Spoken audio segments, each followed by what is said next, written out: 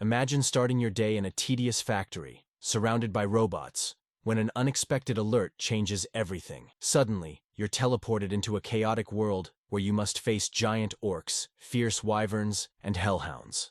Along the way, you meet people in need, a guy riding a bike in the weirdest way, and you begin unlocking powers that might be your only chance at survival. All this while searching for your missing family and relying on the most unlikely mode of transport to outlast the apocalypse. But before we dive into the video, don't forget to subscribe to the channel. It really helps us keep bringing you more content like this. Already subscribed? Alright, let's get into the video! The main character of this manhwa is one of the most unremarkable individuals you'll ever meet, working at a logistics center to make ends meet. Kim Jeong-gyeom isn't too fond of his job, and you'll soon understand why.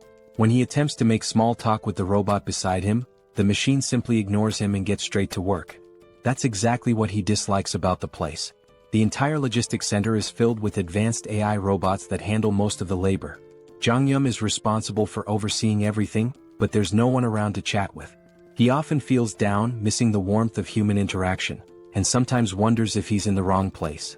This all began 2 months ago, right after he was discharged from the military, marking the start of a streak of bad luck. The first blow was when his parents relocated to Wojongbu. As a discharge gift, they paid the deposit and 6 months' rent for his small apartment, leaving him to live alone near his old school. Thus, his solitary life was forced upon him. Though financially stable thanks to government support and his parents covering rent, he took his time searching for a job, hoping to find the perfect opportunity without rushing.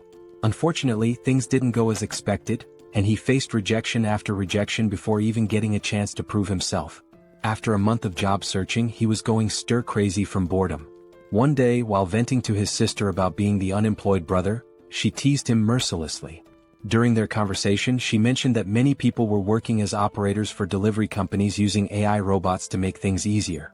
His interest was piqued, which led him to this lifeless place where there's literally no one to talk to. Just as I'm narrating this, someone else calls out to him. This person looks rather grumpy and unpleasant at first glance. Someone who could easily pass for the manager. Anyway, the senior worker informs Jeong-gyeom that they're out of tuna stock, despite the system indicating there's still some. He tells Jeong-gyeom to check the warehouse for any missing stock, and of course Jeong-gyeom agrees with a forced smile. Let's be honest, he finds the robots much warmer than his cold-hearted senior. As Kim enters the warehouse, the door behind him begins to close. He quickly searches for the tuna, eventually spotting it, climbing up to retrieve it. Just then he hears the door slam shut with a loud thud. He tries turning the knob, but it's jammed.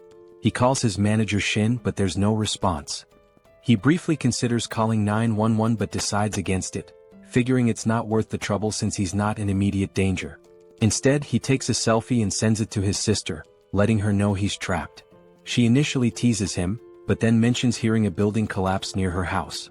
Naturally, Jeong-gyeom gets worried and calls her, but when she picks up, she stays silent. Just as he starts thinking it might be a prank, the entire warehouse shakes and an emergency alarm blares.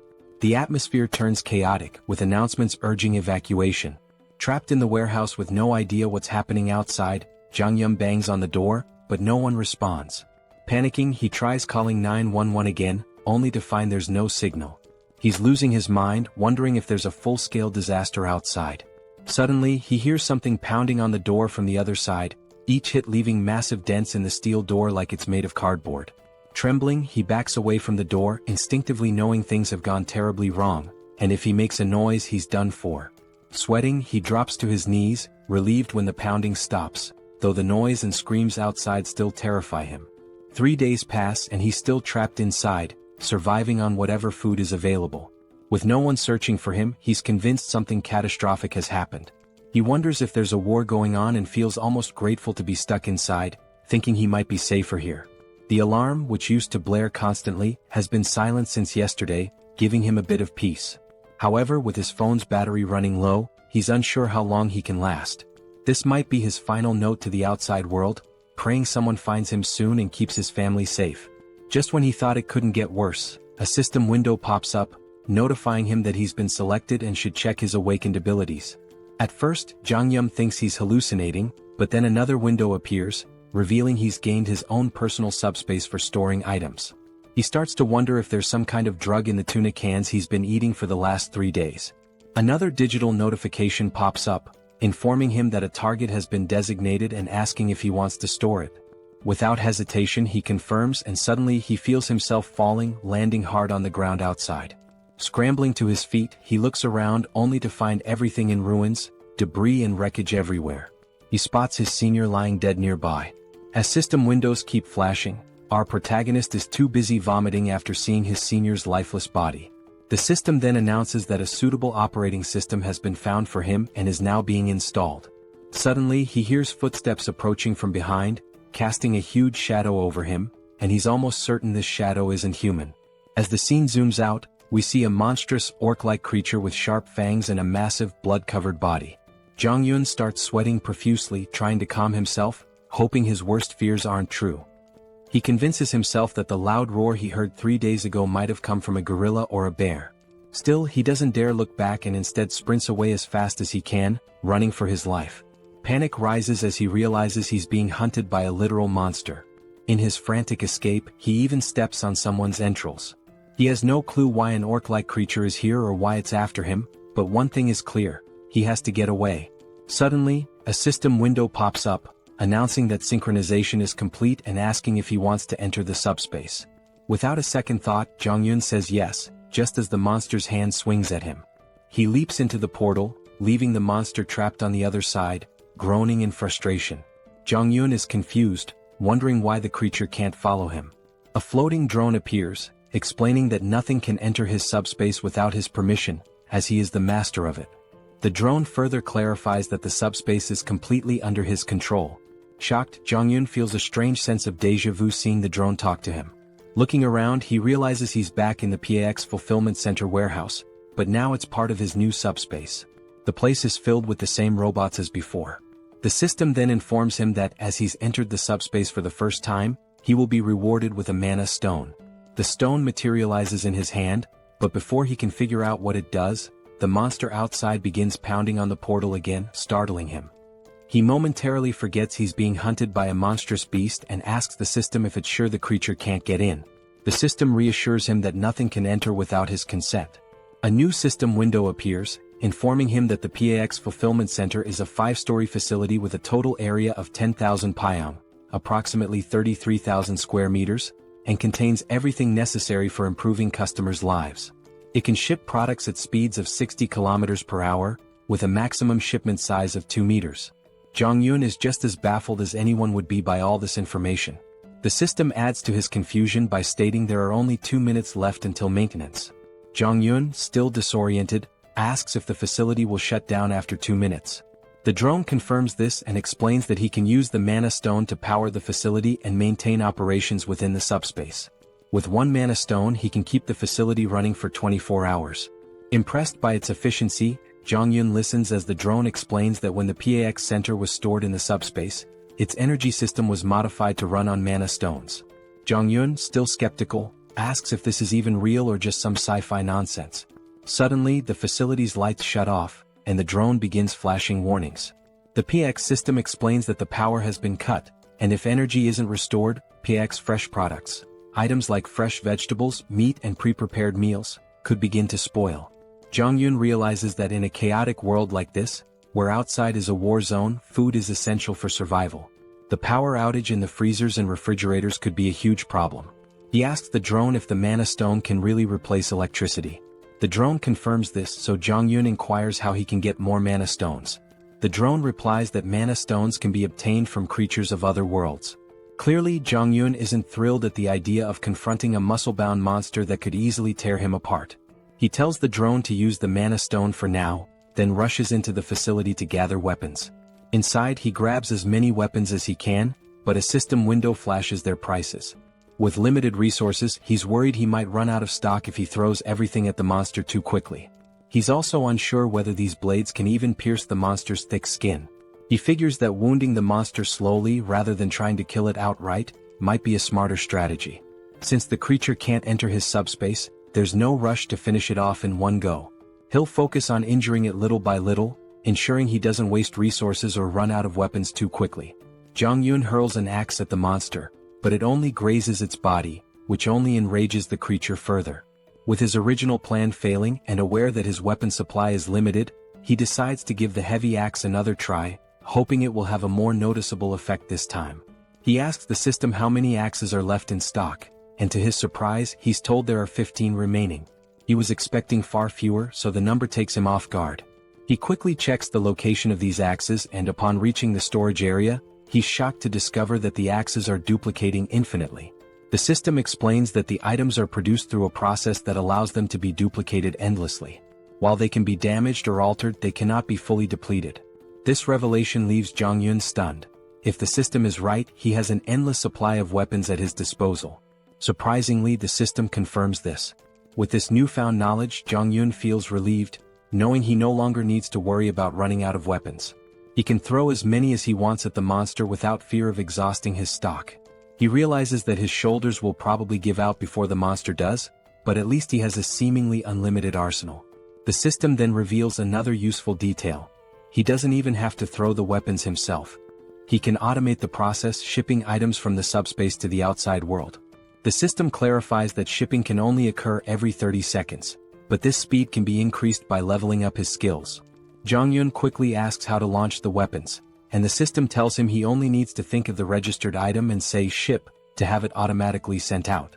As soon as the system explains this, Jeong-gyeom says ship, and an axe hurtles through the air at incredible speed, slamming into the monster's grotesque face and bringing it down instantly.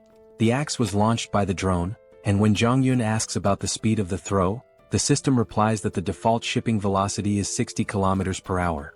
Finally, Jeong-gyeom understands what the system meant earlier by shipping speed.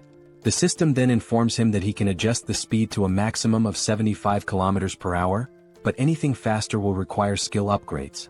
Naturally, Jeong-gyeom asks how to upgrade his skills, and the system explains that he can do so by using mana stones. At this point, Jeong-gyeom remembers the monster he just defeated and realizes that he'll need to fight more creatures to progress. He quickly gears up inside the facility. First, he grabs lightweight combat boots priced at about 50,000 KRW and matching tactical pants for 78,000 KRW. Once he's suited up, he also buys a detailed map of the Seoul metropolitan area and a permanent marker. He marks a circle around Gwangjin district, then highlights surrounding areas in a specific order. With his route planned, he decides to start with the nearest district and gradually work his way toward his final goal, Ijeonggu, where he hopes to reunite with his parents. Since he's starting from Gunpo and doesn't have a car, Jeong-gyeom knows the journey will be long.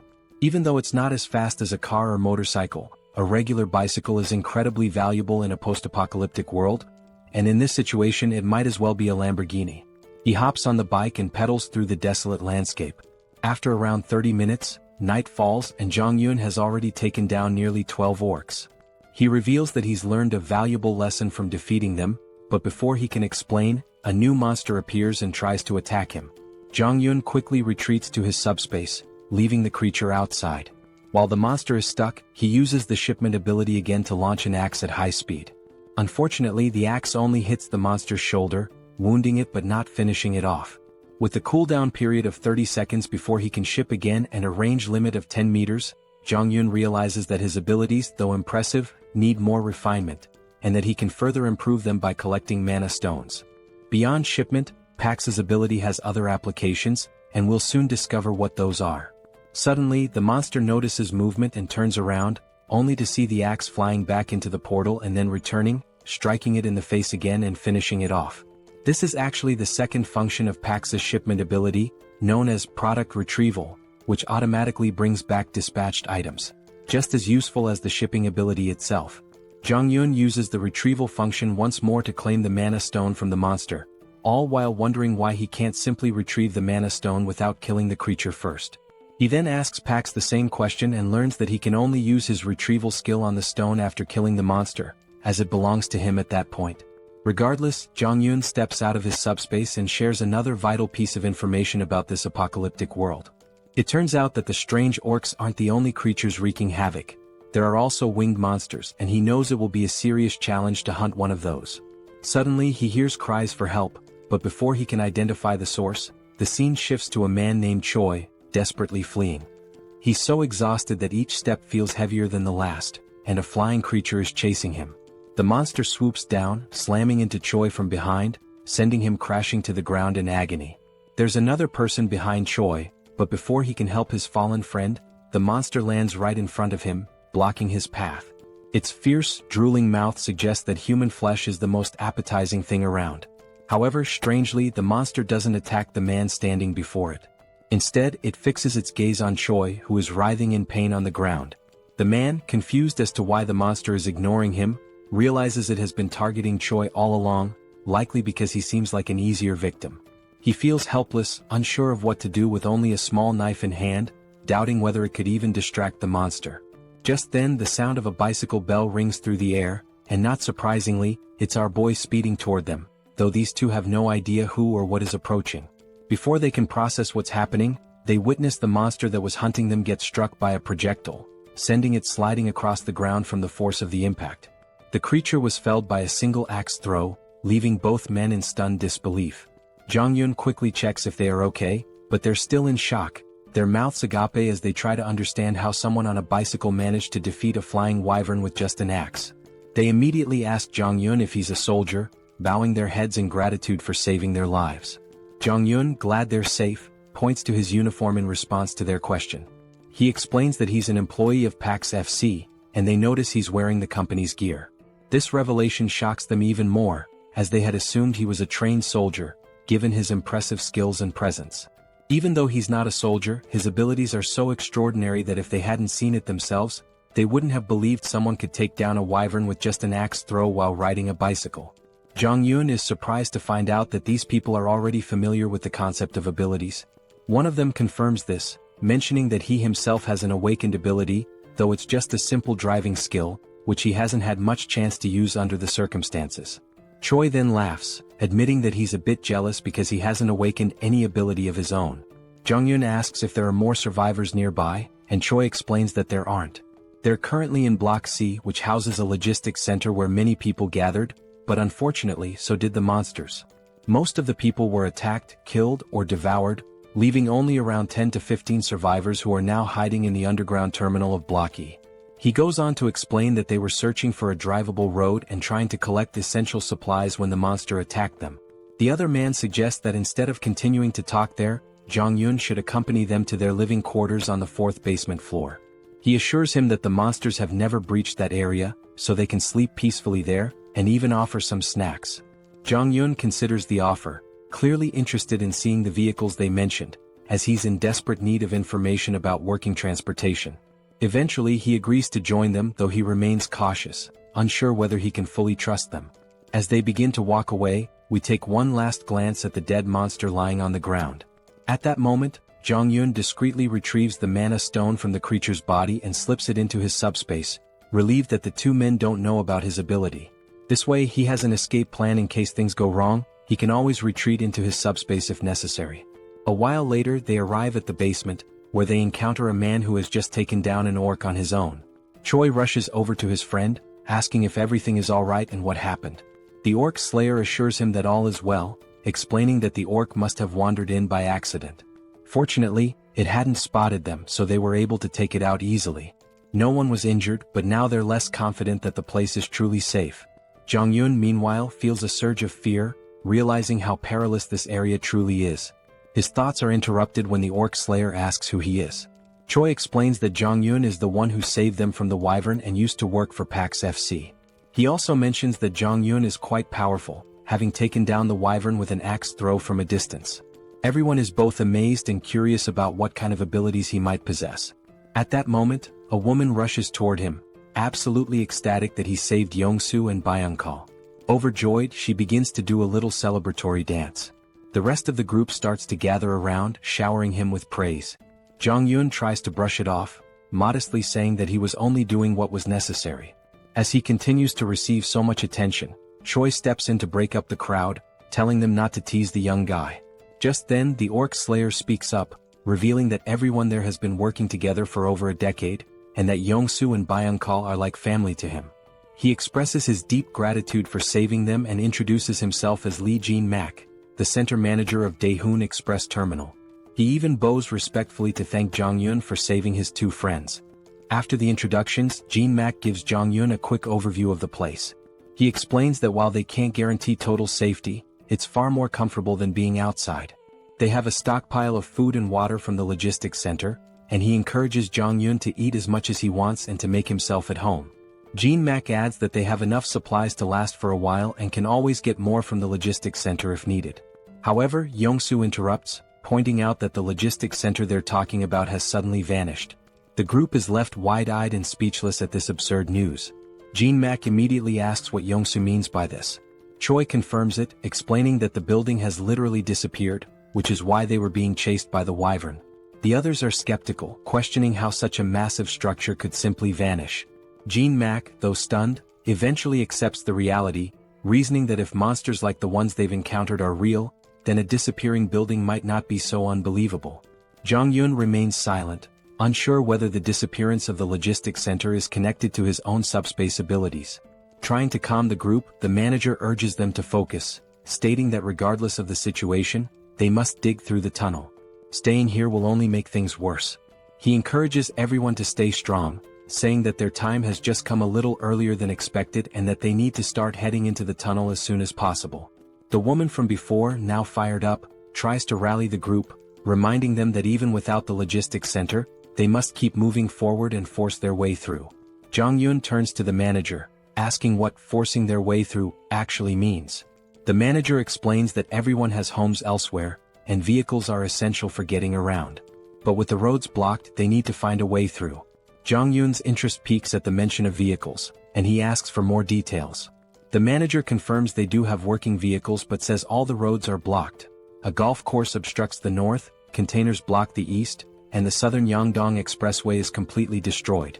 The only remaining exit is the tunnel to the west, but unfortunately, a group of wyverns has taken control of it.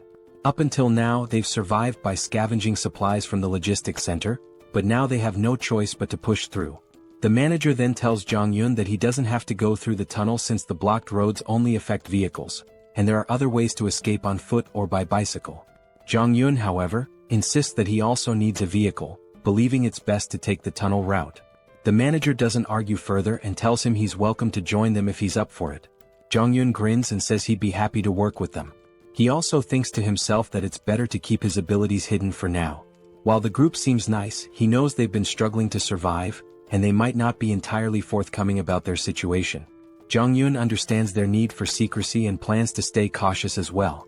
He then turns to the manager, saying he wants to check out the situation at the tunnel and the wyverns. He claims he's planning to scout ahead, but in reality he's eager to use his abilities to wipe out the monsters and collect more mana stones. The scene briefly flashes back to when Jong-yun defeated several monsters and saved up 5 magic stones. With these stones, he's now able to reduce the cooldown on his shipping ability to just 5 seconds. That's when he sees 3 new shipping abilities. The first is precise delivery, which locks onto a target and guarantees a hit. The second is simultaneous delivery, allowing him to send 2 items at once. The third is automatic delivery, which lets him deliver designated items automatically, with adjustable timing. While these abilities sound amazing, each costs 10 stones and Jong-yun can't wait to try them out, though he's still unsure about the exact function of automatic delivery. In the present moment, Jong-yun is grinning, thrilled about the mana stones he's collected and eager for his scouting mission to earn more, or so he thought. His excitement is quickly dashed when he finds himself stuck with Yong-soo, one of the guys he had saved earlier. When Jong-yun asks why he's tagging along, Yong-soo replies that it's too dangerous to go outside alone. Jong-yun dryly reminds him that he was the one being chased by the wyvern earlier. But Yong-soo insists that it doesn't matter. He can't let him go alone. Besides, he's confident that if needed, Jong-yun will save him again. Jong-yun recalls that Yong-soo mentioned he had awakened a driver's ability, so he asks if Yong-soo can see a message window or something similar. Yong-soo replies that he hasn't seen any window, but he feels deep down that he's awakened some sort of ability. It just hasn't fully developed yet. This answer isn't exactly comforting to Jong-yun, who starts feeling more concerned. As night falls, they zoom down the road on their bike at crazy speeds. Jong-yun is sweating in fear as he watches Yong-soo steer the bike with one leg while trying to maintain balance. When Jong-yun asks why he's driving like that, Yong-soo explains that the road is full of cars and it's hard to see. Suddenly, Yong-soo spots a wyvern ahead. Jong-yun quickly tells him to stop because he can't see anything. It seems like the monster has finally noticed them, and as it stares menacingly, Yong-soo nervously asks what they should do. Just then, a projectile strikes the wyvern, taking it down in one shot, leaving Young-so utterly shocked. Meanwhile, Jong-yun calmly tells him to focus and not look back. While speaking, he discreetly retrieves the mana stone and stashes it in his subspace. Finally, Young-so notices the tunnel up ahead and slams on the brakes.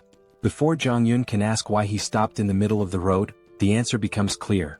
They see a horde of monsters crawling around the area. Young-so is absolutely terrified, and Jong-yun wouldn't be surprised if Young-so had already panicked beyond measure. As one of the monsters starts advancing toward them, Young-so is convinced their time is up. Even with the electric bikes, there's no way they can outrun so many wyverns. Just as Young-so braces for the worst, Jong-yun realizes he has no choice but to use his subspace ability.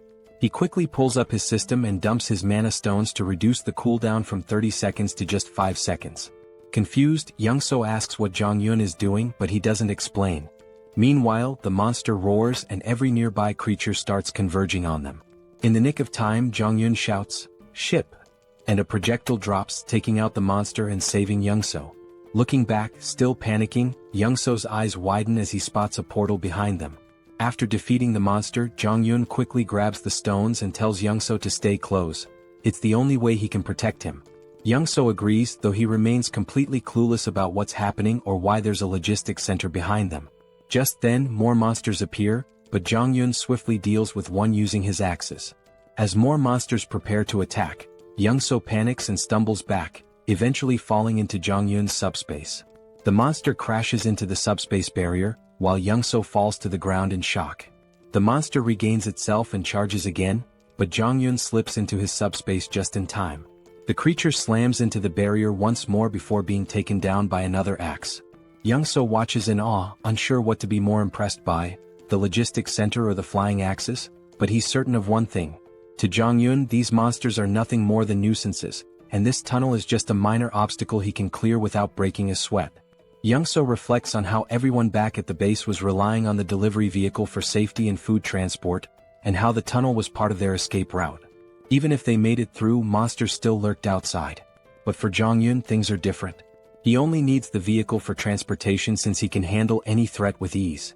Young-so even begins to feel a tinge of jealousy, thinking how with an ability like Jong-yun's, he could reunite with his family much faster. He wonders why Jong-yun needs a vehicle in the first place. Suddenly they notice the monsters starting to retreat. Jong-yun is intrigued, noting that these creatures are smarter than expected since they're fleeing rather than rushing into danger. As Jong-yun collects the mana stones, Young-so spots a blue stone hovering in the air and asks what it is. Jong-yun, surprised, asks if he's never seen a mana stone before. Young-so admits he hasn't, so Jong-yun explains that he uses them to boost his abilities. Young-so finally understands and wonders if he'll ever get a chance to use one himself. This clears up why Young-so didn't bother extracting the mana stone from the orc earlier. Young-so points out that with abilities like Jong-yun's, he could easily clear the entire tunnel on his own. Jong-yun replies that he didn't come here intending to clear the tunnel. He just wanted to check it out. If it seemed manageable, he'd sneak through quietly and not show off his powers. Young-so apologizes for tagging along, but Jong-yun reassures him that it's fine. He didn't know the way to the tunnel anyway, so if he had come alone, he wouldn't have made it this far. He then suggests they head back since the wyvern has retreated, but it could return soon. At that moment, Young-so asks how far Jong-yun plans to travel that he feels the need for a vehicle. Jong-yun explains that he's trying to reach his family, with his final destination being Wojongbu, near the Gangnam district. This revelation surprises Young-so because his own destination is along the same route. He shares that he's heading to Indaequan, which is on the way, and asks if it would be too much trouble to let him tag along until then.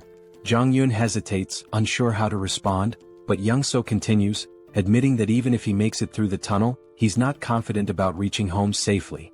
His driving ability isn't much help in combat, but since Jong-yun can fend off monsters, he might have a better chance of reuniting with his family. Young-so then promises to help Jong-yun get to Gangnam faster than anyone else and swears he won't be a burden. He even offers to provide food along the way. Jong-yun starts to see some merit in this partnership. Young-so's driving skills are impressive, and more importantly, with him around, his secret abilities might stay hidden. It's a mutually beneficial arrangement since Jong-yun fears that if word got out about his powers, people might try to use or even eliminate him, though that might be overthinking. Still, better safe than sorry. Ultimately, Jong-yun agrees to let Young-so come along, and Young-so beams with excitement like a child in a candy store. Jong-yun then informs him that he'll handle clearing the tunnel, but emphasizes that Young-so should keep his abilities a secret and make sure others don't interfere. Young-so eagerly agrees, vowing to make sure everyone cooperates and stays out of the way. However, things don't go as planned. Young-so, in his excitement, ends up telling everyone that Jong-yun will clear the tunnel using his awakened abilities. All they need to do is wait outside until he's finished. Jong-yun is left in disbelief, realizing that Young-so just spilled the secret. The others are stunned by the news and eager to watch Jong-yun in action, while Young-so proudly explains. Meanwhile, Jong-yun curses his bad luck, knowing he's now stuck in a difficult situation. In the end, Jong-yun steps forward and announces that by the next morning, he'll have the tunnel cleared so everyone can leave. In his mind, helping them seems like the best option, especially since they still have food, which should keep things calm for now. However, once the supplies run out, chaos might ensue, so it's smart to clear the tunnel and ensure everyone's safety. Just then, the manager approaches Jong-yun, stating he won't pry into his abilities or ask questions about them. Instead, the manager expresses respect for Jong-yun's decision to help everyone. He offers some food from their reserves as thanks, which surprises Jong-yun. This level of generosity feels overwhelming. The manager explains that because Jong-yun risked his life scouting the tunnel, the least they can offer is a bit of food. Now that he's clearing the tunnel for them, they feel like they can't repay him enough. They apologize, saying that all they can offer is their gratitude.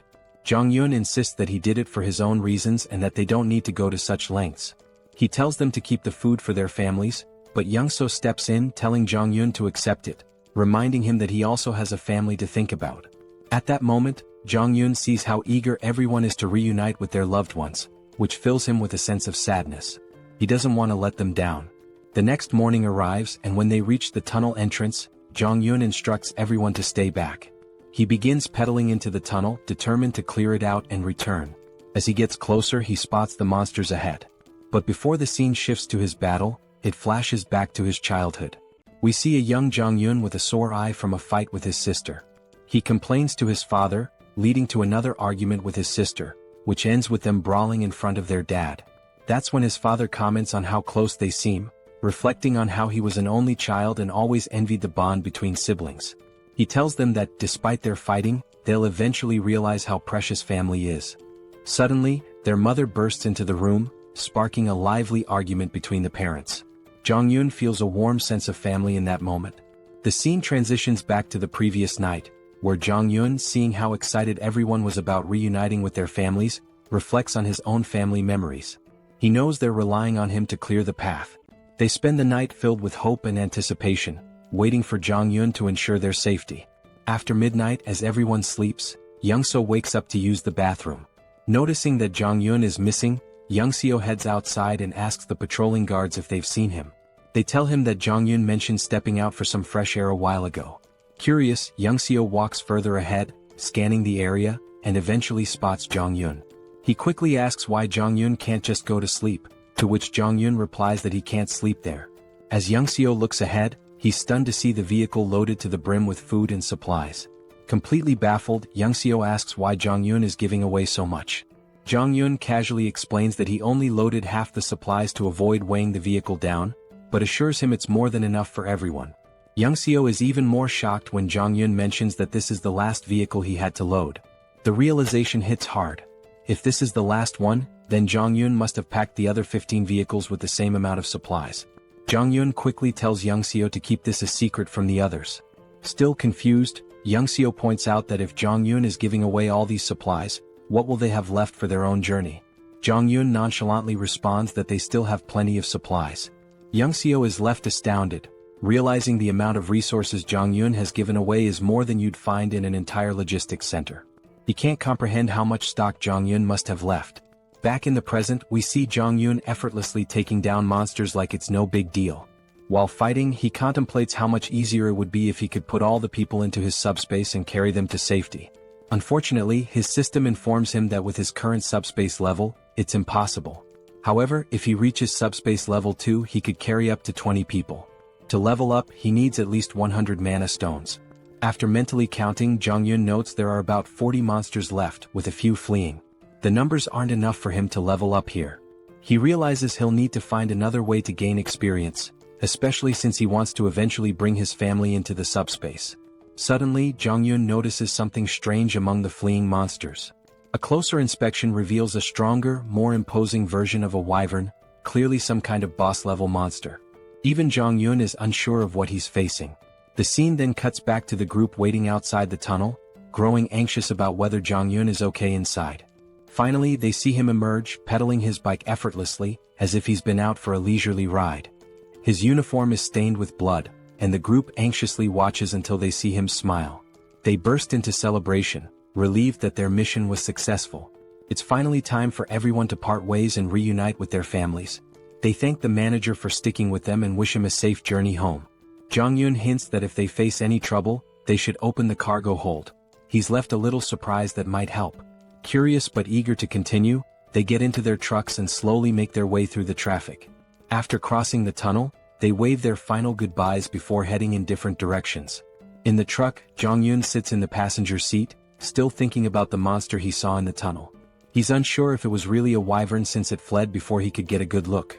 He wonders if it was a leader or just an adult version of the monsters they've been fighting. His thoughts are interrupted by a disturbing crunching noise from under the truck. Looking near the tires, they see they've run over some corpses, and the driver's face is full of sorrow from hearing the bones break. Even Jeong-gyeom notices the regret in his friend's expression, but they have no choice but to keep moving. The road is filled with bodies and wreckage, leaving no clear path. Jeong-gyeom reflects on how, if his discharge had been delayed by just 3 months, he might have ended up as one of those dead soldiers. The situation is even worse than they imagined, with monsters still feasting on the remains. Suddenly, Young-seo calls out to him, snapping him out of his thoughts. When Jeong-gyeom looks ahead, he sees that the road is blocked. Young-seo points out that the barbed wire looks like it was set up by the military to block something, and they'll need to find another route. He suggests they try crossing another bridge, but just then Jeong-gyeom notices something at the far end of the blocked bridge. Upon closer inspection, they see a new type of monster they've never encountered before, and it becomes clear what the military was trying to contain. While Young-seo panics and considers turning back, Jeong-gyeom sees this as a perfect opportunity to level up his subspace. He spots a narrow sidewalk along the road, blocked on both sides, and quickly suggests they drive through it. He explains that he has a plan to get through without turning back and excitedly tells Young-seo to push the truck through the pedestrian path. Young-seo is horrified by the risky idea, especially when an orc appears ahead among the mutant hounds, scattering the pack. The monsters didn't seem to get along with each other at all. Despite the orcs' advantage in size and strength, the mutated dogs had sheer numbers on their side. The poor orcs stood no chance against such a ravenous pack, as their hollow mouths relentlessly tore into its flesh. Blood and chunks of meat flew in every direction, and our two protagonists could only watch the brutal scene unfold. Young-seo was truly terrified, and despite knowing the abilities of our hero, he seriously doubted the sanity of the plan to go straight ahead. He hesitantly asked if Jeong-gyeom really intended to cross the bridge, but Jeong-gyeom was completely confident in his skills, thinking it was easier than his frightened companion believed. As Young-seo tried to muster some courage, Jeong-gyeom suddenly asked him a strange question. Had he ever heard of a game where 3 different races are at war with each other? It was a space strategy game called Stark, but since Young-seo was older, he didn't know anything about it. Jeong-gyeom went on to explain a little about the game. In it, players could customize maps and tweak settings for fun. Jeong-gyeom's favorite map involved holding off waves of monsters with limited units and clever use of terrain. As he saw it, the current situation was quite similar to that game. Young-seo of course had no clue why Jeong-gyeom was sharing this story, but it didn't really matter. His job was simply to follow instructions. The first step was for Young-seo to back the car up to the barbed wire barrier, ripping it down and making as much noise as possible, all to attract the attention of the mutant hounds who were busy feasting on the orc. After that, it was Jeong-gyeom's turn to get to work. Activating his system, he unlocked a skill he hadn't planned on using but realized it was perfect for the situation. Auto shipping. He spent 10 mana stones to unlock it, then instructed Pax to spend the rest of the stones to boost the shipping speed. Pax quickly complied, increasing the delivery speed to 100 km per hour. With everything set, Jeong-gyeom called out to the mutant hounds, inviting them to chase him after their meal. The unsuspecting creatures charged, but they weren't fast enough. A double-door refrigerator zoomed towards them and obliterated the pack. It was clear the hounds were in for a tough time. This game wasn't fun for them. And it didn't end with just one refrigerator. More kept coming, and within seconds Jeong-gyeom had collected 12 mana stones, much to his delight. The enhanced shipping range and precision targeting he had fine-tuned during his tunnel clearing worked perfectly now. Jeonjaen had initially planned to use axes, but with his upgraded precision delivery system, refrigerators proved to be much more effective. He had discovered earlier that the precision delivery skill didn't track targets fully but only adjusted the trajectory slightly based on their movements. Against these swift mutant hounds, an axe flying at 100 kilometers per hour might still be dodged, making it a less reliable option. But the refrigerator, with its size and weight, was ideal for taking out multiple enemies at once. A mere graze from it was enough to crush several hounds. On top of that, the auto-shipping feature made things incredibly convenient. Jeonjaen didn't even need to monitor the battlefield anymore. The system automatically took care of any approaching threats. For now, our hero could just relax as the hounds continued their futile attempts to get closer. They howled with rage but were helpless against the flying refrigerators. As the battle raged on, Youngseo made the mistake of looking back. His jaw nearly dropped when he realized what he was witnessing. He had thought Jeonjaen could only throw axes, but what he saw was beyond his wildest imagination. Refrigerators flying through the air, one after another, every 2 seconds. The sheer number of refrigerators was unbelievable. Youngseo couldn't fathom why the logistics center would even have so many in stock. He began to wonder if Jeonjaen's system somehow replenished items, like how the axes were retrieved and reused. But how this worked with refrigerators remained a mystery. Youngseo stood frozen in shock, unable to comprehend what he was seeing. He didn't even notice when Jeonjaen came up to him and casually asked if he wanted something to eat. Yongsoo finally pieced things together and asked a question to confirm his suspicions. He wondered if it was possible that Jeonjaen's supply was actually infinite. Jeonjaen was a bit taken aback by the question, assuming Yongsoo had figured it out long ago, but clearly he hadn't. All this time, Yongsoo believed Jeonjaen was simply collecting the axes after each use to recharge them. He never imagined that Jeonjaen had an endless supply. In reality, Jeonjaen did collect the axes with his system, but only to prevent them from lying around and accidentally harming someone. Even after hearing this explanation, Yongsoo still found it hard to grasp the concept of infinite items. Once he gathered his thoughts, Jeonjaen asked again if he wanted anything to eat. Having endured an emotionally exhausting day, Yongsoo felt that a Coke Zero and a donut would be more than enough for him. As they quietly enjoyed their food, behind them, the delivery system was relentlessly scattering the mutant hounds. Yongsoo felt a bit embarrassed for underestimating Jeonjaen's abilities and his own naivety, but he was still grateful for the meal, even if it came from an endless stock. Jeonjaen was happy to share and thanked Yongsoo for trusting him from the start. He told Yongsoo that if he ever needed anything he should just ask since he had almost everything in stock. However, Yongsoo wasn't keen on overusing someone else's generosity. Jeonjaen had already done enough by clearing the path of monsters and helping him get home faster. Once they crossed the bridge, it would only take an hour for Yongsoo to reach his house. Jeonjaen was glad to hear his friend would soon be reunited with his family, though he could sense Yongsoo's worry about what might be waiting for him there. Yongsoo hoped his family was safe, and Jeonjaen understood the concern all too well. He was worried about his own parents and sisters as well. Wanting to give Yongsoo a gift, Jeonjaen noticed his friend's tattered clothes and thought he shouldn't return home like that. Plus, with the hounds still lingering, they had time to resolve the clothing issue. The only question was what style Yongsoo would prefer. Feeling a little uneasy about receiving even more help, Yongsoo didn't refuse. He knew Jeonjaen probably had what he needed: aviator glasses and a cool jacket, the perfect outfit for a top-class driver navigating the apocalyptic landscape. Just in time, the last few hounds were almost dealt with. Yongsoo's new look gave him a boost of confidence, and with renewed assurance in the truck's durability, he was ready to get going. He moved with speed and precision that would make even Formula One drivers envious. Jeonjaen barely had time to grab on before Yongsoo floored the gas pedal. The remaining hounds didn't stand a chance as they sped down the narrow road. Yongsoo handled the driving with lightning speed, so much so that it seemed like they'd reach his home in just 20 minutes. But Jeonjaen had to hold on for dear life as the truck zoomed over broken roads as if they were smooth highways. Jeonjaen desperately asked Yongsoo to slow down, but it was futile. It seemed like he was about to be sick. Fortunately, the wild ride didn't last too long. They finally arrived at Yongsoo's destination, or rather what was left of it. His home was now nothing more than a ruin. Yongsoo stands in front of his house, looking out at the wrecked buildings through the window. The destruction is overwhelming, and he tries to reassure himself that these buildings were just old. That's why they crumbled. But deep down, Yongsoo's hands are shaking. He's right at his own doorstep, frozen with fear, dreading what might be inside. The thought haunts him: what if his family isn't there?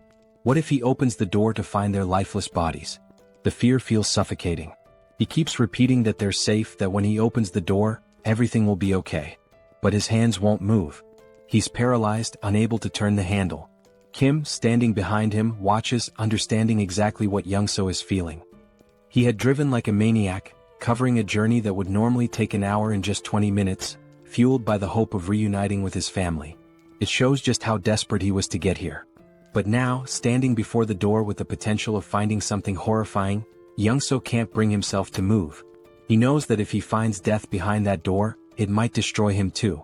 Sensing this, Kim steps forward, places a supportive hand on Young-so's shoulder, and offers to open the door for him. Young-so freezes, frustration and fear etched on his face. Almost on the verge of tears, he pleads with Kim to do it.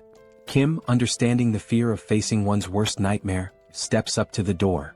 If he were in Young-so's position, he'd be scared too, wanting someone else to open it for him.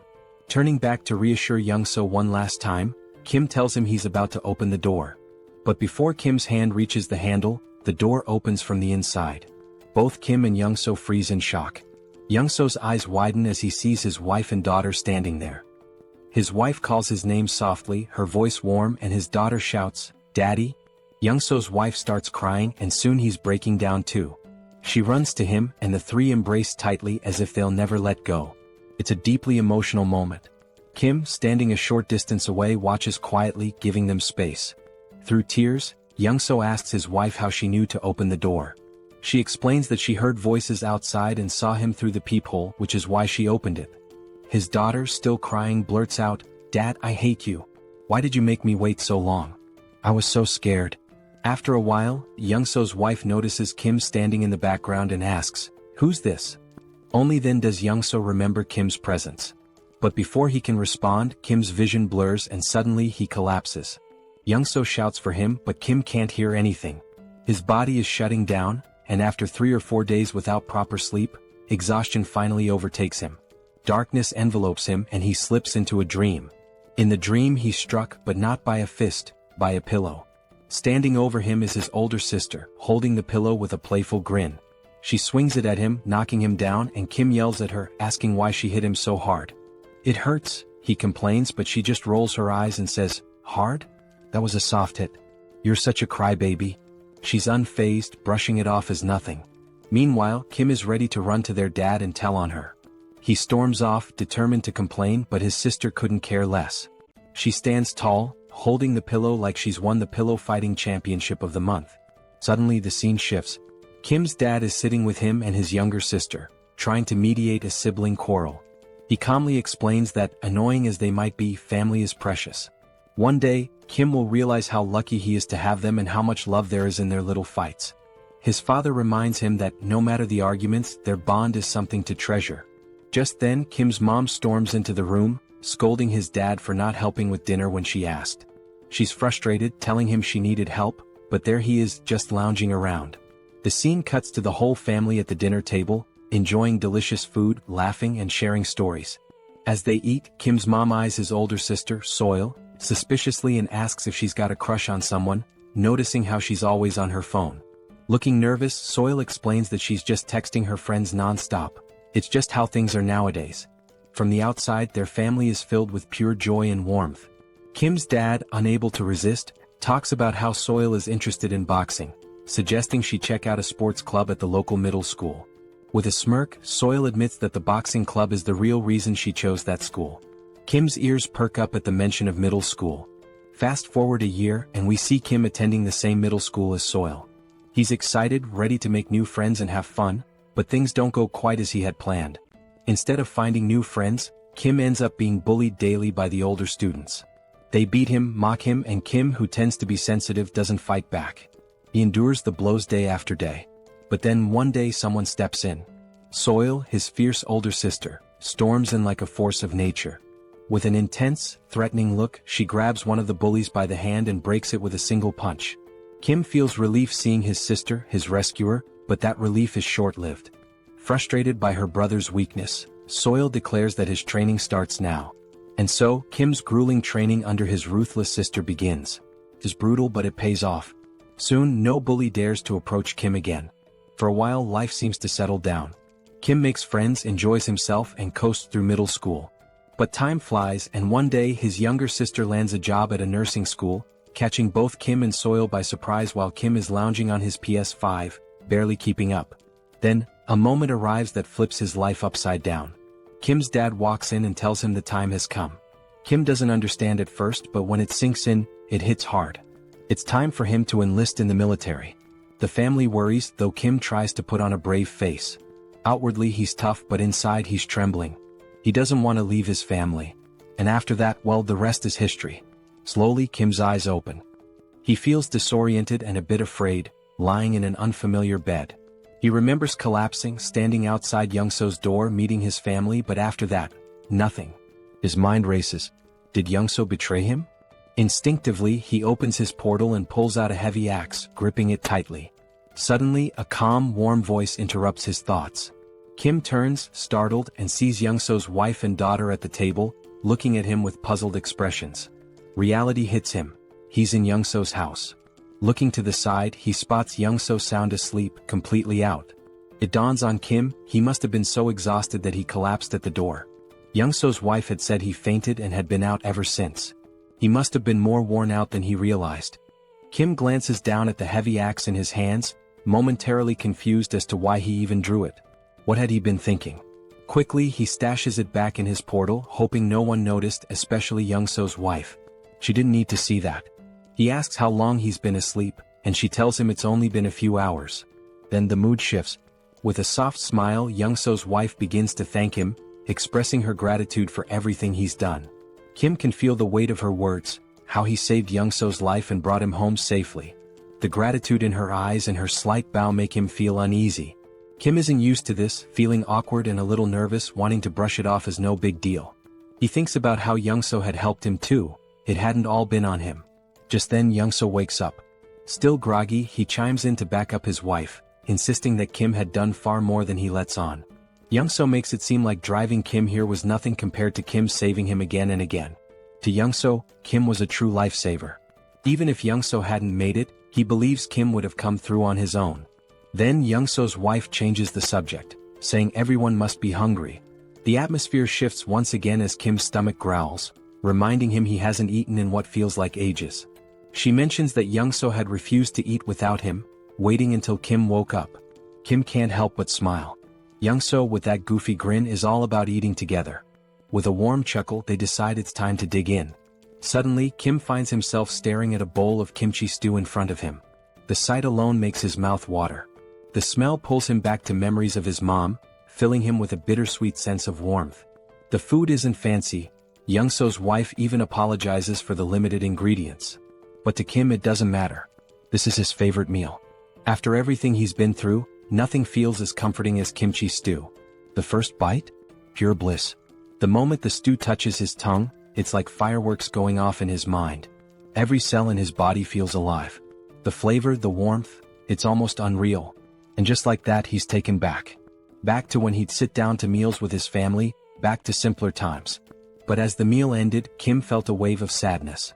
For the first time in 3 months, he'd had a meal that reminded him of home, of family, and the ache of missing them overwhelmed him.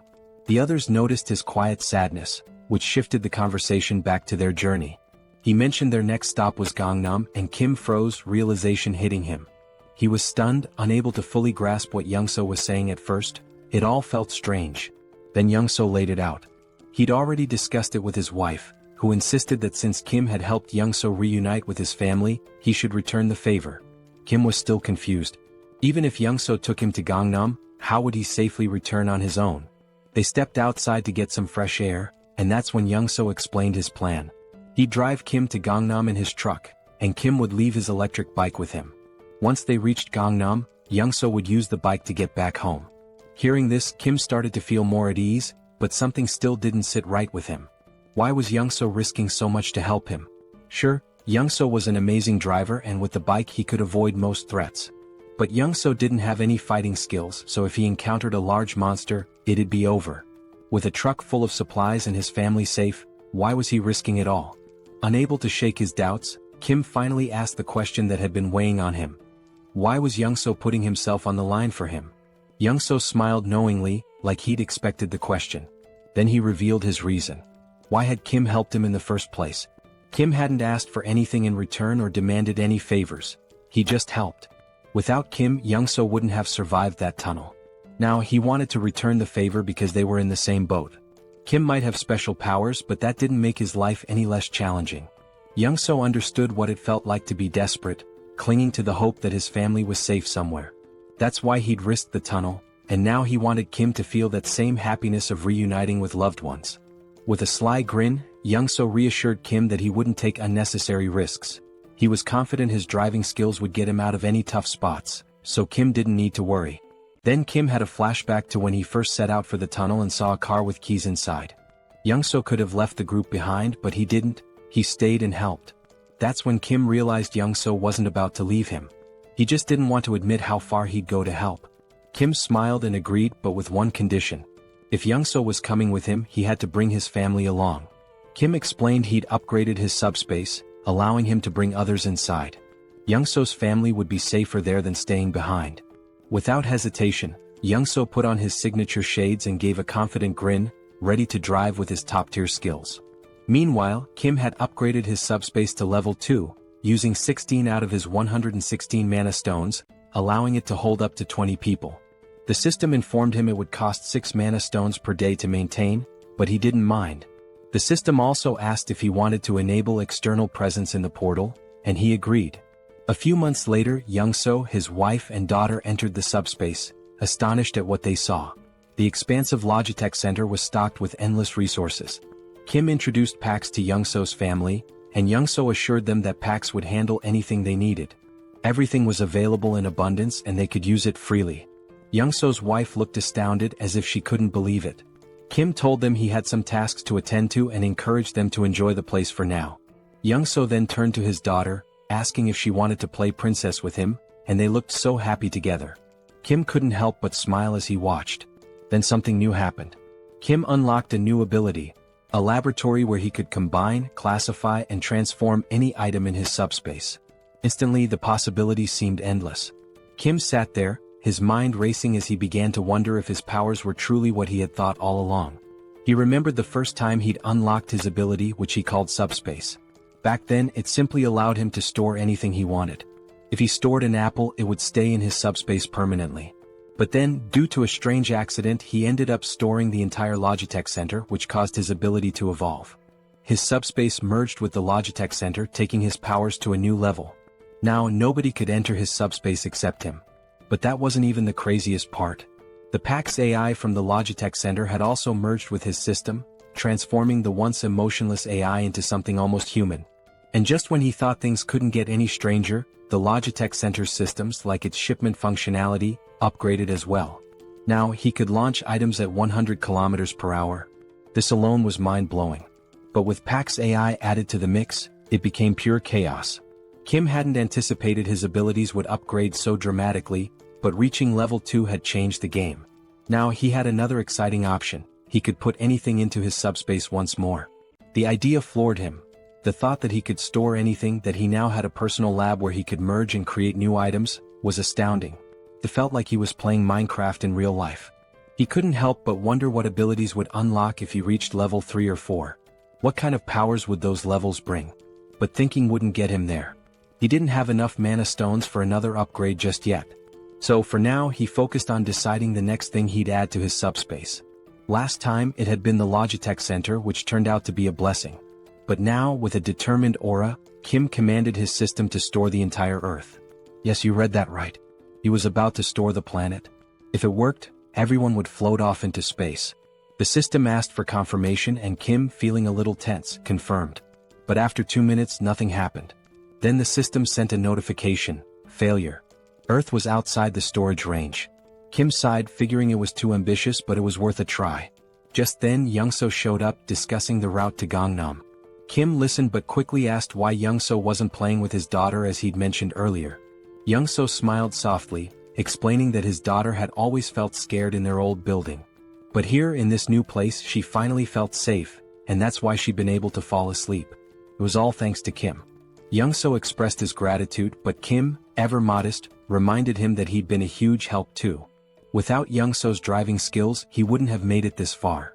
In his mind they were even. But Young-so, with a serious tone, insisted he'd do whatever he could to support Kim.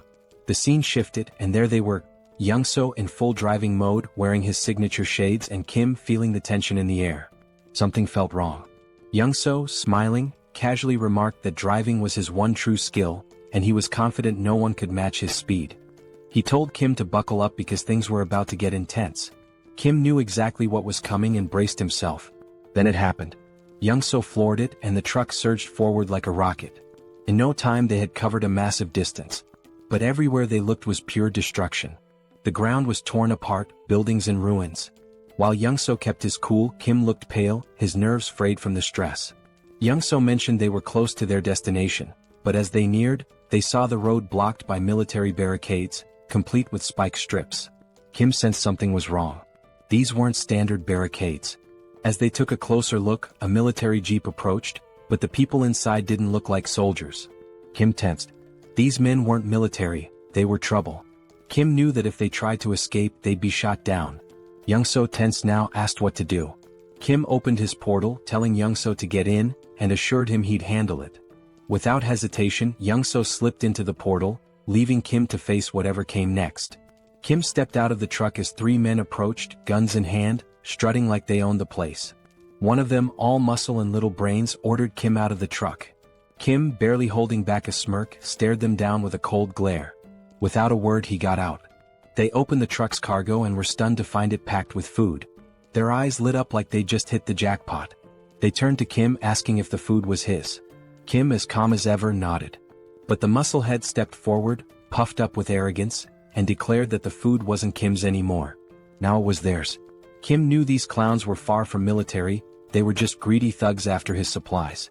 The musclehead tried to look intimidating as he questioned Kim about where he got all this stuff. Kim played dumb, pretending to be a clueless delivery guy, and claimed he worked at the Logitech Center. But they didn't buy it and pressed him on where the center was located.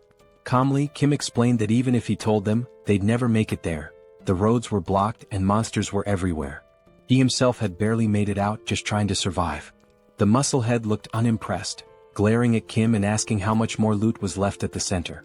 Kim, staying in character, replied that the food in the truck was only a small part of what was stored there.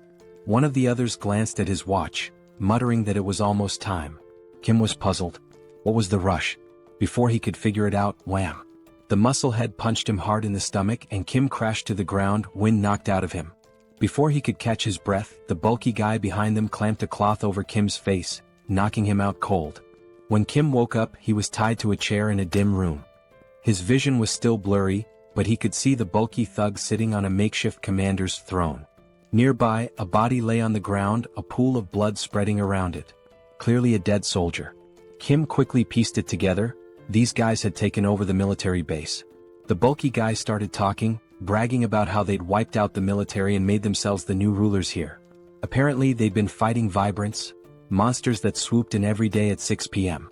The military had tried to fend them off with guns but couldn't keep up, so they'd recruited people like him and his crew. When the military was overrun, the gang had taken control, and now the bulky thug was the self-proclaimed commander. He made it clear that Kim was only alive because he needed him. Kim's task? To head back to the Logitech Center with some of the gang and raid it for more supplies. If he succeeded, maybe they'd let him join their group for protection. Kim was beyond annoyed. He was done with these lowlifes. Standing there, he decided what to do next. It struck him. This military base would make a perfect addition to his subspace. Without hesitating, he commanded Pax to store the entire Joint Commander Communication Headquarters in his subspace. The thug didn't even notice what was happening. He just sat there, confused as the entire base vanished around him. 1 second it was there, the next, poof, it was gone. He was left in his chair, now in the middle of nowhere, utterly clueless. By the time the thug realized what had happened, it was too late. Kim had already disappeared into his portal, leaving the thug sitting alone in the wasteland with nothing but his chair. At least Kim left him something to sit on. Around him, the thug's crew was completely baffled. They gripped their rifles, staring at the sky, trying to wrap their heads around the fact that the whole building had disappeared. The thug, wide-eyed and anxious, scanned his surroundings, his face showing a mix of fear and confusion. He was probably thinking, where did the whole building go? Meanwhile, Kim spat on the ground, noticing a trace of blood. That punch must have done some internal damage. He felt himself sway on the edge of fainting. Storing the base had drained his mana like nothing before. He was exhausted, completely wiped out. If he'd known it would take this much out of him, maybe he would have waited, maybe ducked into his subspace first. But it was too late for second-guessing. He had made his choice, now he just had to deal with the aftermath. His priority now was to get into his subspace to recover. As Kim slipped into the shadows, the thug's crew suddenly froze as the sky turned blood-red. Dark, looming shadows filled the air. The wyverns were coming. Hundreds of them, wings spread wide, headed straight for them, growling and screeching, ready to tear anything in their path. The sight hit the thug's men like a slap, sending them scrambling in all directions, completely forgetting Kim as they bolted for their lives. Even the guy who had captured Kim took off, leaving him free to drop to the ground. The thug was furious, shouting at his crew to hold their ground. He yelled that their rifles could still take out the smaller wyverns, vowing to handle the largest one himself. But his men weren't listening, they were too busy running. Rage twisted his face as he cursed them, calling them traitors. Then bam. The ground shook. Something huge landed behind him, shaking the earth. He turned slowly, terror contorting his face, only to see a massive wyvern towering over him. This one wasn't like the others. It stands a solid 20 feet tall, with black scales gleaming under the blood-red sky, and its piercing yellow eyes locked on him with deadly focus. This wyvern is 20 times larger than any he's ever encountered, a real monster brought to life. Amidst the chaos, we see Kim slipping into his subspace, bringing along an injured soldier. The system pings asking if Kim wants to allow the outsider in. Kim nods, weary but resolute, and both are let inside. Kim feels exhaustion pulling him down even further, and he knows he's just seconds from passing out. His mind races, he barely managed to sneak himself and the soldier in, and he realizes he'll have to be careful with these aftereffects. Storing something as massive as a whole base during such a critical moment might be risky next time. The black-scaled wyvern is still looming behind, its fierce gaze fixed directly on him, making Kim wonder why it's so intensely focused on him. Meanwhile, Pighead stands confidently before the wyvern, boasting about his new physical enhancement power, bragging he can shatter boulders with a single punch. Without hesitation, he swings at the wyvern, but to the enormous creature, it's nothing more than a mosquito's tickle. The wyvern doesn't even react. Suddenly, a bone-crunching sound fills the air. Kim, dreading what's happening, turns around slowly to see Pighead's fate, eyes widening in shock. With a single chomp, the wyvern swallows Pighead whole. Just like that, he's gone. Young-soo rushes over to Kim, checking if he's okay. Kim assures him, though he's clearly drained, his energy barely hanging on. He managed to bring the injured soldier along, who looks worse for wear. Kim and Young-soo gently lay the soldier on a bed, relieved to see he's mostly unharmed, with just a few scratches. But the man is severely malnourished. Kim recalls Pighead's rant about taking over the military base while struggling with food shortages, which must have left the soldier without proper nutrition for weeks. Young-soo then mentions something strange happening in Kim's subspace. An enormous structure has appeared, and not just any structure. It looks like an entire city. He leads Kim to a vantage point and Kim's jaw drops. He thought he'd stored just the military base, but somehow he transported the whole base city into his subspace. His mind races. He hadn't realized the extent of his power. He'd only commanded the system to store the base, but without specifying a building, it interpreted it as the entire city. Young-soo is equally stunned, staring in awe at this impossible sight. Kim realizes he needs to explore the military base thoroughly. Young-soo agrees to watch over the soldier and let Kim know when he wakes. Kim hops into his Mercedes and begins driving through the military base city, his mind buzzing with possibilities. Weapons, ammo, gas masks, military vehicles, even tanks. It's the ultimate jackpot for surviving the apocalypse, but there's a catch. Unlike the Logitech Center, where PAX handles everything and can send supplies directly, this sprawling city means he'll have to locate and retrieve each item himself. As he drives, Kim starts to grasp just how huge this place really is, realizing he has a massive job ahead of him to map out every corner. If he'd known it was this vast, he might have stored all the weaponry and supplies directly in his subspace. Now he's planning his next move. Once he identifies the locations, he'll send Young-soo to retrieve ammo and weapons, while he prepares to strike from his portal.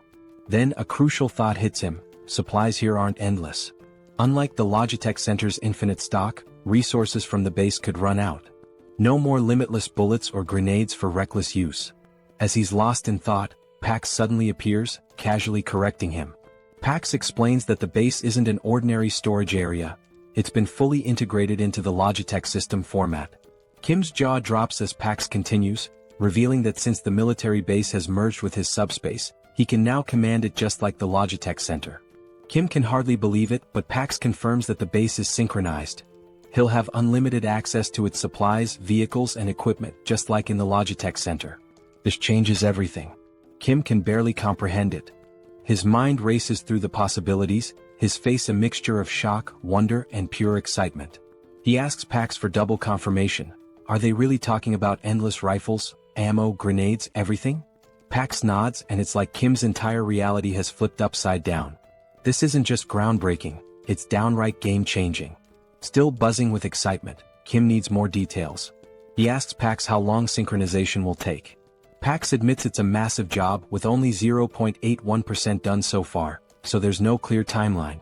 But Pax offers a solution. If Kim prioritizes specific items, Pax can sync those first, making them immediately accessible. Without hesitation, Kim lists his essentials. Rifles, ammo, grenades, vehicles, and fuel, the lifeline for surviving this apocalypse. Kim smirks, knowing that with these at his fingertips, there's nothing out there he can't face. Pax informs him that the synchronization will be ready in just 10 minutes. After that, he'll have unlimited access to all the weapons, vehicles, and supplies he needs to go full throttle.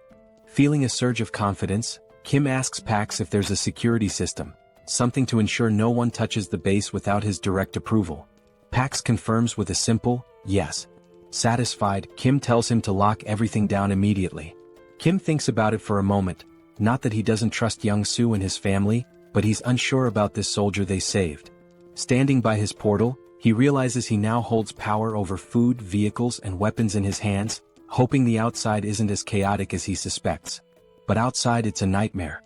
The wyverns are on a rampage, tearing through Pighead and his lackeys one by one. Kim understands that the chaos outside won't settle down anytime soon. Back inside, he and Young-soo prepare for battle. Young-soo dons his old boss uniform, looking every bit the part, and Kim grips his M416 rifle, locking and loading. In front of them is a massive crate filled with endless ammo.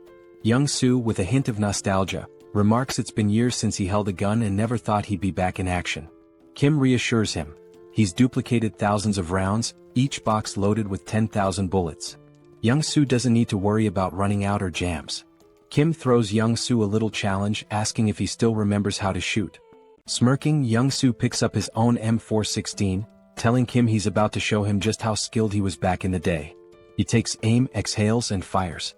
Every shot hits its mark, taking down wyverns one after another. Headshot after headshot, Young-soo drops over 50 wyverns in record time. After half an hour, his gun is red hot, smoke thick in the air. When the haze clears, the floor is littered with wyvern bodies. Adrenaline still pumping, Young-soo admits he hasn't enjoyed himself this much in years. He thinks they've cleared them all and are ready to move on. But Kim's face is tense. He has a nagging feeling. Kim warns Young-soo, saying not all the wyverns are dead. Young-soo looks around, confused. Every wyvern he can see is down. But Kim mentions a massive black-scaled wyvern he saw earlier, unique and ominous. Young-soo is skeptical, but then the scene shifts, revealing the creature Kim described. Hidden in the shadows behind Kim's portal, the black dragon waits, silent but fierce, as though it knows Kim and his team are inside and is simply waiting for the right moment to strike. Young-soo peers outside, squinting but sees nothing. He wonders if Kim is just being paranoid. Then Kim shares an idea. What if these massive creatures are lying in wait, hidden and ready to pounce the second they step outside? From what he observed, that black wyvern seemed too smart for comfort. Young-soo agrees, noting that in this post-apocalyptic world, caution isn't just smart, it's survival 101. Then Young-soo has an idea. Could a remote-controlled car serve as bait? Would that huge beast chase a small moving target? They decide to give it a try. The scene shifts, showing both men with remote-controlled cars, each with a humanoid doll mounted on top. With a deep breath, they count to 3 and send the cars forward.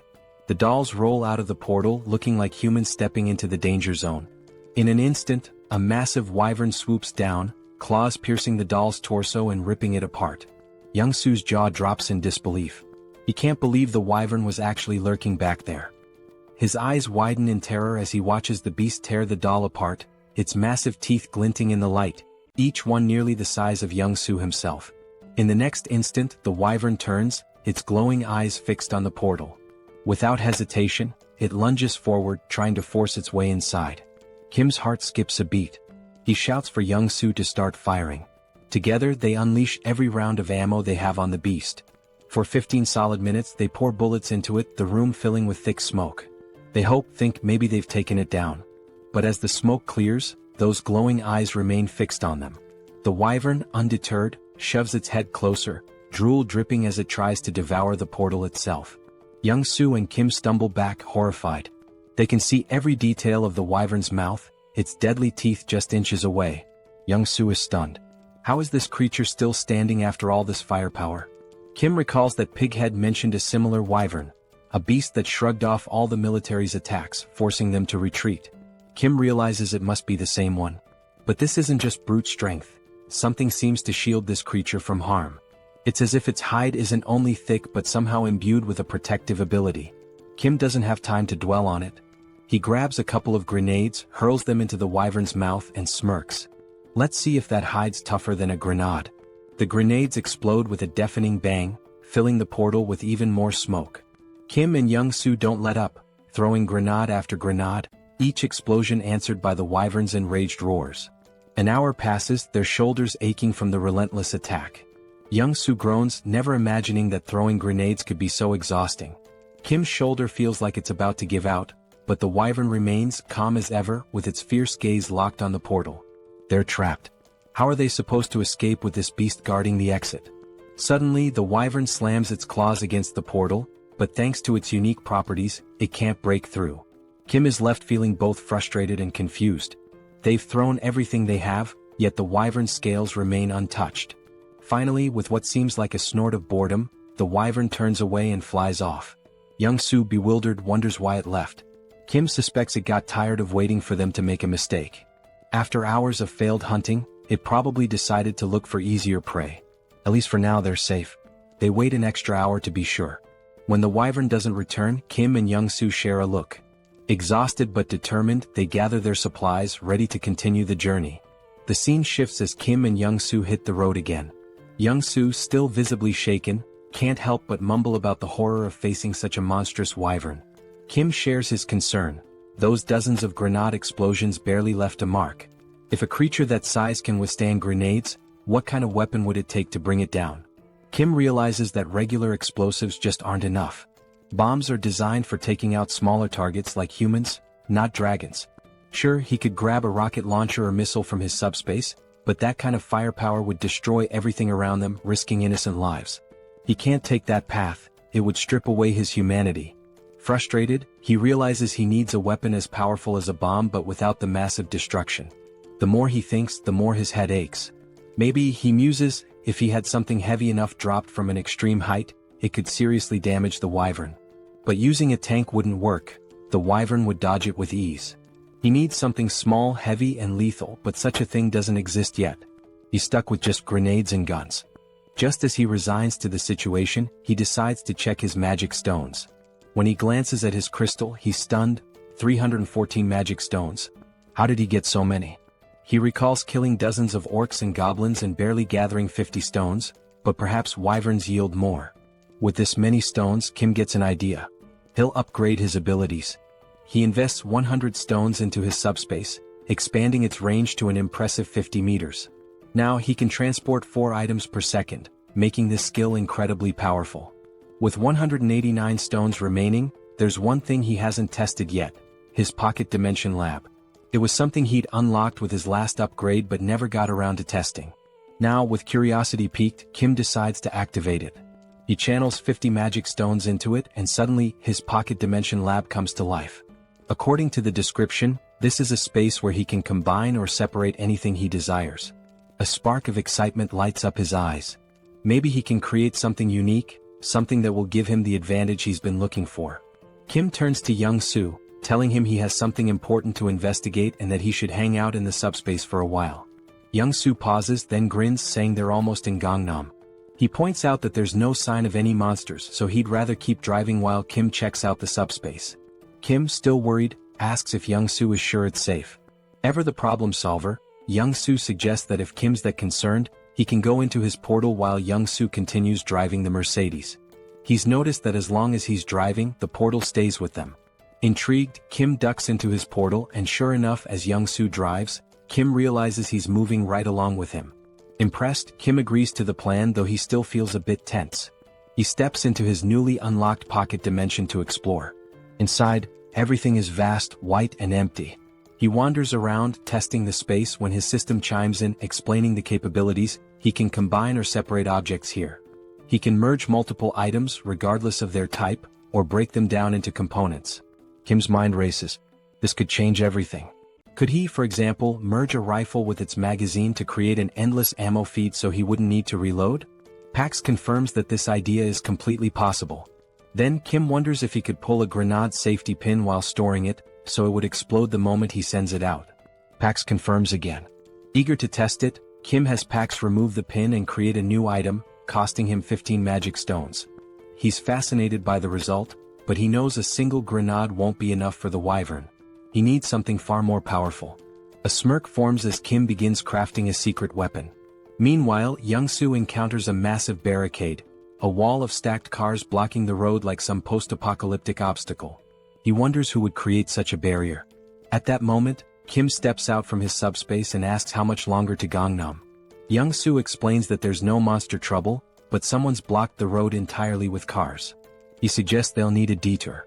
Kim stops him. No detour is needed. He's got a new weapon to clear the way. Just as Young-soo is about to ask what he means, metal plates, each weighing 20 kilograms, start flying like bullets, slamming into the cars at incredible speed and scattering them like toys. Young-soo watches in shock. It's a stack of plates fused together, flying at 150 kilometers per second, creating a barrage of 500 kilograms that obliterates anything in its path. He's awestruck, yelling, "What on earth did you make?" The scene shifts to a group guarding the road from atop a building, watching for any monsters. They're armed with whatever they could find, mostly household tools. A middle-aged man, nervous and bewildered, wonders how that wall of cars collapsed so fast. Another, equally baffled, mentions how the wall withstood multiple monster attacks. It shouldn't have fallen like that. Then, through the smoke, they see a jeep charging forward, picking up speed until it stops right in front of their building. The men grab their weapons, a wooden stick among them, and stare, stunned. Who are these people? Soldiers, they assume, since they're arriving in a military jeep. Slowly, the black-tinted window of the car rolls down, and Kim smiles up at them, asking kindly, "Is Nurse Kim Jui here?" The scene shifts again, moving into a flashback. Kim's second sister, the middle child, gives him a flying kick so powerful he nearly faints. She huffs in frustration, while Jui, the eldest sister, calmly studies, telling her siblings to quiet down since she's preparing for an exam. Kim and his other sister are stunned, mouths wide open. The middle sister, concerned, asks Jui if she's feeling okay, wondering why she's suddenly so intense about studying. Jui snaps, asking if it's really that shocking for her to study hard. Kim, dead serious, turns to the middle sister. "Yeah, she definitely doesn't look well. We should call Mom. She's lost it." Jui's frustration erupts as she starts shouting, asking if they'll ever let her study in peace. Kim explains that Jui, who is 8 years older than him, only started taking her studies seriously when he was around 7. Since she'd never sat still for more than 30 minutes before, her sudden shift had the whole family on edge. With big worried eyes, Kim and his other sister drag their mom over to Jui, pointing out that their big sister has completely lost her mind. Even their mom looks concerned. Jui can't believe it. Her own family doesn't think she's capable of doing anything with her life. Frustrated, Jui finally reveals her secret. Proudly, she holds up a medical textbook and declares her dream: she's going to be a doctor. She announces, "Even if the world ends tomorrow, today I'll still help those in need." Her face glows with pride, her eyes shining with determination. The whole family is stunned. They just stare at her, speechless. Kim and his other sister turn to their mom, whispering that Jui's condition is getting worse. Maybe she needs a mental hospital ASAP. The house erupts into a family brawl, everyone yelling, laughing, the whole scene chaotic. Days pass, and they assume Jui's passion will fade like a teenage phase, and that her ambition to be a doctor will pass. But no, her grades soar. She skyrockets through high school, and before anyone realizes it, she's accepted into the top nursing school she applied to. Her dad, mom, Kim, and her other sister are shocked. Juri, who once couldn't sit still for 30 minutes, has achieved the unthinkable. In the present, Jui stands frozen in shock, staring at Kim, who's come back to find her. It's all real, her journey, her family, her dream, and now this reunion. Tears start streaming down Jui's face, her cheeks red with emotion. Kim stands before her, his eyes filling with tears too, overwhelmed. Barely able to speak, Jui, still sobbing, asks Kim how he made it this far and if he's hurt. Kim, equally emotional, tries to reassure her, saying he's fine, nothing happened. Young-soo, watching from behind, smiles warmly, whispering to himself, grateful that Kim's sister is safe. Kim and Jui finally embrace, holding each other tightly, letting the weight of the world fall away, if only for a moment. Once they calm down, Kim wipes his tears and introduces Young-soo, explaining how much he helped him get here safely. Young-soo bows respectfully, introducing himself, and Jui, deeply grateful, introduces herself as Kim's older sister, thanking Young-soo for protecting her little brother in this apocalyptic nightmare. With a small, mischievous smile, Jui suddenly reaches into her pocket and tells Kim she has something for him, figuring he hasn't eaten well in all this chaos.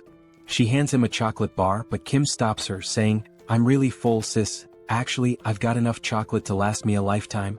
Then, Kim's expression turns serious as he explains that he has a critically injured patient. Jui's face shifts to concern, and she asks where the patient is, insisting they bring him to her immediately. But Kim explains that the patient isn't in the car. He's in Kim's subspace. Jui's jaw drops, her eyes wide with shock. "Kim, you have an ability too?" Kim nods, explaining he unlocked a power called subspace, where he can open a portal to a hidden area that only he and those he invites can enter. He laughs a bit nervously, noting that it might scare people if they saw it, so he suggests they find somewhere private.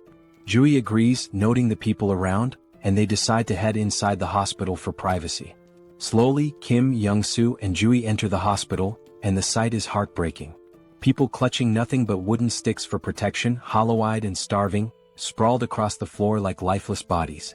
They finally reach Jui's private room. Young-soo closes the door behind them, leaving only the three of them. Kim then opens the door to his subspace, and as he does, Jui stands in shock, her eyes wide, mouth open, as she gazes at the vast, city-like area before her. "What is this?" Jui asks in amazement. "Are all these buildings part of your ability?" Kim reassures her, promising to explain later, but for now she needs to follow him. They make their way to where Kim has kept the injured soldier. Jui rushes to his side and begins examining him. Kim, still anxious, asks, "What do you think, Jui? Will he make it?" Jui, dead serious, asks how long he's been like this. Kim explains he's not sure, but it couldn't have been too long since he found him on the way there. He suspects the man was beaten and tortured. With a solemn expression, she tells Kim that this man may not survive much longer. Upon hearing this, both Kim and Young-soo freeze, fear visible in their eyes. They had been holding on to hope that the man could be saved. Desperate, Kim asks, "Is it really that bad?" Jui's tone then shifts. She smiles and explains that under normal circumstances, his chances would be slim. But then, her hands begin to glow with a green aura, and she grins confidently. "Isn't it cool?" she says, "I've awakened as a healer." She places her glowing hands on the soldier's chest, the green light spreading over his body. She warns them that her skill level is still low, so a full recovery is unlikely, but he won't die. After 5 minutes, Jui finishes the healing. The soldier's wounds close and his breathing stabilizes. Jui explains that while it's not a complete recovery, the essentials are taken care of.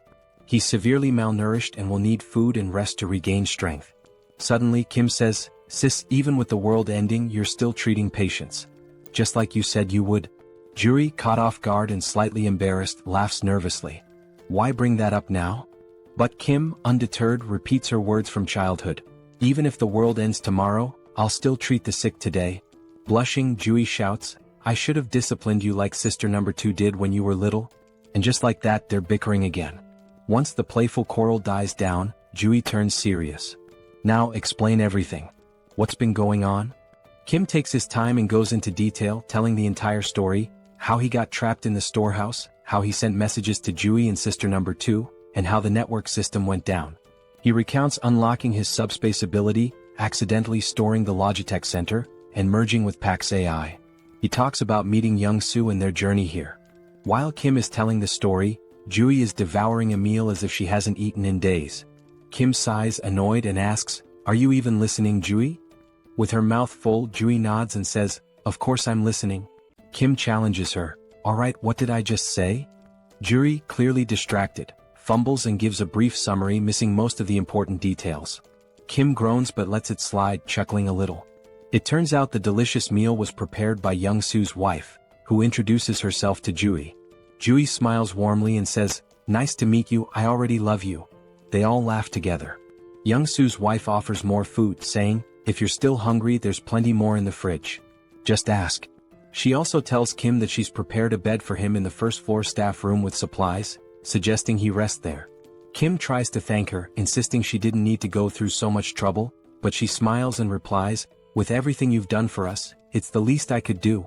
Juri, still curious, turns to Kim and asks, "How did Young-soo and his wife get into your subspace?" Kim, exasperated, groans, "I literally just told you this whole story, Juri."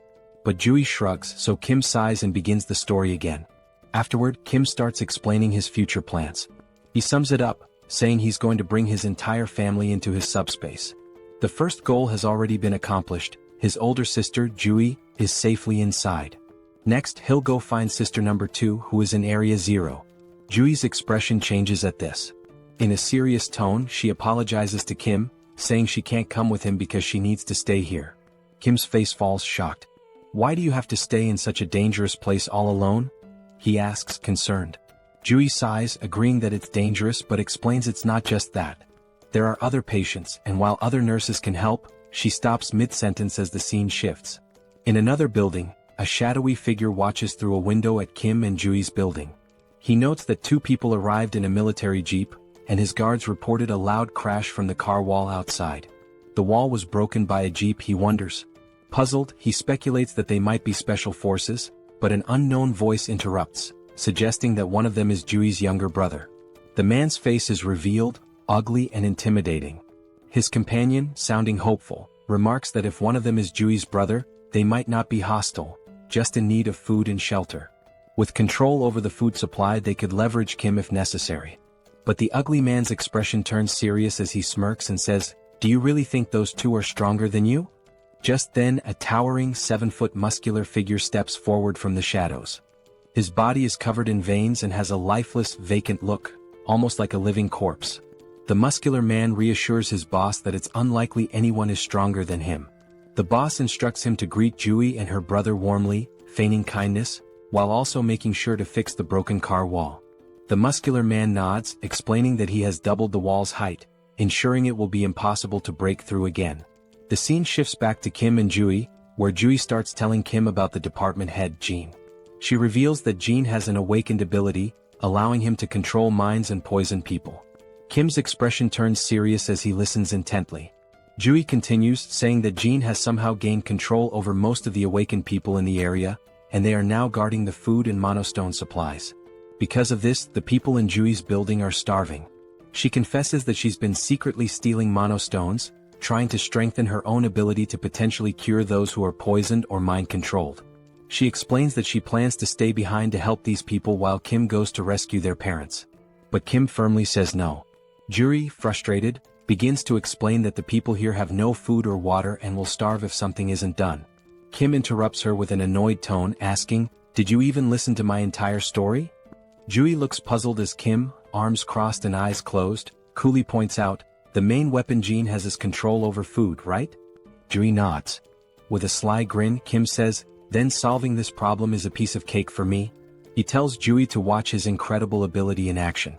Juri winces, muttering that it seems like Kim's middle school phase is back, but before she can finish her sentence, her jaw drops.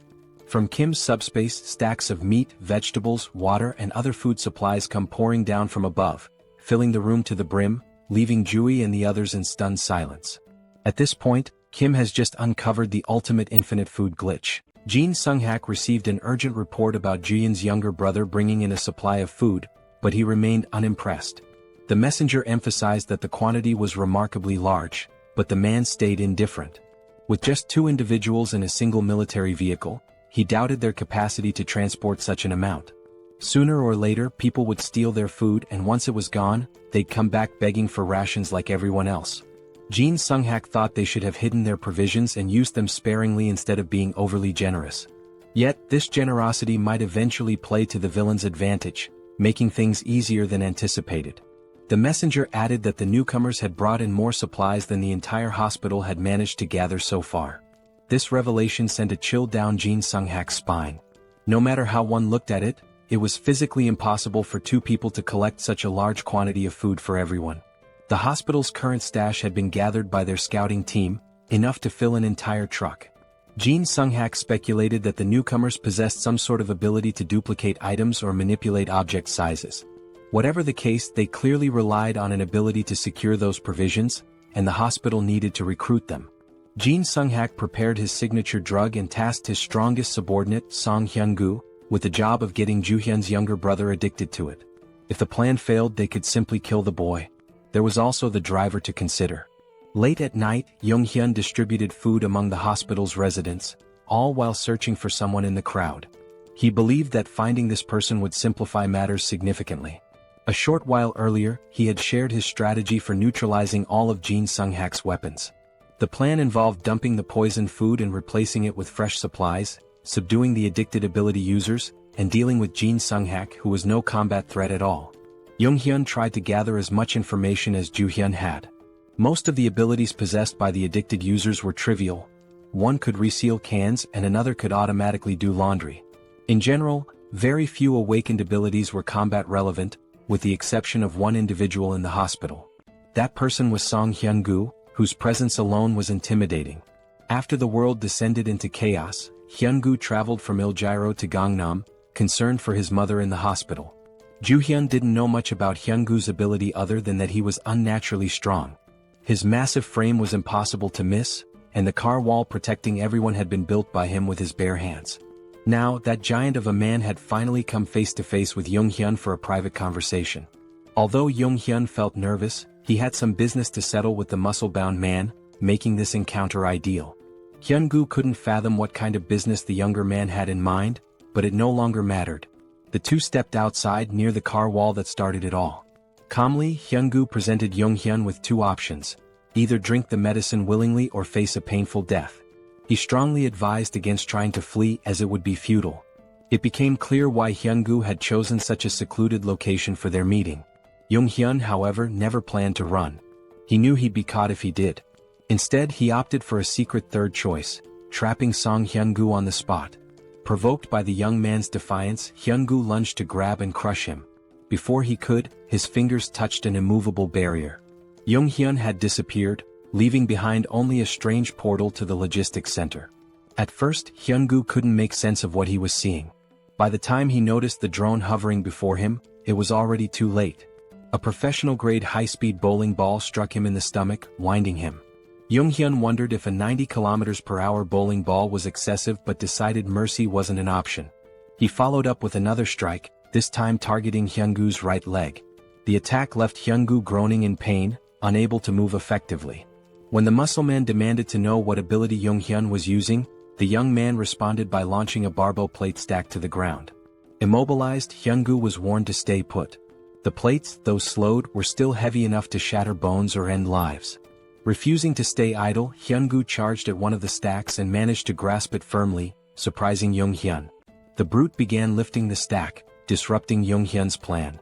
But while Hyun-gu focused on lifting the stack, he unknowingly triggered the metal trap. Yong-hyun apologized for the cramped conditions of the makeshift prison and promised to release Hyun-gu once the situation was resolved. For now, all Hyun-gu could do was endure the heaviest cell ever devised. Yong-hyun was extremely anxious, worried he might have seriously harmed the big guy. Thankfully, the man was incredibly resilient. Back inside, Nurse Joo-hyun hurriedly let her brother in.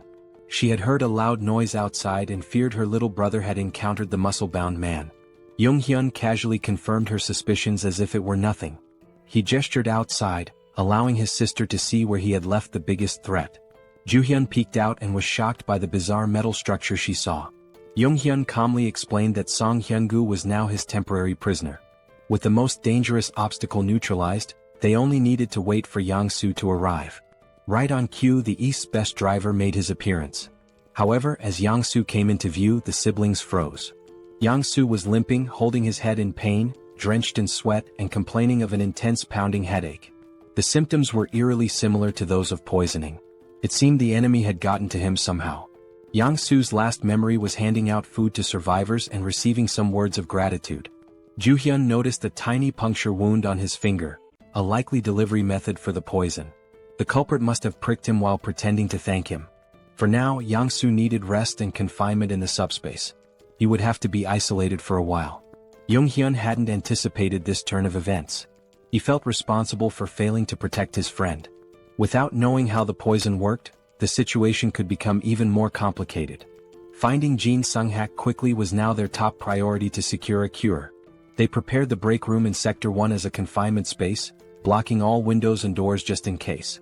However, before Yang-soo could step into the portal, the system detected and blocked an unidentified energy from entering. Since subspace was an independent domain, external energy connections were impossible. Yang-soo, confused, looked to Jung-hyun for answers. Miraculously, the pounding headache disappeared as soon as he placed a finger into the portal. To test this further, they decided to try the method on the most prominent poison victim, Song Hyun-gu. Jung-hyun opened a portal beneath the muscle man's feet, pulling him into the subspace against his will. Once inside, the poison in Hyun-gu's system was neutralized. Afterward, Jung-hyun removed his access, returning him to the real world. When Hyun-gu reappeared, his complexion was healthier, and his expression showed clarity as if he had awoken from a deep slumber. The poison had been completely eradicated. Jung-hyun realized that his subspace wasn't just impervious to physical attacks but also to mental and chemical ones. The first thing Hyun-gu did after recovering was visit his sick mother. He hugged her and apologized for neglecting her for so long. Encouraging her to rest more, he assured her he would return soon after settling some important matters. Jung-hyun asked if he'd be okay on his own, and Hyun-gu confidently replied that he would. With his abilities, ordinary attacks posed no threat to him. Still, the vivid memories of his actions under Jin Sung-hak's influence filled him with shame and regret. He resolved to settle things with the mastermind before moving forward with his life. Hyun-gu promised to deal with real cancer in the hospital swiftly. Meanwhile, Jin Sung-hak received notice of losing contact with one of his underlings. He was startled. He suspected the worst, and his fears were confirmed when the last person he wanted to see entered his office. Song Hyun-gu, muscles bulging, held himself back from immediately tearing Jin Sung-hak apart. Although Jin Sung-hak didn't understand how their connection was severed, he smiled smugly and begged for mercy. Hyun-gu responded by slamming his arm into the villain's head, silencing him for good. While Hyun-gu went to finish business upstairs, Jung-hyun and his team discussed how to cleanse the remaining survivors of their poison addiction. Since they couldn't identify everyone who was affected, the safest approach was to let everyone pass through the portal. Even those struggling to move could simply touch it with a finger to be cured. Though it would be exhausting, it was the only foolproof solution. However, as they prepared for a long night, something unexpected happened. Survivors all over the hospital suddenly began acting as if a weight had been lifted off their shoulders. One by one, those afflicted were inexplicably cured. They realized they had been out of their minds and regained their senses. The group was bewildered until Song Hyun-gu arrived, clearing up the mystery. His clothes and hands were smeared with blood, a clear indication of the method he used to resolve his unfinished business. He bowed his head, expressing gratitude to Jung-hyun for saving everyone in the hospital. Jung-hyun, in turn, thanked the big man for removing the root of their troubles. He also apologized for earlier throwing bowling balls with excessive force. Thankfully, Hyun-gu's resilience meant he only ended up with a few light bruises, his bones miraculously unharmed. Since the apocalypse began, Hyun-gu had encountered many monsters and strange occurrences, but seeing those plates descend from the sky to trap him was truly surreal. Even monsters paled in comparison to the sheer power of Jung-hyun's abilities. When Hyun-gu asked if he planned to stay at the hospital, Jung-hyun seemed surprised. The big man admitted it might be selfish to ask for more after all Jung-hyun had done, but the hospital would undoubtedly be safer with him around. Jung-hyun explained he was still on a mission to find the rest of his family and would have to leave soon. Understanding this, Hyun-gu didn't push further and wished him success in reuniting with his loved ones. This brought up the topic of family, and since Hyun-gu came from Iljiro, it was a good chance to ask about the situation in the city. Hyun-gu was startled to hear that the group planned to head there, warning that it was now impossible to reach. Several hours later, as dawn broke over the hospital, the survivors awoke to a brighter future. Not only had Jung-hyun ensured they had enough food to last for a long time, but he had also supplied them with essential items like clothing and tools. Former enemies parted ways as allies, with Hyun-gu shaking Young-yeom's hand and promising to repay his kindness someday. With that, the group departed the hospital, heading toward Il-gyro. Mr. Yong-soo, now fully recovered, drove with his usual expertise. He brought up the wall around Il-gyro that Hyun-gu had mentioned, theorizing it might be a product of someone's ability. If so, Young-yeom hoped to establish communication with whoever created it. Otherwise, breaking through might be their only option. The previous night, Hyun-gu had explained what he saw while leaving Il-gyro. He described the wall growing out of the ground like a tooth emerging, eventually reaching the height of a typical skyscraper. This meant ground travel was nearly impossible. Hyun-gu also mentioned something peculiar about the monsters in Il-gyro. Unlike those in Gangnam, the city was infested with undead creatures, skeletons that reanimated even after being destroyed. Walking corpses were a common sight there. Despite Il-gyro's challenges, Young-yeom wasn't worried about his sister, Seoul, who was trapped inside. He believed she could handle herself, even without awakening any special powers. While inside his subspace, Young-yeom received a call from Ju-yeon, who had finally agreed to join them after the hospital was freed of poison. When he lazily asked why she was calling, Big Sis immediately scolded him to adjust his tone. She informed him that the soldier they had rescued had regained consciousness. Young-yeom quickly entered the subspace, where the soldier sincerely thanked him for saving his life. The soldier introduced himself as Colonel Han Hyung-ho of the 50th Intelligence Communications Battalion. Thanks to Ju-yeon's careful treatment, he had made a full recovery. Looking around, the colonel seemed confused. He could see the military command center outside but found the rest of the surroundings unfamiliar. There shouldn't have been any buildings in that area, let alone a logistics center. Young-yeom explained they were currently inside the staff lounge of the PAX FC Logistics Center within his subspace. Outside, they were in Gangnam, heading toward Hanam Bridge. The colonel struggled to process this information until Ju-yeon simplified it. They were inside the kid's ability, situated in Gangnam. Upon learning this, the colonel humbly requested to be dropped off on the road. Young-yeom assured him they meant no harm and only wished to help. The colonel acknowledged this as the group had saved him from near death, but he couldn't share the details of his mission, which was to reach the Joint Chiefs of Staff as soon as possible. Recognizing the national importance of the mission, Young-yeom called PAX for assistance. Instead of simply letting the colonel go, he handed him banana milk and a sandwich, insisting he eat before explaining more about his mission. Despite his hunger, the colonel resisted at first. But when Young-yeom presented a feast of pizza, waffles, chicken, and other delicacies, the colonel couldn't hold back. As he ate, he began to reveal classified information. It all started when creatures from the other world appeared simultaneously across the globe. These entities included more than just monsters. There were insects, animals, plants, and even geographical features like mountains suddenly emerging. They attacked indiscriminately, targeting humans, animals, and even each other. They showed no mercy to anyone or anything. With the appearance of these monsters, the government began enlisting individuals known as the Awakened to form a specialized unit. These recruits, wielding their extraordinary abilities, were highly effective against the creatures. Colonel Han's unit was stationed near Gwacheon and Anyang, where they maintained a relatively stable situation. Everything was under control until that beast appeared. He witnessed his men being massacred and devoured by a massive wyvern. Their weapons, guns, grenades, and even heavy artillery were completely useless against the creature. They repeatedly called for reinforcements from nearby military units, but everyone else was overwhelmed by their own battles against other formidable monsters. Strangely, they were able to communicate with Gwacheon and Anyang during the battles, yet no reports or updates ever came from command. Ultimately, Colonel Han made the tough decision to retreat to avoid complete annihilation by the wyverns. Their destination became the National Communication Command. As the monsters relentlessly hunted the remaining members of his unit, more comrades fell. When they reached a city, they attempted to recruit additional awakened individuals to strengthen their numbers. After many days of exhausting travel, they finally arrived at the base camp, only to find it deserted as expected. The reason for the abandonment became evident soon after. While searching the command center, they discovered suspicious documents containing references to a coup. It appeared a rebellion was unfolding. Colonel Han made every effort to reach the Joint Chiefs of Staff, but the relentless wyvern trapped them at the base. To make matters worse, the awakened recruits turned against them, killing the remaining soldiers and taking over. These rogue awakened individuals were the same ones eventually devoured by the wyverns. Colonel Han suspected the First Corps was deliberately sabotaging government attempts to regroup, with their commander likely siding with the rebellion. In the midst of the apocalypse, even a coup felt oddly unsurprising. Since Jeong-gyeom's group was heading toward Yeoljiro, he assured the colonel they'd drop him off when they crossed the Han River Bridge. The colonel expressed his gratitude while continuing to savor the gourmet meal in front of him. Jeong-gyeom instructed Yong-soo to increase their speed slightly, though not to maximum, given the time-sensitive situation. As the colonel pondered, he realized the young man had likely encountered the wyvern at the military base as well. He was just beginning to wonder how Jeong-gyeom managed to evade such a persistent monster when his eyes widened in shock.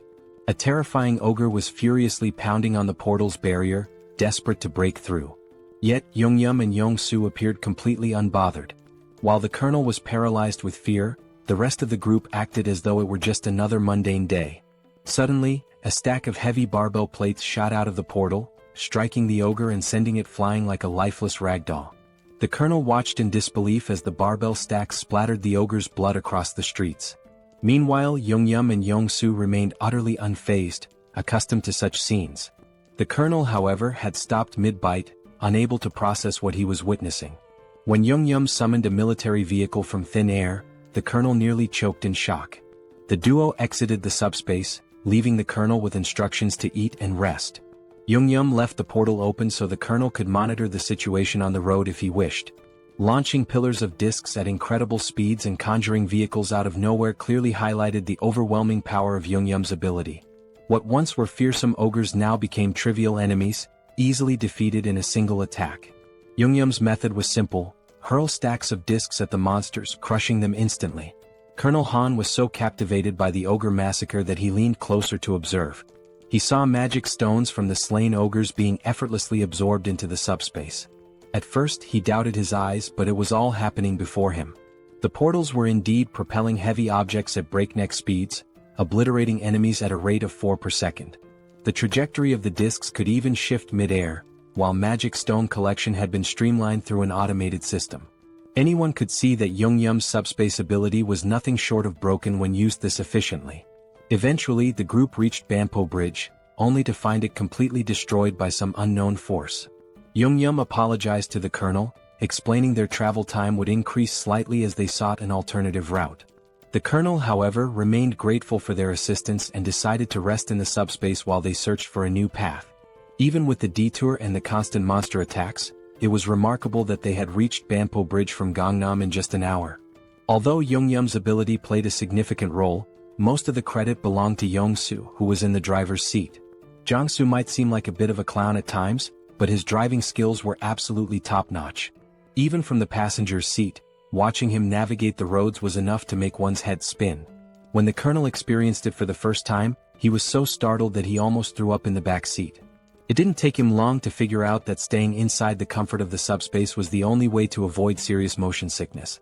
The colonel's evaluation of Jeong-gyeom and Jong-soo was nothing short of stellar.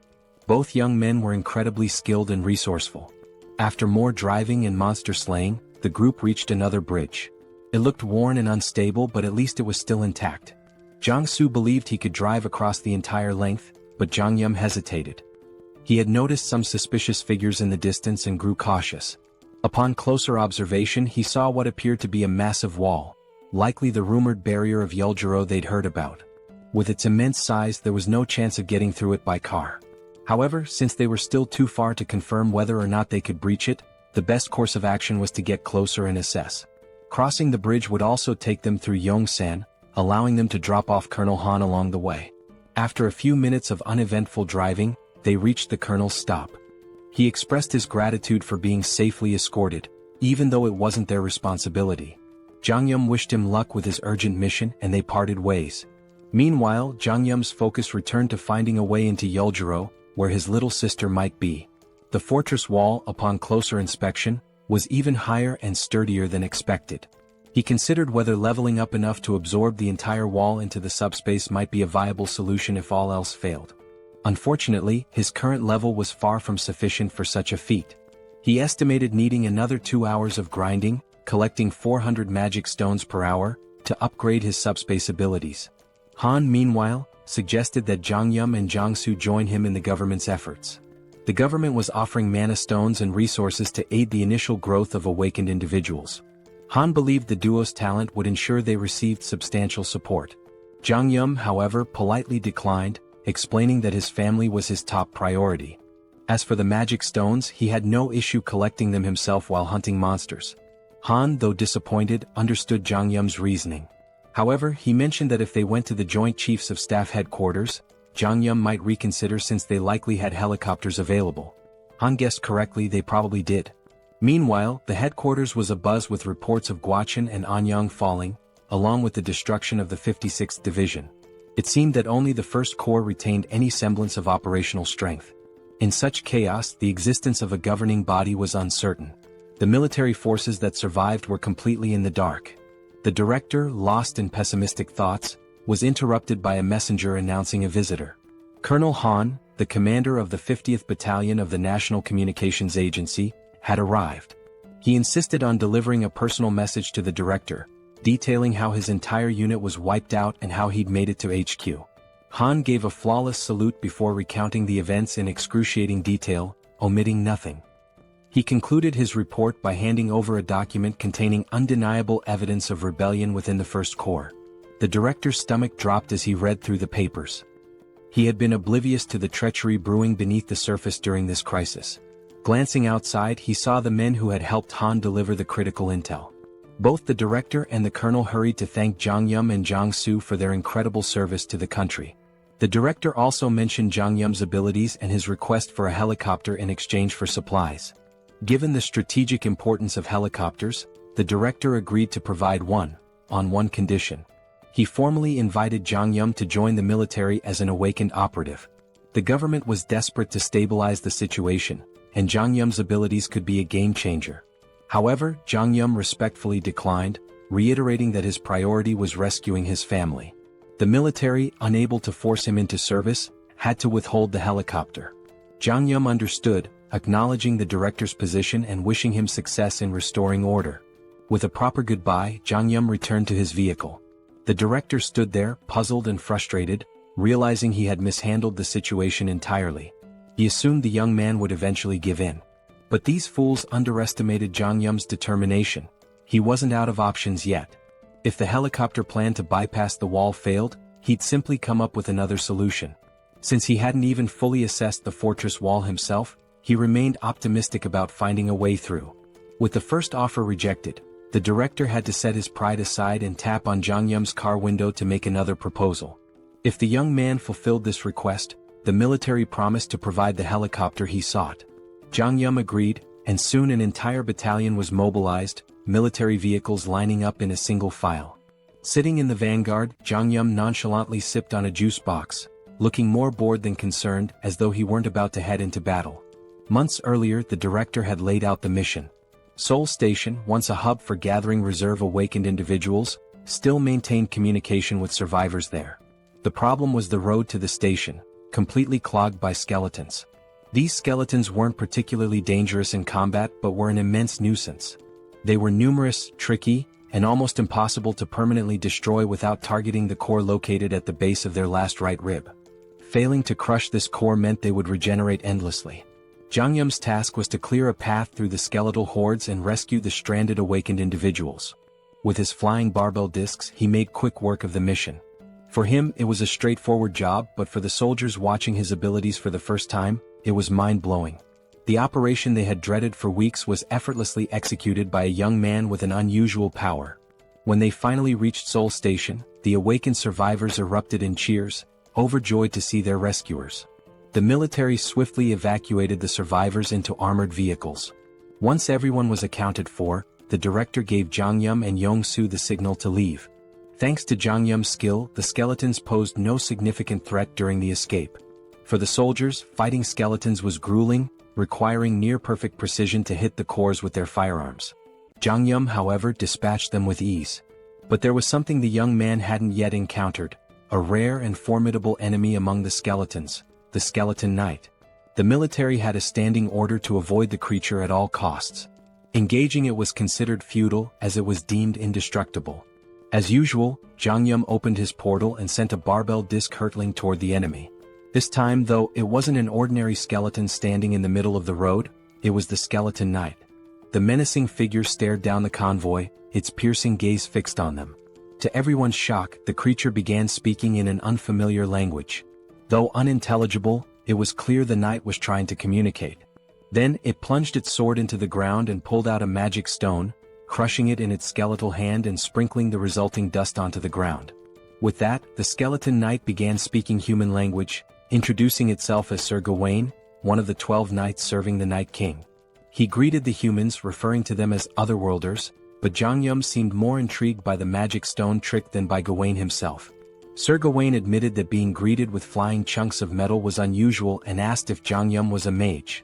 He also questioned the humans' presence in skeleton territory, noting the importance of maintaining proper etiquette in negotiations, even in this chaotic world.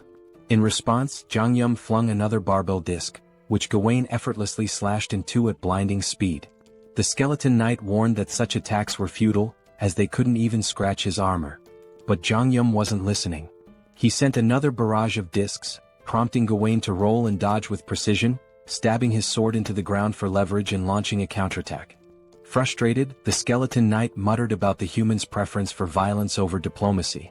Unfazed, Jeong-gyeom launched 4 more barbell stacks at the indignant knight, showcasing his resolve to handle the encounter his own way. Gawain masterfully deflected the first attack with his shield, gracefully dodged the next, and slashed the remaining discs out of the air, halting their momentum entirely. This chain of precise maneuvers brought the skeleton knight alarmingly close to the convoy. Yong-soo, seeing the terrifying figure charging at full speed, began to panic. Meanwhile, Jeong-gyeom was more intrigued than scared, marveling at how easily the knight could slice through 500 kilograms of steel as if it were butter. However, he noticed that Gawain was cautious, clearly trying to avoid taking any direct hits. If I can land a solid blow, Jeong-gyeom thought, we might have a chance. Determined, he gritted his teeth and spent 50 magic stones to unlock tracking delivery for greater precision. As a test, he launched a single stack directly at the skeleton knight's chest. The massive steel disc shot out of the portal like a cannonball, aimed with pinpoint accuracy. Gawain scoffed, mocking Jeong-gyeom for using the same trick repeatedly and calling him a fool by a mage's standards. Confidently bragging that he could dodge any projectile thrown at him, Gawain was blindsided when the disc suddenly adjusted its trajectory midair. Instead of the usual straightforward attack, this one veered sharply, homing in on Gawain's chest just as Jeong-gyeom intended. Though the attack struck, the skeleton knight managed to absorb most of the impact with his armor, batting the disc away after the initial hit. "You're getting ahead of yourself, boy," Gawain growled. "I was merely caught off guard. It won't happen again." But before he could finish his sentence, a bowling ball came hurtling out of nowhere, slamming into his head and knocking him to the ground. Gawain recovered quickly, lifting his head with newfound wariness. Yet, before he could react, another bowling ball struck him square in the skull, eliciting the first hint of fear the skeleton knight had felt in ages. The fear froze him momentarily, giving Jeong-gyeom another opening to unleash a relentless barrage. Inside the car, Jeong-gyeom chanted commands like a gamer inputting cheat codes. Left head, back head, crown, front head, right head, left head. Each command sent a bowling ball flying in a pre-aimed direction, creating an automated assault. Though his jaw ached from issuing rapid orders, Jeong-gyeom didn't let up. The skeleton knight, struggling under the ceaseless rain of projectiles, found himself cracking, literally. Jeong-gyeom noticed fractures spreading across Gawain's skeletal frame and decided it was time to act decisively. He suggested the military convoy retreat while the enemy remained disoriented. But before they could leave, Gawain's curses turned to pleas. Fragments of his bones scattered in all directions as the relentless impacts took their toll. Seizing the opportunity, Jeong-gyeom ordered simultaneous disc attacks from all sides, left, right, front, and back. The coordinated strikes shattered the skeleton knight's form, marking the end of the formidable foe. Even in defeat, Gawain maintained his dignity, commending Jeong-gyeom as a remarkable mage. He issued a grave warning: "This is not the end. Skeleton knights do not die. Even in death we serve the Night King." As his body disintegrated, 3 magical shards fell, a pair of large blue mana stones and a small red reinforcement shard. Jeong-gyeom swiftly secured the loot through his portal. The soldiers trailing behind were dumbfounded. They had just witnessed a young man defeat a skeleton knight, a creature impervious to tank shells, with nothing but flying discs and bowling balls. At the rear, the survivors erupted into cheers, chanting Jeong-gyeom's name in celebration. The unkillable knight had been slain, and their victory deserved to be celebrated. Back at HQ, the director listened to the report with astonishment. He had explicitly instructed Jeong-gyeom to avoid engaging the skeleton knight at all costs. Yet, the young man had not only ignored the order but triumphed spectacularly. Despite his initial disapproval, the director realized the importance of having Jeong-gyeom and Yong-soo on their side. Swallowing his pride, he practically begged the duo to join the military's efforts. But Jeong-gyeom, unwavering in his resolve, politely declined. His quest to reunite with his family remained his top priority, leaving the military forces to wonder how to move forward without him. Thankfully, the director was a pragmatic man and chose to step back. Still, the offer remained open. He hoped that once Jeong-gyeom completed his mission to reunite with his family, the young man would reconsider the military's proposal. At present, the armed forces already regarded Jeong-gyeom as an irreplaceable ally to the nation. For now, the director's priority was to honor his promise and provide Jeong-gyeom with the helicopter he'd earned as a reward. Jeong-gyeom wasn't exactly thrilled with the weight of expectations being placed on his shoulders. It was just another layer of pressure.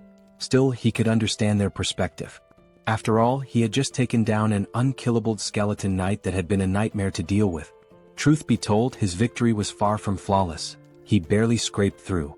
If there had been even one more adversary as skilled as Gawain, their mission would have been doomed. The harsh reality was that this rescue could have ended in disaster.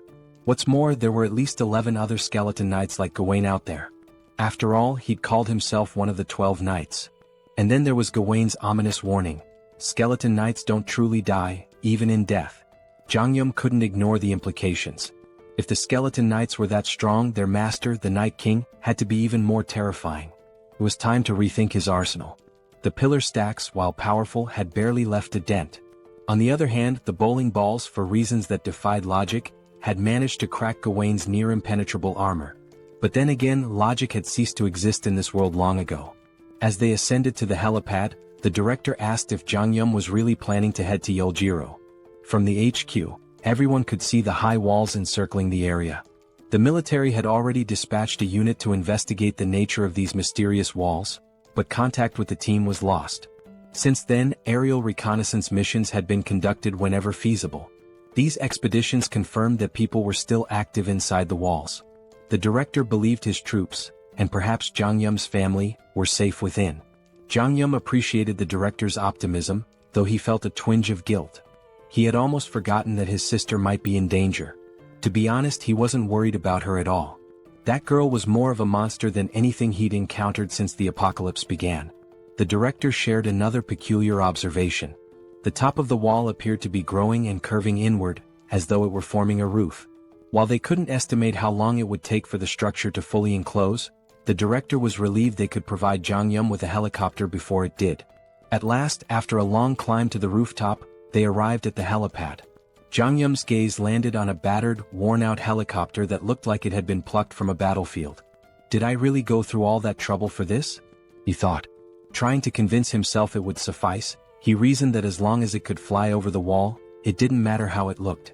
But the director quickly redirected his attention to the other side of the rooftop. There, parked at the far end, was a pristine cutting-edge helicopter, gleaming brilliantly under the fading sunlight. Jeong-gyeom and Yong-soo were momentarily stunned into silence.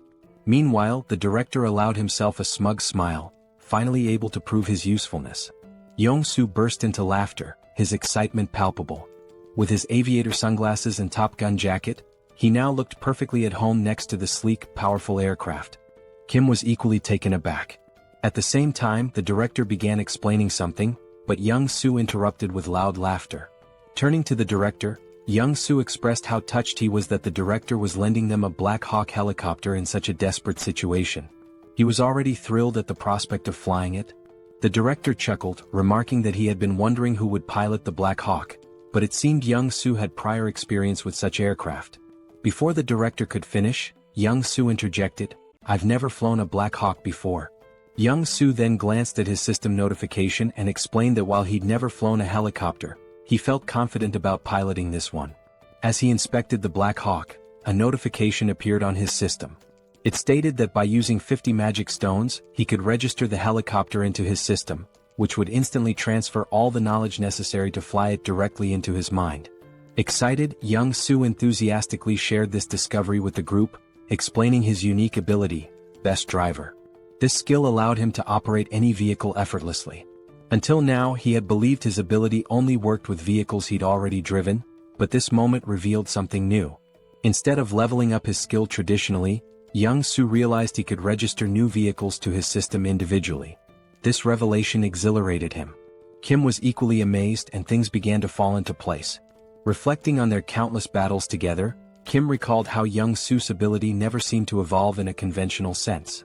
Now it was clear, Young-soo's skill wasn't about progression but about expanding his arsenal by registering new vehicles. The director then surprised them by retrieving a suitcase from the Black Hawk. Opening it, he revealed a collection of magic stones. Placing the suitcase before Kim, he explained that it contained 200 magic stones. Originally intended as a surprise for their journey, the director now offered the stones so Young-soo could register the Black Hawk immediately.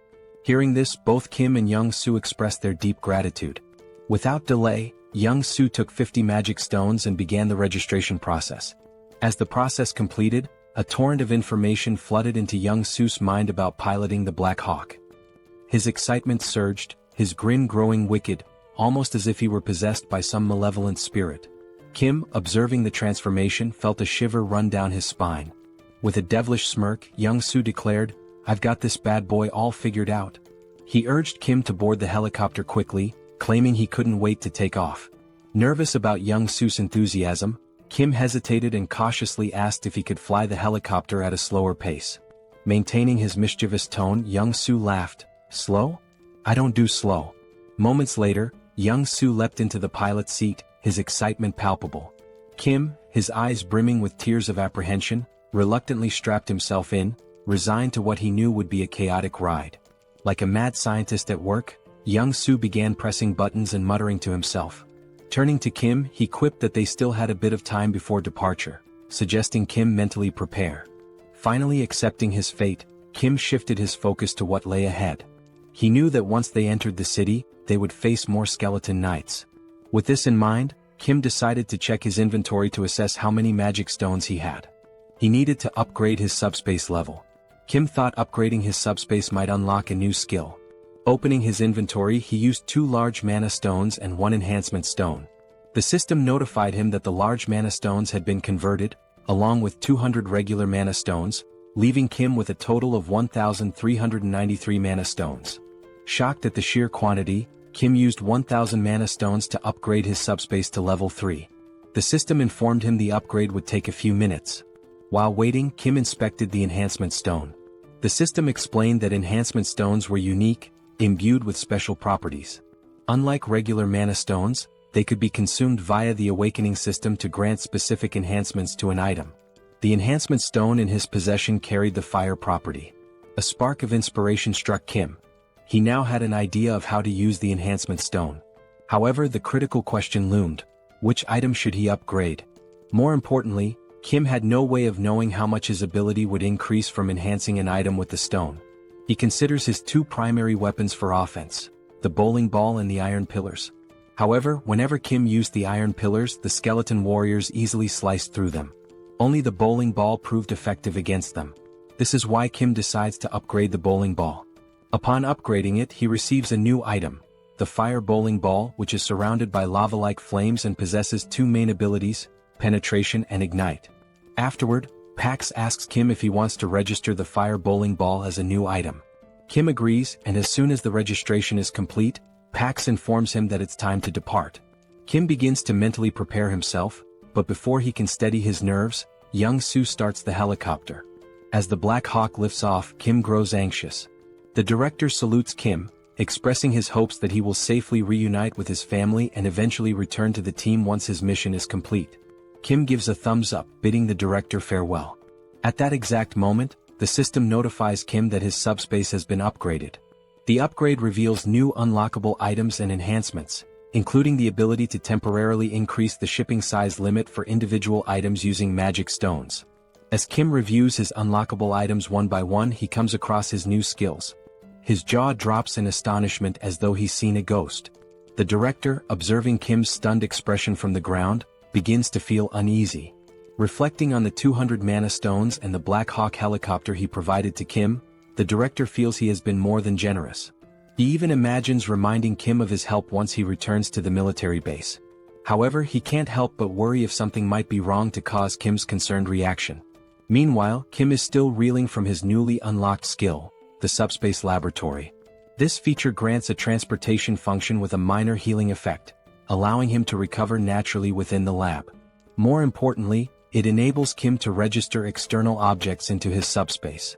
The system explains that a registration fee will be determined by the object's size, weight, and value. This revelation is a game-changer for Kim. Previously, his subspace ability was limited to pre-registered items, such as those from the Logitech Center or military base. But now, the ability to register external objects offers massive potential. However, the system clarifies that new items must still fit within the two existing categories, Logitech Center or military base. Kim's gaze falls on the Black Hawk helicopter. He wonders if it qualifies as a military base item. Testing his theory, Kim attempts to register the helicopter into his subspace. The system confirms that the registration will require 107 magic stones. Kim agrees and completes the process. The scene shifts back to the director, who is heading back toward the military base. Suddenly, the sound of the helicopter fills the air again.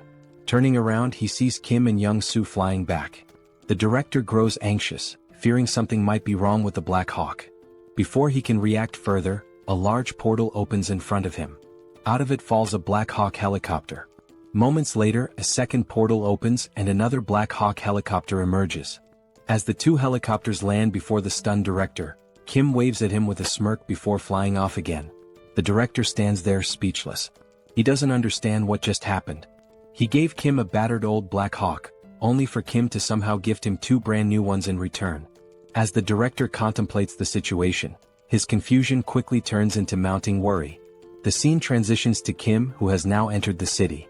A massive fortress looms ahead, its upper sections gradually closing in to form a roof. The fortress is on the verge of sealing itself entirely. The focus shifts again, revealing a foreboding castle. Its dark and sinister interior radiates an evil aura. Sitting on an enormous throne is the Skeleton King, whose skeletal visage is illuminated ominously. In a chilling, clicking voice, the Skeleton King speaks. He admits that no matter how much he contemplates, he cannot comprehend one thing. The entry permit level for the Earth dimension is only tier 8 at most. For higher tier beings like himself to enter, they must lower their tier just as he did. It's surprising to think that a wizard, infamous for his arrogance, would come here, even agreeing to a tier reduction. Even more shocking is that he dared to invade the Skeleton King's domain and kill Guan. The Skeleton King is referring to Kim. We learn that the Skeleton King comes from another dimension, while Earth is classified as an 8-tier dimension. To enter Earth, the Skeleton King had to significantly lower his power, with the ultimate goal of conquering the planet. Now, the Skeleton King believes that Kim, who killed Guan, is also from another dimension. A wizard who reduced his tier to come to Earth with the same objective, to take control. To the Skeleton King's right, a purple flame begins to morph into the shape of a skull. It addresses the Skeleton King, explaining that before Guan's death, he had attempted to communicate with the wizard, but the wizard killed him before he could utter a word. This indicates that the wizard is incredibly dangerous. The flame advises the Skeleton King to kill the wizard on sight during their next encounter, without attempting any conversation. The Skeleton King considers this carefully. He deduces that the wizard is here for one purpose, to take over the territory just like himself. But there can't be two tigers in the same jungle. If the Skeleton King wants to claim this land, he must eliminate the wizard. He mentions that the harvest is nearly complete, and once it is finished they will launch an assault on the wizard. The flame introduces itself as Lancelot, revealing that it is the spirit of a knight whose physical body exists elsewhere. Lancelot communicates with the Skeleton King through this magical flame. Lancelot then informs the Skeleton King of an intruder approaching the castle. Assuming it to be more of those bothersome minions, the Skeleton King dismisses the threat, claiming they will inevitably perish soon. The scene shifts to Kim and Young-soo entering the city. A bat-like monster appears but is instantly obliterated by Kim's Ignite bowling ball in a single, powerful attack. Kim marvels at how much stronger the bowling ball is compared to the iron pillars. While Kim ponders this, Young-soo interrupts, pointing out that it will be difficult to land because a skeleton knight is fighting a monster below. Kim looks down and spots another skeleton knight, similar to the one he killed before, but this one wields a lance instead of a sword, like the kind knights used in ancient justs. The skeleton knight enhances his lance with powerful magic and unleashes a devastating attack on his opponent. As the camera focuses, we glimpse the figure of a human, a female silhouette. When Kim notices her, he reacts with a mixture of irritation and disbelief. The human channels magic into her fist and, with a single overwhelming punch, sends the skeleton knight flying. The scene fully reveals the figure, a muscular and striking woman with an imposing presence. As the skeleton knight crashes from a great height, Young-soo nervously suggests they might have to deal with both of these figures if they land now. Startled, Kim exclaims that one of them is his older sister. Shocked, Young-soo asks which one. Kim clarifies that the one who just sent the skeleton knight flying is his sister. The fog clears, fully revealing Kim's sister, Seoul. She stands confidently, her toned muscles and impressive physique drawing attention. Viewers might even call her a muscle queen. Clearly annoyed, Seoul remarks that while she felt the full impact of her punch on the skeleton knight, the creature refuses to die no matter how many times she beats it senseless. Kim begins narrating Seoul's backstory, referring to her as Sister Number 2. He explains that, as a child, Seoul discovered mixed martial arts by chance on TV and was immediately captivated. Luckily, she had a supportive younger brother. Whenever she watched martial arts matches, she would practice the techniques on Kim. But Seoul's victories over weaker opponents left her unsatisfied. Her desire for greater challenges drove her to find tougher opponents at the local playground. There, she defeated anyone who dared to face her, boys, girls, even kids 3 years older. Recognizing her extraordinary talent, their father enrolled Seoul in a mixed martial arts academy.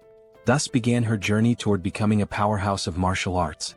This was the moment Seoul encountered her first defeat. Her teacher bested her. But rather than feeling disheartened, Seoul found the pain of losing exhilarating. At last, she had found a challenge worth her effort. Her new goal became defeating her teacher. Along the way, she achieved victory in multiple jiu-jitsu competitions. By the time she reached 7th grade, she had no equal in the junior division. Her intense passion for training and obsession with fitness drove her to constantly strive for perfection.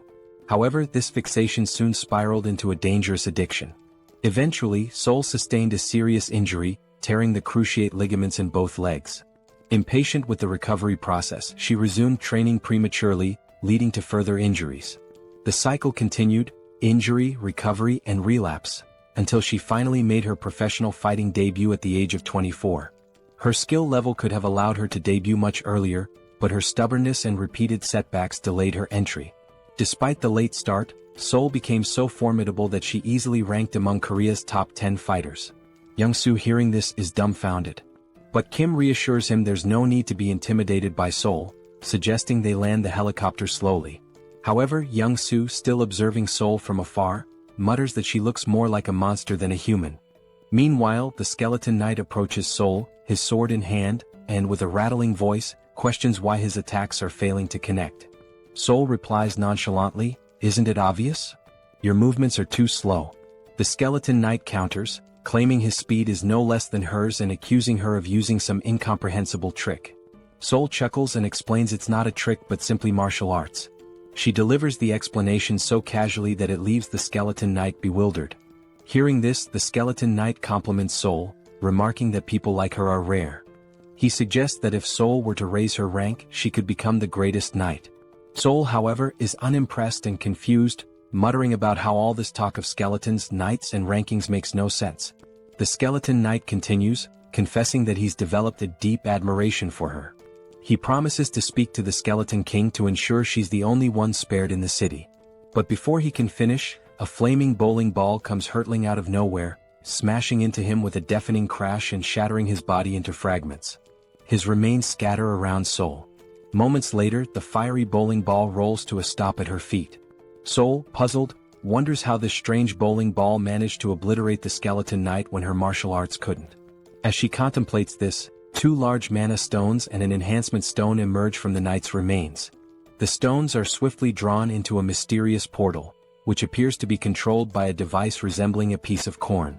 At the same time, a helicopter hovers overhead and slowly descends. Kim steps out with a smirk, greeting Seoul with a playful, well, long time no see." He teases her, saying, "As expected, you're still kicking asses, sister number 2. Seoul stands frozen, mouth agape, stunned to see Kim after all this time. The scene shifts to a table laden with delicious food, fried rice, pizza, burgers, and an assortment of mouth-watering dishes. Joo-hee and Kim sit silently, watching in amazement as Seoul devours the food with feral intensity. Unable to contain her curiosity, Joo-hee asks if Seoul uses some special ability to enhance her strength. Between enormous bites of chicken and pizza, Seoul casually responds saying Joo-hee is partly right and partly wrong. Her physical prowess, she explains, is natural and unrelated to the barrier. The barrier's sole purpose, she says, is to shield her from external attacks. She delivers this explanation as if it's no big deal. As Seoul continues eating voraciously, Joo-hee's patience finally snaps. "Eat slower," she scolds, warning Seoul that she'll choke or get indigestion if she doesn't. Kim, observing the exchange, chuckles and tells Joo-hee it's futile to argue. "She's been eating like this since we were kids," he says with a resigned smile. Amid their playful banter, a warm, heartfelt conversation unfolds. Kim, smiling genuinely, tells his sisters how relieved he is that all three of them awakened survival-related abilities and managed to endure this long. Kim now had just one more task, to find their older brother. As Seoul ate, she glanced at Kim with skepticism and asked, "Everything's fine, but seriously, Kim, your ability feels like a cheat code. How are you even capable of all this?" Kim chuckled softly, replying, "It's a long story. I'll explain everything to you later, but for now, just eat and get some rest." He showed Seoul how to use the packs to order anything she needed and mentioned that Young-soo's family was safe in the subspace. He suggested Seoul take a moment to say hello to them. Seoul agreed with a nod but then asked, "Are we leaving this city right now? Are we really going?" Kim rose from his chair and answered, "Yes, we need to leave immediately. The city's ceiling is closing at an alarming rate, and I'm not sure if this fortress can shield the entire city." His tone was grave as he emphasized the urgency, adding that he had to gather as many mana stones as possible before the ceiling fully closed. Looking up at the sky, Kim felt a pang of dread. The ceiling had already sealed shut, plunging the entire area into darkness. Wasting no time, he boarded his Black Hawk, ascended into the sky, and launched 5 blazing fireballs at the fortress walls with all his strength. Yet, despite the ferocity of the attack, the fortress remained unscathed. There wasn't even a scratch. A sinking feeling washed over Kim. Not even a dent, he thought. He contemplated his options. Should he take the entire city into his subspace? The thought seemed tempting but reckless. He reminded himself that moving such a massive structure into his subspace could have unpredictable consequences. Kim had already exhausted his remaining mana stones, expanding his portal's radius to 19.76 meters, just large enough to fit the Black Hawk. Now he had no resources left. He considered hunting skeletons and monsters in the city to collect more mana stones, but he wasn't sure what would happen to the city's inhabitants if he took the entire structure into his subspace. As Kim wrestled with these dilemmas, Seoul's voice interrupted his thoughts. "This seems like a lot of trouble," she said from behind. She then recounted her encounter with the skeleton knight, explaining how he had promised to spare her life because he liked her. Before his demise, the knight had mentioned that if Seoul stayed in the city, her death would only be delayed.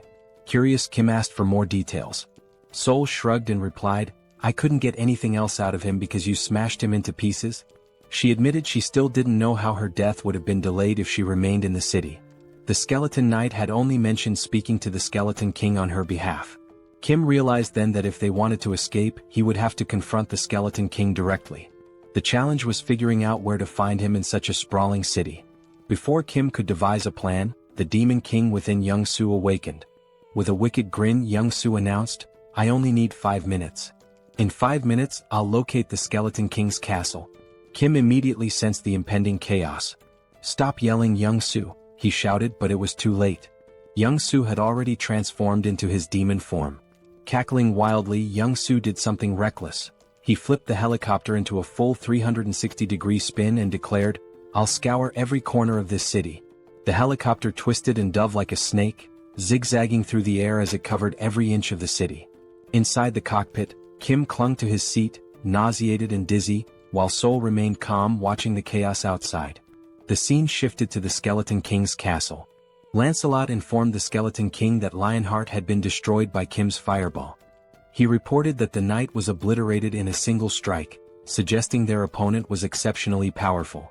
Enraged, the Skeleton King bellowed, "The harvest is so close, and now this intruder is meddling in my plans again." His anger boiled over as he vowed to personally kill the intruder. He demanded to know the enemy's location, but Lancelot calmly replied, "There's no need to search. The intruder is coming here." At this, the Skeleton King let out a deep, ominous laugh. From his vantage point within the castle, he watched Kim's helicopter approaching. Initially he assumed it was a wizard's trick, but after studying Kim more closely the Skeleton King murmured, "This doesn't look like a wizard. It seems undead."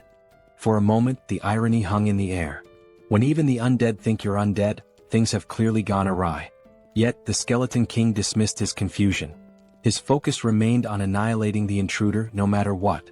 Wizard or undead, whoever dared to ruin his plans would not leave alive. The scene shifts again to reveal a massive door leading into the Skeleton King's chamber. Inside the castle, bat-like monsters cling to the walls, poised to ambush any intruder.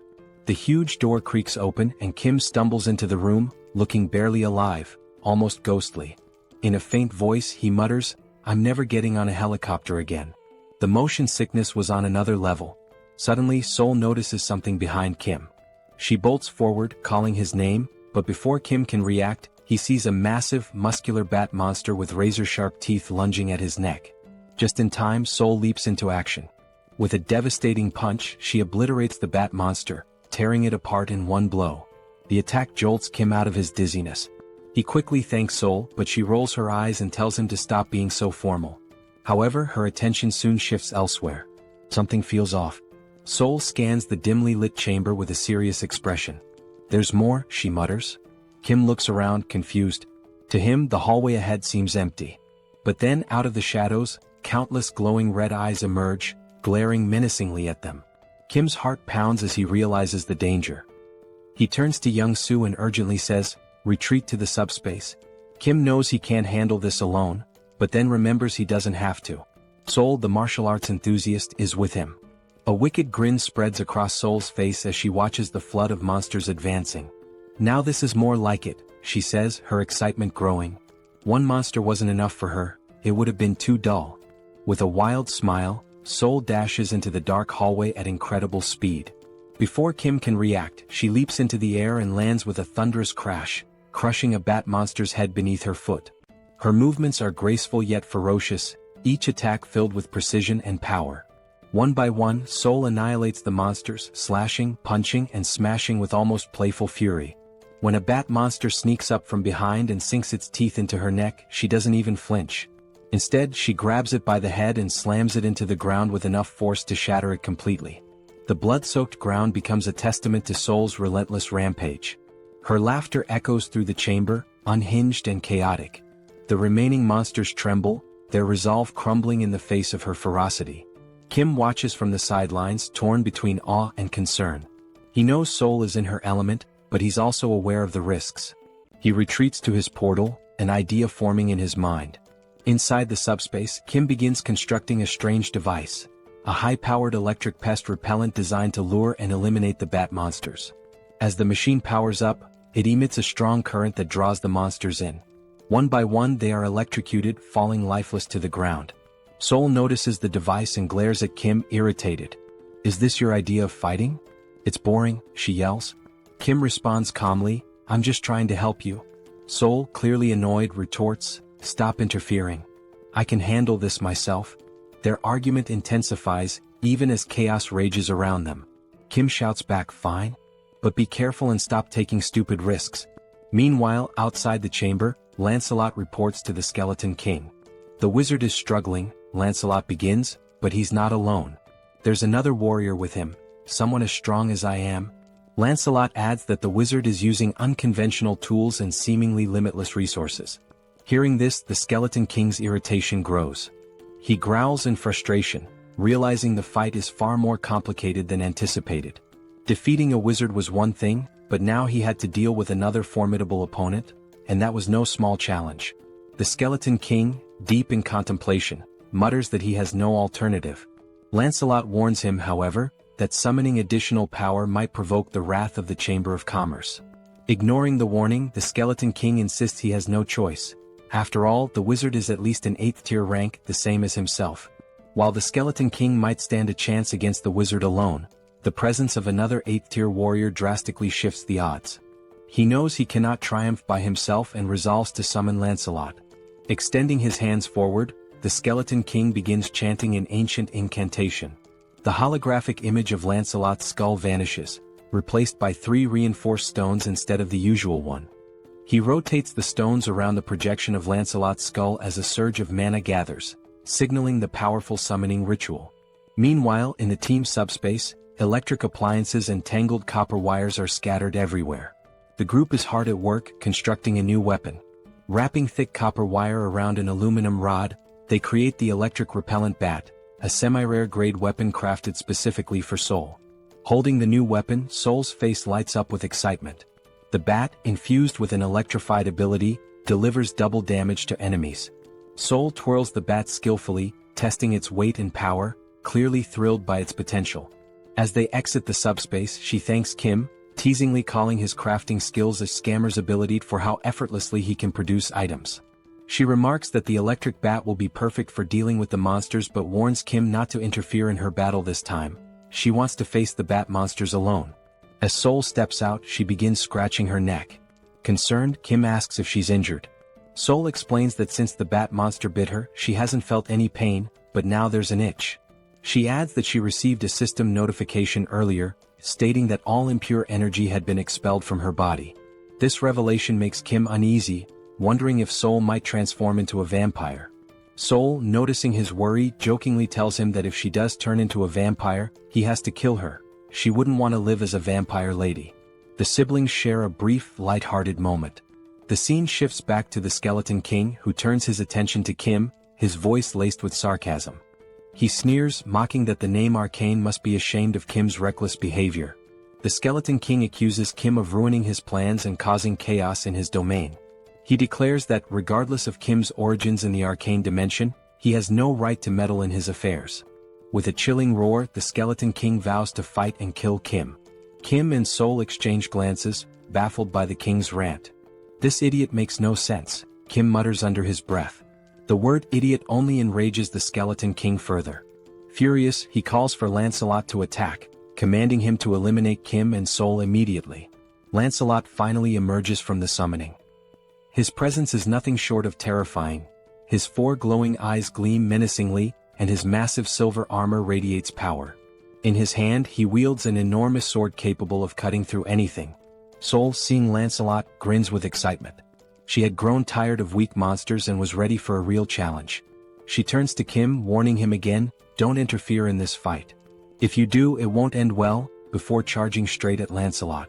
Before Seoul can make her move, Lancelot lunges forward, hurling his sword with lethal precision, aiming to cleave her in half. Reacting quickly, Seoul dodges the attack and counters with her electrified bat. The clash sends shockwaves through the room, the force so strong that even Kim feels it from a distance. As the battle intensifies, Seoul notices that Lancelot's strikes are slowly slicing through her weapon. Realizing the danger, she retreats just as Lancelot delivers a devastating blow, splitting the electric bat in two. Seoul looks back at Kim and jokes, "My bat wasn't weak, it's just that Lancelot is ridiculously strong." Despite losing her weapon, Seoul remains undeterred. Lancelot, now fully revealed, stands as a fearsome and nearly invincible knight. Watching from afar, the Skeleton King boasts about summoning Lancelot, his most powerful knight.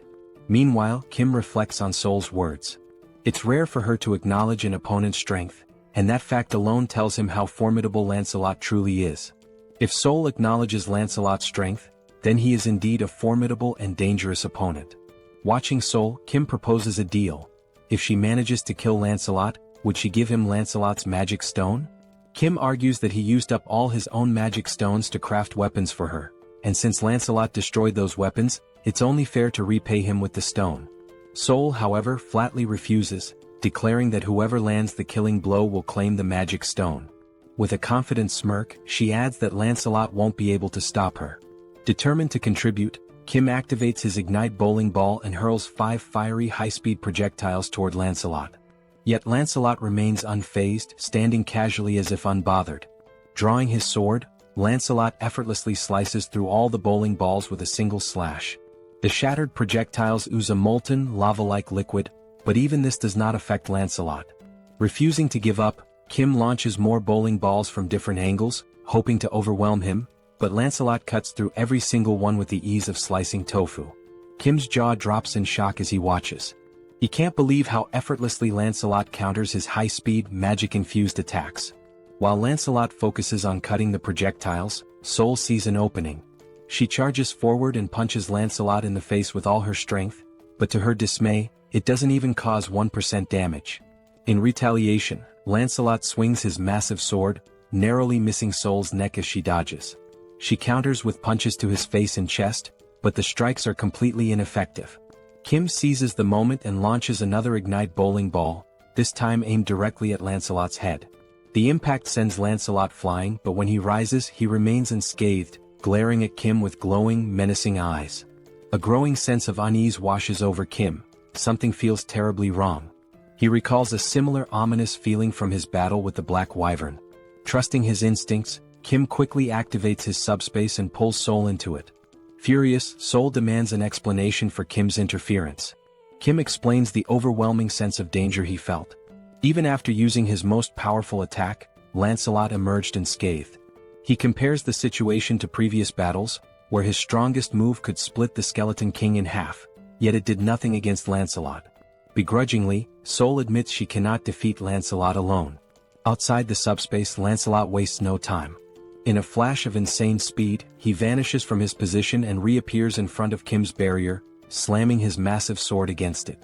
Kim is genuinely terrified by Lancelot's speed and strength, while even Seoul admits the knight is extremely dangerous.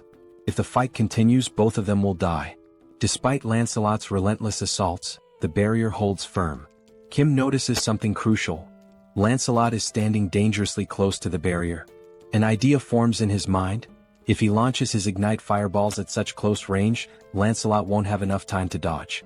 Acting quickly, Kim unleashes 5 fireballs at point-blank range. To his horror, Lancelot effortlessly slices through every fireball, even at such proximity. The situation grows more dire. Lancelot isn't just strong, he's unstoppable. Kim is baffled. None of their attacks are effective. He watches in disbelief as Lancelot cuts through every projectile with precision, as if the heavy metal were nothing more than butter. Meanwhile, the Skeleton King observes the battle from afar, finding it dull. With a smug grin, he taunts Kim, mocking how long he plans to cower behind his barrier. He declares that Lancelot is a 7th-tier warrior, immune to all of Kim's abilities. According to the Skeleton King, no matter what Kim tries, he cannot defeat Lancelot. Seated arrogantly on his throne, the Skeleton King begins reminiscing. He reveals that he poured all his resources and wealth into coming to Earth and believed summoning Lancelot was the only way to survive against Kim and Seoul. Now, watching their futile efforts, he expresses disappointment. Had he known how weak they truly were, he wouldn't have taken the risk of summoning Lancelot. As the Skeleton King observes, something unusual catches his attention. Kim is no longer using magic. Instead, he's pulling strange, unconventional items from his portal in an endless stream. Realizing this, the Skeleton King's eyes gleam with inspiration as an idea begins to take shape. Meanwhile, Kim is at a complete loss. He checks all of his abilities: Subspace Laboratory, Replicate, Extra-Large Subspace Life Support, but none seem useful in defeating either the Skeleton King or Lancelot. Desperate, Kim resorts to repeatedly throwing ignite bowling balls at Lancelot, but Lancelot slices through them with ease, leaving Kim genuinely stuck. Suddenly, the Skeleton King bursts into loud laughter. He commands Lancelot to stop attacking, announcing that the 2 individuals in the portal are not wizards, but rather potential allies for his future plans. Obeying the command, Lancelot ceases his assault and steps back toward the Skeleton King. The Skeleton King rises from his throne and approaches Kim's portal. Initially, he had assumed Kim and Seoul were wizards, but as he observes Kim more closely, he realizes they are ordinary humans. Even more intriguing, Kim possesses a unique ability. Confused, Kim wonders what the Skeleton King is referring to. With a cunning grin, the Skeleton King begins to explain. He mentions that Kim must have encountered and killed 2 skeleton knights to acquire reinforced stones. These stones, the Skeleton King reveals, can only be produced within Camelot Castle by sacrificing living beings. The Skeleton King elaborates on his original plan: to sacrifice the inhabitants of the nearby city to mass-produce reinforced stones, which he would then use to summon an army of skeleton knights. However, he proposes an alternative: a business partnership with Kim. The Skeleton King suggests that Kim, with his unlimited replication ability, could duplicate the reinforced stones, allowing them to dominate not just Earth, but the entire universe. Kim stands silently processing the offer. As the Skeleton King laughs sinisterly, envisioning his grand scheme, Kim suddenly begins laughing and crying simultaneously, leaving the Skeleton King perplexed. Kim thanks him, explaining that the Skeleton King has unknowingly solved all of Kim's problems. Before the Skeleton King can react, Kim utters 4 decisive words. Pax, put Camelot in subspace. Instantly, the entire Camelot castle vanishes before the Skeleton King's eyes. The Grand Fortress, once the source of his power, shrinks and disappears into Kim's subspace. The Skeleton King and his skeleton knights are left standing outside, bewildered and enraged. Looking around in disbelief, the Skeleton King tries to comprehend what just happened. Meanwhile, the castle reappears in Kim's hands, now reduced to the size of a toy. Seoul, observing the shrunken structure, casually remarks how small and insignificant it looks. Overcome with fury, the Skeleton King roars, "How dare you 9th-tier slaves!" He accuses Kim and Seoul of destroying his life's work and vows to annihilate them. Enraged, he summons a dark purple orb of energy, brimming with the souls of the dead. The green, ghostly spirits surge toward Kim's portal, attempting to shatter it.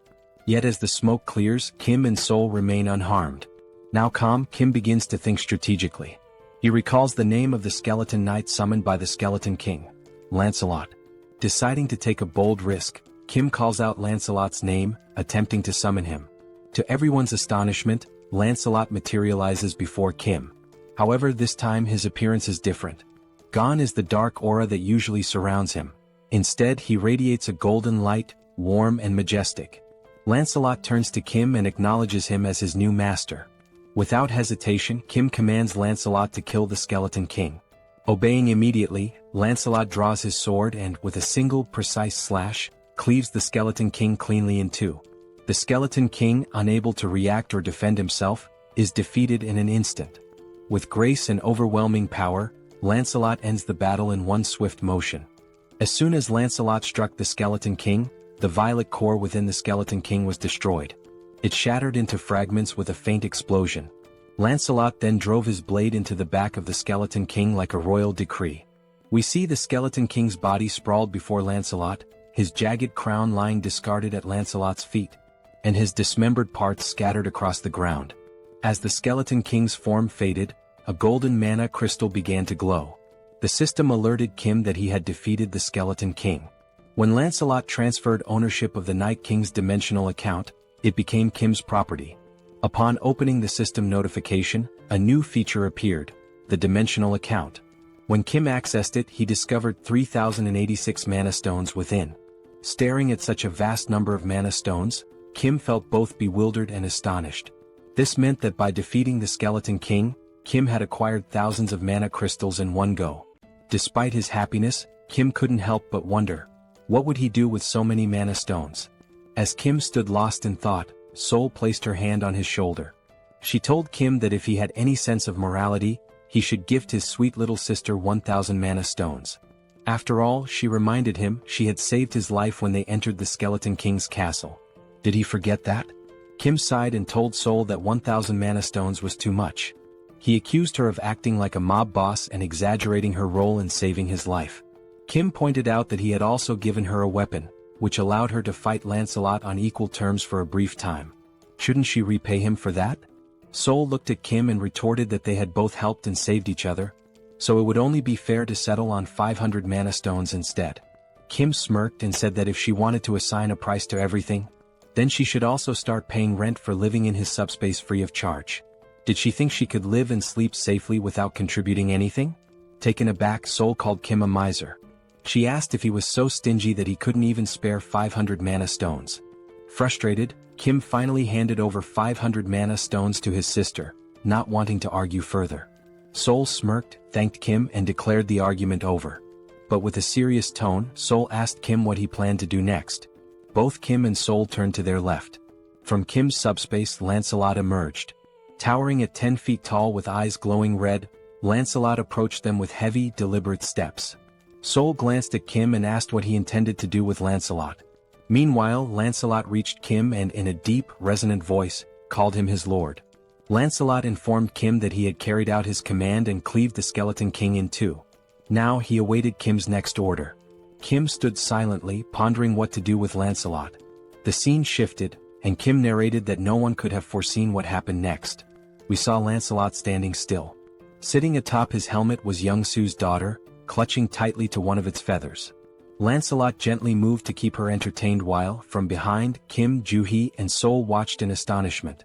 Kim thought to himself how unimaginable it was that one of the most fearsome knights could end up in such a situation.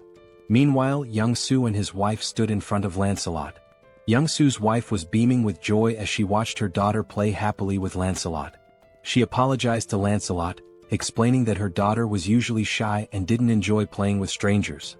But this was the first time she had played so freely with someone she had just met. To her, this meant her daughter genuinely liked Lancelot. While Young-soo's wife was overjoyed, the same couldn't be said for Young-soo. He stood there, stunned, his mouth agape as though his entire world had crumbled. His face reflected despair, like someone who had just received a dire sentence. Lancelot, meanwhile, continued playing with Young-soo's daughter. He calmly assured Young-soo's wife that aiding the Lord's companions was equivalent to serving the Lord himself. She apologized repeatedly, worried that her daughter would keep bothering Lancelot to play. But Lancelot, in his commanding voice, reassured her that it was no bother at all. He said he loved children and saw her as if she were his own. From afar, Kim, Joo-hee, and Young-soo watched this touching moment. Joo-hee, with a warm smile, turned to Kim and remarked that it was impossible not to admire someone so considerate. She commented that Lancelot wasn't just strong but also kind and compassionate, someone anyone would look up to. But Kim didn't share her sentiment. With a side eye, he muttered that calling Lancelot a person felt strange. After all, Lancelot was a skeletal knight, and no one really knew what lay beneath his armor. Yet, after a moment of reflection, Kim admitted that Lancelot was never truly evil. He realized that Lancelot had simply been following the Skeleton King's orders. The true villain had been the Skeleton King all along. Now, with Lancelot under Kim's command, away from his former master's dark influence, Kim saw that Lancelot displayed qualities of goodness and loyalty. This made Kim reconsider his initial judgment, allowing him to trust Lancelot at least for now. Joo-hee, noticing Kim's thoughtful expression, turns to him with a serious tone and asks, "Are you planning to go to Daebongu City right now?" Kim glances at Joo-hee and replies that he intends to head to Daebongu City immediately since their older brother's new home is located there. Hearing this, Joo-hee looks visibly concerned. She tells Kim that she has observed from the start how tirelessly he's been working, without taking proper rest for days. With a worried expression, Joo-hee warns Kim that, while she understands his urgency, what if he collapses or falls ill? She pleads with him to prioritize his health, cautioning that overworking himself could lead to severe problems. If that happens, she asks who will look after him. Joo-hee insists that it's already too late to leave tonight. She advises Kim to rest and wait until sunrise to set out and rescue their brother. Kim listens to her advice and nods in agreement. He then turns to look at his wife and daughter. His daughter is still perched atop Lancelot's head, while Young-soo is trying all sorts of ways to coax her down. With a mix of exasperation and humor, Young-soo tells his daughter to climb down from Lancelot and sit on his shoulders instead. He even volunteers to play the role of a brave knight. However, Young-soo's daughter begins playfully hitting Lancelot's head and declares that her father is boring. She loudly proclaims she wants to play with a real knight, not a pretend one. Hearing this, Young-soo feels a bit hurt, though he hides it behind a strained smile. Meanwhile, Young-soo's wife teases her husband, joking that even she wouldn't want to play with a fake knight like him. Instead, she quips she'd rather choose Lancelot, the real deal. And yet, despite the humor, Kim finds himself momentarily distracted by a ridiculous thought. Why, of all things, is he imagining Lancelot playing with Young-soo's wife? Kim shakes his head, silently cursing his own wandering mind. Watching this heartwarming scene, Kim pauses for a moment, his face softening into a warm smile. He announces that they will take the night to rest, enjoy the moment, and set out in the morning to rescue their brother. The scene shifts to Young-soo carrying his now sleeping daughter on his shoulders, her face peaceful after hours of play with Lancelot. Young-soo wears a contented smile, as if this moment alone fulfills him completely.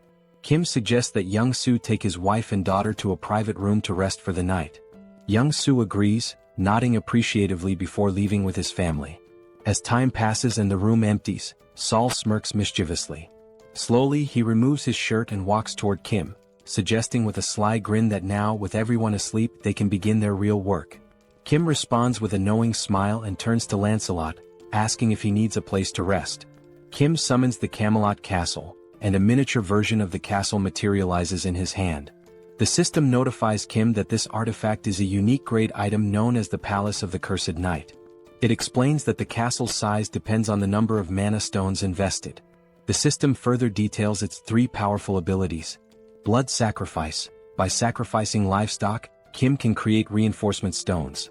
Summon a Ghost. Using mana crystals, Kim can call forth ghosts from the castle. Knight Investment. By combining ghosts with reinforcement stones, Kim can forge knights as powerful as Lancelot. Kim marvels at the artifact's capabilities, deeming them both overpowered and fascinating. However, he notes that the castle's size scales directly with his investment. For example, 500 mana stones would result in a 500 square foot castle, while 1,000 stones would yield a 1,000 square foot one. After some deliberation, Kim decides on a size sufficient for housing 12 knights, opting for a 300 square foot castle. He invests 300 mana stones, and the Camelot castle grows and expands to its new dimensions. The now enlarged castle stands before Kim, Lancelot, and Saul. As Kim observes the structure, a slight unease creeps in due to its eerie appearance. He turns to Lancelot and asks if the castle's size is adequate for 12 knights like him. Lancelot, with a calm demeanor, responds that he doesn't care about the size as he can adapt to any space. Then, with a wry sense of humor, Lancelot jokes that the castle is as tiny as the Skeleton King's little PP, adding that, compared to Kim's vast subspace, this castle is nothing. Lancelot explains that when Kim summons more skeleton knights in the future, they will reside in his subspace, while Camelot Castle will primarily serve as a summoning hub. Saul meanwhile looks stunned. She realizes how large the Skeleton King's castle must have been, at least 30 times the size of Kim's. This revelation leaves her wondering just how many mana stones the Skeleton King had used to build his massive fortress. Lancelot, overhearing the conversation, confirms that while he doesn't know the precise number, he remembers the Skeleton King using tens of thousands of mana stones to construct Camelot Castle. Hearing this, Saul is even more astonished, realizing the immense effort and resources the Skeleton King devoted to building his massive fortress. Meanwhile, Kim begins to reflect. Even though he stored such a large structure in his subspace, there were no side effects. Kim wonders if it's because the castle is initially small, but this thought leaves him uneasy. Camelot Castle is practically a city in itself, yet storing it caused no disruptions in his subspace. Deciding to set aside his concerns for now, Kim turns to Saul and asks why she hasn't gone to rest yet, mentioning that the night is long and she should take a break. Saul, however, explains that she has something personal to ask Lancelot and has been waiting for the right moment to do so. That moment, she declares, has finally arrived. With an eager gleam in her eyes, Saul turns to Lancelot and, striking a confident pose with her hands on her hips, announces her request. She wants to learn his swordsmanship. Saul boldly asks Lancelot to teach her his techniques. Kim, overhearing this, is taken aback. He thinks to himself that if Lancelot agrees to teach Saul, her skills will improve significantly, which would greatly benefit their team in the future. On the other hand, Lancelot looks thrilled. In his deep voice, he responds that he would be delighted to teach her his swordsmanship, but under one condition. Lancelot explains that when Saul used her martial arts against him previously, he found it fascinating. If she wants to learn his swordsmanship, then she must teach him her martial arts in return. It would be an exchange of skills, her martial arts for his swordsmanship. Hearing this, Saul smirks, her expression shifting into one of playful mischief, almost bordering on manic. With a teasing tone, she praises Lancelot for being clever, admitting that her martial arts are indeed impressive. She calls him a little kid and playfully questions whether he could even handle her intense training regimen. Kim, watching this from the sidelines, notes how Saul's excitement peaks whenever the topic of martial arts comes up. She's undeniably a martial arts enthusiast, if not an outright fanatic. Meanwhile, Saul continues to taunt Lancelot, her mischievous smile intact. She suggests they start with a simple sparring session before beginning formal training. The scene shifts to Kim, who, feeling drowsy, starts heading toward his room in Camelot Castle for some rest. Meanwhile, Lancelot and Saul engage in their sparring session. Saul enjoys the match immensely, pushing Lancelot to his limits. By the end, Lancelot earns his place as a true member of their group, fully integrated into their family dynamic. The scene shifts again, this time to Kim and Young-soo observing from Kim's subspace. Both are surprised to see numerous military officers in the vicinity, communicating through walkie-talkies and appearing to scout the area. Confused, Young-soo asks, "Are there other people besides us planning to travel in the morning?" Kim, however, finds the situation suspicious. Just as he is about to voice his concerns, the sound of a helicopter echoes in the sky. Looking up, they spot the aircraft flying toward Kim's subspace. Young-soo, recognizing the helicopter, exclaims, "That helicopter looks very familiar." Kim realizes it too. It's the same helicopter he had stored in his subspace and later handed over to the general. The helicopter lands and the general steps out with an elated expression. Hurrying toward Kim, he greets him warmly, saying, "Hello, Kim." Kim returns the greeting and asks if the general is alright. The general replies that he's fine but shares that he's been searching for Kim for a long time and has finally found him. He explains that when the wall of Yeoljoro City vanished, he suspected it was Kim's doing. Kim, now irritated, cuts to the chase, asking if the general is here to convince him to join the military. With a firm tone, Kim makes it clear that if that's the case, his answer is no. His priority is finding his family. The general quickly reassures him, saying, "Kim, you've misunderstood." He explains that he hasn't come to recruit Kim but rather to deliver critical news. In a serious tone, the general warns Kim that traveling by helicopter is not safe. He explains that a faction that betrayed the military has seized a base and now controls air defense systems. If Kim and Young-soo were to travel by helicopter, especially a military one and a general's at that, they would be targeted and shot down. Both Kim and Young-soo are stunned by this revelation. The general provides detailed information, elaborating on how the rebel faction captured the military base and now commands a significant portion of air defense forces. He also shares that he had sent a scouting team in the same helicopter Kim had given him. That helicopter was destroyed mid-air, leaving the general without any information on those individuals. Growing increasingly concerned, the general reminds Kim that he mentioned traveling through the city to rescue his family. The general warns that if Kim had chosen to travel by helicopter, it could have placed him in extreme danger. Upon hearing this, Kim realizes that if they had used the helicopter, their deaths would have been almost inevitable. Acknowledging the severity of the situation, Kim thanks the general for providing such vital information. At this point, the general shifts the conversation. He brings up how the wall surrounding the city vanished last night, suggesting that Kim must have defeated the Skeleton Knight. However, Kim's focus drifts away from the general's words. Instead, he contemplates the mention of the next city being under military control.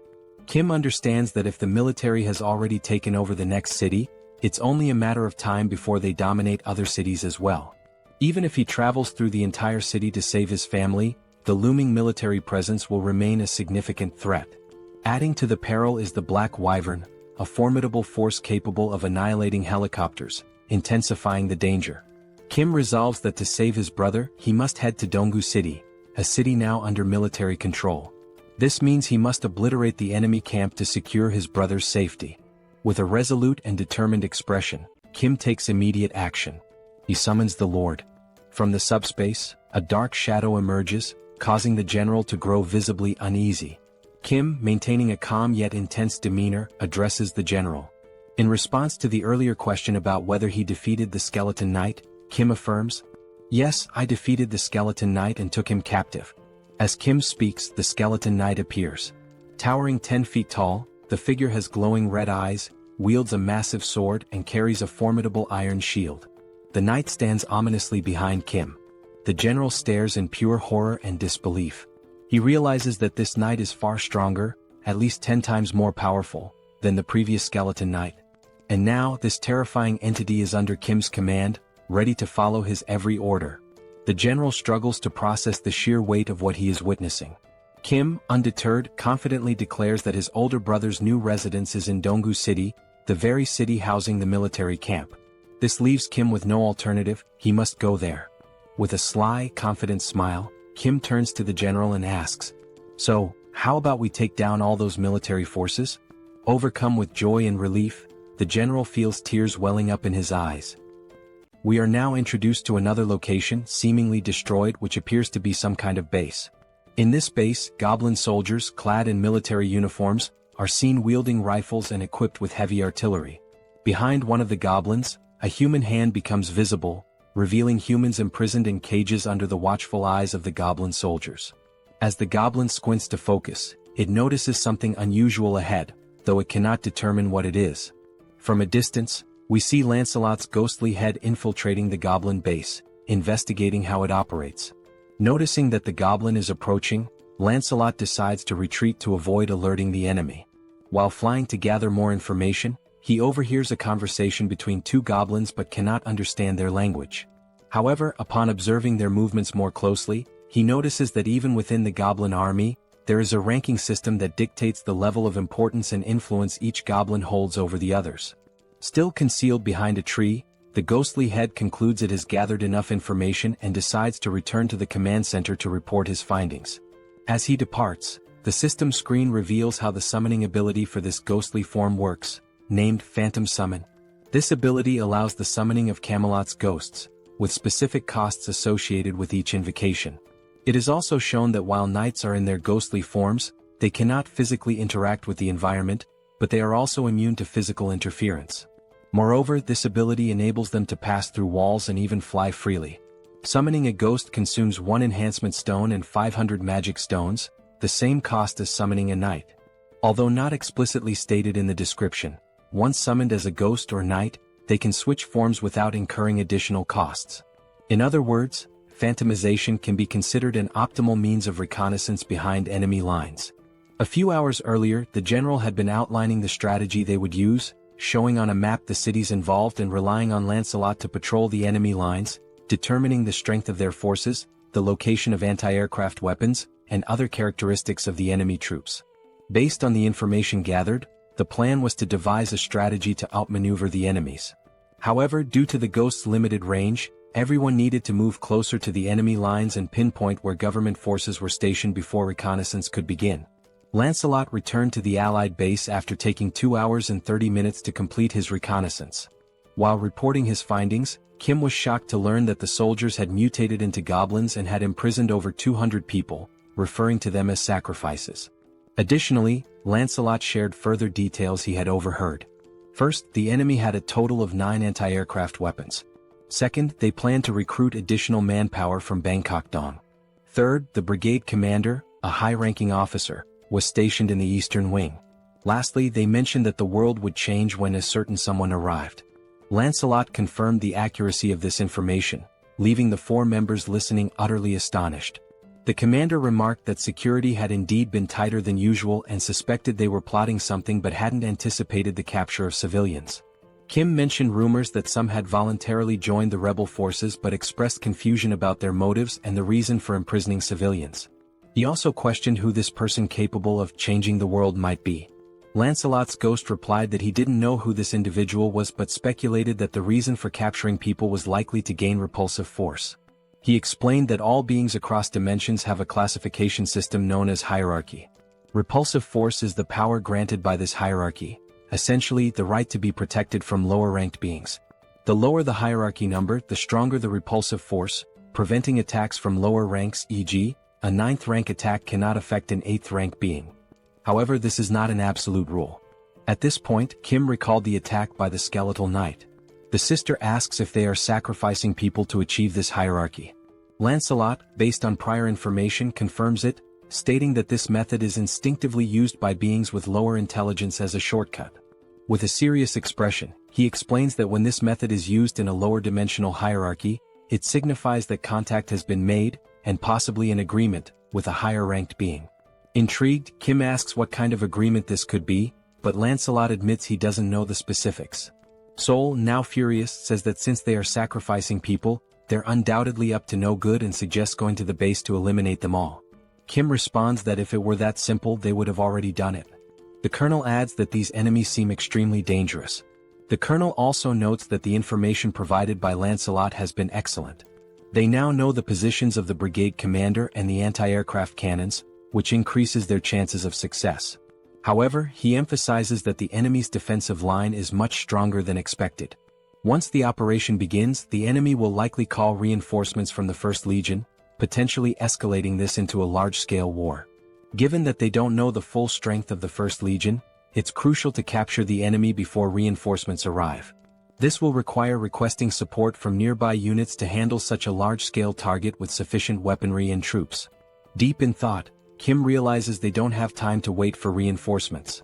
Moreover, Bangkok Dong, where his brother lives, is at risk, making it imperative to finish the mission before the enemy moves there.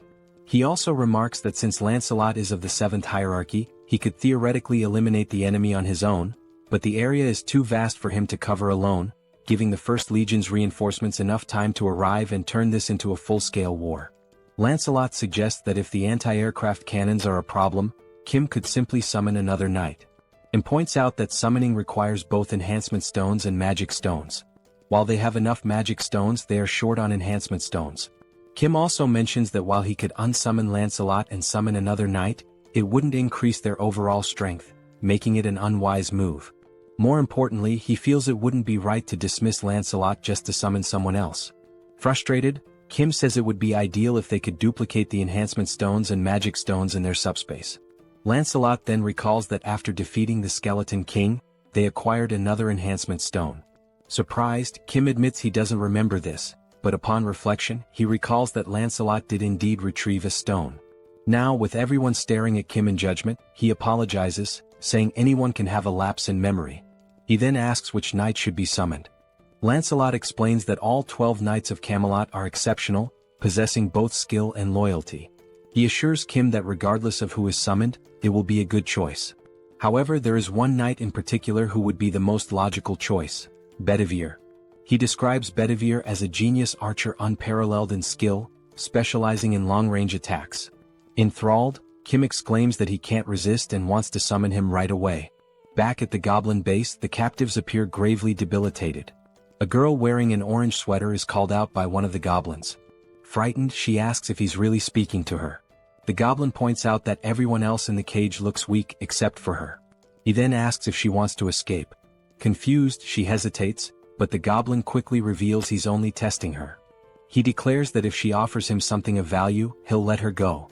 From the expression on the goblin's face, she understands exactly what he means. Before he can finish his proposition, his head is swiftly severed. The girl is stunned, her eyes lighting up as she realizes what Lancelot has just done right in front of her. Lancelot opens the prisoner's cage and, without wasting any time, continues moving swiftly. The girl steps out of the cage, still trying to process what just happened before her eyes. In the sky, something resembling a flaming bowling ball appears. From a distance, the goblins notice the strange object in the sky but cannot identify it. Upon closer inspection, one of them realizes it is indeed a bowling ball, but it makes no sense to him. Before he can react, the ball suddenly hurtles in his direction, catching him off guard, and moments later, it strikes one of the anti-aircraft weapons. A goblin further away hears the explosion and wonders about its origin. The only thing he knows for sure is that something has blown up somewhere.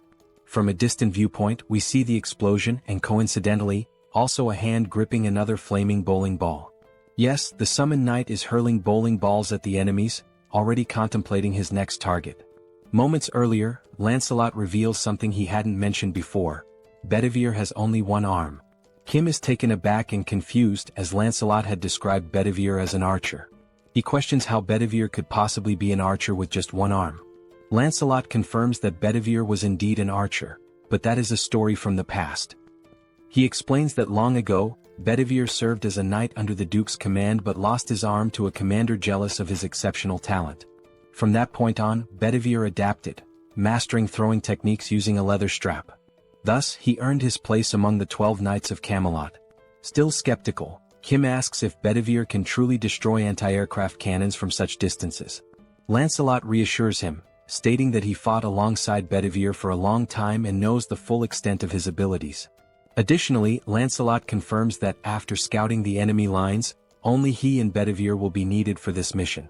Back in the present, we see Bedivere launching more flaming bowling balls at the enemies from afar. The ball soars through the sky and strikes another anti-aircraft cannon.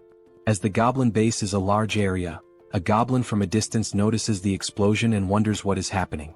Turning around, he sees another goblin soldier being attacked and flung away by someone. Alarmed, he asks his officer what's going on, but then hears the distinct sound of a sword. When he looks closely, he spots Lancelot calmly walking in his direction. The goblin, trembling with fear, stammers that this is a restricted area where unauthorized individuals are not allowed. Lancelot remains silent, continuing his steady approach toward him with an air of calm authority. Meanwhile, we see Kim's system sending him notifications. The first shows he acquired 4 magic stones, bringing his total to 2,686. Shortly after, another notification appears, adding 12 more magic stones, increasing the total to 2,698. Kim, staring at the system screen in surprise, reflects that owning a dimensional account eliminates the need to collect magic stones manually, as they are gathered automatically. Still, he finds it hard to believe how quickly the stones are being accumulated and wonders if this is really correct. Moments later, 3 more notifications pop up, one with 5 more magic stones, another with 8, and yet another with 5, bringing the total to 2,788 magic stones. Young, Seoul, and Kim stand idly waiting for a signal to act, and Kim continues to question whether this situation is as it seems. Young reassures him, suggesting he look up at the sky, stating that it is likely the source of the multiple notifications. Above, 2 flaming bowling balls launched by Bedivere collide mid-air, creating a massive explosion that draws everyone's attention to the sky. Amazed by Bedivere's precision, Kim remarks that the knights had mentioned they would signal when all major anti-aircraft artillery had been destroyed. Young adds that it's now clear why Sir Lancelot takes so much pride in the Knights of Camelot. As the group stands in awe, the colonel comments on the extraordinary combination of Lancelot's tactics and Bedivere's abilities. He notes that if all the knights possess this level of skill, there's absolutely no need for special forces to intervene. Young simply nods in agreement. Kim, still astonished, declares it's time to make their move and execute their part of the plan. He also contemplates the immense power he now wields with all 12 knights, most of whom he hasn't even met yet. As the explosion in the sky subsides, smoke begins to fill the air. The scene shifts to the source of the explosions, Bedivere. He is examining a map and muttering to himself that there's a problem. He notes that he destroyed all the necessary targets and even sent the signal in the sky, but now he can't make sense of the map. The map indicates the locations of the anti-aircraft artillery he had to eliminate, a goblin circled in red, and an arrow pointing somewhere else. However, he cannot figure out where Lancelot told him to go next. Bedivere continues staring at the map, trying to recall the route Lancelot had given him earlier, but he has no idea which direction to take now. He mutters that if there were written instructions, it would be much easier to understand. Shrugging off his frustration, he decides to trust his instincts and proceed. Back to Lancelot, he punches a goblin in the face, causing the creature to cry out in pain. Without hesitation, Lancelot follows up with a more forceful blow that sends the goblin flying. Unapologetic, he steps on the goblin with enough force to make it scream in agony. Still pinning the goblin underfoot, Lancelot states that controlling his strength is exhausting and warns the goblin to speak the truth before he accidentally kills it. He demands to know who informed them about using this shortcut, sacrificing humans to climb the hierarchy. He also presses for their plans and the strength of the First Legion's forces. The goblin chuckles, commenting on how much Lancelot seems to know about their operations. Eventually, the goblin gives in, revealing that the one destined to change the world is named Tonetiuh.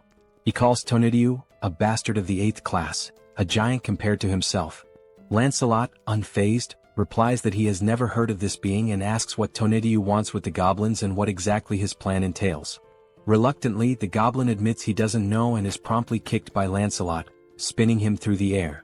Now farther away, the goblin uses the last of his strength to flee. He leaps from a nearby window in a desperate attempt to escape. Upon landing, he finds himself near a group of goblin soldiers patrolling the area. Unfortunately, he lands awkwardly, injuring his foot. The goblin soldiers rush to him, asking if their commander is all right. Wincing in pain, the commander urgently orders them to fetch his bicycle. One goblin obeys and runs to retrieve it while the commander hobbles away slowly on his injured foot. Suddenly, he hears a sound behind him. When he turns to look, he sees Lancelot leaping from the building in pursuit. Calm and determined, Lancelot declares that attempting to flee is futile. Unaware of the level of the threat in front of them, the soldiers surround their commander, vowing to protect him. One goblin, holding a rifle, declares that they'll take care of him, while another assists the commander in walking, offering support. Lancelot changes his tone and remarks on how remarkable it is that they're so willing to sacrifice themselves so easily, adding that their judgment is indeed at a goblin's level. The goblin retorts, saying it's better to be a goblin than an empty-headed fool like Lancelot. Now aiming his rifle, the goblin advises Lancelot to drop his arrogance, noting that there are also 8th-ranked individuals in their main force. He boasts that if he had only consumed 10 more, he too would have been in 8th rank. Disbelieving the audacity of their actions, Lancelot questions whether all those who became goblins are doing the same thing. The goblin, with a sly grin, affirms this.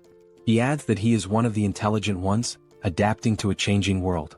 Before he can finish his sentence, Lancelot swiftly lunges forward and drives his sword through the goblin's neck. Lancelot coldly remarks that knowing this will make it easier to decide whose lives to take. The fleeing commander glances back to see what is happening, only to witness blood spurting into the air.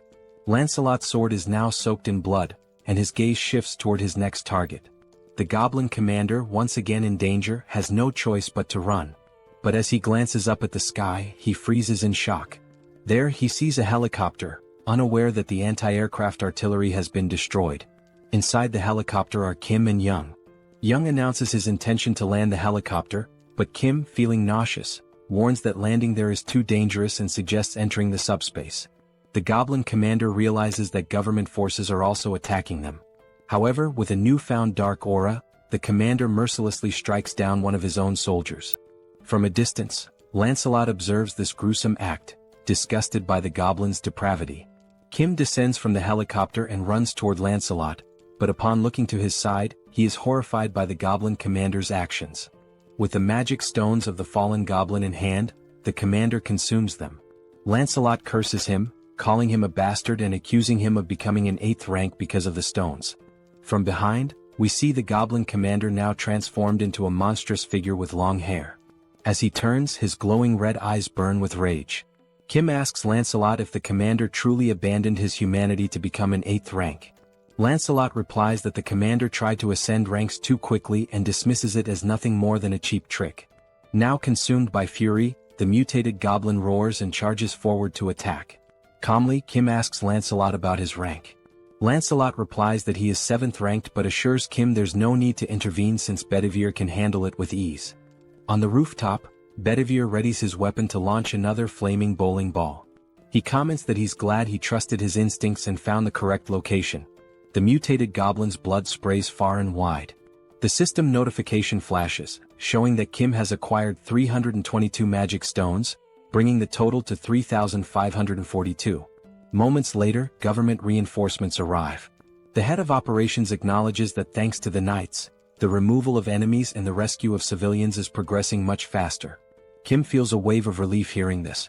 A soldier asks where the commander is, and Kim directs him to look to the side, where the lifeless body of the goblin commander lies. The head of operations is stunned. Kim asks Lancelot if he has uncovered more information about their plans. Lancelot apologizes, stating that the only piece of information he managed to extract was the name of a high-ranking being, Tonatiuh. He adds that it's the first time he has ever heard that name. Kim remarks that everything remains a mystery. The head of operations suggests searching the building's documents for clues. Lancelot points to the shattered windows on the 4th floor, explaining that the commander was staying in that room. He notes that there are numerous documents to sort through in that area. The chief of operations thanks them for their service, but Kim quickly interjects, asking if the PX system is capable of storing all the military documents from the building. Pax confirms and immediately begins calculating the number of documents and the cost to process them. The system reveals there are 5,086 documents, with a cost of 120 magic stones. Kim gives the order to proceed. The chief of operations remarks that such measures weren't necessary, but Kim explains that PX will handle it efficiently, and he needs to locate the family as quickly as possible. Soon after, the system alerts him that an unsuitable document has been detected among the military files, labeling it as an incompatible item. Confused, Kim tries to understand what an incompatible item might be. Now holding the document, he attempts to read it. It turns out to be a registration form for dimensional beings. Lancelot clarifies that it's a document capable of increasing someone's rank. Examining the two documents in hand, Kim notes that one is in poor condition. Lancelot explains that the pristine document is the official form, while the damaged one is a shortcut. He further elaborates that the soldiers likely turned into goblins because they failed to register properly using the official method. To add to this, Sir Lancelot explains that registering a dimensional being requires magic stones and a dimensional account. He states that Earth's dimension is still in its early stages of exploration, and no one currently meets these conditions, except for Master Kim, who defeated an 8th rank being possessing a dimensional account. Kim and the Colonel fail to grasp much of what he says, but Lancelot continues, emphasizing that despite the oddity of the document's existence, Kim should register since he meets the requirements. This suggestion catches Kim off guard. However, Lancelot assures him that by completing the official form, Kim will avoid becoming a goblin. He also explains that dimensional being registration is automatically adjusted for each dimension, and the reason Kim can read it in a standard language is that it's the official document. Holding the document, Kim scans the fine print and notes that the process would consume only 1,000 magic stones. Without hesitation, he signs his name on the form. The system announces that the dimensional being registration is complete, leaving Kim with 2,422 magic stones. After signing, the document begins to glow and disintegrates into dust. Jokingly, Kim remarks that he's curious to know where the system wants him to submit the documents. Outside, someone arrives on a motorcycle, calling out to the commander and apologizing for the delay. The individual explains that the holdup was due to something being incredibly heavy to carry. However, upon taking a closer look around, they are baffled by what happened to the goblins in the area. From atop the building, Bedivere watches the scene with curiosity, wondering aloud if the vehicle the goblin is riding might be a horse. Meanwhile, back in the document room after the PX scan, they manage to retrieve not only the contract but also approximately 40,728 pages of military documents. Kim informs the colonel that he remains worried about his family and won't be able to review the documents himself since he's heading out to search for them. He adds that the director of operations will handle the verification and assures the colonel that once he finds his family, he will return to assist the government forces. The colonel thanks him and wishes him good luck. As they leave, Kim tells Lancelot that the plan is to enter without the rebels mistaking them for government troops. However, they learn that Dobonggu has been occupied by the rebels, making it too dangerous for Yong-soo to drive. Kim decides to take the wheel instead. He considers that, for now, it's safer for him and the two knights to travel in unassuming vehicles to avoid drawing attention and being identified as enemies. However, a significant problem arises. Upon inspecting the subspace inventory, they discover that only military vehicles are available, which completely disrupts the plan. Kim wonders how they will resolve this issue, convinced there must be a non-military vehicle somewhere. Determined, he decides to search thoroughly to find something usable. Descending the stairs, he acknowledges that the task will be slow and dangerous but accepts that there is no other option. He also expresses hope that they will locate a drivable vehicle. As they step outside, they are startled by the sound of a roaring engine. Looking ahead, they see Bedivere perched atop the motorcycle previously owned by the goblin. Suffice it to say, he looks incredibly stylish. Stunned, Kim, still processing what he's seen, asks why Bedivere is on a motorcycle. The newly self-proclaimed rider explains that he thought it was a horse. Pointing to the goblin's corpse on the ground, Bedivere says the goblin had been riding this modern horse, and he found it amusing, so he decided to learn how to use it. It wasn't even that difficult, he adds. Kim, still surprised, recognizes the vehicle as the brigade commander's motorcycle and hatches an idea. Opening the system, he learns it will cost only 22 mana stones to store the motorcycle under the military unit category. With 2,400 stones remaining, he approves the storage. A while later, goblin soldiers armed with rifles notice something unusual approaching them. One goblin, puffing on a cigarette, asks what the hell that thing is.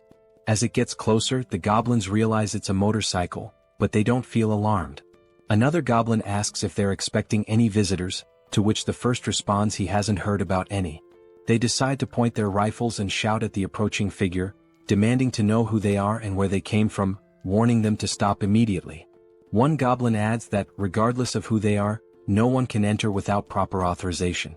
Seconds later, before the goblins can react, one of them is struck by a bowling ball, leaving only the cigarette burning in his hand. Here's a lesson: if you're a goblin, don't smoke. The other goblin, bewildered by the sudden demise of his comrade, turns around to investigate what just happened. Still astride the motorcycle, Lancelot unsheathes his sword, turning those few seconds into the goblin's last. Without hesitation, he eliminates the goblin with a precise strike to the neck. The group continues forward, now riding two motorcycles, Kim and Lancelot on one with Bedivere piloting the other, steadily distancing themselves from the scene. A goblin watching from afar notices the suspicious movement and remarks that he's never seen anyone ride motorcycles like that before. Eventually, they seem to reach their final destination and decide to stop. All signs suggest this is Kim's brother's apartment. Inside, on the 14th floor, Kim knocks on the door of apartment 1405, calling out for his brother, Hyung, and asking if anyone is inside. He keeps calling, but the silence hanging in the air suggests no one is there. Worried, Kim decides to open the door using the handle, and to everyone's surprise, it's unlocked. Inside, amidst the destruction, They see wedding photos of Kim's brother and his new wife hanging on the walls, alongside apparent bullet marks on the TV. Kim freezes at the doorway, calling out to his brother and sister-in-law once more, but still there's no response. Concerned for Kim's safety, Lancelot, ever the loyal servant, asks for permission and declares that he will take the lead. They decide to enter, and as Kim looks around he notices something odd. It doesn't seem like they were attacked. Instead, it feels as if they abandoned the house and evacuated somewhere else. While searching for clues, he spots a letter on the bed and decides to read it. The paper contains a message from his brother addressed to Kim or their sisters. It explains that the phones weren't working, so he left the letter in case one of them came looking for him. In the letter, his brother writes that they decided to head to UINGBU but admits he's uncertain about their safety given the current situation. He mentions that his wife's family is also nearby. He adds that he doesn't know when they might read the letter but assures them there's no need to risk facing danger to look for him. He explains that outside, soldiers have been forcefully removing people from their homes and abducting them. As Kim reads, Bedivere and Lancelot finish their sweep of the house and confirm there's nothing unusual inside. The letter continues, describing how people are being taken indiscriminately, adults and children, regardless of gender. It warns that the situation is perilous but expresses hope that they'll survive somehow and urges Kim to do the same. Finishing the letter, Kim feels a sense of relief, thinking it's likely his brother and family managed to escape before the First Legion occupied the area. Kim calls Bedivere over, hands him the letter, and orders him to show it to his sisters in the subspace. He wonders when his brother, Hyung, wrote the letter and fears that if the Legion occupied this area, they might soon target where his brother is now.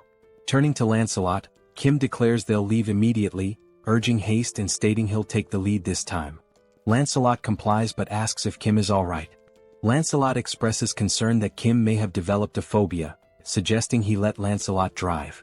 Before they can act, a helicopter suddenly appears outside the window, its turret aimed directly at them. The goblin piloting it reports via radio that he's identified an unknown individual and a skeleton at the location and is preparing to open fire.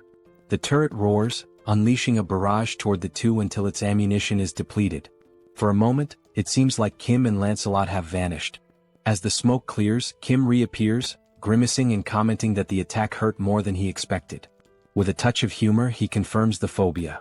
Somehow, Kim commands Pax to store the Black Hawk helicopter in the warehouse, noting that its maintenance hadn't been completed and its weapons were for demonstration purposes only.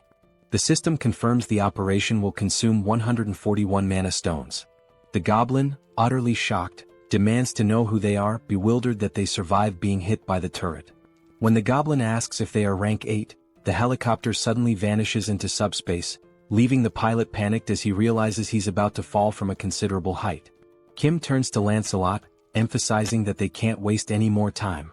Meanwhile, they hear the goblin scream until it abruptly ends with a splat. Kim reflects on how many rebels they've eliminated along the way but hadn't expected them to have a Black Hawk in their possession. He silently hopes his brother and family are safe. The scene shifts to a group of goblins having a conversation. They discuss how the high priest promised to distribute rewards based on the number of offerings they've collected. It's been several days since then. One goblin mentions there's only one building they haven't managed to destroy and questions if it's really necessary to interfere like this. He adds that another lieutenant's team has already captured 300 offerings. Another goblin scratches his head, admitting it's not easy to take down that building unless you're rank 8. The goblin lieutenant chastises him, saying they should have asked for reinforcements or figured out another way. He criticizes the others for risking their lives to collect more offerings while they lag behind. Declaring he'll handle things personally from now on, the lieutenant tells the goblin to work harder to make up for the delay. The subordinate obeys. Turning to the side, the lieutenant asks another goblin if he heard the instructions and orders him to destroy the building. The monstrous goblin growls furiously but doesn't reply. The mutant goblin charges toward the building, but abruptly halts as he notices strange movement coming his way. Alongside the mutant, all the other goblins in the area stop in their tracks, watching as the figures draw closer. The goblin lieutenant hears shouting but can't make sense of it, bewildered by the approaching shapes. As they get closer, Kim bellows furiously, commanding the filthy goblins to leave immediately, declaring that this is his home. Lancelot, right behind him, unsheathes his sword and prepares to do what he does best.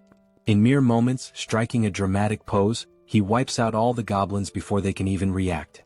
Wasting no time, Bedivere hurls a single flaming bowling ball at the mutant goblin, striking its head and defeating it instantly. With the goblins swiftly dealt with, the building in the background comes into full view. The structure bears the name Jeong-gyeom Tool Shop, a clear indication it belongs to Kim's family. Inside, peeking through a hole in the wall, a few people anxiously observe the scene outside. Someone asks if things are truly as bad as they appear. Another voice questions the father, wondering what's going on and why he's hesitating. The father, seated in a chair and spying on the commotion, reassures them not to worry. He explains that Kim has arrived on a motorcycle, accompanied by skeletons, leaving everyone utterly confused.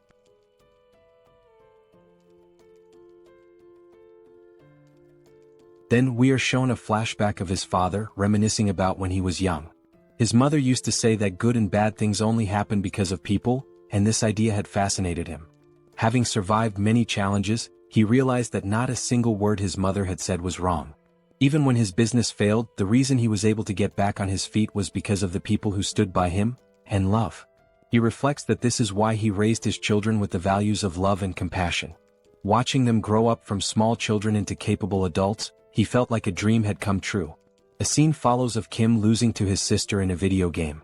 The father continues, sharing his dream of building a large, spacious home where he could live with his family. To pursue this, he began studying civil construction, something he had never done before and found immensely difficult and complex. The financial burden made the dream seem unattainable. In the end, his children all grew up well. His eldest son recently married, his eldest daughter became a nurse, the youngest daughter became an athlete, and his youngest son had just completed his military service. Their futures seemed so bright, until the monsters appeared. He recounts how, luckily, as the manager of a tool shop, he survived the monster attack using hammers and other tools. However, even with that resourcefulness, the situation was dire. They had to constantly worry about food and water. He often pretended not to be hungry to give his wife the little food they had. On top of that, there were neighbors who raided for food and monsters roaming about, forcing them to hide as silently as mice.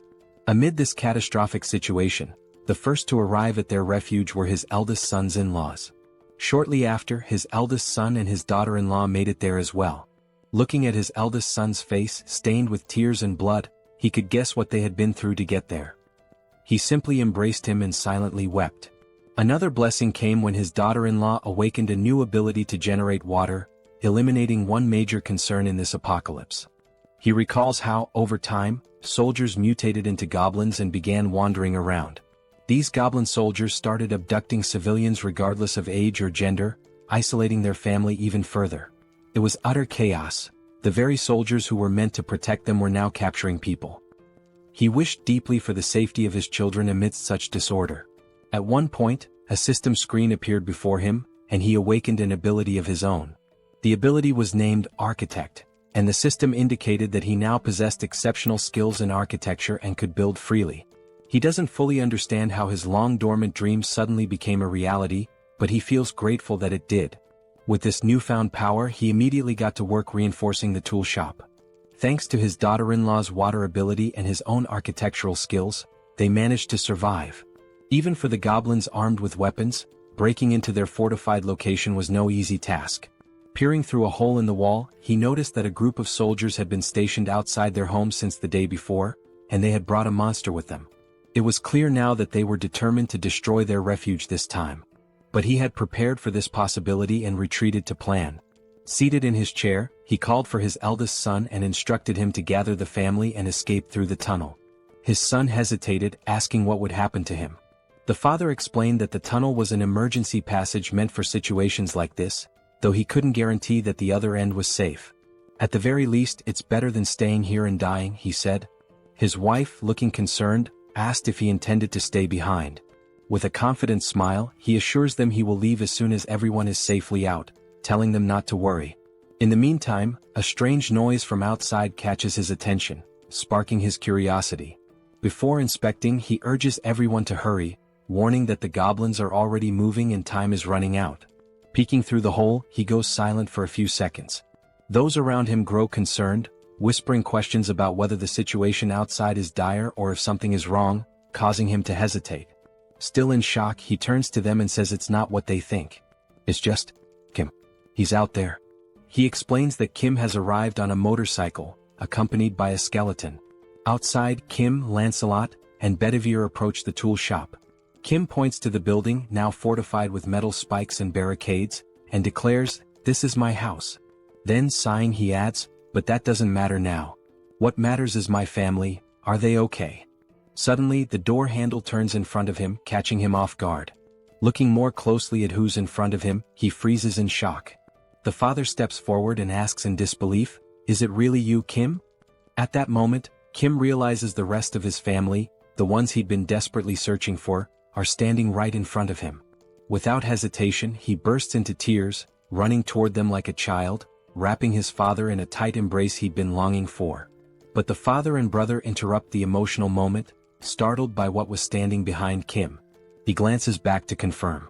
"Don't worry," Kim says reassuringly, "despite how they look, they're friends, they're on our side." Kim then reveals, "And that's not the only surprise I've got." Using his powers, he opens a subspace portal. Inside, his two sisters are safe and enjoying a hearty meal. Seeing them eating brings tears of relief and joy. His sisters, realizing what's happening, break down, sobbing uncontrollably. Inside Kim's subspace, the reunited family sits down for a meal they haven't had in ages. For the parents especially, it's a heartwarming moment. Tasting the food, the mother is taken aback. She thinks to herself, "No matter where I go, I always trust my cooking. But this grilled mackerel is on a whole other level." She turns to Young-so's wife and asks if she's a professional chef. The wife thanks her for the compliment, smiling. The mother declares, "Now that you've set the bar with such a delicious meal, I can't back down." She takes it upon herself to make a dessert worthy of matching it. The dessert consists of thinly sliced green grapes placed delicately atop whipped cream on a cheesecake, arranged with care. When it's ready, she presents it as a token of gratitude, naming it Mom's Green Grape Tiramisu with whipped cream. Young-so's wife tries it and is overwhelmed by the burst of flavor, reminiscent of something out of Shokyuji no Soma. She asks how the mother managed to make something so divine, and the others eagerly agree as they taste it. Elsewhere in Kim's subspace, someone is hammering iron. It's an elderly man, the father of the eldest son's wife, tinkering with Lancelot's armor. The old man asks Lancelot for his name. "I'm Lancelot," he answers. The man abruptly cuts him off, asking, "Do you know how to play Jengi?" Lancelot pauses, confused. "Are you sure you mean Jengi?" Clearly misunderstanding, Lancelot begins explaining how, in his hometown, they were famous for dismantling monster corpses, so he's dealt with organs before. The man interrupts again, asking what nonsense he's talking about. In the foreground, a reinforcement stone comes into view as the old man remarks, "Seems like you don't know how to play. Grab a chair, I'll teach you."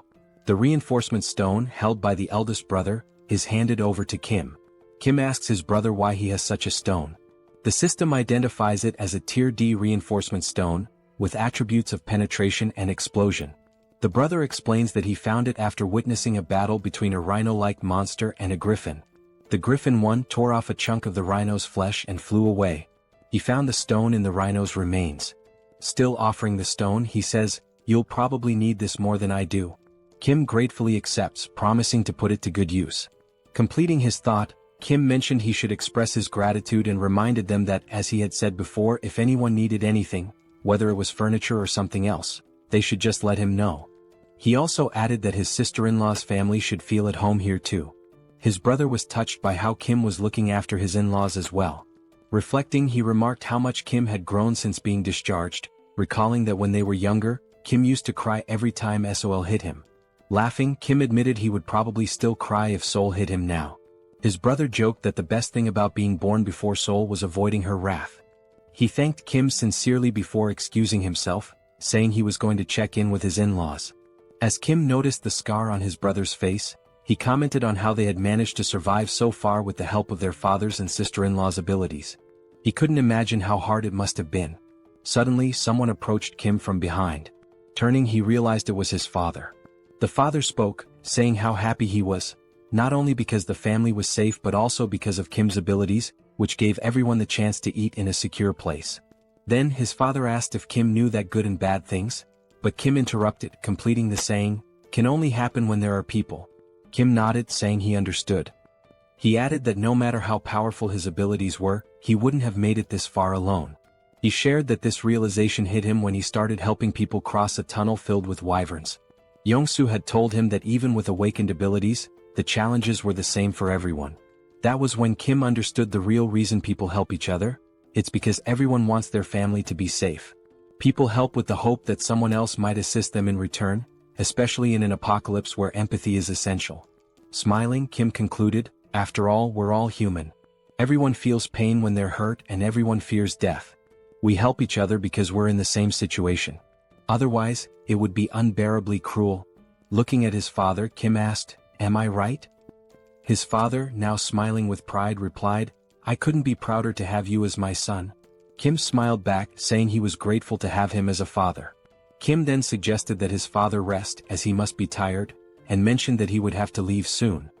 His father cautioned him to be careful, and Kim reassured him, joking, "I can't even get hurt now, even if I wanted to." Meanwhile, back at the headquarters, the commander was sorting through documents that had piled up, finally feeling some relief that half of them had been taken care of. Thanking the soldiers for their efforts, he told them to take a short break. One of the soldiers joked, saying his eyes felt like they were about to fall out from all the reading. At that moment, another soldier entered, reporting that a short while ago, a skeletal knight riding a motorcycle, who introduced himself as Bedivere, delivered a message. Kim had already departed for Payu. The colonel, puzzled, asked why Kim would go to Payu. The commander thought for a moment before realizing with growing alarm that the First Corps was stationed there. After a brief pause, panic overtook him as he realized Kim intended to confront the First Corps alone. The scene shifted to a sunset, showing Kim and his team heading into battle. Riding his motorcycle, Kim commented on how pleasant the weather felt at that moment. Meanwhile, inside the subspace, Seoul, wearing boxing gloves, was counting aloud to 19. Her eyes glinted with determination as she trained tirelessly. She lunged forward with speed, unleashing a flurry of punches on a punching bag while vividly imagining an opponent before her. Like a skilled fighter, she rotated her torso flawlessly, channeling all her strength into a powerful kick that landed squarely on the bag. Wasting no time, she followed up with a devastating punch that shredded the punching bag, sending its remains flying several meters away. The count of 19, as it turned out, referred to the number of punching bags she had already destroyed. Frustrated, she called out to Pax, demanding he bring another bag and chastising him for being too slow. Nearby, her eldest brother, joystick in hand, observed the scene while Pax muttered that the speed of requests was set by Kim. The older brothers were engrossed in a video game and one of them asked why Seoul was so angry. She replied that it was because Kim refused to let her leave the subspace and risk her life. She added that while Kim acknowledged her awakened abilities, he reminded her that facing weapons, electric vehicles and similar dangers was still too risky. Seoul had insisted on at least being allowed to set up punching bags to train, and ever since she had been relentlessly hitting them. As they continued playing Overcooked, her older brother noted that Seoul had mentioned her awakened abilities. He agreed it was dangerous outside and questioned her eagerness to leave, adding, "But then again, we're talking about Seoul." Joyeon chimed in, agreeing, and mentioned that she'd overheard Kim talking about a scar on their brother's face. Touching his face, the brother dismissed it as nothing to worry about. Suddenly he heard a faint buzzing sound. As he touched the scar, he noticed something unusual. Alarmed, he realized the scar was gone, as if he had woken from a dream. Joyeon teased him, remarking that the scar wasn't that bad but that the bruise was a bit over the top. Still shocked, he insisted that the wound had been significant, pointing out that the scar had still been there yesterday. Smirking, Joyeon mockingly told him he shouldn't act injured, recounting how scared she had been when she was in the hospital. She also recalled a certain chief of internal medicine named Jin Sung-hak who had used his powers to manipulate and brainwash the hospital staff. Angrily recalling the ordeal, Joyeon admitted that it made her tread carefully with every action out of fear of being controlled too. At that moment, Young-so's wife appeared in the doorway, announcing that it was time to eat. Without hesitation, Joyeon dropped the joystick and bolted toward the dining area, leaving her brother to play alone. As their mother called everyone to the table, she overheard playful voices in the background. Someone declared themselves the devil of the underworld, while another announced, "I'm Yu Jong, the magical girl who's going to defeat you." The voices belonged to their father, Young-so, and his young daughter, who paused their game and acknowledged they were on their way. The mother announced that today's menu was kimchi stew and mentioned she had already served the black rice, urging them to eat while she joined them shortly. She turned to ask where Grandpa was, and the father replied that he likely wouldn't be eating just yet. Noticing the old man sitting with his back to her, she inquired why he wasn't joining them. He was focused on the board game he was playing with Lancelot, visibly intrigued. It was the first time he had ever encountered such a game. He marveled at how Lancelot, despite never having played before, could be so skilled. No matter how hard he tried, he couldn't find a single weakness in Lancelot's strategy. He resolved to ask Lancelot to explain his methods when he returned, impressed by the brilliance of his gameplay. Back on the battlefield, the scene shifted to war tanks rolling steadily toward an unknown destination. Suddenly they stopped and opened fire, their shots striking a target ahead. Another volley followed, resulting in a massive explosion at the impact site. From the devastation, a radiant blue light emerged, illuminating the entire area where the tank's shells had landed. As we approached, we noticed that the blue light was actually Kim's subspace, which had been struck by the attacks. In retaliation, Kim launched several missiles. The system screen displayed the status of the missiles, noting that they were ranked rare and had the ability to penetrate and explode.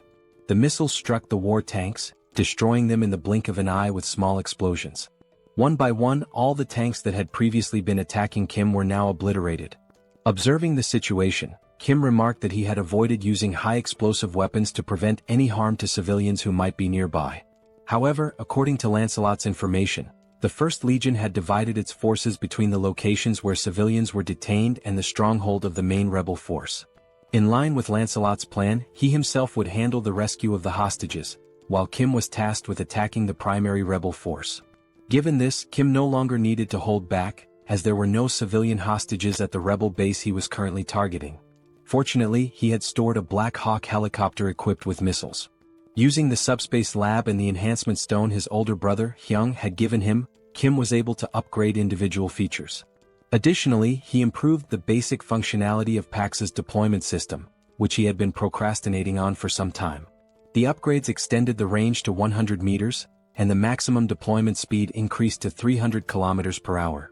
What was already powerful now packed even more destructive force.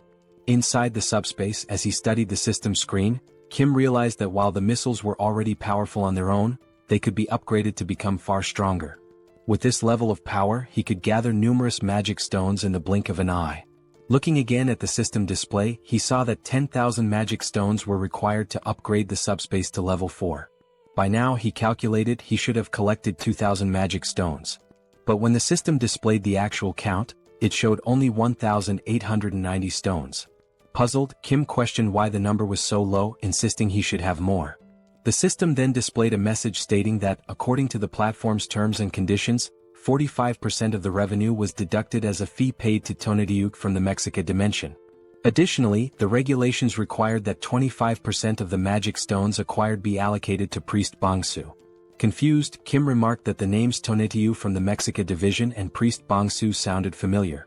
At that moment, he recalled a conversation with Lancelot in which Lancelot had revealed that the goblins had made contact with a high-ranking entity known as Tonatiuh. This memory startled Kim as he began piecing together the facts they had uncovered earlier. Suddenly, something appeared before him.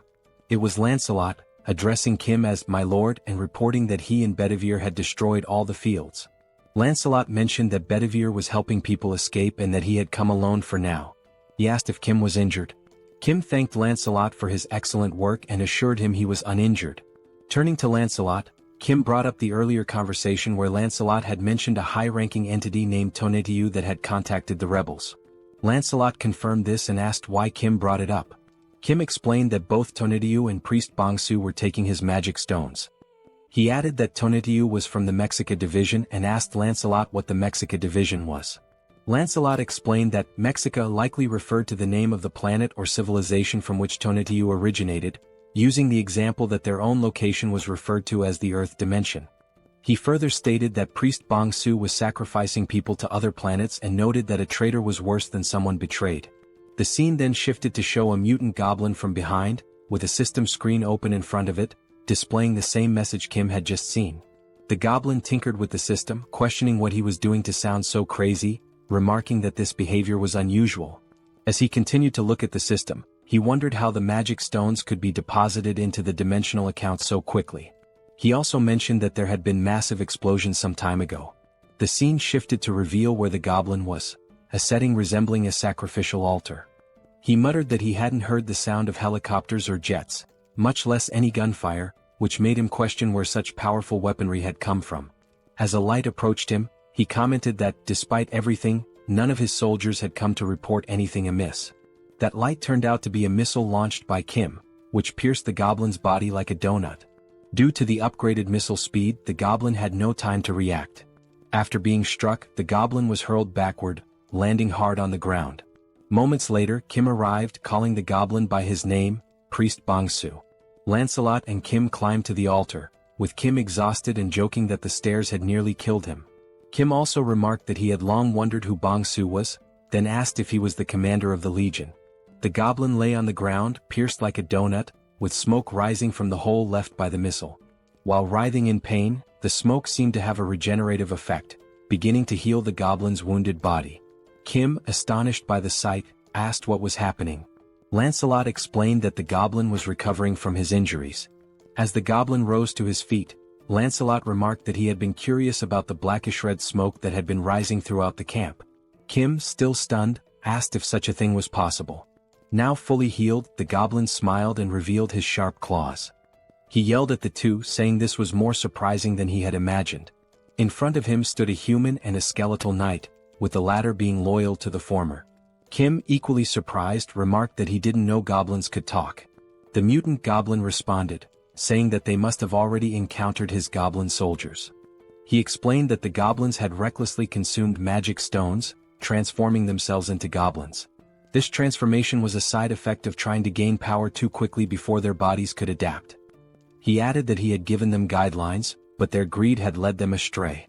The goblin then speculated that since Kim had a dimensional account, he must be an 8th level hierarchy user. He questioned where Kim had obtained all the investment for it and proposed a deal. The deal was simple. Kim and his allies should cease their destruction and leave the area, and in return the goblin would refrain from harming them. Brimming with arrogance, the goblin declared that, as they had seen, they couldn't kill him. If he wanted, he could kill both Kim and Lancelot right now. However, the only reason he hadn't done so yet was that it would cost him some damage. Priest Bongsu concluded by saying that fighting at a time like this was nothing but a waste of time. Lancelot retorted that the goblin couldn't kill them either, let alone leave a scratch, and invited him to try if he wanted. Meanwhile, Kim was deep in thought, pondering the sudden offer of peace. He questioned whether he could truly kill the goblin or not. If he couldn't, it was likely due to the mysterious smoke. Staring at the goblin, Kim wondered about the true nature of the smoke, suspecting it might be a remnant of human sacrifices. He recalled that Lancelot had mentioned seeing the smoke at the camp, though he hadn't seen it himself. If he had, perhaps he could have deduced its principles. Looking beyond the goblin, Kim noticed a strange hum and a dark red smoke gathering in the sky. He glanced upward, questioning why the smoke was also in the sky. The heavens glowed a deep scarlet, resembling a scene that signified the end of the world. As Kim stared upward, he was caught off guard by something that made his eyes widen and his body tremble with fear.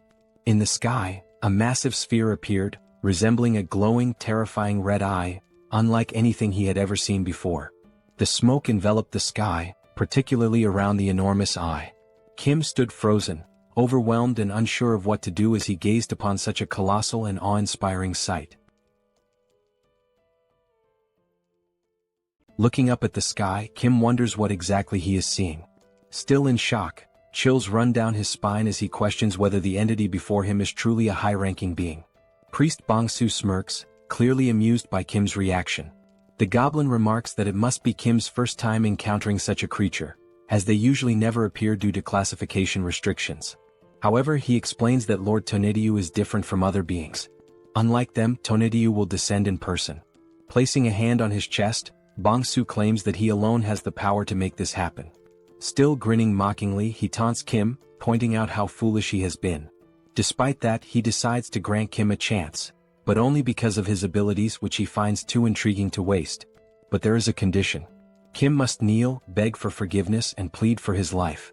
Only then will he be granted the honor of becoming Bongsu's right-hand man. Before he can finish speaking, Lancelot dashes forward, delivering a powerful strike that slices through Bongsu's neck in an instant. Lancelot is enraged that a mere goblin dared to place himself above his master. The goblin's severed head flies several meters away, yet even as his body collapses, he erupts into laughter, knowing his regeneration ability will soon restore him. Seconds later, the goblin's head begins floating back toward his fallen body. Smirking, he tells them to stop wasting their time, as they should already realize how pointless these games are. With Tonatiuh watching from above and Bong-soo rapidly recovering, the goblin declares that no matter how many times they kill him, he will simply return to life. His expression darkens as he mocks Lancelot, questioning if his brain is so empty that he still cannot grasp such a simple concept. He also adds that Lancelot has no idea how useful he could be. As a true knight, Lancelot replies that he indeed does not understand, but then corrects himself, saying that honestly he doesn't care to. With unwavering conviction, he states that the only thing that matters to him is Master Kim. He will cut down anyone who threatens his master's safety, no matter how many times it takes. The goblin sharpens his claws and sneers, remarking that the knight truly has an empty head. Without hesitation, the goblin lunges forward, inviting Lancelot to attack him as many times as he wants. Watching Bong-soo's reckless charge, Lancelot reconsiders his approach. Instead of drawing his sword, he clenches his fists and decides that if cutting won't kill him, he will simply pummel him into dust instead. With lightning-fast speed, Lancelot lands a devastating punch to the goblin's face. Bong-soo has no time to react. With a single blow, his nose is shattered, several teeth are broken, and blood spews from his mouth. The goblin recovers quickly and, grinning, remarks that Lancelot's fists are not bad. However, even with that strength, they are still useless. Boasting about the blessing of immortality, the goblin fails to notice Lancelot moving. Wasting no time, Lancelot seizes him by the hair with his right hand. Focusing all his strength into his left fist, Lancelot states that if something doesn't work, then he will simply make it work. Bong-soo's expression instantly shifts to fear as he stammers, pleading for Lancelot to wait a moment. Without mercy, Lancelot begins his onslaught.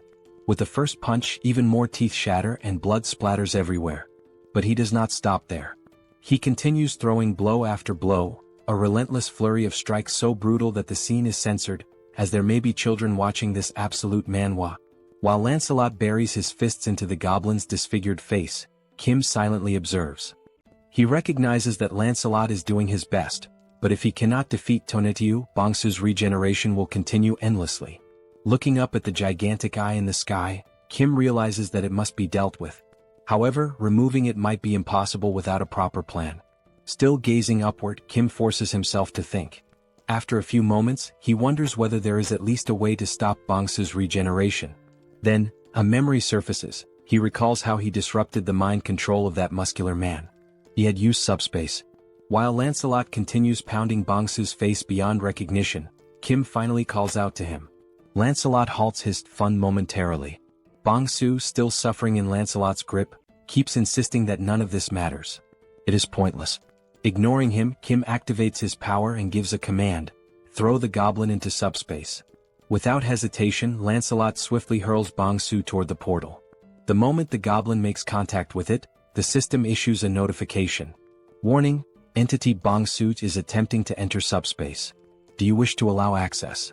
Then, Kim grants permission, and the system confirms that entry has been allowed. Inside SUBSPACE, while Joyeon is carrying supplies, she notices the portal opening. Instinctively, she assumes that Kim, her third brother, has returned faster than usual this time. However, before she can finish her thought, the system issues an alert. An unidentified energy attempting to enter from the outside has been blocked. Her eyes widen in shock as she sees what is now before her.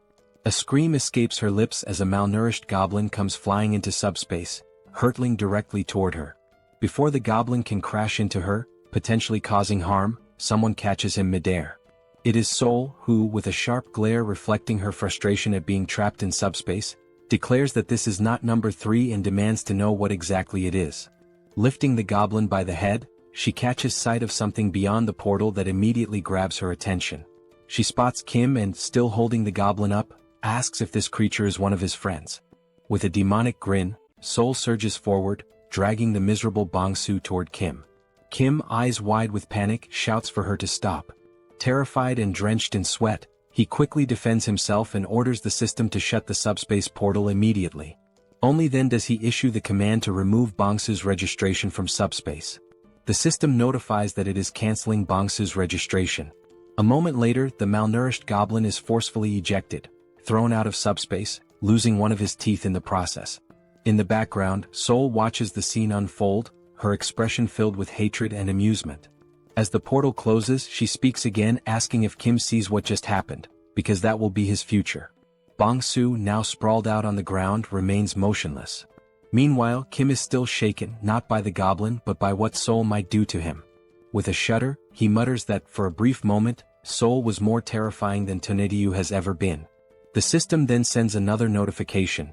The ownership of a dimensional account has been transferred. Since Kim already possesses a dimensional account, the mana stones will automatically merge. The new total, 14,823 mana stones. Reading the notification, Kim is stunned. The suddenness of it all leaves him struggling to process what just happened. Staring at the system display, he realizes that Bong-soo must have acquired a massive amount of mana stones through taxation. Then, something else catches his attention. The Tonetiyu tax notification is missing. That means, Kim abruptly halts his train of thought and looks up toward the sky. Only then does he realize, the enormous threat and the ominous red-black smoke are gone. The sky is now clear, bathed in the gentle glow of the moonlight. Kim turns to Lancelot, stating that Tonetiyu is gone. Lancelot recalls that Bong-soo had claimed he was the only one capable of summoning Tonetiyu, which means that, in some way, Kim must have severed the connection between them. Lancelot then speculates that now that Tonetiyu has failed once, he might never attempt to return. Hearing this, Kim finally relaxes, dropping down to the ground in exhaustion. Seated, he admits to Lancelot that he genuinely thought his heart was going to stop. Despite barely having fought, he feels more drained than ever before. Just as Kim begins to rest, a familiar voice calls out his name. Turning around, he sees soldiers ascending the stairs, shouting for him and asking if he is all right. The colonel arrives, stating that aside from essential personnel, he has brought every awakened and unit available for mobilization. He then asks if they arrived too late. Kim shakes his head, assuring them that they arrived just in time. However, deep down, he knows that these soldiers must have endured immense hardship climbing all those stairs under such extreme conditions. As the colonel approaches, he inquires about the Legion commander's whereabouts. Only then does he notice the malnourished goblin's body lying motionless on the ground. Examining the goblin closely, the colonel questions what could have possibly reduced him to this state. Realizing that the fight is truly over, the colonel holsters his weapon, recognizing that it will no longer be needed. Kim watches him and remarks that it's been a while since he's seen someone carry their weapon on their back like that. Just then, the colonel receives a radio transmission. It is from Captain Deok-yeong, the commander of the second company, reporting on the reconnaissance of the first area. He states that all the rebels have been found in a condition resembling mummified corpses. After thorough confirmation, they are all dead. The first area has been neutralized. Over. The colonel acknowledges the transmission and orders his forces to remain on high alert, prioritize civilian rescues, and begin clearing the area. Turning back to Kim, he sighs and admits that he has no idea how Kim pulled this off. But in the end, Kim was the one who resolved the situation once again. Long live the power of protagonism. Kim states that he was the one who put an end to the situation, but he lacks sufficient knowledge about the mummified transformation the rebels underwent. The colonel bows and expresses his gratitude to Kim for everything he has done so far, acknowledging that his contributions have been immeasurable since the very beginning. Kim, caught off guard by the sudden gesture, widens his eyes in surprise. Turning toward the colonel, Kim gestures and tells him that such formalities weren't necessary out of nowhere. The colonel responds that he should have said something much earlier. Continuing, the colonel admits that when he initially asked Kim to join the military, he now realizes how foolish that request was. At the time, they believed they were offering Kim something beneficial, but in reality the so-called benefits meant nothing to him. They had underestimated his power and influence, viewing him merely within the framework of military service. As Kim decides to stand up, the colonel continues, stating that the military should not have been this incompetent. Even if it is shameful to admit, he remains bowed and asks if Kim is still willing to help the people, even though requesting such aid now is undeniably disgraceful. Many people are still in dire situations. Some have lost loved ones, others are gravely injured, and many remain anxious due to their inability to awaken their abilities. Kim extends his hand, and the colonel firmly affirms that the damage was worsened by the government's incompetence, which is precisely why he seeks Kim's help. With the composure of a gentleman, Kim clarifies that this is not a deal, but a voluntary act of assistance. He insists on doing it from the front lines without any intention of joining the military. Moreover, whether he chooses to help or not is his own decision. He adds that he only says this to make everything clear, all while keeping his hand extended toward the colonel. Upon hearing this, the colonel smiles, realizing the depth of Kim's kindness. his willingness to help without expecting anything in return. Only then do the two shake hands, signifying mutual agreement. The colonel reassures Kim that he doesn't need to worry. Reaching for his radio, the colonel pauses before activating it and asks Kim to wait for a moment, promising to ensure that he will always have military support whenever needed. Activating the radio, the colonel makes an official announcement to the troops. In recognition of Kim's significant contributions to strengthening the armed forces and neutralizing the rebel army, he declares through this broadcast that Kim Jeong-gyeom is now granted the title of honorary colonel. As Kim listens, he becomes increasingly uncertain about everything being said over the radio. The colonel continues, stating that from this moment forward, all military personnel without exception must show full respect to the newly appointed honorary colonel, Kim Jeong-gyeom, and cooperate with him whenever necessary. He adds that a response is not required, but whenever possible, everyone who hears this message should pass it along to others. Over. Still in shock, Kim mutters that there was no need to take things this far. Then the colonel salutes Kim and, with a cheerful tone, states that the soldiers will handle the cleanup and resolve the rest of the situation. He then orders Kim to rest, noting that it is getting late. Hearing this, Kim's face flushes red, and he protests, saying that he is not a soldier, so there is no need for such formalities. The colonel responds that if it makes him uncomfortable, he should simply ignore it, but reiterates once again that Kim has done an outstanding job. As the colonel steps back to rejoin the rest of the military personnel, Kim, still slightly flushed, comments on how exhausting everything is. He then tells Lancelot to rest as well, acknowledging that he too has worked hard. Lancelot responds by saying that Kim also did a great job and, by the way, asks if there is any news about Bedivere. Kim agrees, realizing that in his exhaustion he hadn't even thought about it. However, he suddenly smiles upon remembering that the subspace has a recovery function for lost items. He immediately gives the command for the system to retrieve the items. The system then notifies him that the recovery function does not work for items that have been moved beyond a certain distance, instructing him to stay close to the item and use the ability again. Disappointed, Kim realizes the limitations of the ability upon reading the system message. Thinking back, he recalls that when he used it with Seoul, she was practically right next to him. Since he cannot use the ability at the moment, they need to move. Calling out to Lancelot, Kim asks him to come along, suggesting that on the way they can also upgrade Pax's level. Lancelot nods in agreement, saying he understands. The system then confirms that 10,000 mana stones have been used to level up the subspace, noting that abilities can still be used during the upgrade. The remaining mana stone count is now 4,823. Meanwhile, in another area, soldiers begin mobilizing to assist the survivors, instructing them to form slow and orderly lines. They reassure the survivors that if they need anything else, they should speak up, as the military can provide food and water as necessary. At the same time, Kim turns to Lancelot, mentioning that he just thought of something. Since the soldiers are focused on helping the survivors, he wonders what Bedivere might be doing at this moment. The scene shifts to Bedivere, who is holding a document in his hands. While examining it, he mutters that he has found it, admitting that it was a good idea to change routes. After all, who would have guessed that entering a random building out of boredom would lead to the discovery of documents like these? Now crouching as he reads through the papers, Bedivere remarks that Kim will definitely be pleased when he brings these findings back. However, he can't help but wonder what kind of place this is, given the sheer number of documents. This is already the third one he has come across. Some time had passed, and in the meantime the system continued displaying the progress of the subspace upgrade, now at 45%. The documents that Bedivere had found all turned out to be dimensional being registration requests. Now holding the documents in his hands, Kim asks Bedivere if he was the one who found all of them, to which Bedivere confirms. Kim thanks him, thinking that these might have a good use after all. He spends some time considering what exactly he can do with them. Then he opens a portal to the subspace and sees Seoul waiting for him inside. However, just like the last time, she still has a terrifying expression and immediately tells Kim that she has been waiting for him, asking if he is ready. Joyeon, noticing Seoul's intent, urges her to hit Kim, saying that he left everyone worried. Seoul smiles and agrees to do just that. Kim quickly tries to calm them down, presenting the dimensional being registration document to Seoul, who at first does not understand what it means. Kim explains that he prevented her from leaving and kept her confined because he feared she might get hurt.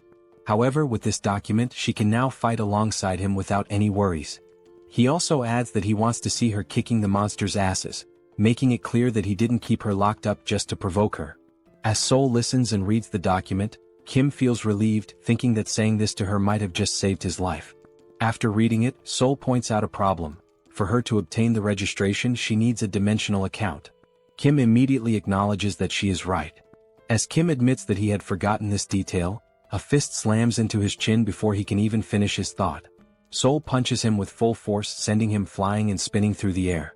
But it doesn't stop there. Before Kim can even hit the ground, Seoul charges after him. Kim catches himself with one hand on the ground, preparing to run. As Seoul chases him down with an intimidating aura, Kim feels a sense of relief, because despite the sheer impact of the punch, it didn't hurt at all. Meanwhile, the system notifies that the subspace level up is complete. New items and additional upgrade options have been unlocked, along with a new ability, Subspace Life Support System. This ability enhances healing effects within the subspace. As Seoul continues chasing Kim, in the background, Lancelot, Bedivere, and Joyeon are watching the scene unfold. Joyeon bursts into laughter, saying that Kim deserves this. She then tells the knights that they should not interfere, as this is simply a demonstration of love between the sisters and their younger brother. Joyeon also notes that Kim is now at level 8, meaning no matter how much Seoul hits him, it won't hurt. Lancelot agrees, but Joyeon notices something is off about him. Looking back at the two knights, she realizes that they are trembling. Concerned, she asks if they are okay. As Seoul puts Kim in a rear naked choke, he starts thinking about how heavy the hold feels, even if it doesn't hurt. However, Joyeon suddenly interrupts their scuffle, shouting that something is wrong with the knights and calling for help. Kim immediately tells Seoul to let go and rushes over, asking about their condition. The knights are so weakened that they can't even stand. Lancelot places his hand on the ground, and soon after, both he and Bedivere are overwhelmed with pain. Seeing Lancelot and Bedivere collapsing, Kim and Seoul rush over, asking if they are okay and what happened so suddenly. Lancelot struggles to respond, saying that he has no idea what is happening. He also mentions that suddenly, his entire body started itching uncontrollably and burning. Joyeon immediately asks what kind of itching he is feeling. Bringing his hand to his head, Lancelot admits that he has actually been feeling this itch for a while, but now it has become much worse. Joyeon wonders what it could be, noting that such intense itching and stinging are not normal. She suspects that something might be poisoning them. Seoul then recalls that when she was bitten on the neck during the fight against the Skull King, her neck also itched. But now, it has completely healed. As Seoul describes how unbearable the itch was back then, Kim starts thinking hard, trying to figure out what could have caused the poison. Kim recalls the system messages, where it indicates that there is a slight healing effect applied within the subspace. It also states that external objects that fit into the subspace category can be registered. However, a separate registration fee is charged based on the value, size, or weight of the object. Another message regarding the completed subspace level up appears, stating that new, previously unknown items and additional upgrade options are now available. Additionally, it confirms the activation of a new subspace support ability, which slightly enhances healing effects within the subspace. Upon remembering this last part, Kim is shocked, realizing that the healing effect might be restoring the knights. Looking at them on the ground, he begins to wonder if this form they are in is not their original state and questions what he should do, since leaving them outside the subspace may not be the right choice. As he contemplates, Lancelot suddenly mentions the name Camelot, leaving Kim confused. Lancelot then says that he feels a little better whenever he is in Camelot. The system then displays a skill called Blood Ritual, which allows him to generate random enhancement stones by either aging or extracting the vitality contained within them. Now in Camelot, the red ceiling emits a strong glow. A stone falls from above, hitting Lancelot on the head before dropping to the ground. The knights immediately kneel in reverence before Master Kim, and Kim kneels as well to pick up the white stone that had just fallen. Now holding two stones, Kim observes that the white stone appears to have just been created, whereas a blue stone, already lying on the ground, seems to have been there for some time.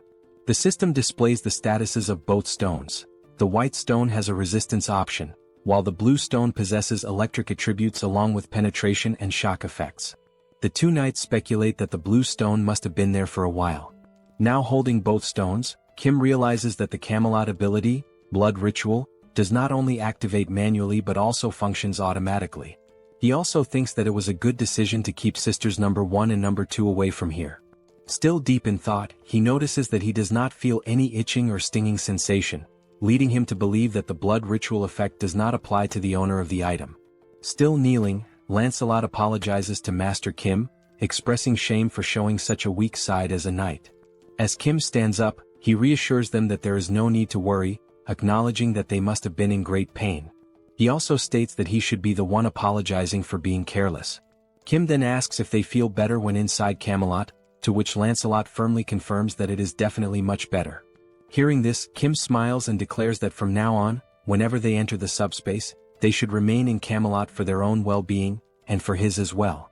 Lancelot, realizing that simply resting there allows them to be of help, expresses his happiness, while Bedivere also gives his gratitude.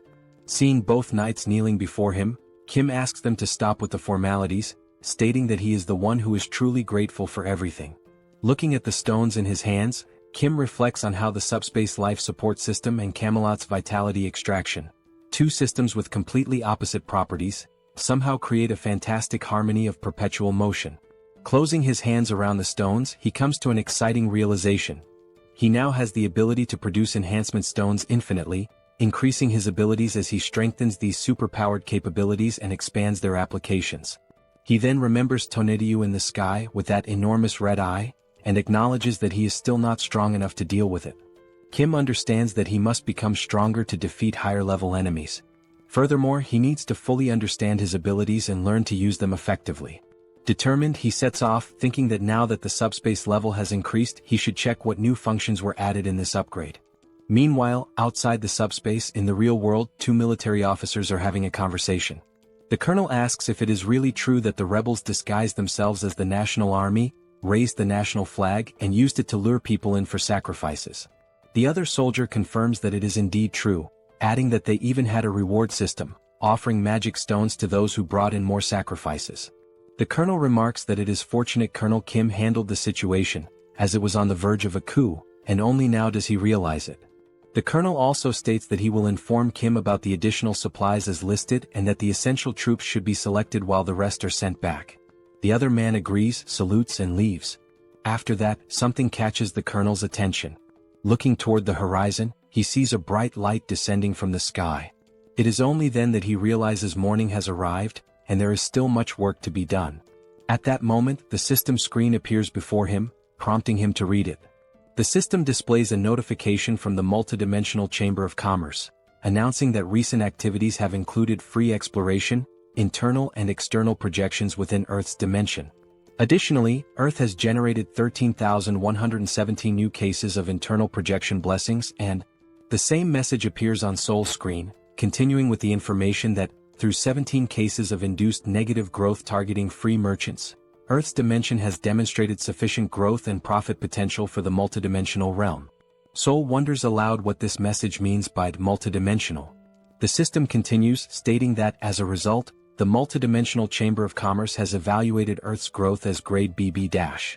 Based on this assessment, the second exploration proposal has garnered significant attention. Another message reveals that, according to the detailed opening strategy of the multidimensional Chamber of Commerce, an official bidding competition for all regions of Earth will be held in 7 days. Seoul turns to Joy and asks what this means. The messages continue, explaining that residents from other dimensions and from Earth who participate in the proposal will select representatives for each region, who will then compete for potential profits according to the rules established in the bidding competition. It seems this system message has appeared for everyone, as even a mother cooking in the kitchen has received it. The system further states that if other dimensions win, they will install portals in the corresponding regions to facilitate future exploration. However, if Earth's residents win, they will receive separate rewards. Additionally, it is revealed that more detailed information about the bidding competition will be announced 24 hours before the event begins in each respective region. Finally, the multidimensional Chamber of Commerce awaits Earth's support and participation. Upon reading this, Kim tells everyone that, in other words, they are planning to come in full force. It is all pointing in that direction. The two sisters question whether this is some kind of joke, to which Kim replies that it is not, pointing out that the document that elevated him to an 8th-level entity was also issued by the multidimensional Chamber of Commerce. The mother, now visibly frustrated, asks if all the monsters sent so far could be the work of this Chamber of Commerce. She grows even more irritated, demanding to know who they are to send monsters like this and questioning if they are aliens. She continues, expressing her indignation at how they dare to talk about rights to exploration, bidding and competition over Earth. Both Kim and Joy smile, and Kim admits that he does not know much about it either, but what he does know is that the multidimensional Chamber of Commerce does not take anything seriously, treating everything like project proposals, bidding contests, and so on. Realizing this, it becomes clear that the bidding competition, structured with these rules, is essentially a kind of game that will take place across the entire Earth. At that moment, the system reappears, but this time only for Kim, announcing that he has been identified as the entity with the highest profit in the Seoul region during the free exploration period. It further states that if he accepts the position of regional representative, he will gain access to more detailed information about the competition. However, if he refuses, the selection authority will be transferred to the second highest profit-generating entity. Reading this message, both Kim and Joy are taken aback, and Joy questions what it means, pointing out that she did not receive the same message. Kim's older brother then explains that if Kim accepts the role of Seoul's representative, he will be participating in the bidding competition. The mother asks what exactly this competition entails, to which the older brother admits he does not fully understand, but judging by the context and system messages, it is likely that they will be competing against alien life forms from other dimensions. Upon hearing this, everyone in the room falls silent, their expressions shifting as their eyes widen in shock, creating a tense yet electrifying atmosphere in the room. The system reappears before Kim, stating that if he accepts the position of representative, he will be able to select up to 100 members, including himself, to participate in the bidding competition. It then asks if he accepts the role of representative. Standing alongside his sisters and looking at the message, he ponders whether he should truly accept and take on this responsibility. Then, with a determined look, it seems that Kim has made his decision. Sometime later, the colonel questions whether this is really true. He is speaking with Kim, who confirms that it is indeed true. He has accepted the role of Seoul's representative. He explains that they have tasked him with recruiting up to 100 team members to face the alien forces invading Seoul. Kim also mentions that for now he has included the 2 knights in Seoul to participate in the first battle, but as a precaution he has also registered his family members in the SUBSPACE. However, they still need to recruit approximately 80 more people. The colonel, now excited, shakes Kim's hand, exclaiming that this is a stroke of luck. With a relieved smile, he admits that he was deeply concerned about who would become the representative upon hearing about the bidding competition, but now that it is Colonel Kim, he feels much more at ease. Taking out a notebook from the pocket of his uniform, he asks Kim to take a look at it. Kim, surprised, asks what it is before reaching for it. Handing over the notebook, the colonel explains that it is a simple list of awakened individuals and their abilities, compiled by the Joint Chiefs of Staff. Since Kim mentioned needing to find 80 more fighters for the competition, this list should prove useful. Kim expresses his gratitude, but comments that perhaps special-class snipers would be better suited. The colonel, caught off guard, asks if he heard that correctly. Kim confirms, stating that it is exactly as he said, regardless of whether they are awakened or not. The colonel hesitates, pointing out that they still do not know whom they will be fighting. However, Kim disagrees, stating that when he accepted the position of representative, he gained access to detailed information about the bidding competition. As he navigates through the system, Kim explains that the enemies worship the goddess Eames, and their specialty lies in construction and the production of weapons infused with divine power. Instead of explaining further, he suggests that it might be better for the colonel to see it for himself. The system then displays a saved message, containing the advance warning from the Eames dimension. It states that the goddess Eames is so revered by her followers that they carry her image as a blessing upon their helmets. In their devotion to the goddess Eames, the enemies proclaim that she shines with compassion, and that the inhabitants of Earth are nothing more than barbaric and primitive beings, destined to receive the holy mace filled with the goddess's light.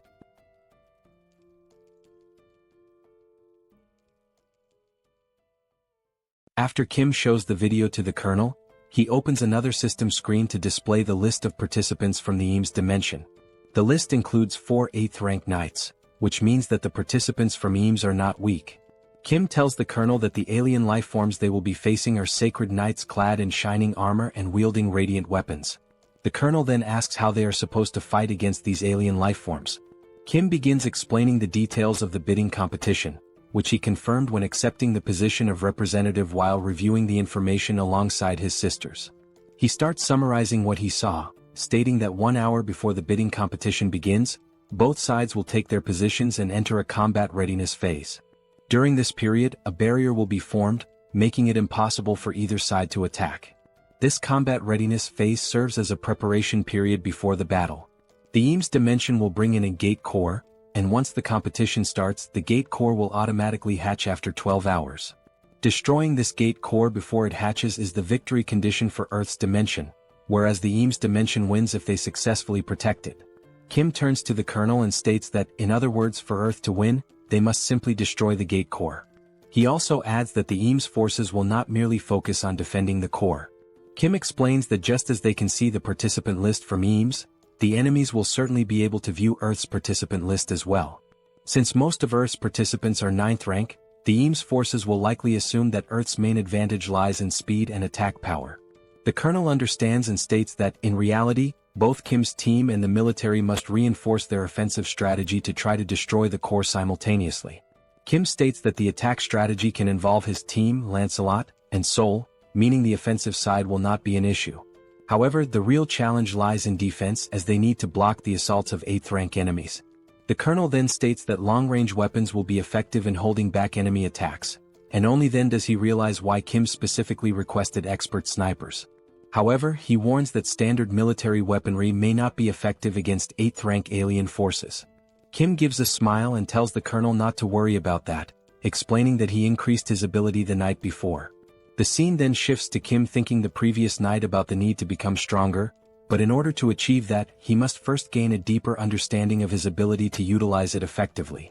He opens the system and reviews possible enhancements that can be made. Options include the ability to send up to 8 products simultaneously, access information about improvement results or combinations in advance, run simulations for upgrades or product combinations, and even create new categories to be included in the logistics center, with a limit of up to 2.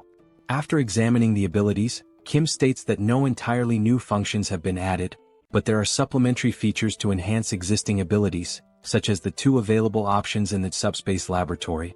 With this function, he is able to manipulate objects to briefly assess their performance and view the completed form of a product through a simulation before actually creating it in the SUBSPACE laboratory. He then grabs a mug and starts sketching ideas to determine what kind of weapon he should create using this function. While writing down that he has electric enhancement stones and durability enhancement stones, he considers that the weapon needs to be easy to use, even for those without special abilities, and, moreover, must be capable of killing 8th rank beings.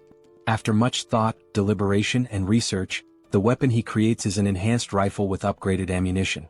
Initially, he tries enhancing only the ammunition, but as soon as he fires, the weapon is completely destroyed. Then, using enhancement stones, he attempts to modify the rifle to withstand the powerful shots. However, in the end he manages to improve the weapon just enough to barely endure 3 shots.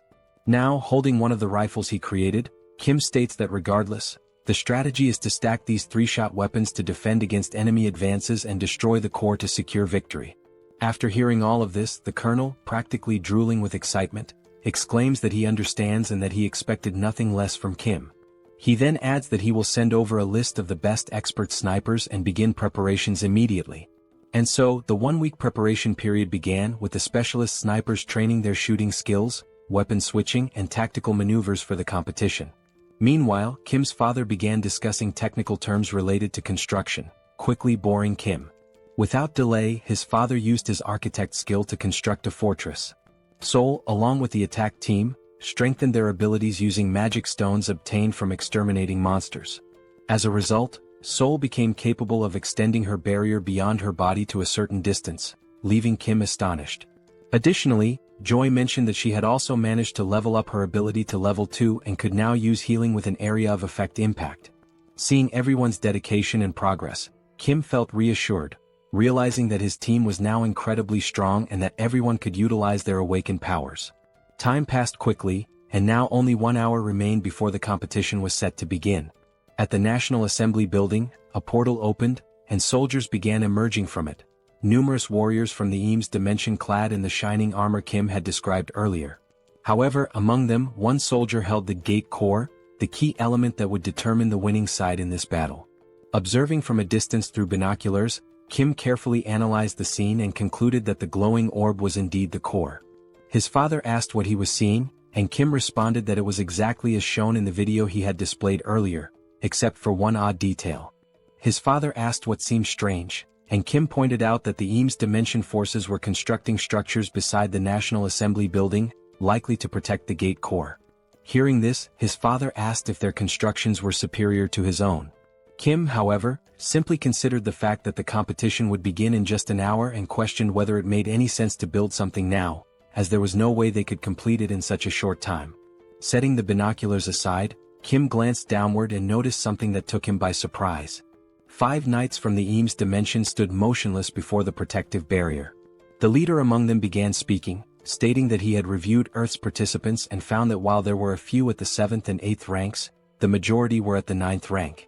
From above, Kim wondered if they were already preparing to attack and reach the defensive line. The knight then declared that the goddess Eames had spoken of mercy and salvation for the weak and that, in her name, they would grant such mercy and salvation to Earth. Suddenly, the knight's expression twisted into one of hatred as he proclaimed that their mercy would come in the form of tearing out the tongues of Earth's people while they were still alive, ensuring that no one could ever speak ill of them again. Their salvation would be granted by allowing them to repent for their sins through hard labor.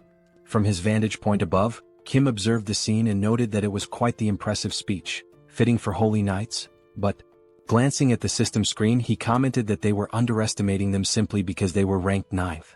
The system screen then displayed a notification indicating that the bidding competition was about to begin. Down below, the leader of the Eames Knights gave the order to advance. Like primitive warriors, they charged forward, shouting that their actions were in the name of the goddess Eames. The colonel, seeing the enemies advance, immediately commanded all soldiers to open fire.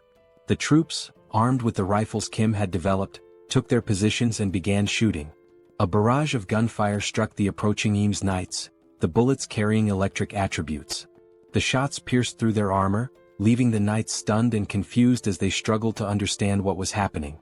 One of the soldiers, bewildered, questioned how it was possible for 9th-rank fighters to accomplish such a feat. Another knight shouted an order to use their shields for protection and continue advancing. One among them activated a barrier skill to block the gunfire and called for everyone to deploy their Eames barrier abilities. Their leader bellowed that, although they had no idea what kind of weapons they were up against, their shields were undoubtedly stronger. He ordered them to hold their ground and maintain their defenses. Believing himself to be insightful and strategic, one of the knights remarked that since their enemies were relying on long-range weapons, they would eventually run out of ammunition.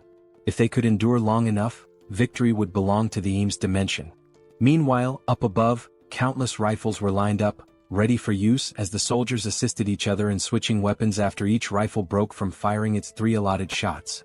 The pile of discarded weapons had grown massive, prompting the military to inform Kim via radio that approximately 20% of the total weapon stock had already been used. Hearing this, Kim put away the radio and remarked that things were going much better than expected. He instructed them to keep up the momentum, as the attack team would soon begin their advance. The attack team, consisting of Lancelot, Seoul, and Kim, set out on 2 motorcycles to carry out their mission. The bikes moved at such incredible speed that they passed through the knights before they even had a chance to react or block their advance. One of the knights mentioned having seen 3 individuals heading toward the gate core, but another dismissed the concern, stating that it didn't matter and should be ignored since the core wouldn't be destroyed anyway. While defending with his shield, he shouted that their current priority was to hold the line and maintain their position. He acknowledged that the enemy appeared to have far more weapons than expected but reassured everyone that, once reinforcements arrived, they would be able to advance little by little. As a way to encourage his fellow knights, he urged them to endure just a little longer, assuring them that reinforcements would be there soon. Ignoring the knights entirely, Bedivere began hurling his infamous flaming bowling balls toward the battlefield. His absurd precision allowed the balls to curve perfectly through the air before striking their targets. His targets were none other than the Eames reinforcements advancing through the center of the battlefield. One of the knights, casually walking forward, noticed something unusual approaching but couldn't quite make out what it was. Then the flaming bowling ball struck, triggering a massive explosion that sent the Eames Knights flying in all directions. Upon hearing the explosion, Kim hit the brakes on his motorcycle. He already knew exactly what had happened. It was Bedivere's handiwork, expertly carrying out his task of intercepting the enemy in the middle of the battlefield. Refocusing on the attack line, the final objective remained.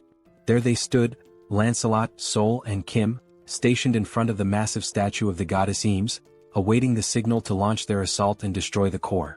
Gazing up at the colossal statue before him, Kim recalled his initial thoughts when he saw them constructing something earlier. At the time, he had dismissed it as nothing important. Now, however, he couldn't help but wonder, How the hell had they managed to build such a massive structure at such an absurd speed? Still baffled by the sheer impossibility of it, he launched several missiles toward the statue. The missiles struck their target, resulting in a powerful explosion. However, as the smoke slowly cleared, the statue remained completely unscathed, not even a single scratch. Kim was taken aback. Even after being hit by enhanced missiles, the only visible effect was a radiant glow.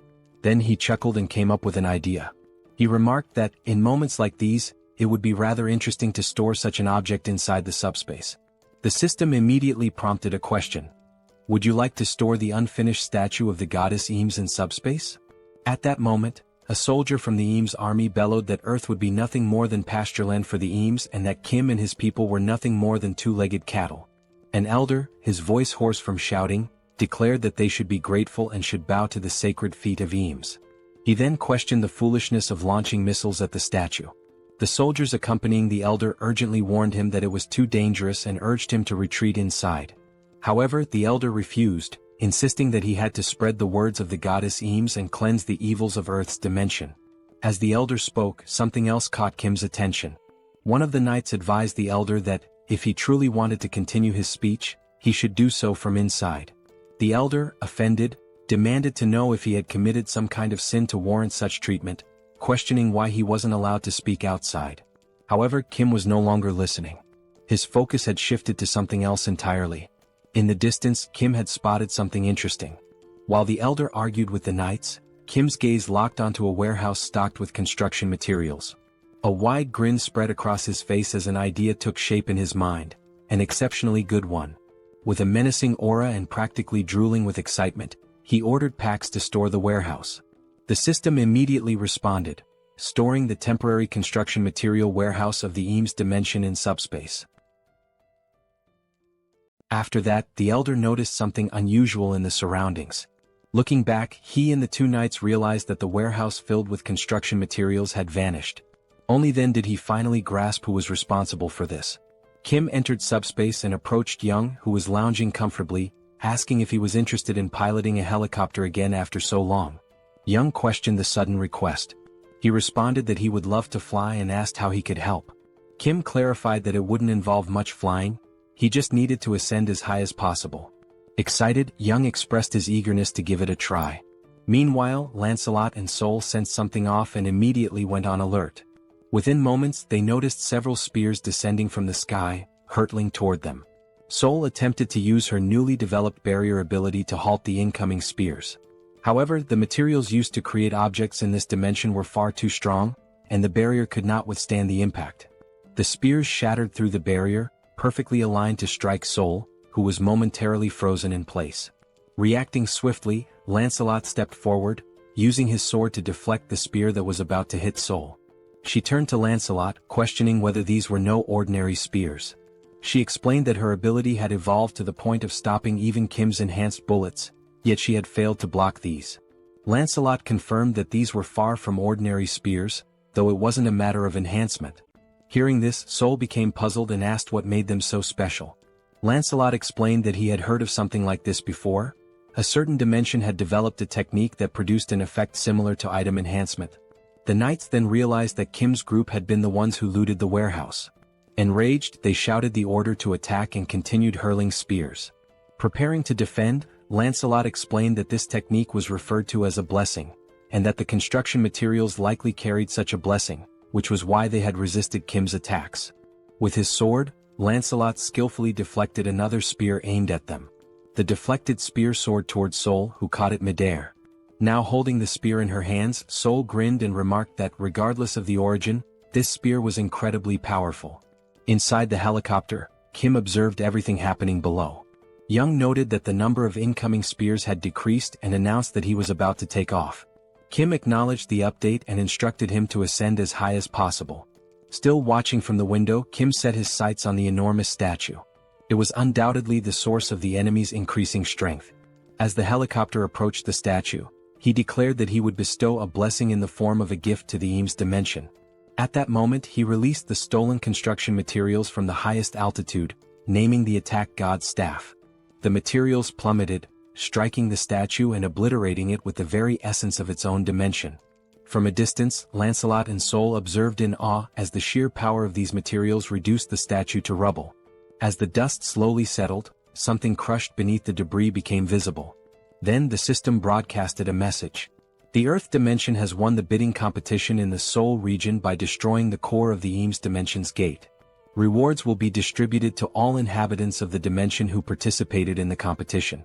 The rewards included dimensional accounts for all participants, 5,000 destroyed magic stones based on individual contributions, and additional items from the Eames dimension, which would be transferred and allocated accordingly. Without hesitation, the very first thing Kim did was register his entire family as 8th rank. As soon as the registration process was complete, the documents began dissolving in the hands of those receiving them. Just then, a paper descended from the sky, landing near Kim. He picked it up, puzzled by its contents and its sudden appearance. The system then issued another announcement. The commercial rights of the Lettal dimension, previously held by the Eames dimension, have now been transferred and allocated to the representatives of Seoul. With this, Kim had essentially obtained exclusive commercial rights to the Tertius region. As soon as they finished reading, a new portal, this time glowing red, appeared before them. Both his father and Seoul questioned what the portal was.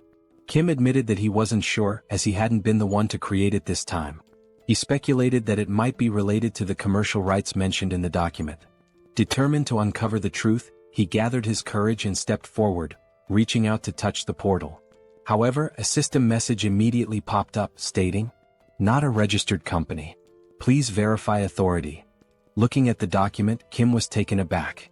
Even with the rights granted to him, he still needed to register as a business entity. Opening the system, he was presented with an option.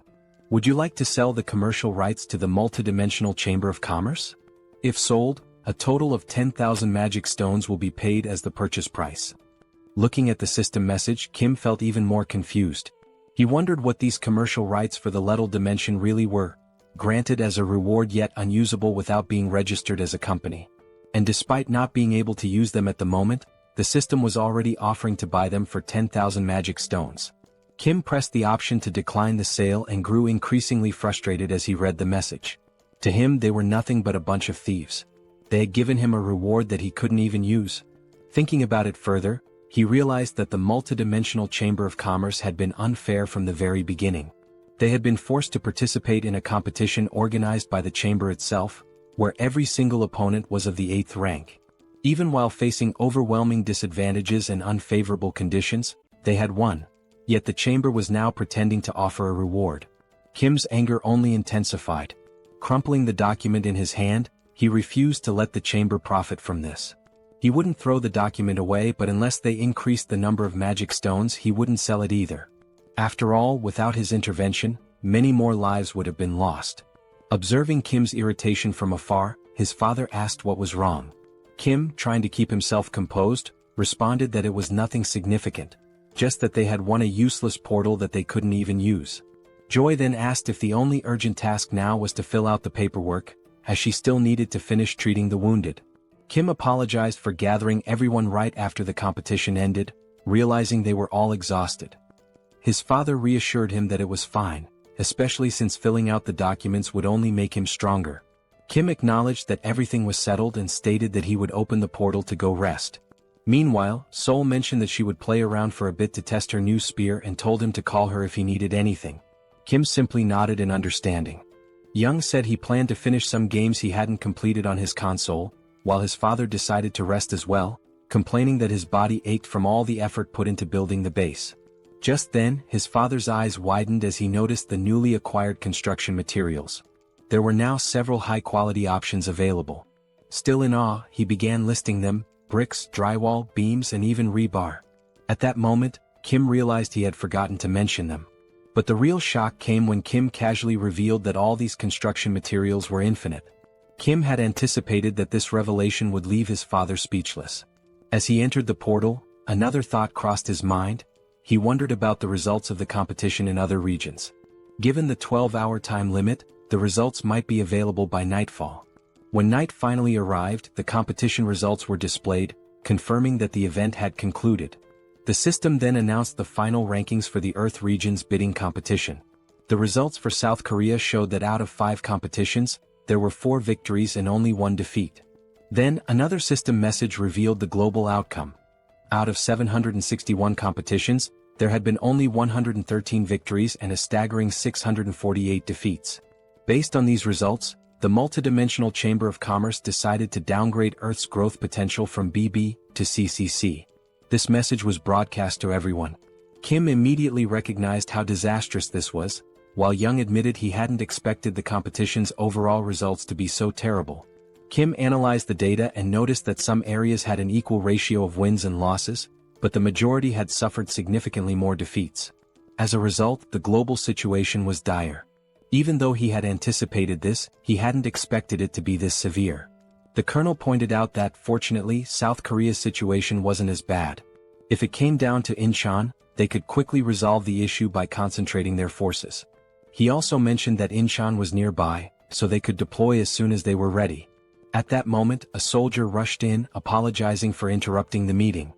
He handed a report to the colonel, informing him that they had just received an urgent radio transmission from the 17th Division in Incheon and that the colonel needed to read the report immediately. Scanning the document, the colonel asked why Incheon had contacted them. The report stated that they had been defeated and were transmitting urgent engagement information. The enemy force was identified as the Lizard Men from the Sabros dimension, and their portal was currently located in Chinatown. These Lizard Men appeared to be a highly trained military force, engaging in both ground and aerial combat simultaneously, demonstrating superior mobility, and completely annihilating Incheon's team. The battle had ceased approximately 2 hours before the end of the competition, and after the fighting had stopped, the Lizard Men began organizing their forces, with even more troops emerging from the portal. Additionally, they had deployed a team for reconnaissance and securing access routes, which suggested a large-scale troop mobilization was underway. The reason for the urgent transmission was that, based on their movements, their next target was Seoul, which was exactly what the colonel confirmed in the report. Kim was surprised that they were heading directly for Seoul. Hearing this, Young found it highly unusual, reasoning that it was unlikely they were targeting Kim, as no one knew his exact location. Seoul remained deep in thought, while Young pointed out that furthermore, there was no bounty on Kim's head. Looking at the map, Lancelot noted that, given the proximity of the two cities, the Lizard Men were already close. Kim turned back to the system interface, where a new message appeared. From this moment onward, the names of the regional representatives who had emerged victorious in the Earth Dimensions competition would be displayed above their heads. Seoul also read the message and questioned what it meant, commenting on how random this was. If this actually happened, then Kim's name would appear above his head, and she wondered if there was any kind of badge instead. Kim instinctively looked up, trying to see if a name was displayed above him, but found nothing. He then questioned whether he was truly the regional representative. However, Lancelot countered, stating that if Kim wasn't the representative, then the entire competition made no sense. Kim, still confused, asked why it wasn't visible if that were the case. Seoul reread the system message and another announcement appeared. Starting now, 7th rank beings were partially allowed to travel through all installed portals on Earth. Furious, Seoul clenched her fists. She had just reached the 8th rank, yet this rule was exclusively for those of the 7th rank, meaning she would be trapped inside the subspace again. The system message continued, stating that dimensions that had acquired commercial rights by winning the competition could now establish portals in the corresponding regions to eliminate the Earth Dimension's regional representative. Everyone read the new rule and immediately felt outraged.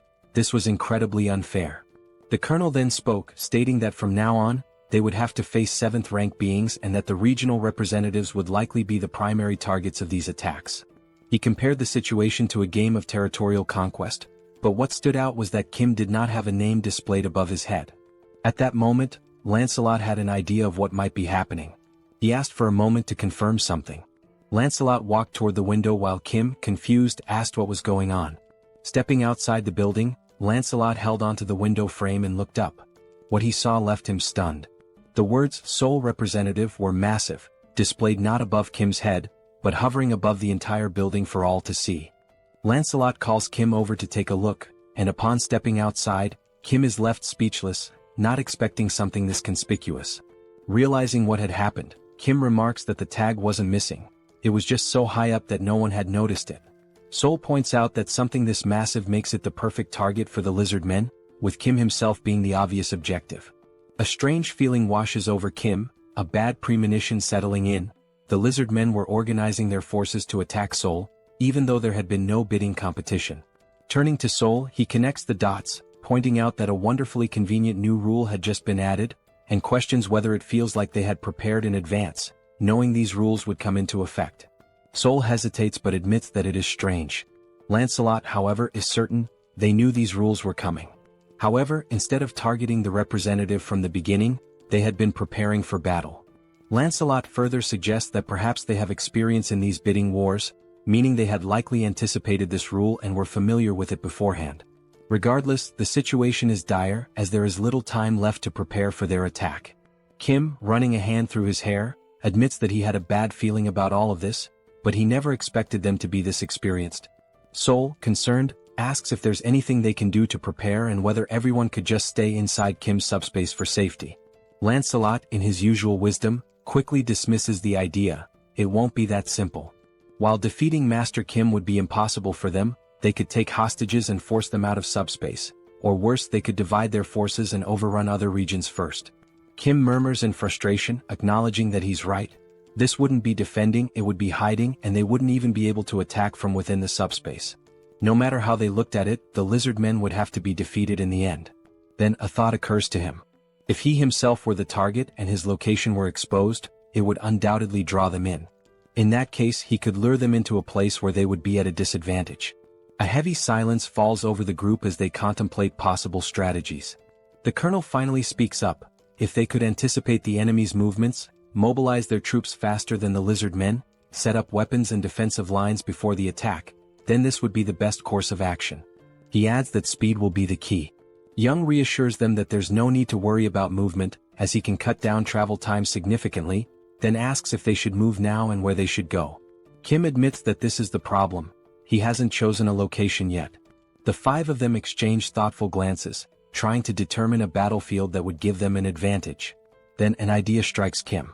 A place he had been to before, where he had defeated several hellhounds using refrigerators. He recalls that the terrain there could minimize damage to them while causing significant harm to the enemy. In other words, Gyeong Bridge was an ideal battleground, no civilians would be involved and its straight, narrow layout would work against the lizard men.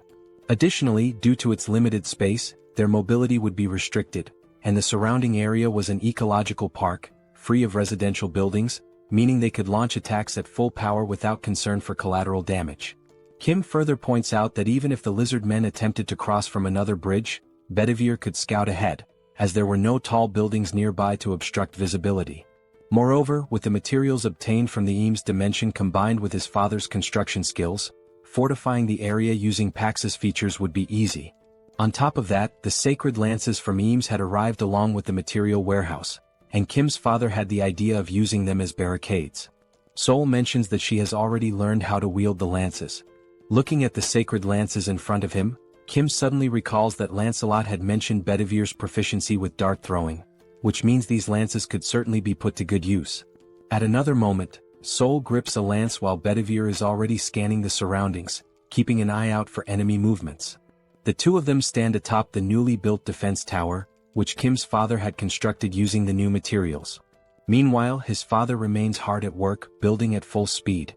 Given the urgency of the situation, the structure itself had been prioritized, with guards deployed first, and beams were reinforced to create defensive walls. Additionally, barricades made of the sacred lances had been erected around the tower, serving as an additional barrier to slow the enemy's advance as much as possible. Observing the preparations, Kim recalls the enemy report, which stated that the lizard men were fast both on the ground and in the air, which meant that blocking their ground approach was an absolute necessity. At this point, a total of 4 hours had passed. Kim acknowledges that his father had exceeded expectations, as these 4 hours had been nothing short of miraculous, thanks to his architectural skills and Pax's assistance. It is only then that Kim realizes they had overlooked two critical details. The first, reptiles are excellent swimmers, meaning the lizard men could approach unnoticed via the water. And the second thing is that the surrounding bushes had grown faster and were lusher than he had expected. And yes, the lizard men were doing exactly that, taking advantage of the gaps. One of the lizard men then remarks that he cannot understand how the warriors of the Eames dimension lost to these people from Earth. Even though they seem weak, their defense is something to be considered, and with this construction they wasted a lot of valuable materials. The lizard man pauses and says that, for now, he will not be able to hold his head high in the multidimensional battlefield, but perhaps he can extract something more. This lizard man is a general named Lakis. He states that last time he took a spear and this time he will take armor. The lizard man soldier informs him that the other general, Yatu, is also ready. Back at the bridge, Bedivere is closely observing everything, trying to detect any suspicious movement. Then he notices a strange noise and Seoul also senses that something is wrong. Looking carefully, Seoul is taken aback. The lizard men, armed with spears and mounted on giant lizards, are advancing to attack the tower. From afar, Kim and Lancelot hear a shout, warning that the enemies have appeared. Turning their heads, they see a battalion of lizards charging toward them, both on land and in the air. As they advance, the lizard men cry out that this is revenge for the people of the Eames dimension. Kim is startled, wondering how they managed to get so close so quickly. Wasting no time, the soldiers atop the defense tower begin opening fire. The shots manage to take down some of the mounts, slowing the lizardmen's advance. Additionally, objects are being launched by the packs at relatively high speeds.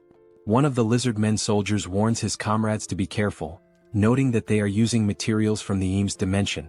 One of the lizardmen generals, wielding a spear, skillfully deflects and counters all incoming attacks. A soldier calls out to General Lakis, stating that the enemies are throwing materials from their brother dimension, Eames, and that it will be difficult for the awakened to use them effectively. He urges them not to fear and to keep pressing forward.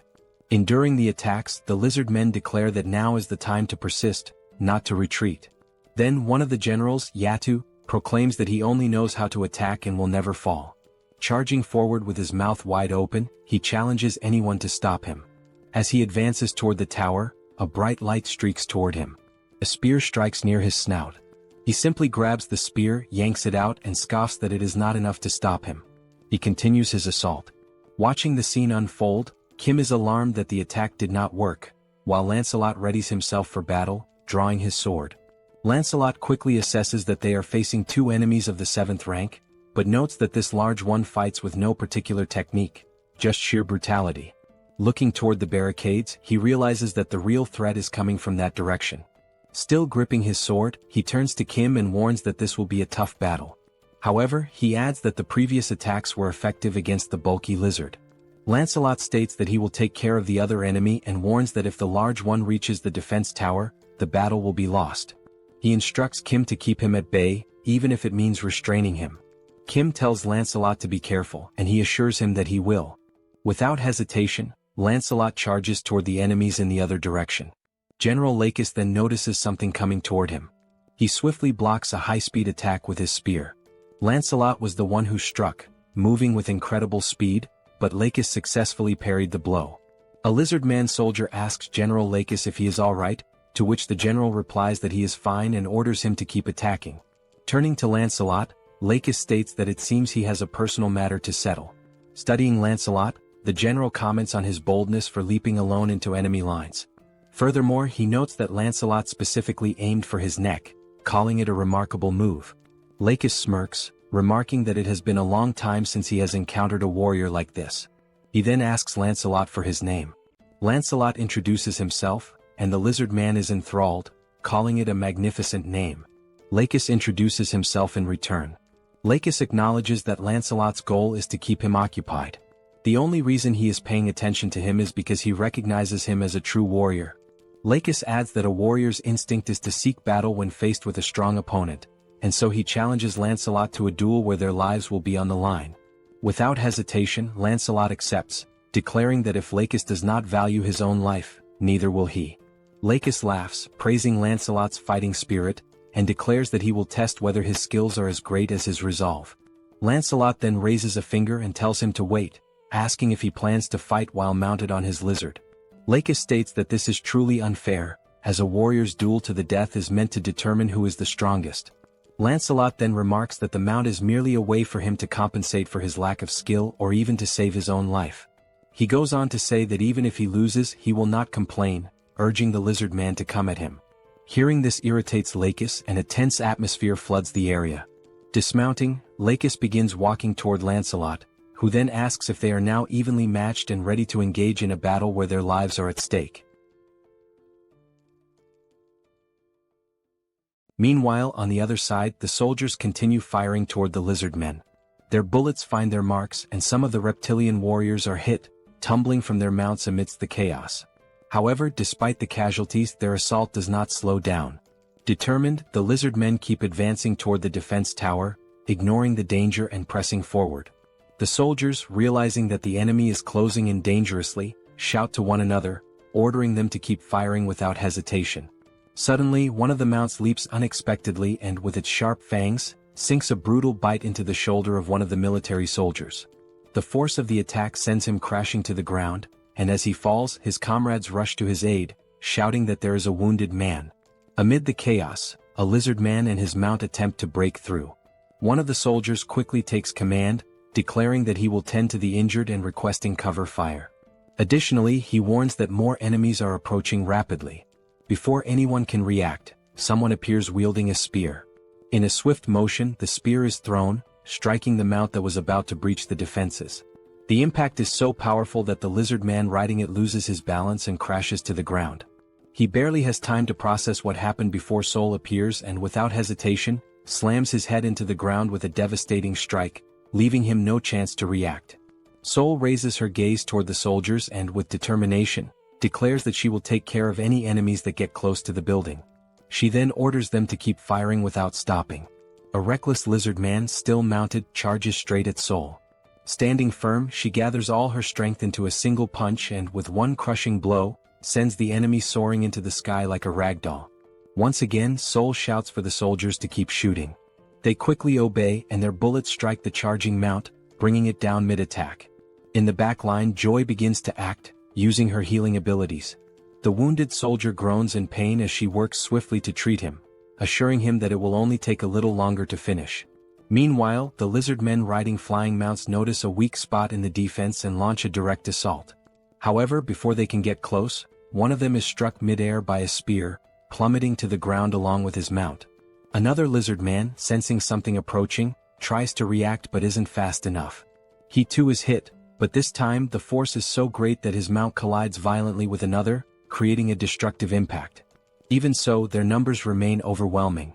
Despite those who have been taken down, many continue pushing forward, relentless in their attack. Some of the fallen remain pinned against the walls, while the others press on with even greater ferocity. From a distance, Bedivere observes the battlefield and realizes just how dire the situation is. He wonders whether he can handle such a large number of enemies alone and questions how long it will take before reinforcements arrive. Elsewhere on the battlefield, Yatu, the brute among the lizard men, slowly pushes forward, trying to defend himself against Kim's attacks. His body is already riddled with wounds, but he continues moving, grinning as he remarks that these attacks are quite impressive. Amused by the fight, he declares that this is excellent and asks if Kim has an even stronger attack that might actually affect him. Without hesitation, Kim launches several sturdy beams, the same ones he obtained during the battle in the Eames dimension. Yatu, however, merely blocks them, showing little concern. With each new strike, Kim hears Yatu commenting from afar that this continuous barrage leaves him no opening to advance. Hearing this, Kim realizes that Yatu is a complete idiot. He had been using the same automated attack from the very beginning, yet, for some reason, Yatu believed it to be a new tactic. Even as the beams continue firing relentlessly, Yatu seems increasingly impressed. Kim, on the other hand, recognizes that he has effectively trapped him. Now he must decide what to do next. He wonders whether he should maintain this strategy and wait for Lancelot to return or take a different course of action. Scanning the battlefield, Kim tries to assess Lancelot's fight. However, he quickly realizes that waiting might be too risky. Even so, he wishes there were a way to help Lancelot. At that moment, a distinct sound rises above the battlefield. A series of rapid strikes cut through the air with tremendous force, creating a loud, slicing noise. Kim immediately identifies the source. It's coming from Lancelot's fight. The sound originates from the sacred spear wielded by Lakis.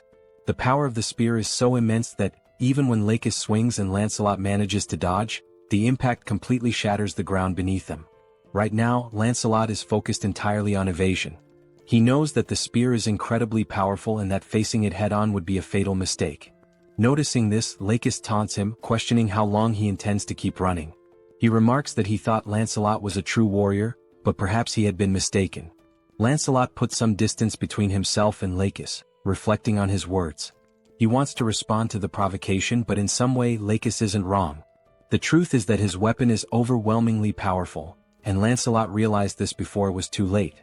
Observing closely, Lancelot confirms that the power of this spear surpasses that of the spears from the Eames dimension. Moreover, he recognizes that it possesses additional properties, making it far more dangerous than he initially expected. Lancelot interrupts his thoughts and remarks that, upon further reflection, the lizard men refer to the Eames dimension as their sister dimension. He then inquires whether the spear was created in Eames. In response, Lakis immediately denies it and adds that the spear was actually forged in the SUBSPACE dimension. However, he explains that the people from Eames provided a special enhancement to it. Lancelot states that he suspected as much and then mentions that he has a proposal. However, he quickly corrects himself, calling it a question instead, which causes Lakis to hesitate momentarily. Without missing a beat, Lancelot then taunts Lakis by questioning whether that weapon is merely a means to conceal the lizardman's lack of skill. Hearing this, Lakis gives a faint smile and calmly states that he is not foolish enough to fall for Lancelot's provocation a second time. Without a moment's hesitation, Lakis charges forward, aiming to strike Lancelot with his spear. Lancelot evades the attack with ease. However, in the midst of his assault, Lakis abruptly alters the direction of his strike. Yet, as if anticipating this maneuver, Lancelot is already prepared and successfully defends against the blow. The sheer power of the spear proves overwhelming, pushing Lancelot several meters back upon impact. Not allowing him a chance to recover, Lakis presses the attack, determined to prevent Lancelot from regaining his footing. However, Lancelot is already prepared, kneeling on the ground with his sword pointed forward in defense. Lakis deflects the strike effortlessly with his spear. Seizing the opportunity to counterattack, Lakis declares that Lancelot may be a warrior, but his life will end here. Lancelot remains still, watching the incoming strike without any visible reaction. Just as the attack is about to land, ending the fight once and for all, something entirely unexpected occurs. The spear begins to tremble violently, as if resisting the act of striking Lancelot. With an immense effort, his face flushing red from the strain, Lakis demands to know what is happening to the sacred spear. Suddenly, the spear wrenches itself free from Lakis's grasp, leaving him utterly shocked. This has never happened before. To his astonishment, the spear then soars through the air in a completely different direction. This was Kim's doing. The spear had been pulled into subspace. A notification from the system appears, stating that 238 magic stones were used to store the spear under the category Eames Dimension Construction Materials. Kim stands momentarily stunned, realizing that his plan had actually worked under such circumstances, and that, in doing so, he had also saved Lancelot. Even so, he does not fully understand why such a powerful weapon has been classified under construction materials. Regardless, he expresses his gratitude and resolves to make good use of it. Back on the battlefield, Lancelot remains kneeling as Lakis turns his furious gaze toward Kim, struggling to comprehend what has just happened. Frustration growing, Lakis demands to know why Kim has chosen to disgrace a duel between sacred warriors in such a manner. Redirecting his anger back toward Lancelot, Lakis accuses him of speaking so much about lacking skill, when in reality, Lancelot himself is the disgraceful one. Lancelot swiftly denies the accusation and explains that Sir Kim took the spear because he clearly had a purpose for doing so. He then warns Lakis not to speak so recklessly. Lakis's irritation only intensifies. His voice dripping with anger, he asks whether Lancelot is making a joke out of this situation. With a smirk, Lakis then raises his index finger, pointing it directly at Lancelot. His voice is laced with mockery as he questions whether this so-called master whom Lancelot follows is truly so dishonorable that he does not even understand the concept of honor. Lancelot, unshaken, demands that Lakis take back his words. His tone shifting, Lancelot declares that he now fully understands his opponent. He states that the reason Lakis is so enraged is not because of the duel itself but because he fears losing his spear. However, Lancelot reassures him that there is no need to worry, after all he himself is a warrior. With that, Lancelot drives his sword into the ground, proclaiming that whether he perishes by decapitation or by being beaten to death, the end result remains the same.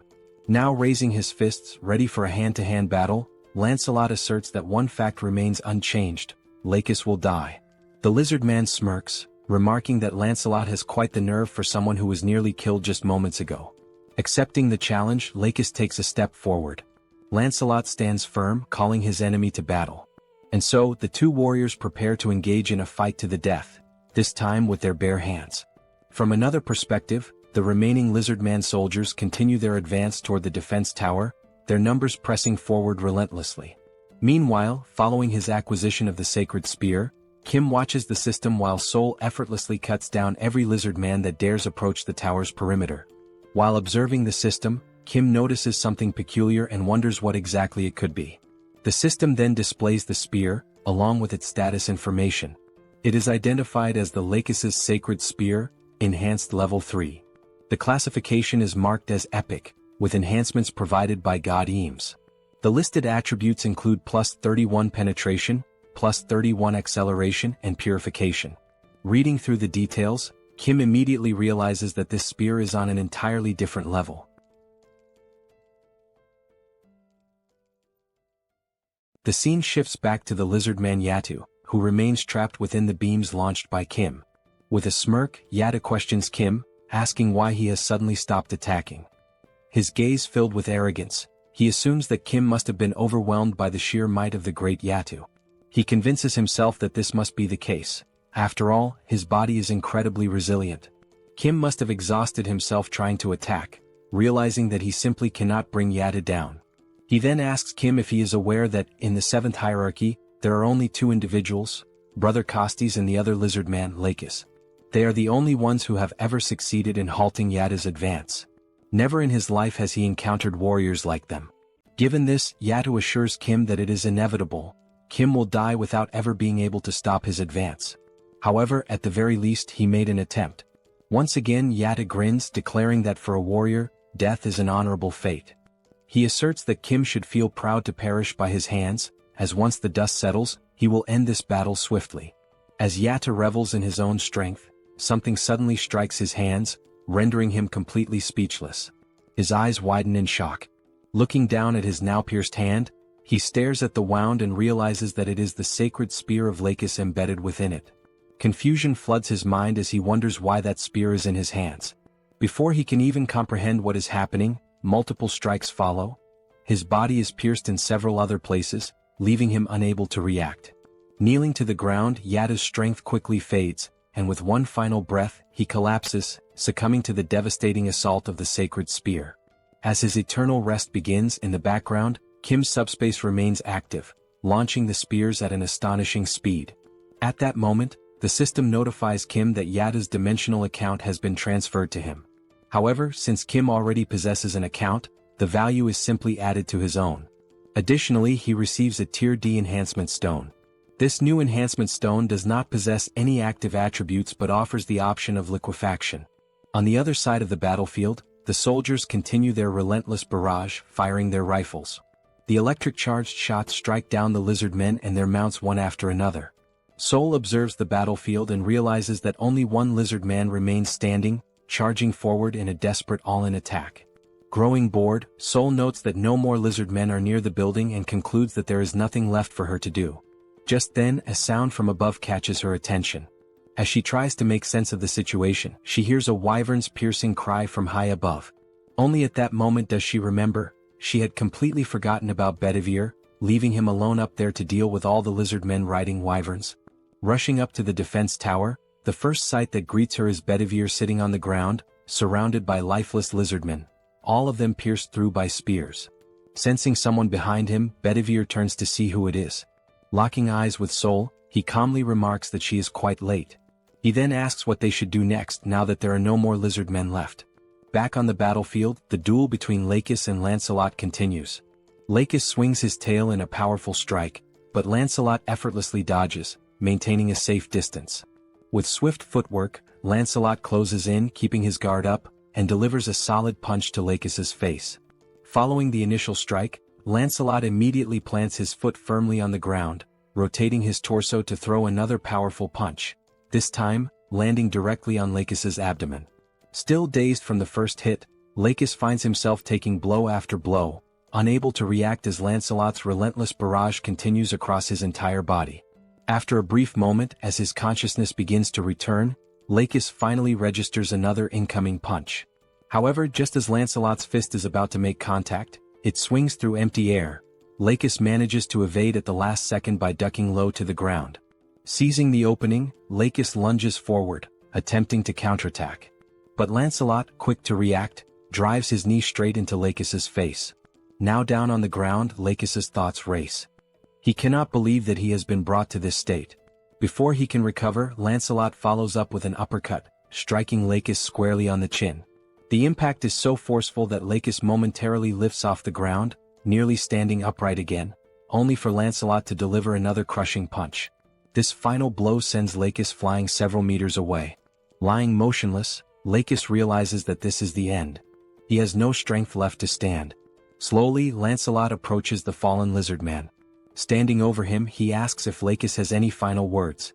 Still on the ground, drained of all energy, Lakis calls Lancelot a true warrior and acknowledges that it was a splendid duel. Lancelot agrees, admitting that it was indeed a good fight. Summoning his remaining strength, Lancelot clenches his fist and delivers a devastating punch to Lakis's face, slamming him into the ground. The impact is so brutal that blood splatters across the battlefield. The fist of the now victorious Lancelot remains stained with the blood of his fallen enemy. From atop the tower, the soldiers observe the battlefield, and the commander, seeing the outcome, states that it is finally over. At that moment, one of the soldiers calls out to him. The soldier informs him that they have just received an urgent message from the Joint Chiefs of Staff headquarters, causing the colonel to feel a slight unease. As the battle comes to an end, Kim takes a moment to process the difficulty of the fight. The lizard men had proven to be formidable opponents, and the strategies initially devised had not worked as expected. However, what matters now is that the portal to the lizardmen's dimension remains open. As long as it stays that way, there is always a risk of more enemies returning, potentially in even greater numbers. With that in mind, the time has come to launch a counterattack. Sometime later, Kim sits inside a helicopter, his system interface displayed before him. The system indicates that he is currently using 1,000 magic stones to unlock a new ability, granting him the capacity to send up to 8 items simultaneously. Beyond that, Kim still ponders over the best way to utilize the new enhancement stone he obtained after defeating the crocodilian enemy. The stone possesses the liquefaction property, and it is becoming increasingly clear that the time has come for Camelot to begin mass-producing enhancement stones. At that moment, Youngso informs him that they are about to land, catching Kim off guard with how quickly they have arrived at their destination. Before disembarking, Kim acknowledges the urgent need for more intelligence, information regarding the exact location of the lizardmen's portal, their numbers, the defensive lines, and any other strategic details. Additionally, he also requires data to determine the ideal location for launching the counterattack. As he steps off the helicopter, one of the soldiers suddenly calls out, instructing the others to salute Colonel Kim. Watching the scene unfold before him, Kim scratches his head, feeling slightly uncomfortable. He has always found these formal salutes to be rather embarrassing whenever he receives them. A soldier steps forward, introducing himself as Park Inbo, Lieutenant Colonel and Operations Officer of the 17th Division of Incheon. He states that he has heard many impressive things about Kim, particularly how he managed to halt the lizardmen's assault without a single casualty. He mentions that he received this information directly from the Chief of Operations, who unfortunately could not be present due to urgent business matters. Kim recalls that the Chief of Operations had received a wireless message and had immediately sprinted off without offering any explanation. Thinking back, Kim vaguely remembers overhearing something about insects attacking headquarters as the officer rushed away. Shrugging off the thought, Kim comments that it is probably nothing too serious. He also recalls that the colonel mentioned having some unfinished business to handle at the Joint Chiefs of Staff. Lieutenant Colonel Park nods, expressing relief that the situation is not a major issue, and then invites Kim inside to discuss the matter further. Once inside, Lieutenant Colonel Park wastes no time, opting to get straight to the point. He reveals that they have discovered the location of the enemy's gate. However, there is one major issue: the core of the gate remains unknown. Park explains that their forces were initially able to position snipers to track the location of the core. However, after the bidding competition ended, a strange sludge-like substance began seeping from the portal. As a result, they lost all visibility of the core's position. Hearing this, Kim inquires if it is really just sludge. Lieutenant Colonel Park, reaching into his pocket, confirms that it is. However, he adds that it would be easier for Kim to see it for himself. He then places 2 photographs on the table, explaining that these were the best images they managed to capture. He points out that, as Kim can observe, a thick, mud-like substance has spread outward, engulfing the area surrounding the gate. Park further clarifies that this sludge does not cause any harm upon contact with the skin. However, it makes movement incredibly difficult, almost impossible to traverse normally. The lizard men have taken advantage of this terrain, using it both as a means of concealment and free movement, treating it as if it were a swamp. Examining the photographs, Kim remains unfazed. He remarks that this is not a problem. Kim states that he has allies capable of traversing and gathering intelligence within this swamp freely, summoning Lancelot. Lancelot takes the photographs in hand, carefully analyzing the situation depicted. Without hesitation, he immediately apologizes, admitting that this will be difficult, leaving Kim momentarily uncertain. Lancelot then elaborates, explaining that movement itself would not be an issue due to the phantom effect. However, if the entire area is submerged in the swamp, their presence would be easily detected as there would be nowhere to hide. Kim acknowledges that he had not considered this factor. However, Lancelot, as always, reassures him that there is still a way. He states that he knows someone who is both swift and stealthy. Kim, curious, immediately asks who fits that description.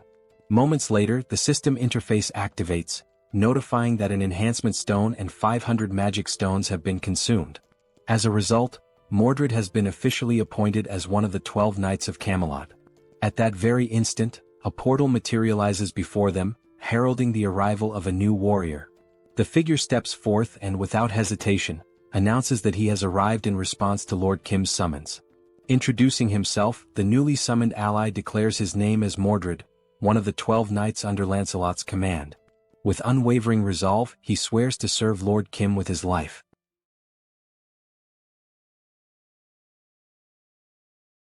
Unlike the other knights, Mordred rarely fought on the battlefield. His true battlefield was deep behind enemy lines, where he used his skills in infiltration, assassination, and theft. It was through these talents that he earned his place as one of the 12 Knights of Camelot. The reason he distinguished himself as an assassin was not only due to his exceptional skills and intelligence but, above all, because of his unique ability, an ability that allowed him to eliminate his targets without being noticed. This ability, known as stealth, enabled him to become virtually invisible for a brief moment, hiding his appearance without actually disappearing. However, this also meant that he was still susceptible to external factors. Despite this, Mordred used his talent to become an extraordinary assassin, and the very fact that he survived proves his strength. Furthermore, the enhancement stone used to appoint Mordred, a materialization enhancement stone, revealed his ability to avoid physical interference, although this ability could not be maintained for extended periods. In simpler terms, a great assassin became even greater thanks to the enhancement stone. Back in the scene, Kim, clearly excited, tells Mordred that he will now explain what he needs him to do, and Mordred agrees, addressing him as my lord. Pointing to a map, Kim says that they need to find the core of the Lizardman's Gate from the Sabros dimension. Upon hearing these straightforward instructions from his master, Mordred responds that he understands perfectly. Kim praises him, saying that it is just as he expected from someone with experience. Mordred grasped exactly what needed to be done, despite the vague explanation. Meanwhile, Lancelot warns Mordred to remember that if he dies, the entire operation and strategy will be for nothing. Lancelot also mentions that, based on his experience fighting the Lizardmen officers, they are not enemies to be taken lightly. Even if Mordred fails to gather any information, he must return alive no matter what. Mordred once again reassures them that he understands and announces that he will begin his mission, turning with the conviction of a superhero ready to infiltrate the enemy lines. Watching this, Kim smiles, thinking that Mordred seems to be someone truly trustworthy. At that moment, the colonel asks if they are sure about sending that knight on the mission alone. Kim turns to the colonel and assures him that of course they are. After all, these knights are the best of the best. He tells the colonel that they can simply trust and wait for the Knights of Camelot, for they will do what needs to be done. Kim suggests that the colonel take a break for now, as they will need to wait for Mordred's return in order to come up with a plan. He also says that he will let the colonel know once Mordred is back. The colonel thanks him and asks for permission to leave. He also advises Lancelot to rest in SUBSPACE, since it hasn't been long since he fought against that powerful lizard man. Lancelot nods, explaining that since he is an undead, he doesn't feel fatigue, so Kim need not worry about him. As Kim is about to say that he still needs to rest, something catches his attention. Looking at Lancelot, Kim wonders if there have always been so few scratches on his armor. Lancelot thanks Kim for his concern, but Kim, more curious now, says that he is sure that Lancelot's armor and sword were much more damaged before. Lancelot responds, explaining that even if the armor or weapons are damaged, they regenerate within Camelot. This revelation leaves Kim astonished, as he never knew that Camelot had such a function. Lancelot goes on to explain that, since they are categorized as items, as long as the item is not completely destroyed, they can regenerate infinitely as long as the materials still exist. On the subject of Camelot, Lancelot adds that there is something he needs to inform Kim about. He tells him that a new enhancement stone has been created in Camelot, and its property is wound regeneration. Upon hearing this, Kim remarks that the stone sounds useful just based on its name. However, he decides to think more about how to use the enhancement stone once Mordred returns. While Lancelot agrees that this idea is indeed good, something suddenly catches his attention, and he shifts into a state of alert. Lancelot, now prepared to draw his sword, hears Kim asking what is happening. Holding the hilt of his sword, ready for combat, Lancelot says that someone is hiding, watching them. Kim is taken aback, realizing that the enemy is faster than expected. He wonders who is hiding and whether it is truly a lizard man. Lancelot admits that he can only sense the presence of this unknown figure and cannot pinpoint their exact location or identity. He urgently advises Kim to enter SUBSPACE immediately.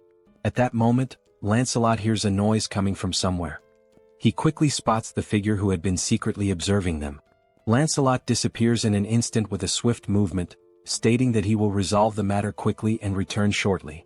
From the spy's perspective, he watches as Kim remains alone, wondering where Lancelot has gone and whether the other person who had been with him also disappeared. However, due to Lancelot's exceptional speed, he was already behind the man, holding a sword to his neck. Lancelot began to speak to the spy, explaining that the only individuals he serves are Lord Kim and Lord Kim's allies.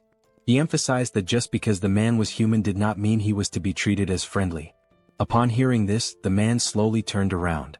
Still with the sword pointed at his neck, Lancelot declared that the man's answer to the question he was about to ask would determine whether he would live or die. With a killer aura, Lancelot proceeded to ask his first question, demanding to know why the man had been secretly watching them. At that very moment, Kim heard a noise that sounded like screams for help. He decided to rush over to see what was happening. As he approached the scene, Kim could only see Lancelot holding the man by the neck, the man screaming in pain. Lancelot calmly explained that it was this man who had been watching them. He assured Kim that if he waited just a bit longer, he would find out who was behind all of this. Still gripping the man's neck and tightening his hold, Lancelot warned the man that this was his final chance, stating there was no more time to wait. He asked the man if the lizard men had sent him there to spy on them. Crying and struggling to breathe due to the pressure on his neck, the man attempted to speak but he couldn't. However, upon seeing Kim, he managed to call out Kim's name. Lancelot, visibly angered, demanded to know how the man dared to call out Lord Kim's name in this situation. He informed the man that he would now die in agony and that he would make sure he suffered before his death. Kim, looking perplexed, told Lancelot that he didn't know what was going on, but the man Lancelot was strangling was actually one of his friends. Lifting the man by his neck, now turning purple from lack of oxygen, Lancelot asked if that was truly the case. Meanwhile, in the enemy area, the entire area was covered by something that looked like sludge. All the buildings, cars, and even some lifeless lizard men lay scattered on the ground. At that moment, Mordred realized that the lizard men were a warrior race that considered dying in battle an honor, meaning they were often exposed to the smell of blood and became desensitized to it.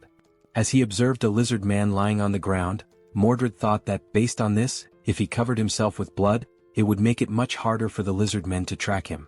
He also knew that erasing his trail was a vital skill. Pouring the lizardman's blood over himself, he made his way toward a tunnel, thinking to himself that now that his scent was gone, it was time to begin the infiltration. Moving slowly and carefully to avoid drawing attention, Mordred noticed that the place was enormous, with unusually large corridors. He wondered why they had built something so vast. As he ventured deeper into the area, he commented that this place seemed terribly inefficient, especially since the size of the lizard men varied greatly. Some were very large while others were quite small. Having realized this, Mordred speculated that the corridors were so large because there was one exceptionally large lizard man, and if that were the case, that giant must be a key figure. Trying his best to avoid touching anything, he thought that if this giant wasn't important, there would be no reason to create such an inefficient structure.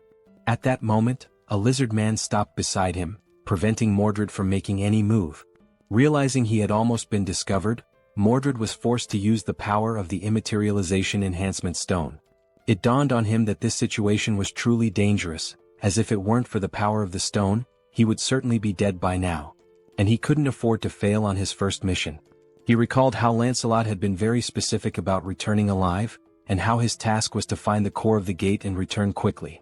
The deeper he went into the facility, the more he noticed that the lizard men seemed to be stronger and more organized. However, there was a creature unlike anything he had seen before. This new creature was purple, with an enormous round head and only one eye. Hidden and observing everything, Mordred muttered to himself that he had finally found it. He saw the one-eyed creature conversing with a bald man who was reading some kind of book. The bald elder called the creature filthy and asked if it was trying to interrupt his magical studies. The elder warned that if the creature continued to disturb him, he would be forced to imprison it. At that moment, another voice suddenly emerged, expressing irritation at the elder's words and asking if Solzen had forgotten about the agreement between them, addressing him by the name Solzen. Solzen, the elder, responded that he had only agreed to protect the core of the gate, but at no point had he agreed to allow anyone to enter there. Closing the book he had been reading, the elder said that he would seal the core of the gate without causing any damage to it. He added that if he had time to worry about the core of the gate, perhaps he should start thinking about the subordinates who had already died. The voice replied once more, stating that it understood that, a long time ago, Solzen had indeed been an incredible arcane mage, but now he had been exiled and was desperately clinging to them in order to survive. As something moved towards him, Solzen remarked that there was no need to bring up such a topic so suddenly. The thing, which resembled a tail, started wrapping around the elder's neck, and the voice spoke again, warning Solzen to understand his place, unless he wanted every bone in his body to be crushed to death. At that moment, it became clear that the voice was coming from a giant lizard man, who was the leader of all those present there. After this, Solzen acknowledged the situation, stating that he understood and perhaps had misspoken. He then asked the giant lizard man not to be so harsh. Still hidden and observing everything that was happening, Mordred noted that just by looking, it was evident that this was no ordinary lizard man. He wondered whether this elder, Solzen, was truly an arcane mage. Mordred then reflected on what the giant lizard man had said, that Solzen was an arcane mage but was no longer one. Mordred began to ponder the connection between the arcane mage and the lizard men, especially considering that Solzen had been entrusted with guarding the core of their portal. Unable to see everything clearly, he questioned whether the elder was talking to a tail or a tentacle. Not noticing what was beside him and listening to the conversation, Mordred could tell by the tone of the voice that it was authoritative and oppressive, clearly indicating that the giant creature must be the leader of the lizardmen. A giant chameleon had blended into the environment so well that even Mordred hadn't noticed it, leaving him vulnerable. At that moment, Mordred realized that, from where he was standing, he could not fully see the entire shape of the massive creature, but it was enormous, and he speculated that the large corridors might exist solely because of that creature. Mordred mentioned that the lizardman's defenses didn't seem so strong, so perhaps he could move a little closer to confirm the size of the creature. But just then he sensed something strange. Despite not being able to see anything or notice the giant camouflaged chameleon, he felt something pressed against his leg. The chameleon then launched its enormous tongue in Mordred's direction. A strange sensation made him turn to look, trying to understand what had just happened. By the time he realized it, something had already wrapped tightly around his arm, leaving him no chance to escape. As he was dragged by the chameleon's tongue, Mordred understood in that instant that everything had gone horribly wrong. The chameleon hurled the stealthy knight against the wall, giving him no opportunity to react. Upon impact, Mordred's camouflage began to fade, leaving him exposed in enemy territory and completely vulnerable. At that moment, the enemies also noticed something unusual and turned to investigate. The giant lizard called out to the arcane mage, demanding to know what was going on. Solzen, who had already understood what needed to be done, responded without hesitation, stating that someone had infiltrated their domain and had been spying on them. The bald elder then activated one of his red aura spells, summoning several scrolls into his hands. Unrolling one of them, he prepared to unleash an arcane spell. Without hesitation, he cast a magic missile, sending multiple powerful projectiles, imbued with a crimson aura, flying straight toward Mordred, who was still in the process of recovering. Seeing the attack rushing toward him, Mordred tried to react quickly. His eye gleamed, possibly as he activated his materialization ability to avoid being hit. At that moment, a flashback emerged. Kim's friend mocked his uniform, calling it pathetic and asking if he had pulled it out of the trash, pointing out how tattered it was. Kim thought back to the very first impression he had of this guy, and how it made him want to buy him a new pair of glasses. The boy laughed, making further remarks about Kim's family being poor, stating that from now on, Kim stinks and should stop talking to him. The words sparked Kim's anger. Without a second thought, Kim punched him in the face, and at that moment, the reason behind Kim's earlier thought about buying him new glasses became clear. Sometime later, the same boy was seen playing on a handheld console. He had just bought the video game the day before, yet he wondered why the other kids in the class didn't seem to care about him at all. Sitting alone in the room, the boy, comfortable in his privileged life, subtly boasted about it, trying to draw attention from his peers.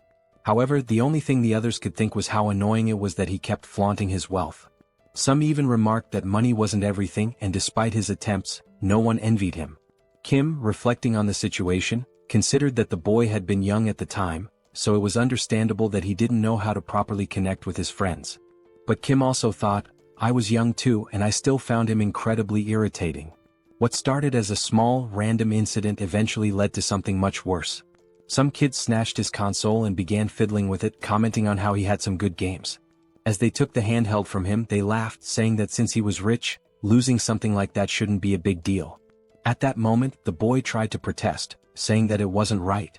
But before he could finish, they punched him in the face, knocking him to the ground and continuing to beat him mercilessly, despite him being completely defenseless. The bullies sneered, telling him they hadn't asked for his opinion. However, one of them suddenly noticed something approaching from behind. When he turned to look, it was Kim rushing toward them with his backpack in hand. Without hesitation, he swung the backpack directly into the bully's face, momentarily halting the one-sided beating. Caught off guard, neither the boy who got hit nor his friends reacted immediately. But then Kim spoke up, making it clear that what he had just done wasn't out of a sense of justice. He reminded the group that this guy had always mocked his family's situation whenever they were around friends. Kim had only stepped in to prove that he wasn't an easy target and to show off in front of everyone. The delinquents quickly realized that the two of them might be friends and asked Kim if he wanted to take a beating in his place. At that moment, Kim regretted trying to act tough because the tables had turned. Now he was the one getting beaten up. Meanwhile, the boy with glasses watched, realizing that everything was his fault for having acted like a jerk. As the bullies continued their onslaught on Kim, someone suddenly grabbed the wrist of one of them. It was Seoul, their dear sister, arriving at the perfect moment to intervene. Without saying a single word, her terrifying presence alone was enough to make Kim realize something. For the first time, Seoul actually seemed kind of cool. And only then did Kim remember that Seoul was somewhat famous in the area for being incredibly tough. As Kim grinned with relief at being saved, Seoul simply stated that this was unacceptable and that from now on, Kim would be doing morning training with her as well. Hearing those words, Kim was left in shock, fully aware that this was not going to be easy. While still holding the delinquent's arm at that moment, Kim responded, saying that he wasn't even part of a sports club, so he had no intention of doing those exercises. Seoul, however, dismissed his protest, stating that it didn't matter and that she would speak with the coach immediately. The other members of the club started asking if Kim was Seoul's younger brother, commenting on how adorable he was, while the delinquent stood there, completely unaware that he had just messed with her little brother. The other members patted Kim's head and he thanked them for everything, while Seoul took the opportunity to lecture the delinquent, ordering him to go home. As Kim was leaving the scene, he turned around to take a final look and noticed that the rich kid was still standing there. Curious, he asked what he was doing and told him to hurry up and leave as well. Tears streamed down the boy's face, and at that moment, the only emotion filling his heart was gratitude. From that incident onward, the two of them grew close remarkably fast throughout high school. They began spending more time together both at school and outside of it, watching promotional fights featuring famous fighters, cheating on tests, and laughing when Kim got annoyed for still scoring lower than his friend despite his efforts.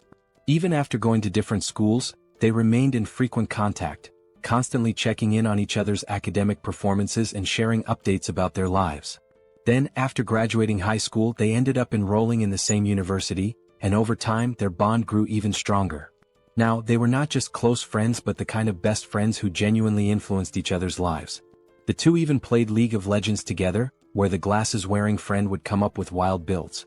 At some point during one of their matches, he casually mentioned that he had been thinking about joining a kendo dojo. Kim, caught off guard, asked why he suddenly had that idea.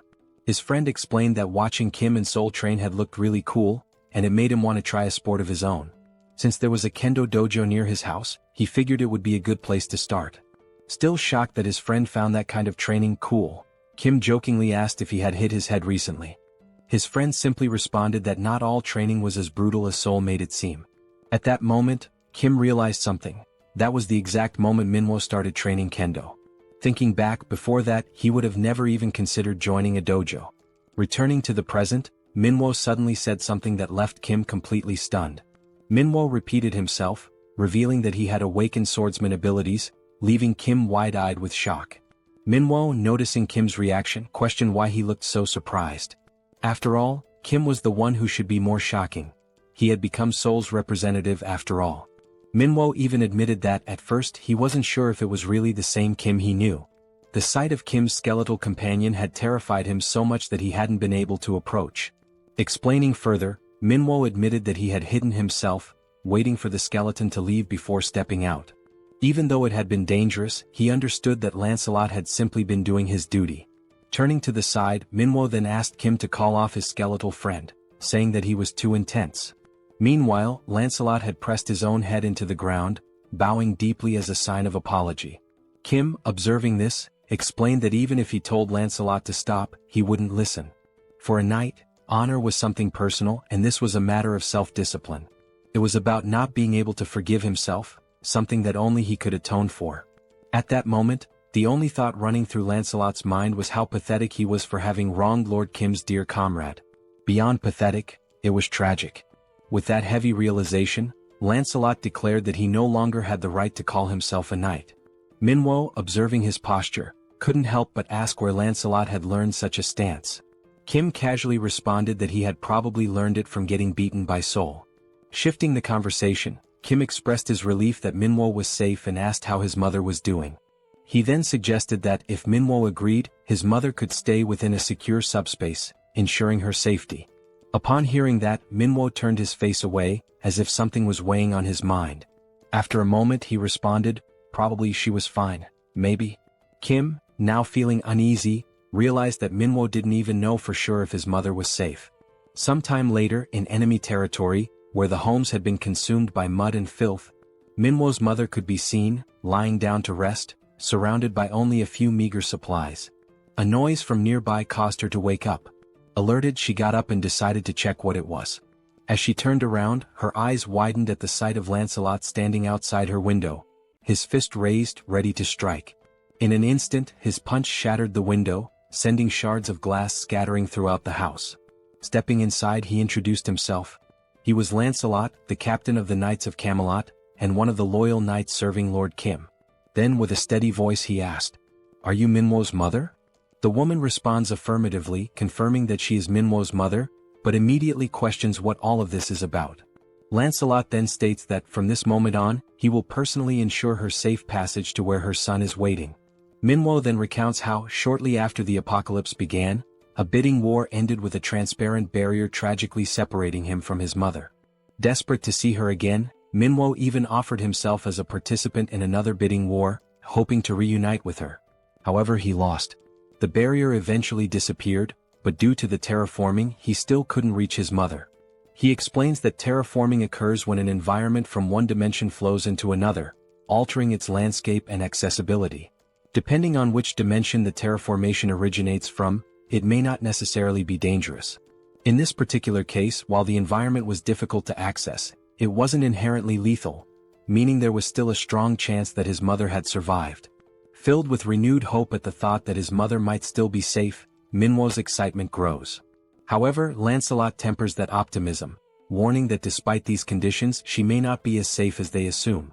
While this terraforming event may not have been toxic or deadly, the reality remains that this territory belongs to another dimension. In other words, it is still enemy territory. That is precisely why, as Lancelot carries Manhwa's mother on his back, he speaks with unwavering conviction. Even if the risk of failure is high, even if the mission is arduous and dangerous, he must prove himself worthy of being called a knight. And so, Lancelot declares that he will not repeat the failures of his past. At that moment, Lancelot notices a sudden increase in noise nearby. Glancing to the side, his eyes catch sight of someone running while shouting his name. The voice grows clearer as the person calls out, addressing him as Captain, while sprinting toward him. Focusing on the approaching figure, Lancelot recognizes Mordred, running frantically and yelling that he doesn't know why Lancelot is here, but that he needs to hurry. Mordred, looking increasingly desperate, pleads once more for Lancelot to run and look behind him. For a brief moment, Lancelot struggles to process the urgency in Mordred's words. Then, making the decision to turn around, he finally sees it. A wave of enemies surging toward them at full speed. The advancing enemies, their voices filled with pure hatred, declare that under no circumstances can they let that rat escape. It is only now that Lancelot fully realizes the grim reality before him. The plan to rescue Manhwa's mother quietly has completely fallen apart. Irritated by the situation, Lancelot turns his frustration toward Mordred. Fuming, he snaps at him, calling him a useless idiot, blaming him not only for failing the stealth mission but also for making the rescue significantly more difficult.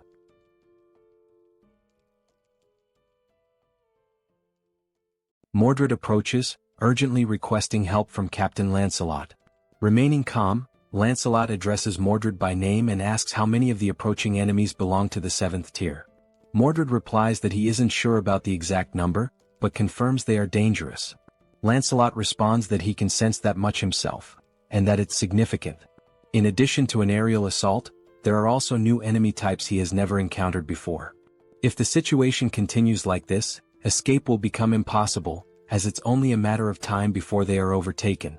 Understanding the gravity of the situation, Lancelot instructs Mordred to return immediately and deliver all the gathered intel to Lord Kim. From this point forward, Mordred will take over the mission to rescue Manhwa's mother. While lifting her gently onto Mordred's back, Lancelot identifies her and explains that the mission is to escort her back safely. Placing a hand firmly on Mordred's shoulder, Lancelot tells him he will try to buy as much time as possible, and expresses his hope that Mordred will complete the task without harm. He also instructs Mordred to inform Kim that he should use the enhancement stone, and that Percival would be a fitting candidate for it. Just as Mordred is about to question something, Lancelot cuts him off, saying there is no more time and commanding him to go immediately. Mordred accepts the captain's orders and affirms that he understands. Then he departs with Manhwa's mother to complete the mission and report back to Kim, leaving Lancelot behind to face the enemy alone. Lancelot draws his sword and declares his readiness. As the lizard men close in, the captain's mind is calm. There is nothing to fear. He has made his choice to prove he is a knight. All of this is in the name of Lord Kim, even if it means facing every enemy alone. The scene shifts. Mordred has already arrived at the destination where Kim and Manhwa are located. Opening the door, he announces that the mission has been accomplished. Manhwa bursts into tears at the sight of his mother. Kim, too, expresses his relief and happiness that Manhwa's mother is safe. Kim recalls that Lancelot had vowed to bring her back and asks whether Mordred is alright or if he was hurt somewhere. At that exact moment, Kim senses something is off as a system notification appears out of nowhere. The message reveals that the ghost of Camelot, Lancelot, has disappeared. Outside, Mordred begins recounting everything he witnessed and what happened after the split. Upon hearing this, Kim realizes that Lancelot must have sacrificed himself to complete the mission. And thanks to that sacrifice, Mordred was able to deliver the vital information, and Manhwa's mother was saved. Kim then reflects that Lancelot may not be truly gone, as he could be revived by naming him once again using the enhancement stone and the magic stone. Even so, the thought leaves Kim uneasy. Being able to revive and being able to survive are not the same thing. He begins to question whether he placed too great a burden on Lancelot, now realizing that perhaps such a sacrifice wasn't necessary at all. Kim continues to reflect that he shouldn't have let Lancelot go like that. Even if Lancelot didn't want to listen, Kim should have told him that everything was alright, and that he didn't need to give up his life to prove his worth as a knight.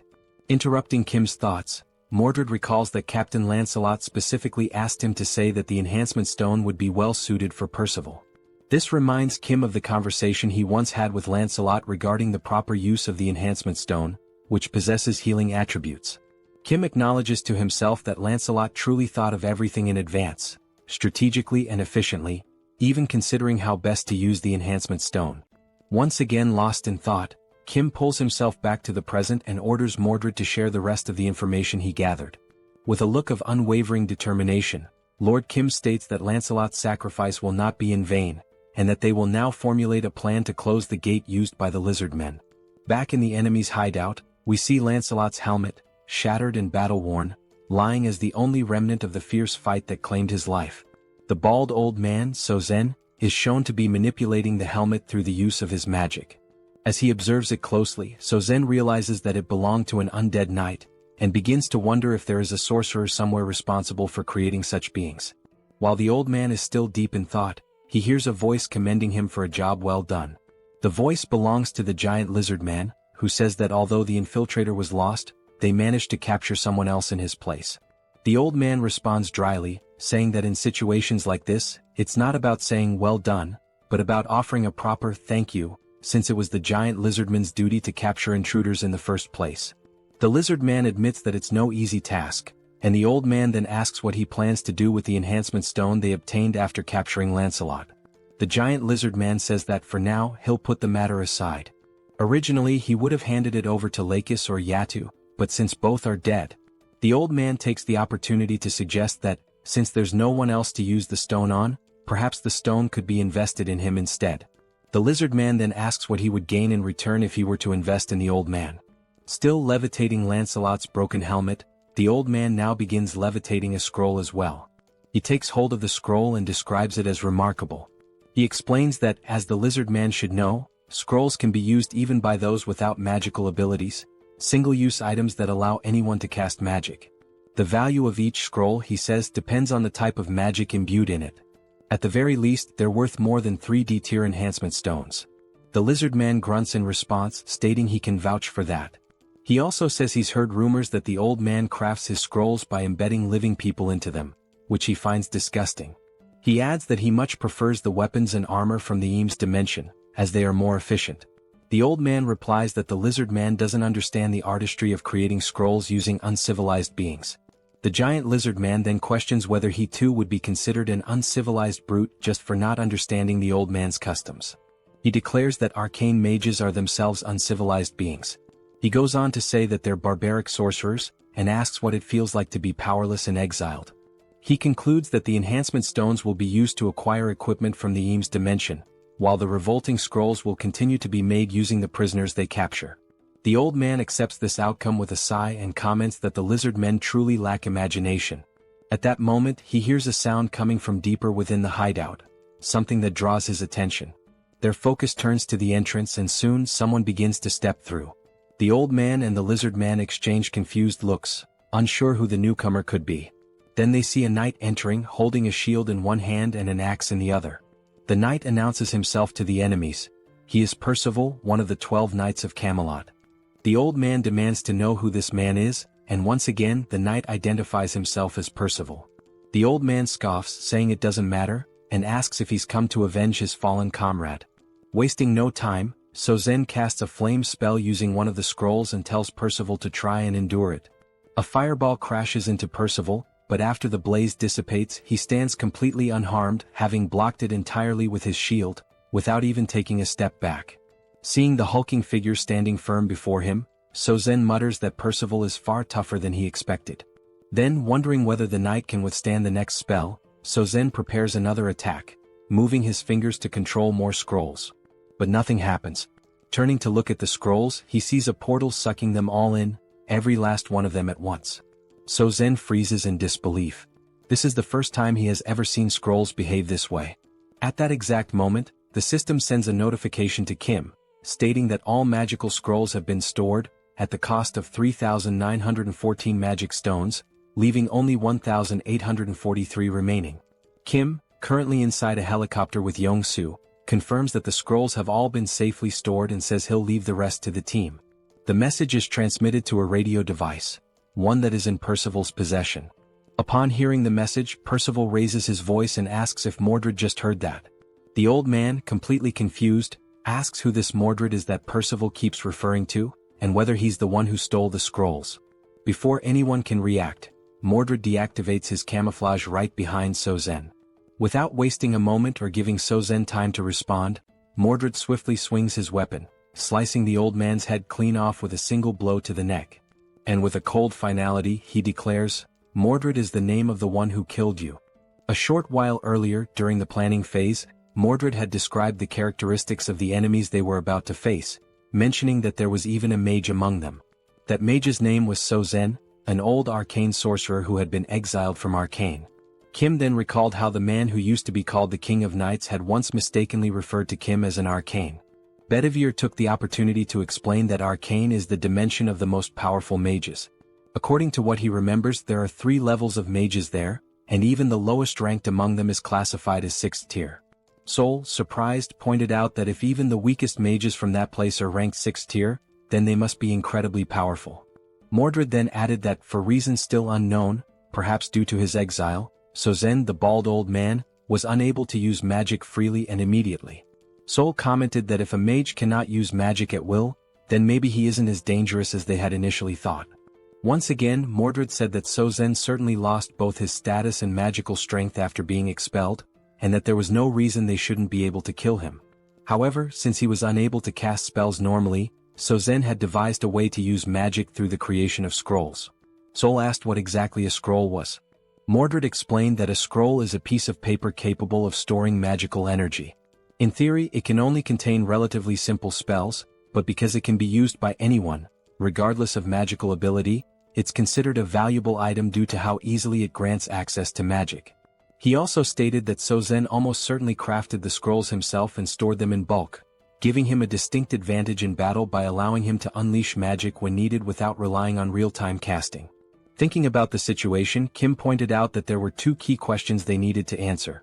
First, whether any of the lizard men also had access to these scrolls, and second, what types of magic those scrolls actually contained. Mordred admitted he hadn't been able to determine that yet, but he mentioned that during the moment he was discovered inside the hideout, Sozen had fired some spells at him. The spells consisted of 3 red magical blasts that detonated upon impact with the wall. Mordred had been saved only thanks to the materialization of the enhancement stone. The only thought running through Mordred's mind at the time was why a mage would be so dependent on scrolls instead of simply casting spells himself. At that moment, the sound of the explosion drew the attention of a nearby lizard man, who came running and asked what was going on, inquiring whether the commander was safe. The commander, who happened to be a chameleon, responded that there was an intruder in the area. The lizard man then asked where the intruder was. The chameleon said the intruder could disguise himself and that they needed to warn the others as quickly as possible. The soldier responded with a nod, saying he understood. Mordred considered the idea of simply slipping away and escaping undetected, but he couldn't bring himself to leave without understanding why a mage wouldn't use his own magic. The lizard man stated that the first priority was to block the entrance to prevent the intruder from escaping. The chameleon agreed, saying they needed to act quickly. As soon as the chameleon finished speaking, Mordred revealed himself and swiftly decapitated the lizard man. As Mordred's camouflage gradually faded, the chameleon stared in horror, realizing that the intruder was still there. Mordred thought to himself that he needed to gain some sort of strategic advantage and gather more information. Without wasting a moment, he struck again, this time slashing the chameleon's throat with a clean swipe of his dagger. As the chameleon collapsed to the ground, convulsing and gasping for his last breath, Mordred turned his head upon hearing a voice shouting insults at the fallen lizardmen, calling them idiots and bastards. It was the bald old man, Sozen, floating in the air and ranting that the lizardmen were too stupid to catch a single intruder. Still hovering, Sozen complained that he had to take matters into his own hands and write a new scroll himself, which was a difficult task. He looked at Mordred and stated that he was also unlucky because regardless of what happened, he would eventually be caught. At that moment, Mordred didn't quite understand what Sozen meant by that. Reflecting on the past, Mordred later explained that what surprised him the most was that Sozen had been able to track him even after he'd successfully escaped the cave. It was only because of this pursuit that Mordred was able to learn the extent of both the lizardman's and Sauzen's abilities. Mordred bowed his head slightly, apologizing and admitting that the pursuit had been more intense than expected, and that as a result, Captain Lancelot had made a great sacrifice. Kim responded by telling him not to blame himself. Without Mordred, none of them would have even known there was a mage among the lizard men. Kim went on to say that Mordred had taken action not only to gather information but while being fully prepared to die in the process. No one, he added, had the right to judge that. And once again he told Mordred not to feel guilty, because it was Kim's responsibility to act and make decisions. Right now, the top priority was to shut down the lizardman's gate. Bedivere then commented that it was very likely Sozen was reluctant to produce more scrolls, possibly because they were not simple to create. Because of this, Bedivere believed the probability of scrolls being distributed among other lizardmen was quite low. The military officer then confirmed the names of the enemies and of the bald mage, stating that they were likely hiding in a cave because it would be easier to conceal the portal's core there. He went on to say that Sozen was almost certainly the main defensive force guarding the portal, which meant he would not be leaving the cave. And this indicated two things. First, that the strength of the enemy forces was insufficient, and Sozen had no choice but to step forward himself. Second, that the full power of the Guardian mission needed to be deployed, and that the leakage of any information had to be avoided at all costs. Kim then pointed out that if they could just take out the old mage, the rest of the operation would become significantly easier. The real issue, however, was figuring out how to neutralize such a mage. The officer agreed. Kim said that, in his opinion, there was a good way to deal with that, and it involved using his newly unlocked level 3 subspace abilities. He referred specifically to the category skill, which allowed all items stored in the subspace to possess their own distinct properties and to be automatically classified according to specific criteria. The categories were of a higher tier, but the downside was that it was not possible to create or edit new categories at that level. Kim remembered a time when he tried to register a car as a categorized item, but the system didn't allow it as there were no matching categories available. So, only items that already fit into one of the existing categories could be stored, and even then only by paying a cost. He also recalled that he was only able to store the Sacred Spear of Lakis because it fit under the Eames construction materials category. It hadn't been long since he had managed to evolve the subspace to level 4, after killing the traitorous goblin Bongso. After this upgrade, it became possible to create new item categories, though the system still limited the number of custom categories to a maximum of 2. At that moment, Kim realized that since the mage couldn't use magic freely and relied on scrolls instead, there might be a workaround. While adjusting the system, he thought about adding a new category for the scrolls, with the intention of removing Saozen's access to them. Kim mentioned that Pax's ability could be used from a relatively long distance, and that even if Sozen was hidden deep inside a cave, the ability would still be able to reach him. Once the plan was finalized, an assault group was dispatched to the cave. This group was composed of Seoul and Percival, the newly appointed tank knight. Seoul teased him, asking whether he was the leader of this operation, to which he answered affirmatively. She said she was eager to see what he was capable of, and Percival also added that he was looking forward to it. However, as soon as the action began, Percival realized that Seoul never really had a chance to take the lead, and Kim decided to keep her inside the subspace to avoid any unnecessary complications. Inside the subspace, Seoul was furious, yelling that she wanted to fight too. Kim responded by saying that her time would come, and asked her not to be too upset. Meanwhile, the lizard men within the cave were communicating among themselves.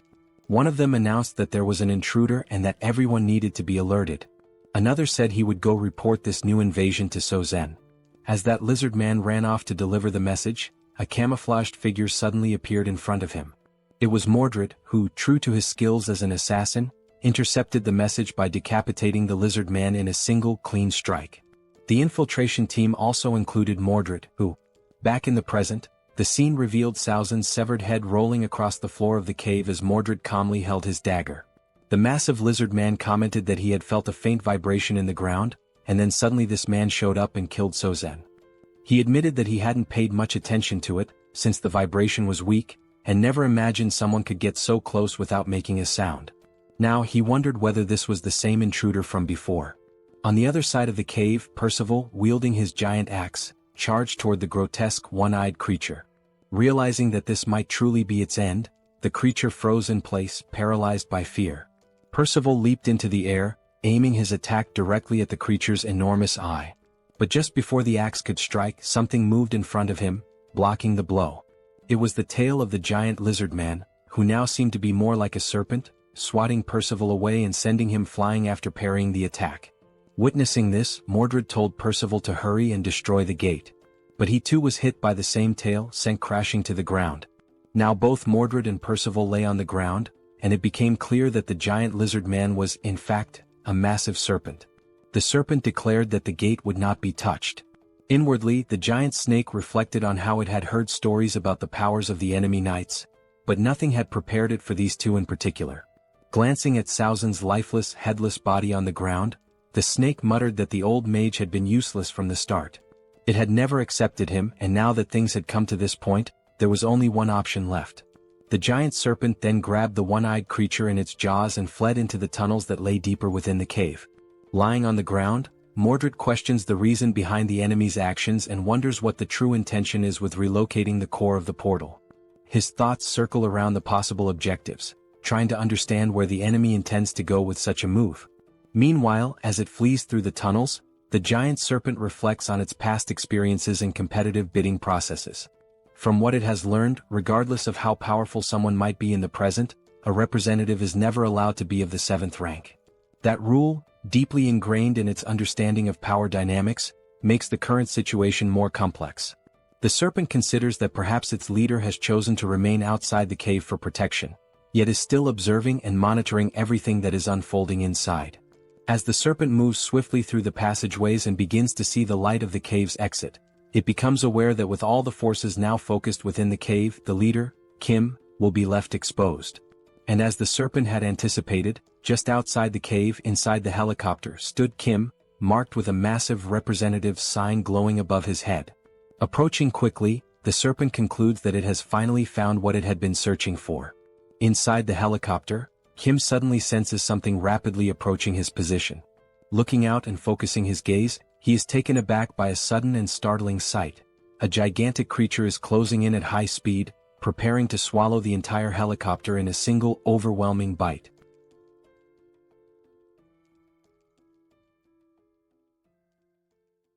Kim notices that the massive serpent is getting closer and closer. However, in some way he remains composed, perhaps due to the confidence he has in the capabilities of his powers. Recognizing the imminent danger, he calmly instructs Pax to throw something at the enormous creature approaching the helicopter.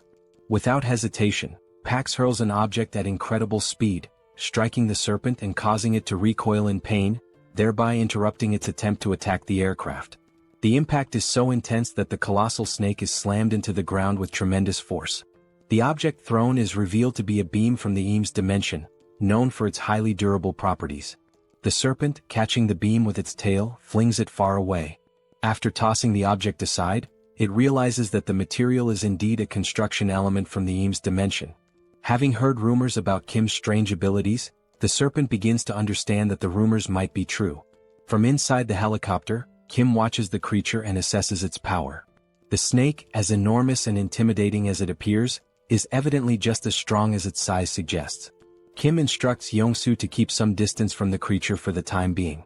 Determined not to give the enemy a chance to recover, Kim gives the order for Pax to continue the attack.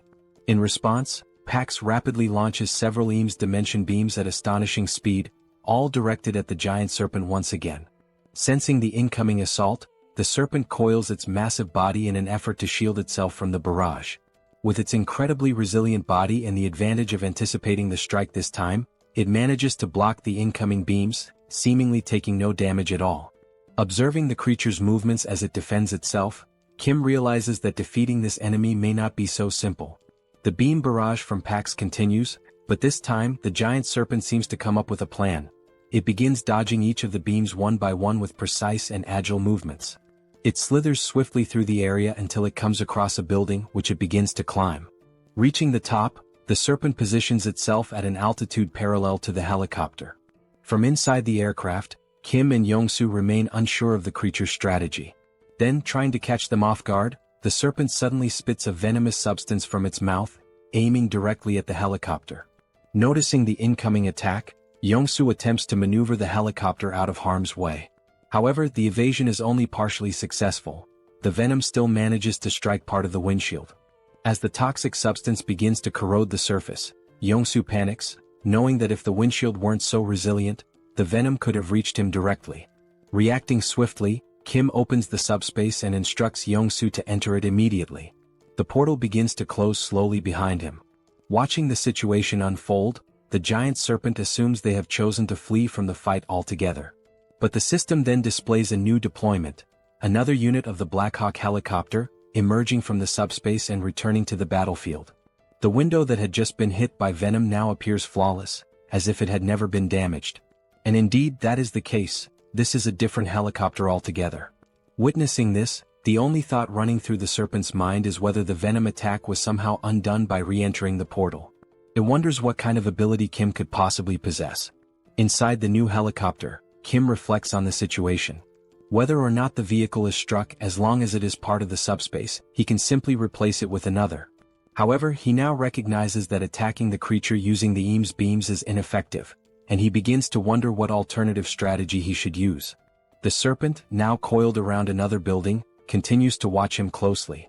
Kim considers whether he should try using that newly acquired item. Choosing not to waste time overthinking, he commands Pax to launch the spear imbued with electrical properties. Flying at high velocity, the spear hits the serpent directly. At first, it shows no reaction, no visible pain. However, unlike the beams, the spear manages to pierce through the creature's thick hide. The serpent turns its gaze toward the object lodged in its body, questioning what it is and where it came from. Upon closer inspection, it realizes that the weapon is none other than the sacred spear once belonging to its ally, the lizard man Lakis.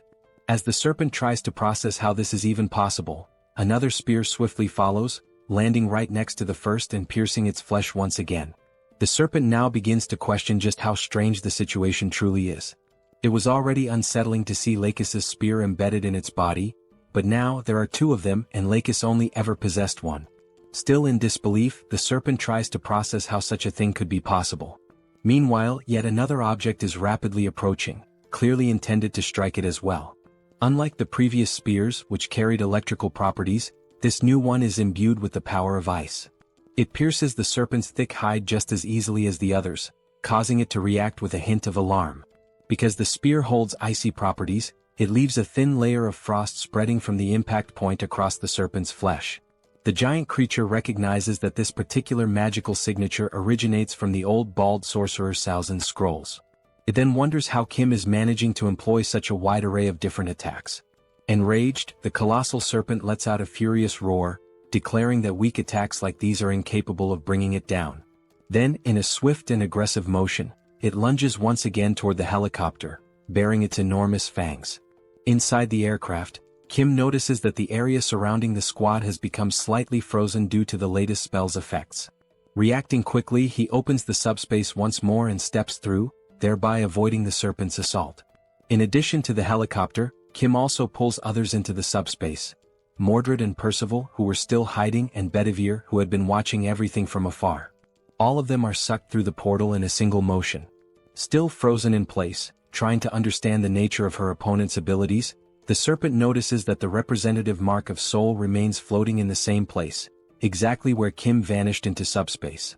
As she begins to open another portal in front of her, the serpent thinks to herself that Lakis never possessed two spears. Everything must somehow be a part of Kim's ability. This time, what she sees emerging from the portal causes her eyes to widen in disbelief. Kim appears once again, this time accompanied by Seoul and their father, each holding one of Saozin's spell scrolls. But they are not alone. Kim has coordinated for everyone who had been inside the subspace to simultaneously release spells using different scrolls, amplifying the impact of the coming attack. At that moment, Kim signals for everyone to launch their spells and unfurls his scroll, casting the powerful joint spell. The resulting magical force is so immense that the sky lights up in a blinding radiance, leaving the serpent unable to perceive what is coming toward her.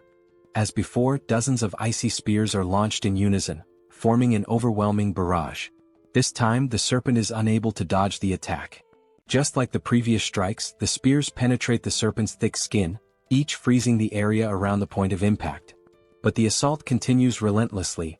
Wave after wave of icy spears rain down, giving the serpent no opportunity to recover. Overwhelmed by the sheer number of piercings and the accumulating frost, the serpent finally collapses to the ground, its body unable to withstand the brutal combination of wounds and freezing effects. Observing the fallen creature, Kim announces that it has gone down and instructs everyone to fall back. He also tells Pax to deploy a new Blackhawk. Within seconds, a Blackhawk materializes in front of them, and Kim calls out to his pilot, Yongsu, preparing for departure. They board the helicopter and exit the subspace together. Looking out the open door, Kim sees the serpent writhing in pain on the ground, clearly struggling to rise. He remarks that for now the massive beast won't be moving anytime soon. Opening another portal to subspace, Kim gives a sharp command for everyone to launch more scroll-based spells. Now each person within the subspace is seen holding scrolls of different colors, ready to cast once more. Realizing what's about to happen, the serpent reflects on what it could have done differently. Now its body is frozen and it can no longer move. Once again, the sky erupts in a blinding flash, caused by the immense power of the many scrolls being unleashed at once. At that moment, the system begins displaying multiple notifications, each indicating a different type of attack being launched at the serpent. This powerful, multifaceted magical strike heads straight toward the immobilized creature, which can do nothing but watch as the wave of destruction closes in. Thus, spells of various elements and properties strike the serpent with full force. Sometime later, as the dust finally begins to settle, Kim cautiously approaches the area. He states that he only has one question to ask. Then, looking ahead, he calmly asks why the enemies have been so desperate to launch their invasion. The serpent then states that things had to unfold exactly the way they did. Kim asks why. The serpent replies that he would not understand the reason, at least not now. Kim questions why he wouldn't be able to understand it. The serpent continues, explaining that the Earth's dimension is not far, and that, in time, Kim will realize that instead of simply defending himself as he is now, he will eventually become the one hunting other dimensions. It finishes by saying, "The universe, that is how the system was designed from the very beginning." And with those words, the giant serpent speaks for the last time. At that very moment, the system displays a notification stating that the dimensional account has been transferred, along with a total of 5,911 magical stones. Another screen appears, confirming that since Kim already holds a dimensional account, the values are combined, bringing his new total to 17,668 magical stones. Mordred, approaching silently like the assassin he is, comments that the serpent does indeed appear to be dead.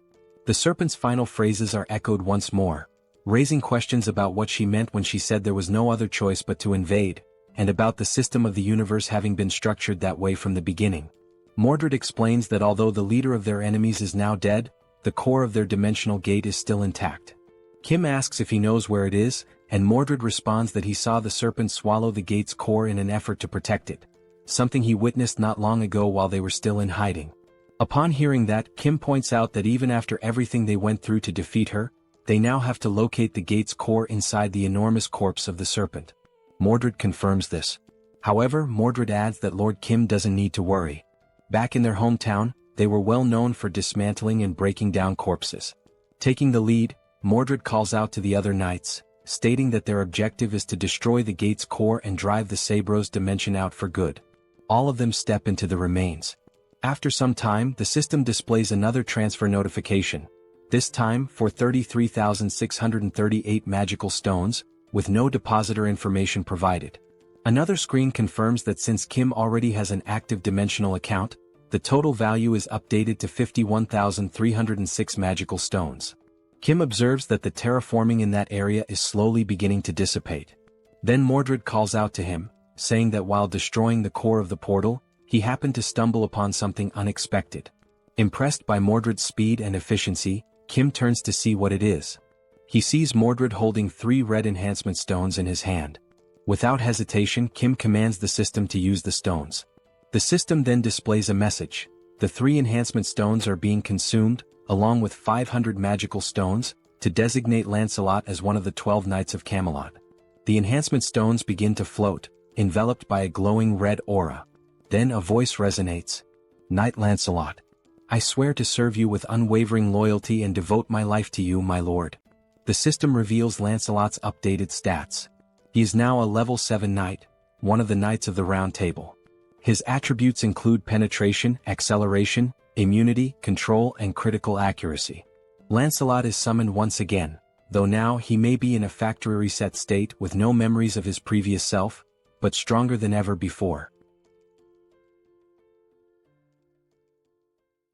At that very moment, a system notification appeared, announcing that the Sabros dimension had officially lost its commercial rights over the Incheon region. The message indicated that, because of this, Incheon had now been fully restored as part of Earth's territory. The land, which had previously been altered to favor the lizard men with its thick layer of mud, was now gradually returning to its original state, slowly but steadily. Lancelot stood quietly, taking in the scene unfolding before his eyes, while someone nearby remarked that all of this was happening thanks to him. The comment caught Lancelot's attention. As Lancelot turned to face Kim, Kim said that although it might be a little late to say it, he was grateful for everything Lancelot had done. Lancelot paused for a few seconds, falling silent. Then finally he spoke, not to deny the gratitude but to apologize, explaining that he had only done what was required of him as a knight. Kim responded by acknowledging how hard it must have been to do what needed to be done. He added that, regardless of whether Lancelot was good or bad, simply saying thank you would be better than offering an apology. Lancelot seemed ready to apologize again, but he stopped himself midway and instead offered a sincere, heartfelt thank you to Kim. And in that brief moment, Kim felt a quiet joy as he realized that his friend Lancelot had truly returned. He had not been reset from scratch, but was genuinely himself once again. At that exact moment, something caught Kim's attention, prompting him to look toward the sky. There, multiple helicopters were approaching in formation, heading in their direction. The city was no longer covered in mud. Throughout Korea, only Incheon had lost the bid for territorial rights. And now that it had been recovered, it meant that all the monsters who had attempted to conquer Korea had been successfully eliminated. Of course, this did not mean that the situation was entirely safe. Primitive monsters such as orcs and wyverns still roamed the land. Those remaining threats would need to be dealt with before the country could truly resume its normal functions, and that process could take a very long time. The helicopters completed their descent and landed at the site. The head of operations disembarked and addressed Kim as Colonel Kim, a title that made Kim pause for a moment, slightly puzzled by being called Colonel. The operations chief explained that they had not arrived earlier due to the ongoing terraforming process, but now additional helicopters were on their way transporting supplies. As he looked up at Kim, who stood atop the massive serpent's corpse, the chief remarked that this enormous creature had to be the leader of the lizardmen, and asked how something that size could even exist. Kim replied that he hoped the other head of operations was doing alright, since the last time they met, that man had fled the scene, claiming he had been attacked by insects. Sometime later, within the subspace, it was finally time for a meal. Plates were being served to everyone, and Kim couldn't help but think about the strange contrast, being served Chinese food in a world where monsters still roamed the streets. He wondered where the dish had even come from. The story had begun shortly after Minwo's mother had been rescued and received care from Joy inside the subspace. Minwo's mother had mentioned that she should offer food to express her gratitude to everyone, but Joy reassured her that she was fine. She had eaten a lot lately, though she would gladly accept the offer as a kind gesture. Curious, Minwo's mother asked how Joy had managed to eat so much food in a place like that. In response, Joy asked if she really didn't know. That was how Minwo's mother came to learn about Kim's abilities, specifically his power to produce infinite ingredients. She then mentioned that she had a friend who was an excellent cook. With materials provided by PX, dishes were prepared by the owner of a renowned Chinese restaurant located in Chinatown. This chef cooked with joy in his heart, because even in such a ruined world, he could still prepare food for others. It made him feel blessed to serve people again. And that was the story behind the Chinese dish. Thanks to the kind heart of the chef, it had become possible to enjoy a meal of such quality even in the midst of the apocalypse. Of course, even if the ingredients were unlimited, it was still questionable how the chef had prepared so much food alone. In truth, he had made only one dish, and from that single plate PX had duplicated the rest. Seoul, known for her large appetite, devoured the meal and repeatedly asked Kim to bring more food, faster. Hearing this, Kim told her to slow down, commenting that it didn't even look like she was chewing. The women around them were astonished, still wondering how food could possibly taste that good. Meanwhile, Kim reflected on everything that had happened. He had defeated the lizard men, reclaimed Incheon, and now, everyone was able to sit down and enjoy delicious Chinese food together, and celebrate. And there was one more reason to celebrate. At that moment, Kim's sister-in-law, his older brother's wife, was not feeling very well. Joy asked her if she was okay, suggesting she might have caught a cold or something like that, since she hadn't eaten much. Looking down at her nearly full plate, the sister-in-law told them not to worry. But Joy continued, asking whether she had been feeling more nauseous lately, if her urination had decreased, if her mouth felt dry, and whether she experienced dizziness when moving quickly. The sister-in-law responded affirmatively, clearly confused as to how Joy could know all of that. Then Joy said something that took everyone by surprise, even the sister-in-law herself. She explained that those were early symptoms of pregnancy. Shortly after the meal, this information was shared with the rest of the family.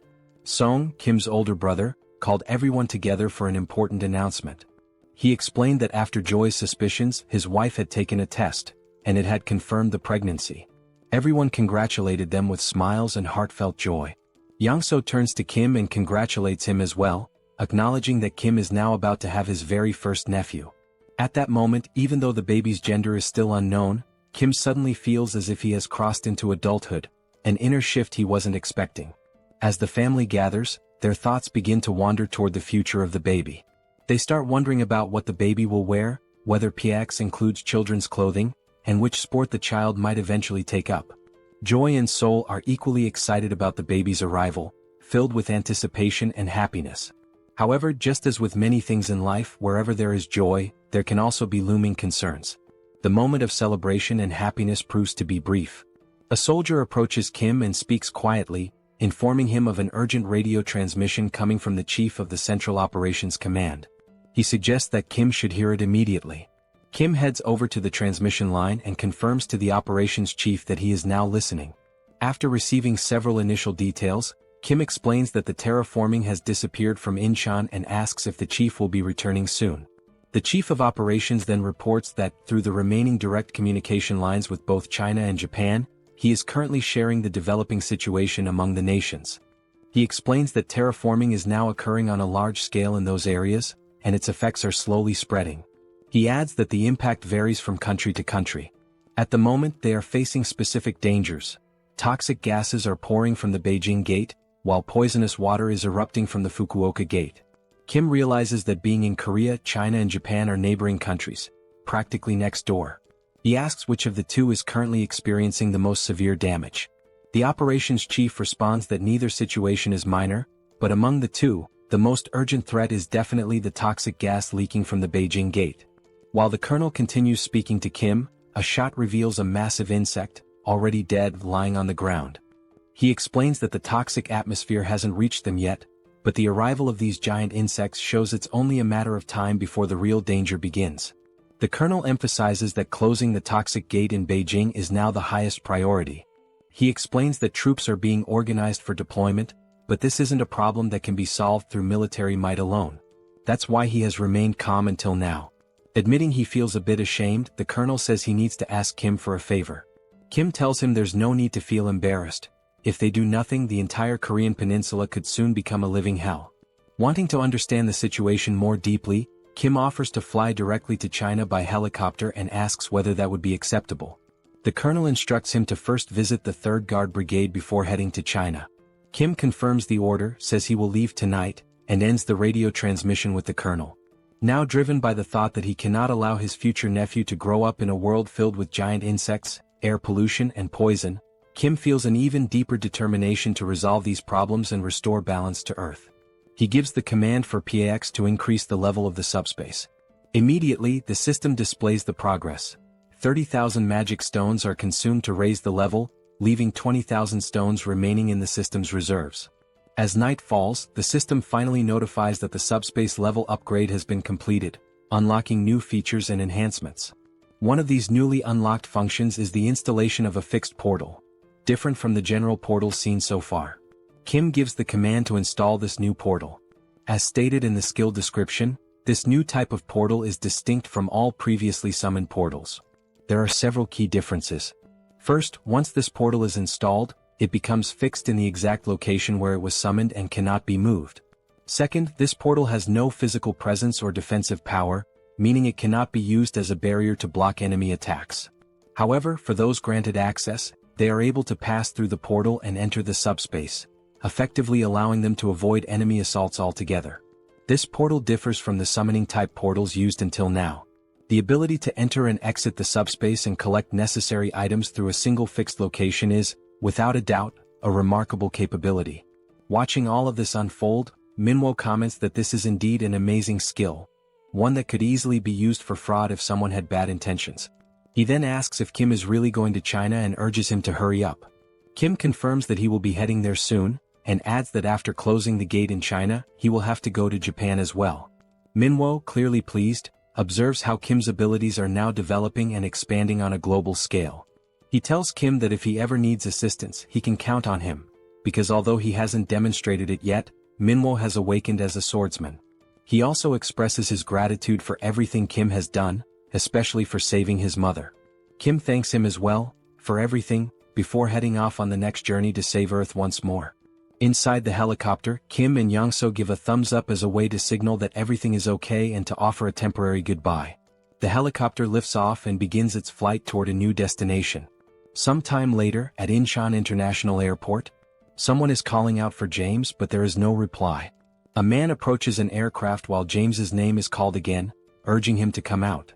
The man says he just received a call from the Joint Chiefs of Staff, informing him that the individuals they had discussed, the ones heading to China, have now arrived. Suddenly, James appears from underneath the plane, asking how they arrived so quickly. From his appearance and actions, it seems James is a mechanic. Still processing the sudden arrival, James expresses surprise at the speed of their arrival and comments that the aircraft hasn't even been fully remodeled yet for a long-range flight to China. As things stand, they won't be able to depart at this moment.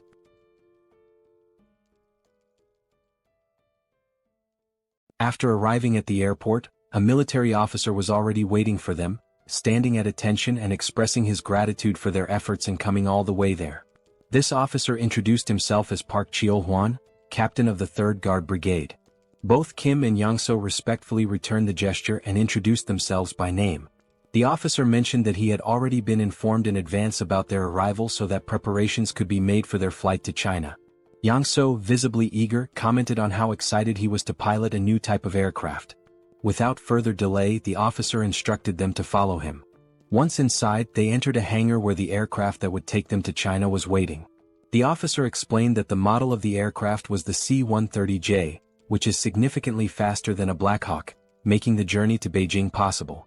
Hearing this left Young-so fascinated, and he quickly asked whether this aircraft was the same kind used by special forces in spy movies, equipped with cargo compartments.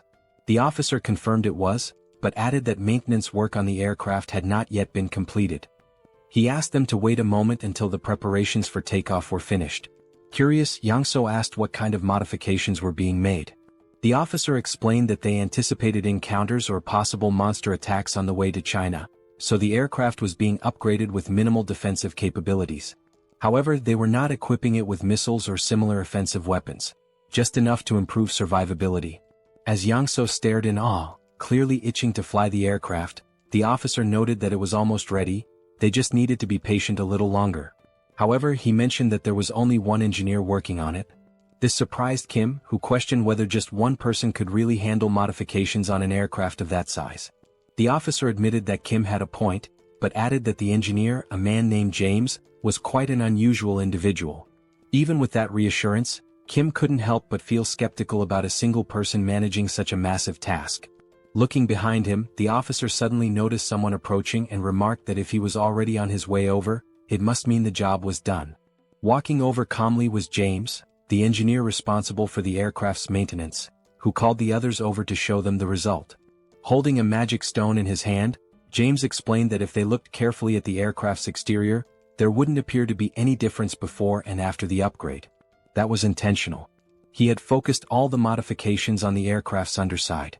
He went on to explain that flying monsters typically attack from below, which was why the upgrades were concentrated there. Observing the scene, Kim could only think that James must be an awakened person with a mechanic-type ability. The magic stone in his hand made that clear. James was likely an aeronautical engineer who had awakened after the beginning of the apocalypse. Because engineering was already his profession, his skills had been enhanced in ways that aligned with practical, technical needs. As Kim looked at the sharp metal spikes attached beneath the aircraft, he couldn't help but be impressed by James's extraordinary abilities. Still, part of him wondered if the plane would even be able to fly properly after being modified like that. Before departing for China, they would test the functionality of the modified parts. In the meantime, Kim distributed food and other supplies to the local soldiers. As a portal opened beside James, Kim observed him closely. What stood out was how James showed absolutely no reaction to the portal's sudden appearance. In a world filled with monsters, where people were forced to hide, live with anxiety and fear, endure hunger and thirst, and where resources were incredibly scarce, any sign of food or water usually brought joy. But James didn't react at all. Not even when presented with first-class Chinese cuisine prepared by a professional chef. He simply said that he had already eaten too much and was full, remaining entirely indifferent. Kim wasn't sure whether this was a good or bad thing. But what he did realize was that James genuinely wasn't interested. And just as the captain of the 3rd Brigade had said, James truly was a special kind of person. Kim called Pax and asked it to take the dish away. It was only then that Kim noticed something that did interest James. James's expression changed when he caught sight of the machines inside the subspace.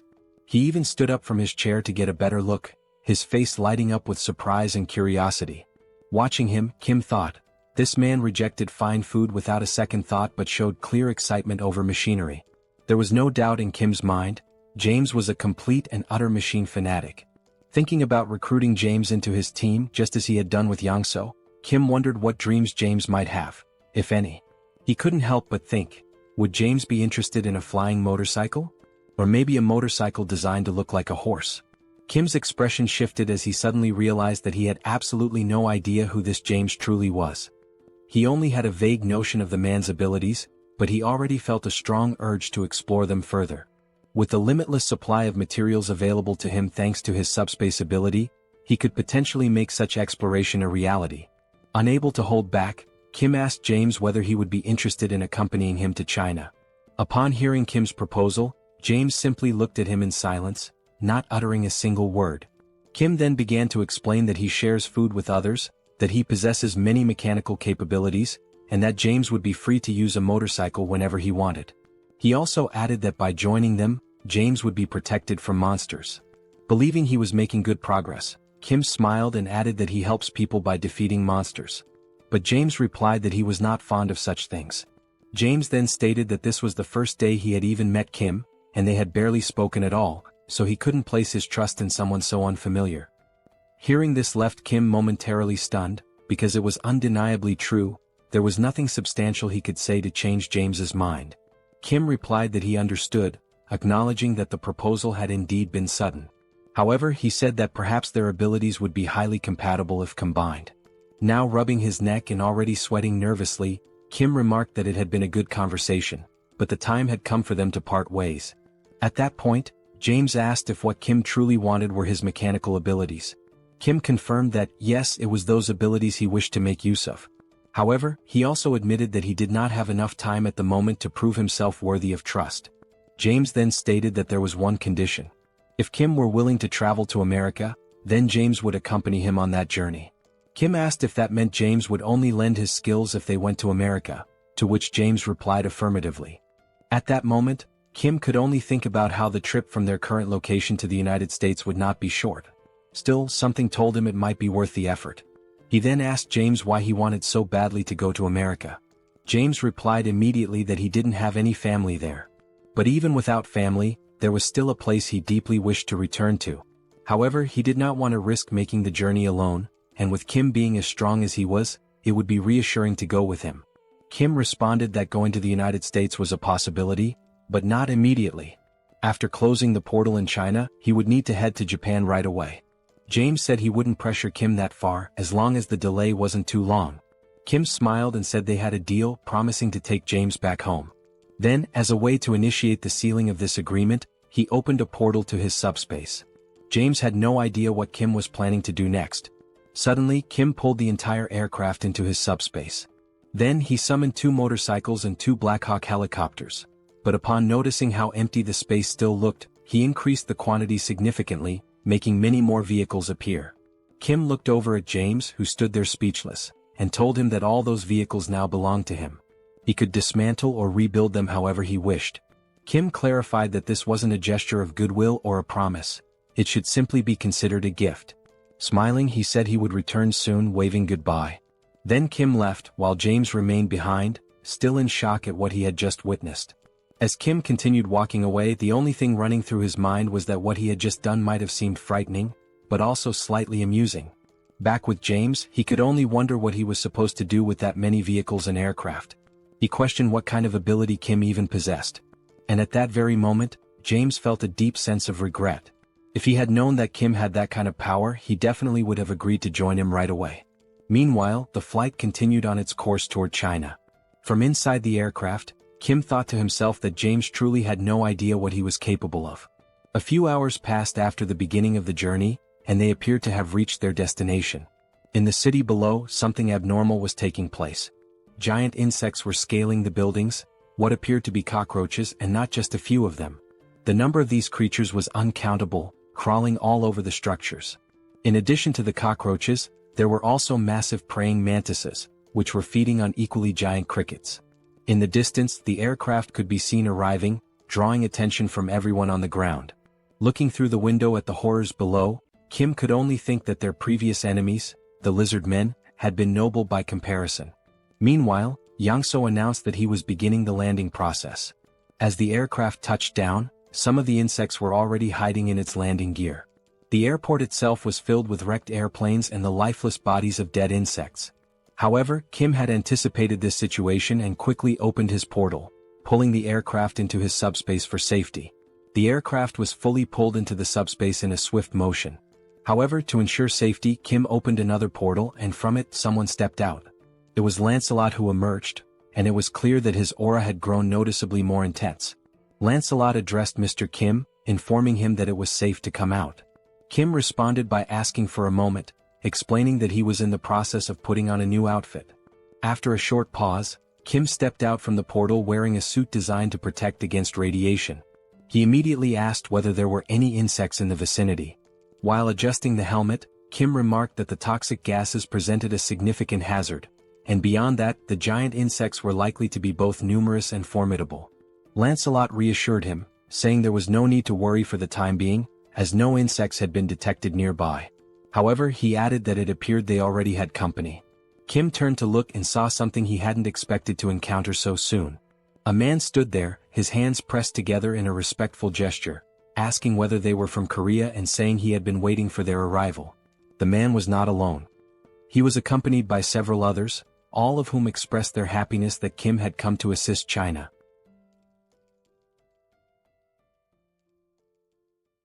Besides the giant insects, the toxic air remains one of the most pressing concerns at the moment. Inside one of the buildings, a man with long hair cautiously opens the door. He takes a quick glance outside and notices to his relief that there do not appear to be any insects following them. After closing the door, he turns toward Kim, mentioning that the place might not be very comfortable but hopes it will suffice. Kim responds that the conditions are acceptable, yet something unusual catches his attention. There are individuals inside, cultivating a type of energy that radiates a blue light. It is not just one person but several, all meditating while emitting this aura. The men, however, do not appear to be in good health. Their eyes are marked by dark circles, and they seem noticeably dehydrated. While observing alongside Lancelot, Kim inquires about the condition of everyone present. The long-haired man explains that he has expelled all the toxins from the area using internal energy, so it is safe to remove the gas mask. Curious, Kim asks what exactly internal energy is. The man explains that, among awakened members of the Murim family, it is an inherited ability. He goes on to clarify that there are awakened members from the world of martial arts. In various parts of China, traditions that have been preserved since ancient times coexist with the new reality. One day, when monsters suddenly appeared in the world, individuals with awakened abilities also began to emerge. The abilities of regular people differed greatly from those of the martial arts school members. For instance, Kim's ability is SUBSPACE, while Joy, his sister, possesses the ability to heal wounds. In contrast to individuals awakening unique abilities, martial arts members utilize internal energy. Thus, it becomes essential to wield inner strength with personal meaning and individuality, according to each practitioner's skills. The abilities of awakened martial arts members are remarkably extraordinary, to the extent that the Chinese government officially recognized them, quickly mobilizing them to exterminate monsters. These awakened martial artists have a leader, the long-haired man who goes by the nickname Anyang. Anyang explains that not everyone belongs to the martial arts world like his group. Sipping tea, he mentions receiving a call from the Chinese government with instructions to eliminate all kinds of monsters. However, the main issue lay in the competitive bids, and in Beijing alone, there had been 2 bidding contests. The dimension that won the bid was called Beelzebub. Kim briefly reflects, considering that Beijing's population is twice that of Seoul, so it would not be surprising if there were indeed 2 competitions for bidding. Anyang continues, emphasizing that there was a lack of crucial information about the enemies. While he detected the presence of toxic gases, the real issue proved to be the poison itself. Ordinary awakened individuals and soldiers, unaware of how to use internal energy, lost their lives almost instantly. Although the martial artists eventually deciphered the poison, the energy required for purification was so immense that it made simultaneous combat impossible. Even after resolving the initial problem, the gate opened, leading to a surge in the number of insects, which is the current situation. Anyang explains that detoxification requires continuously consuming a vast amount of internal energy, meaning the longer it takes, the worse the situation becomes. Moreover, for those who must breathe fresh air to accumulate and utilize energy, the toxic atmosphere becomes increasingly lethal. He further mentions that the toxic gases continue spreading through various channels, leaving no time to spare. Surprised, Kim asks him to wait for a moment before proceeding. He then inquires whether Anyang feels invigorated by fresh air. Anyang confirms this, somewhat puzzled while standing up. Kim reassures him that it is not a problem. Without further explanation, Kim opens the subspace, announcing that he will return shortly. As he steps inside, Anyang remains unsure about what Kim intends to do. The system displays the cost of an air canister, 9,901 each. Kim instructs the system to generate several canisters. Once produced, Kim commands the system to remove the canisters and stack the air bubbles in layers. As the layers of air accumulate, they begin to form a mass as large as a giant boulder, with each portion of air being recorded as a separate product. Near the martial artist deciphering the gas, the system is set to automatically release fresh air at intervals of 1 second. Suddenly, a powerful explosion erupts near the men, catching them off guard. The force of the air blast is so intense that it pushes all the toxic gas out of the area, creating a clean and breathable environment. And only then did the men finally manage to breathe properly after so much time. An unsettling sensation arose as they wondered how such a thing could be possible. Anyang remained there, watching all those men, expressing how refreshing and invigorating the clean air felt. Still in disbelief, he asked what Kim did to achieve such a result, as now all the men seemed revitalized just from being able to breathe pure air. Anyang, still incredulous, questioned how this could be possible. Turning towards the subspace portal, he noticed that the fresh air was emanating from Kim's ability. He began to realize that when he had reached out to the Koreans for help, it was truly a desperate situation. People who did not know how to utilize internal energy could not even move, and meanwhile the insects reproduced faster than they could be eradicated. That was the reason he pleaded for help, desperately grasping at any possibility. Naturally, he had anticipated a refusal when he explained over the call that the situation involved insects and toxic gases. However, during the call, he heard the soldier relay the situation to Kim, and the response came that Kim would be happy to assist. During the call, Anyang had also noticed the relaxed tone of the Korean soldier. Still uncertain, he had tried to confirm if Kim truly intended to come to China to help, and the answer was swift. The soldier explained that Kim would be departing that very night and arriving the next morning. For a brief moment, Anyang had thought the Koreans were being arrogant, assuming that the problem was small enough to be resolved by just Kim. And at that precise moment, when Kim did not merely arrive to eliminate the insects but genuinely demonstrated his immense strength, Anyang realized that he himself had been the arrogant one by underestimating Kim. Casting a sidelong glance with a look of surprise, Anyang finally grasped why Kim had been so composed. His abilities were indeed astonishing. Kim then noticed something that caught his attention. Looking to the side, he saw Anyang leaning towards him, seemingly wanting to express gratitude. Furthermore, Anyang sincerely apologized for any inconvenience caused to Korea, thanking Kim and assuring him that he would never forget this gesture. He continued by saying he intended to act before the toxic gas spread to Korea. Kim responded that he was taking his apologies too far and asked him to raise his head, emphasizing that there were ways to help people survive. Anyang raised his head, acknowledging that originally, it had been a battle where the longer it lasted, the more disadvantageous it became. However, thanks to Kim's ability, the internal energy could now be used in an optimal way. This meant that recovering their strength first would be beneficial, although it was clear they did not have unlimited time. Anyang then suggested launching an operation 3 mornings from now. Kim agreed, stating that it was a good plan as they were already recovering, so it made sense to do it right. Sometime later, Kim served Chinese dishes from the subspace to the Chinese men, who ate as if there were no tomorrow. With every bite, they enthusiastically gave a thumbs up, clearly savoring the meal. Even Anyang remarked that the Chinese food was excellent, even by local culinary standards. After the meal, he moved to the front of a whiteboard and announced that it was time to discuss how they would exterminate the insects. First, however, he would explain everything they knew about the giant insects. He began by explaining that there were some variations among the insects, but most of them resembled the ones they were accustomed to seeing. Some of the insects were larger and emitted toxic gas. Flying insects, such as moths or flies, tended to do this more frequently. Most of the insects were classified as rank 9 or rank 8, but occasionally, there were some classified as rank 7. The challenge was that, with so many of them, it was difficult to track them accurately.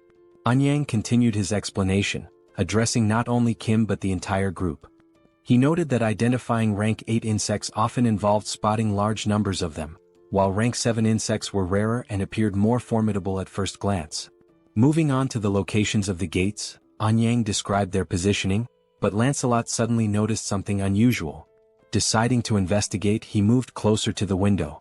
The toxic gas was still present in the area, except inside the building, where Kim had configured the air to refresh every second. Suddenly, the leg of an insect appeared near the building. Lancelot, interrupting the explanation, called out to Lord Kim, mentioning that something had shown up. Kim inquired what had appeared, but Lancelot admitted he had never seen such a creature before and could not accurately describe it. The creature continued to approach the building, revealing itself as a giant centipede with a seemingly resilient carapace. Observing it carefully, Lancelot remarked that just from looking at it, it was evident that the creature was rank 7.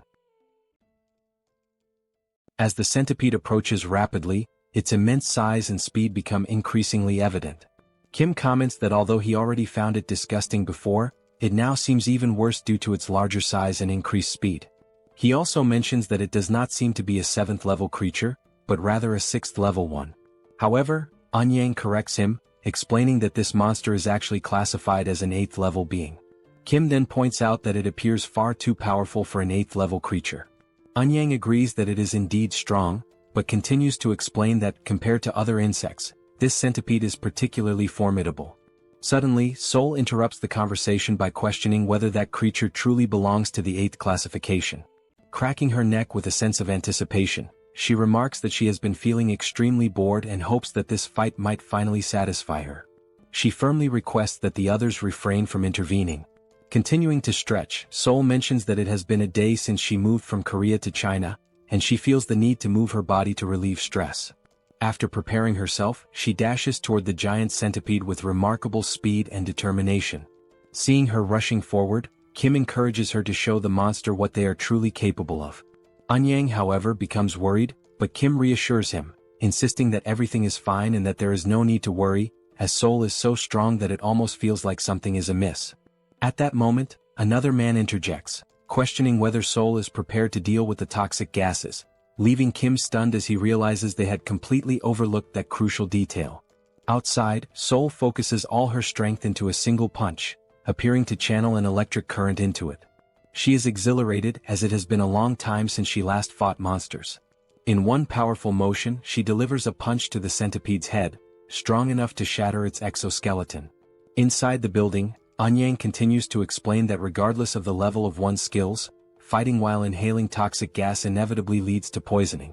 Furthermore, he notes that the centipede's shell is exceptionally hard and will not break easily. He then states that he will help Seoul alongside his disciple, urgently calling for her. He declares his intention to confront the centipede himself, while the woman takes care of Seoul's injuries. However, an unusual noise suddenly draws their attention, and out of curiosity, they decide to investigate its source. Upon reaching the building's balcony, Anyang is taken by surprise. As he closely observes the scene, he realizes that Seoul managed to break the exoskeleton and defeat the centipede with just one punch. While Seoul jubilantly celebrates her victory, Anyang and his disciple cannot help but think about the tremendous amount of internal energy they would need to break through that monster's shell. Amidst the commotion caused by that singular punch, Kim merely reflects that to him, it was just another one of Seoul's usual blows. Meanwhile, the man contemplates the possibility that Seoul's body might be a gift from the heavens, as she possesses remarkable physical capabilities and an innate talent for martial arts. As Seoul continues to rejoice in having defeated the monster, blood suddenly spurts from her nose, a consequence of the toxic gas present in the air. Subsequently, she collapses on the ground, leaving Anyang in a state of panic as he urgently instructs his disciple to quickly attend to Seoul's internal injuries. Returning to the ongoing lesson about insects and proceeding with the plan to breach the insect gate, the situation is summarized as follows. Firstly, there is a polluted atmosphere that significantly hinders movement. Secondly, it is extremely challenging to identify multiple insects simultaneously, as there could even be unidentified 7th level creatures among them. Thirdly, the maximum deadline for closing the gate is 3 days. Therefore, the primary objective is to destroy the gate's core while avoiding contact with the insects as much as possible. The destination is to move rapidly toward the mountain. Eun-yang continues explaining, acknowledging the difficulty of the task, as it is certain that the closer they get to the gate, the more insects will appear. He admits that the plan may seem somewhat reckless and bold, but for now it remains the best strategy available. Hearing this, Seoul becomes deeply thoughtful. Eun-yang then states that they will teach Seoul all the skills they possess. He proposes a sparring session as it would not take long to accurately assess her abilities.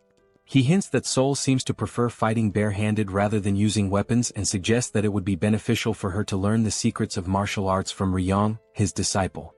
Seoul, however, declines, expressing gratitude for the assistance with her injuries and the willingness to teach new skills, but questions whether it is truly necessary to go to such lengths.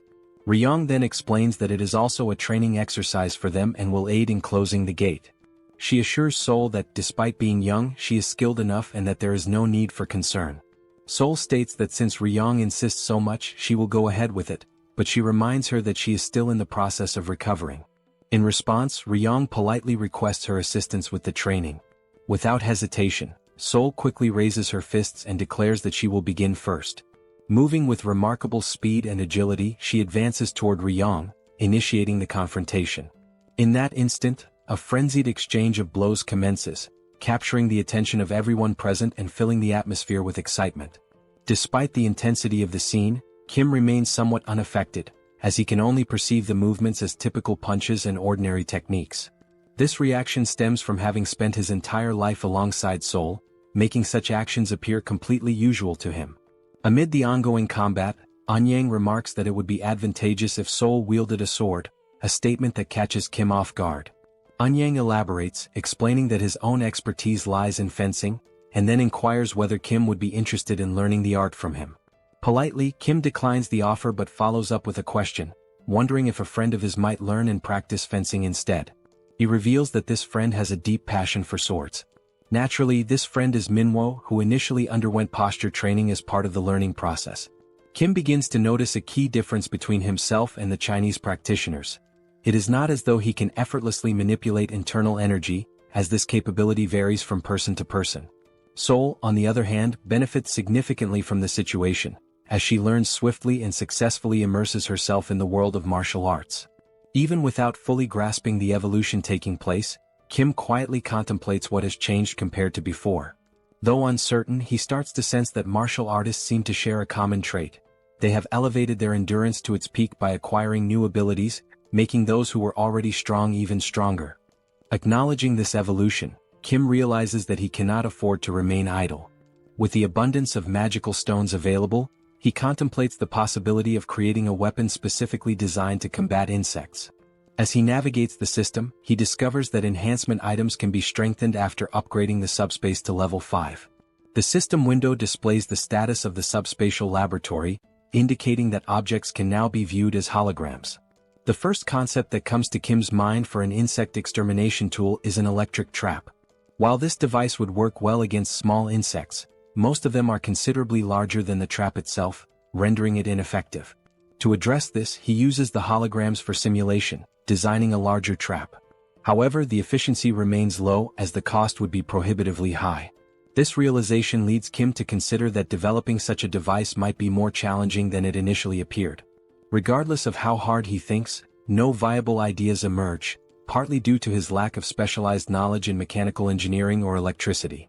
Confronted with the limits of his intelligence, Kim finds himself stuck, unable to proceed even with the simple task of protecting the helicopter. Furthermore, he lacks familiarity with 7th-level flying insects, and according to his new allies, the situation becomes increasingly dangerous the closer one gets to the gate, as the insects grow more alert and aggressive. While analyzing the hologram, he notices that the maximum range of the packs is 100 meters, which means staying relatively close. Reflecting on this, he mutters to himself that if it were solely up to him, he would produce pesticides and eradicate them all. At that precise moment, someone approaches and asks whether he truly spoke about creating pesticides. It turns out to be his sister-in-law, who confidently states that she is capable of making the pesticides. Recalling past events, Kim remembers that when he brought his entire family into the subspace, everyone managed their food consumption carefully. The water supply, on the other hand, resulted from Sun's awakening as an alchemist, something his older brother had mentioned quite clearly. Realizing that his happiness over reuniting the family had momentarily made him forget this detail, Kim becomes more attentive to the situation. Excitedly, his sister-in-law reassures him that, although her alchemy skills are not as advanced as his, she is also an awakened individual and can be of assistance. She further explains that she has been using the laboratory while Kim has been preoccupied with other matters. He expresses his approval, granting her permission to use it whenever needed. Grateful, she inquires about the specific type of pesticide he requires. Directing his attention back to the hologram of the giant centipede and considering the vast number of insects, some even stronger than anticipated, Kim specifies that he needs a super powerful insecticide capable of exterminating all the insects at once. Sometime later, amidst a city overwhelmed by toxic gases and gigantic insects, the group moves toward the core of the portal. As they advance, Anyang reflects on how the past 3 days have flown by like an arrow, and he now finds himself in the best physical condition he has ever experienced. His pure internal energy feels more powerful than ever. At that moment, one of the men interrupts his thoughts to alert him that insects have appeared up ahead. Thanks to Kim's assistance, they now have the means to fight against the insects, although they still don't know how to properly repay him for such invaluable help. Suddenly, a horde of insects emerges in front of them, prompting Anyang to instruct everyone to prepare for battle. The insects in their path are ants, obstructing their progress. However, before the Chinese fighters can initiate their attack using internal energy, a green liquid is thrown at the ants. The liquid makes contact and seemingly eliminates them with ease. This substance is, in fact, the insecticide that Kim's sister-in-law had created specifically for combating the insect threat. The Chinese warriors are left stunned by the potency of the insecticide. Anyang reflects on how, while they had been focusing on gathering and refining their inner energy, Kim had been developing this powerful insecticide. At that time, Kim is riding a motorcycle with Lancelot. Observing the scene before him, he realizes just how incredibly effective the insecticide truly is. He recalls his conversation with his sister-in-law, during which she mentioned that she had been using his laboratory and that the holographic system made everything far more convenient. Over the course of the past 3 days, she had been experimenting with various types of potions aimed at eradicating insects. She mentioned that although she hadn't succeeded in creating anything particularly powerful, the pesticide had been easy to make. In that moment, Kim had come to the realization that even what she had already produced was impressively effective against the insects. Moreover, it was completely harmless to humans and entirely odorless. Recognizing the functionality and value of the pesticide, Kim thanks his sister-in-law but adds a note of caution. The substance does not work against rank 7 insects, though it is excellent for dealing with common ones. After taking a short break, Anyang gazes out a window at what used to be a mountain known for its natural beauty, now transformed into nothing more than a dungeon swarming with insects. Turning to the others, he explains that from this point on, things become significantly more difficult. He expresses gratitude to Kim for getting them this far without needing to fight. However, the mountain itself will not be so easy to deal with. He further explains that many attempts have already been made to destroy the portal's core, but all have failed. Whenever they have tried to climb the mountain, the insects would unite and attack in force. Though they are mindless creatures, they seem to possess an instinctual understanding that they must protect the core of the portal. Anyang continues, stating that it has been a long time since their last attempt, and therefore, they have no idea what kinds of insects currently inhabit the area. Kim responds by saying that Anyang need not worry, as he is fully prepared to fight rank 7 insects. With a confident smile, he reveals something he had not mentioned earlier. He gestures to Lancelot and explains that Lancelot himself is a rank 7, and there is also something inside the subspace capable of dealing with rank 7 threats. Kim then reassures Anyang once more, encouraging him not to worry too much. However, their very first enemy on the mountain immediately makes Kim question just how powerful their opponents will be from this point on. Standing before them is a massive and terrifying grasshopper. Kim can only think that, unlike the lizard men they had faced before, this enormous insect is definitely a rank 7. As the grasshopper prepares to attack, Kim wonders whether such a creature could have possibly completed the dimensional entity's paperwork. He then recalls what Lancelot had once said about the traitorous goblins, that they had evolved through sacrificial means, a method that lacked intelligence. Those goblins had received unofficial documents, underwent evolution, and thus became what they are now. Kim begins to question whether some intelligent life forms had taken the shortcut of evolving by sacrificing other creatures. He then wonders how primitive life forms managed to achieve similar results. It occurs to him that perhaps, by eliminating and consuming the mana cores of other beings, they are able to evolve without needing any official documentation. Looking at the massive creature standing in front of them, Kim concludes that this grasshopper must have devoured many others to reach such an advanced state of evolution. It had grown into something incredibly powerful, so much so that intelligence was no longer necessary. Trying to catch the creature off guard, Kim opens the subspace and launches several beams from the Eames dimension, aiming directly at the grasshopper's face. However, even those powerful beams are unable to leave a single scratch on the creature. Kim is left speechless, realizing that although the beams had at least been effective against Yatu in the past, they now barely tickled the grasshopper. Just as Lancelot is about to say something, Seoul steps forward and announces that she will take care of it. Kim quickly urges her to be careful. As something catches Lancelot's attention, Kim mentions that it would be a good idea for Seoul to bring Lakis's spear with her. Lancelot turns all his attention in that direction, trying to understand what exactly is happening. He begins to wonder what that could possibly be. As he attempts to get a better look, he questions why the trees are moving.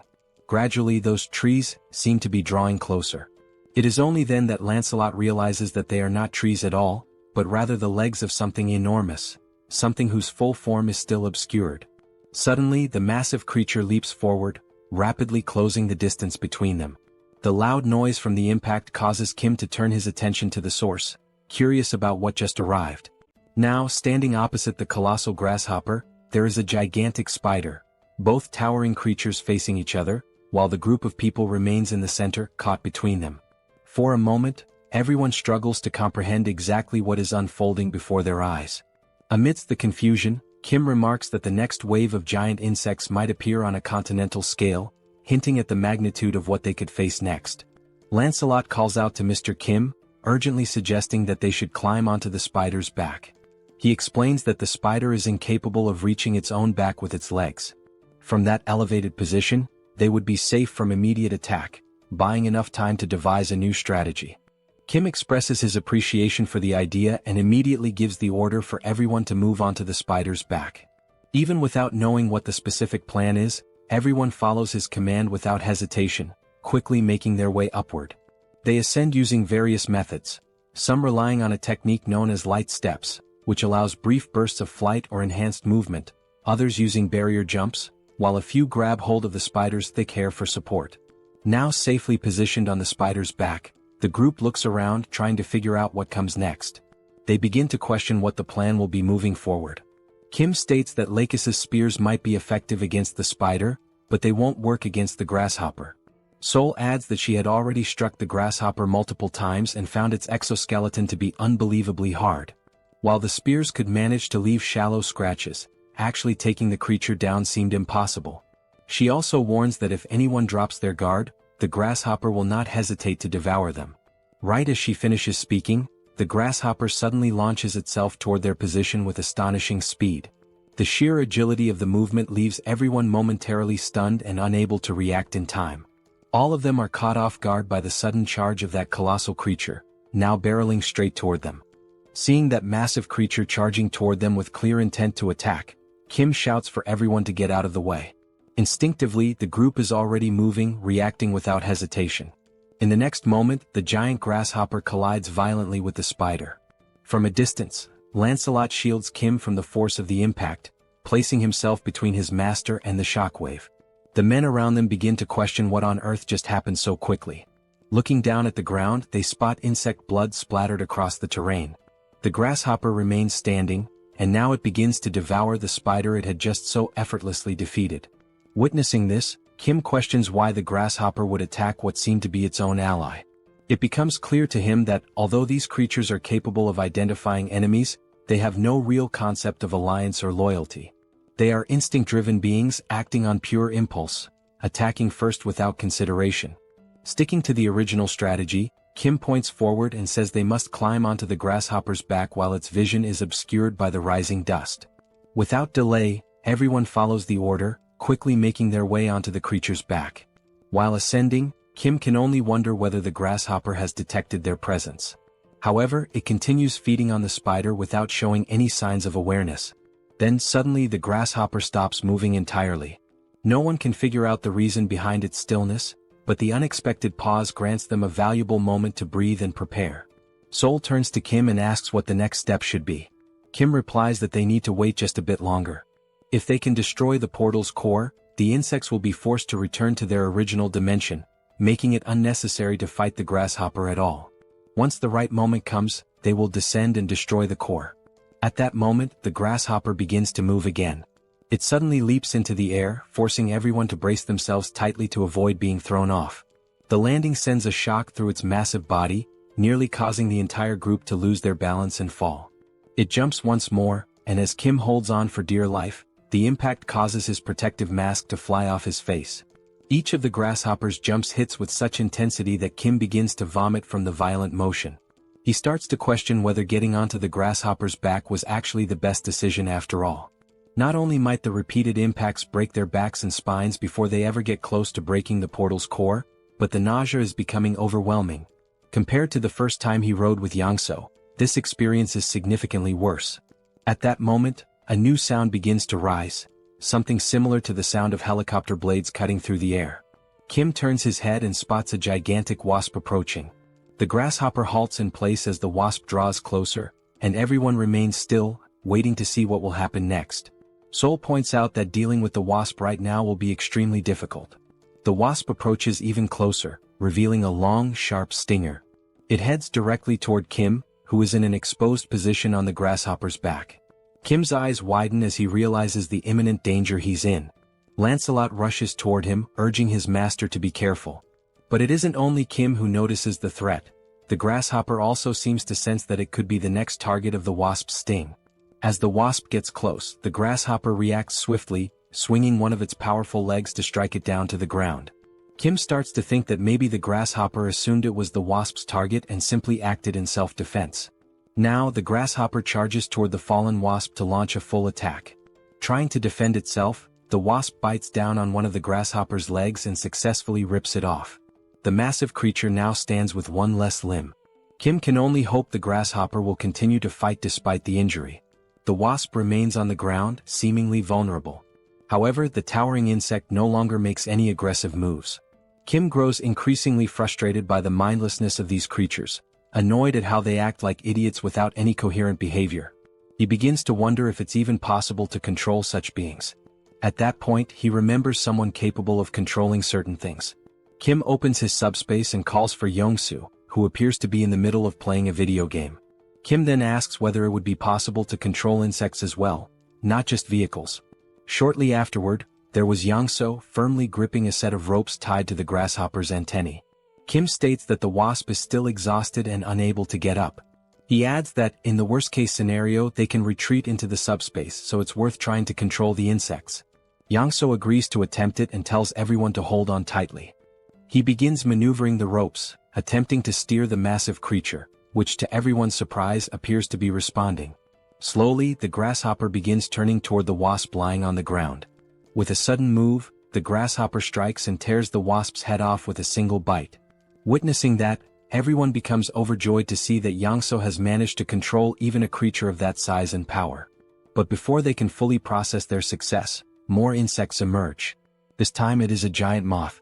Wasting no time, Yangso moves the ropes once again, signaling the grasshopper to attack the new threat. The grasshopper immediately jumps toward the moth and delivers a powerful strike.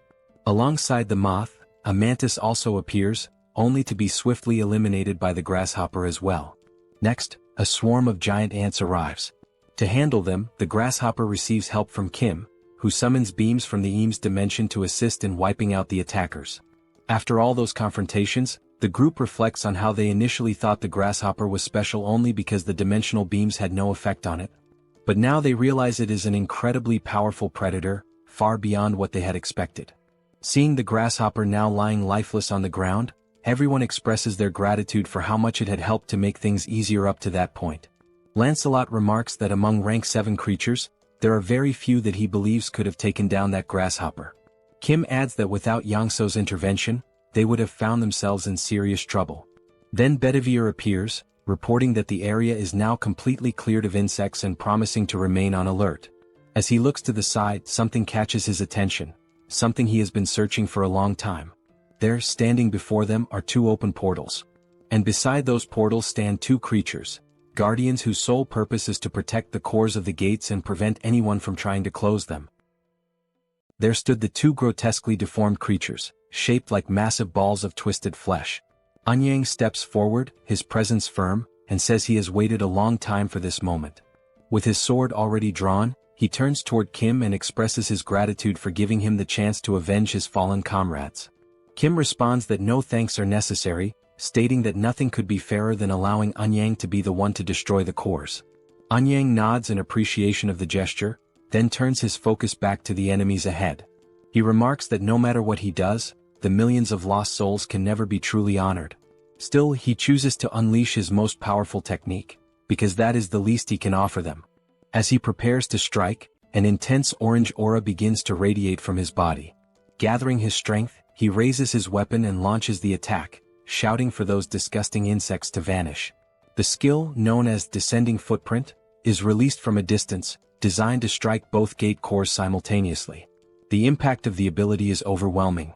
Upon hitting its target, it obliterates the creature completely, crushing it with brutal force. The surrounding area is instantly engulfed in a thick cloud of dust stirred up by the shockwaves. Anyang turns around, his back to the devastation still unfolding behind him as the explosion continues to rumble. Watching the display of raw power, Kim acknowledges that Anyang had not been exaggerating when he said this was his strongest ability. The strength is truly formidable. Then one of the portals begins to close. However, everyone immediately questions why only one of the two portals is shutting down. As the dust settles, it becomes clear. The hand of some unknown creature had shielded one of the cores from the full force of the attack. Everyone turns to see what exactly that creature is. And since it has not yet emerged completely from the portal, Kim wonders what kind of being it might be. Gradually, the creature begins to exit the portal. It has multiple eyes, far more than anything natural. The being resembles a monstrous, mutated fly. The sight of such a horror leaves Anyang stunned. His most powerful strike had not even left a scratch. Then the creature attempts to speak. It says it will likely face reprimand from the Chamber of Commerce, but given the current situation, everything is already a lose-lose scenario. It adds that it smells something quite delicious. Seoul asks whether that mutant can even still be considered an insect. Kim comments that the monster is revolting and questions whether it is also a rank 7 entity. Attempting to catch it off guard, he opens the subspace and gives the command for PX to launch the Lake's spears toward the fly. The spears strike the creature's eyes, yet cause no harm, not even the faintest scratch. This outcome surprises Kim, considering those same spears had managed to wound the grasshopper. His suspicion grows. Lancelot then confirms that the creature is indeed at least rank 6, possibly even stronger. The fly questions what had just been thrown at it, noting that it barely felt a thing. It also asks where those spears had come from. Seoul looks to Kim and asks what they will do next. Kim, however, finds himself unable to focus on anything except trying to determine the next move, never having faced anything of such overwhelming power. He begins recalling past fights against opponents stronger than himself, trying to understand how he had managed to overcome those odds. There must be some kind of trick. Then reality hits him. Until now, all he had done was launch attacks endlessly. And now would be no different, because no other option remains. He shouts for everyone to stay back, announcing his intent to continue attacking from a distance until he can find a weakness. Again, he opens the portal and fires more of Lakis's electric spears. The spears strike the fly, but are effortlessly deflected, causing no visible damage. The creature mocks the attack, sarcastically claiming that the pain was unbearable. It then wonders aloud whether it should simply wipe everyone out, leaving no survivors. Yet it says it feels too lazy to move. Now face to face with Kim, the creature hovers menacingly as Kim desperately searches for a solution, or at least tries to determine whether it's worth continuing to attack despite the lack of results. Kim remarks that the only small advantage is that the fly considers them so insignificant, it doesn't even seem to have acknowledged the presence of the humans. Lancelot calls out to Kim and insists that he doesn't need to fight this monster directly. All they need to do is find a way to destroy the gate's core, and the creature will vanish along with it. Kim responds that he knows that, but still can't stop himself from trying to take the monster down. Lancelot agrees to try and distract the creature. Once an opening appears, they all know what to do. Kim agrees with the idea but wonders how Lancelot plans to do that, especially when even the Lake's spears are being ignored. He concludes that the only possible solution is to find something the insect would be attracted to. Then, an idea seems to strike him. He reaches into the subspace and pulls out an oversized electric repellent. The system display shows that it carries an electric attribute, with functions including penetration, shock, and provocation. When Kim realizes what is happening within mere seconds, the creature is already alarmingly close to him, as if it had been rapidly drawn in by some invisible force. With its sudden approach, the hundreds of eyes covering the fly become clearly visible, revealing how horrifying the creature truly is. The fly then questions what the object is, calling it both fascinating and beautiful. Kim begins to tremble with fear, mistakenly believing that the creature is speaking about him, and not the oversized electric repellent it now holds. While he remains paralyzed with terror, Lancelot shouts out to Mordred, urging him to act quickly and strike at the hand that is still guarding the gate core, while the fly remains distracted. Using his stealth skills, Mordred advances toward the enormous arm shielding the core.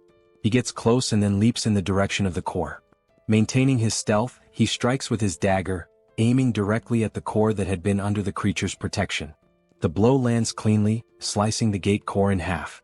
In that very instant, the system displays a notification indicating that the dimensional account's ownership has been transferred, though there are no details available about the previous owner. The account now holds 48,881 mana stones, totaling 74,616 in Kim's possession. Additionally, the system reports that the dimension associated with Beelzebub has lost all commercial rights. The Beijing region is restored to Earth's territory. At that moment, while the fly is still holding the repellent, visibly mesmerized by it, the creature is suddenly pulled backward, sucked into the portal, and sent back to its own dimension. Following this, the dark and oppressive atmosphere that had enveloped the area begins to fade, and daylight returns. One of the Chinese men, noticing that everything appears to have returned to normal, asks if it's really over. The sunlight breaks through once again, shining over a landscape that had, just moments earlier, been completely blanketed in toxic gas. All the men shout in celebration. At last, they have successfully cleared the Chinese gate. In a moment of relief, Kim collapses into a sitting position on the ground. Lancelot approaches and asks if he's alright. Kim replies that he is, even though his legs gave out and he nearly got eliminated by a giant fly. He explains that when the creature got that close to him, there was nothing he could do. The panic was so overwhelming and immediate that he couldn't even think about entering the subspace. In other words, this time he came back from the dead. He adds that what is most shocking is the fact that even a monster like that is afraid of the multidimensional Chamber of Commerce, the same organization behind the ongoing war. And if they wish to return to their former lives, they will have to confront that very group, to stand against something that even terrifying monsters fear. Seeing Kim so drained, Lancelot asks Mordred to remain on alert. Kim can only think about how he needs more allies, and how he must become even stronger. Sometime later he is seen speaking with Anyang. The Chinese warrior asks why Kim had requested to borrow the martial arts manuals. Anyang remains in disbelief, especially because when Kim mentioned that he could copy the manuals, he never expected it would happen instantly. With the help of Pax, Kim manages to compile all the manuals into a single, extremely thick volume.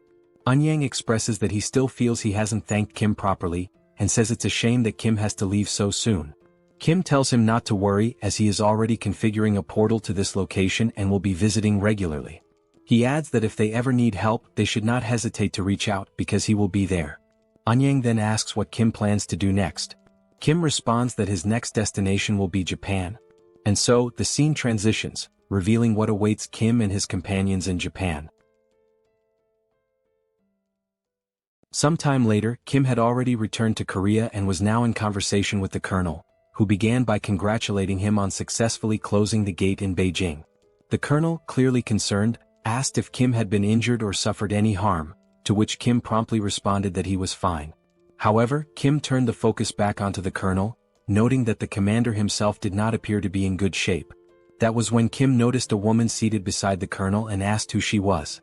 The woman, visibly enthusiastic, introduced herself cheerfully as Park Seo-yeon, the representative of Busan. She added that it was a pleasure to finally meet Kim and mentioned that she had heard a great deal about him from the commander. Outside, one could clearly see the identification tags of both representatives, visible even from a distance. At that moment, the system displayed a notification. A declaration of war had been issued between Fukuoka and Busan. This time, the duration of the conflict would be 7 days, and the condition for victory was to eliminate the opposing representative. Everyone in the room was caught off guard, surprised that Fukuoka had declared war against Busan. The colonel then turned to Kim, asking if he remembered what had previously been said about Japan, that the situation over there was not looking good. Kim affirmed that he remembered, though he noted that China had been the more urgent matter at the time. The colonel explained that on that very same day the previous government of Japan had collapsed, and an ultranationalist group known as the Society for the Awakening of Restoration had seized power.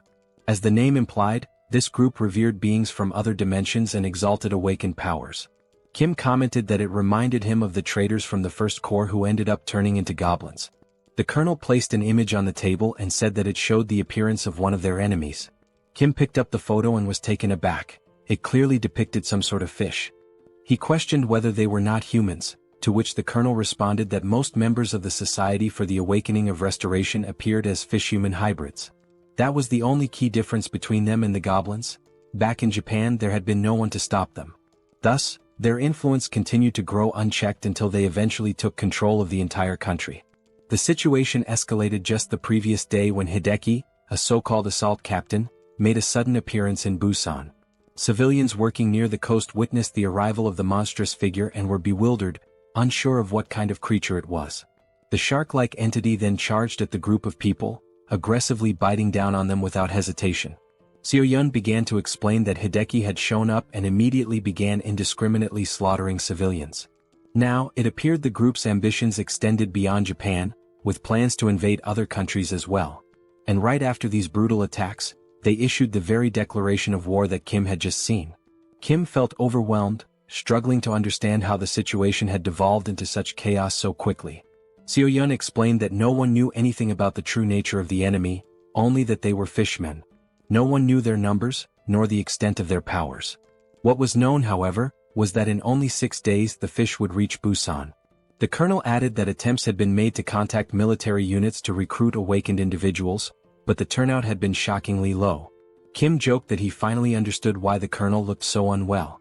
As he thought further, he realized that these humans had also aligned themselves with beings from another dimension. At first glance, they resembled the goblins of the First Corps. However, back then, the most powerful enemies had still been limited to rank 8. Now, it seemed that nearly every enemy was at least rank 7 or perhaps even stronger.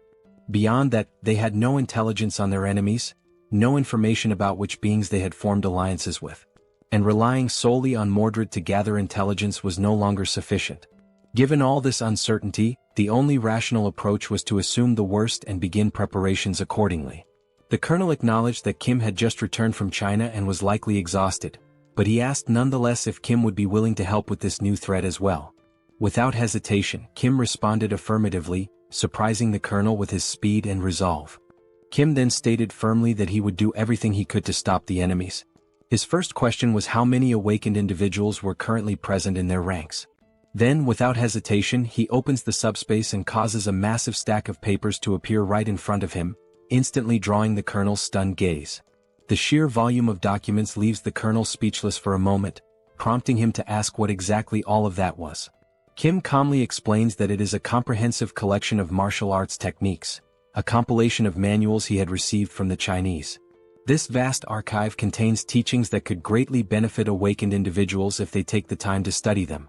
Still in disbelief, the colonel asks if Kim truly intends to distribute such valuable material to the awakened units. Kim confirms that this is indeed the plan, but not only to the awakened units. He states that he will also offer them to anyone willing to lend a hand in the upcoming battles. He emphasizes that what matters now is contribution and cooperation, regardless of affiliation. Then, turning his attention to someone in particular, Kim mentions he has someone specific in mind. He notes that it has been a while since he last saw this person and wonders aloud whether that individual is doing well. He's referring to Mr. Song, the large man who had previously been under mind control. Appearing slightly embarrassed, Song responds that he's doing fine, especially since his unique ability lies in being incredibly durable. Kim, looking serious, mentions that he has a difficult request to make. He asks whether Song would be willing to do him a favor, specifically, something important that will take place in Busan within 6 days. The scene transitions swiftly to the international airport, where James stands facing Kim. James tells him not to worry and assures him that this upcoming task will be easy for someone like him. He also mentions that he had been waiting for Kim. Curious, Kim asks him why he had been waiting. James replies that he once said he would only help if it involved going to the United States. But after witnessing Kim's capabilities, James realized he had been mistaken about him all along. James then admits that he had never truly understood the nature of Kim's ability and, intrigued, asks just how many machines Kim currently has connected to it. Sometime later, Kim finds himself walking through the area, deep in thought. He reflects on how the earlier misunderstanding with James had been resolved and shifts his attention toward evaluating their current combat strength. At the moment, their forces consist of 200 awakened troops and 20 awakened fighters, in addition to James himself. Kim wonders if the people of Murim are still occupied with clearing out Beijing and notes that he intends to reach out to them soon. He considers that he might need additional help in order to move forward with his current strategy. His thoughts drift toward the Camelot facility, a base he had constructed to house the knights. Realizing that it has been quite some time since he last used a strengthening stone, he checks the system and sees that a considerable number of enhancement stones have now accumulated. Unable to recall the last time he used any of them, Kim decides it's the perfect moment to put them to use and allocate them wisely to increase his force's capabilities. He immediately uses the stones and initiates the summoning of the other Knights of Camelot. The system promptly displays a notification that all 12 knights are being summoned. And then, almost instantly, the knights begin to emerge one by one, each appearing with purpose and presence. They gather slowly, walking with quiet strength as they come together to regroup.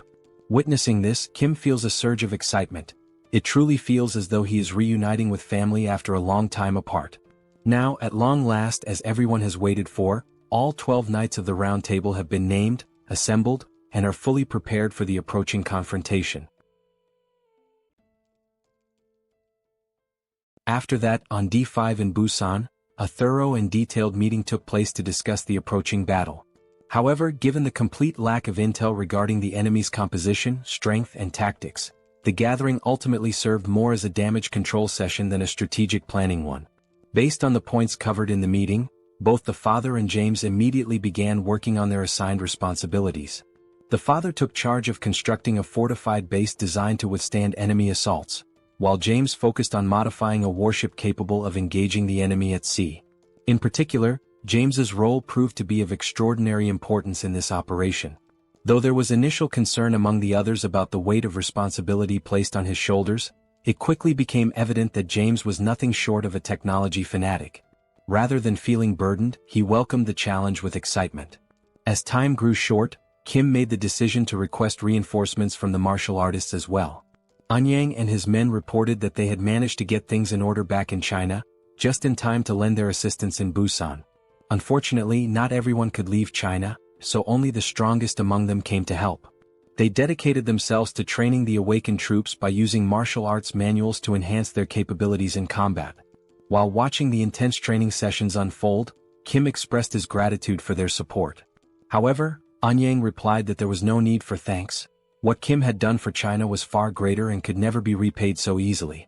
Anyang added that there was something he had been unable to say the last time they met, and now, he had a favor to ask. Curious, Kim asked what kind of favor it was. Anyang pulled something out and showed it to him, a sword of remarkable beauty and significance.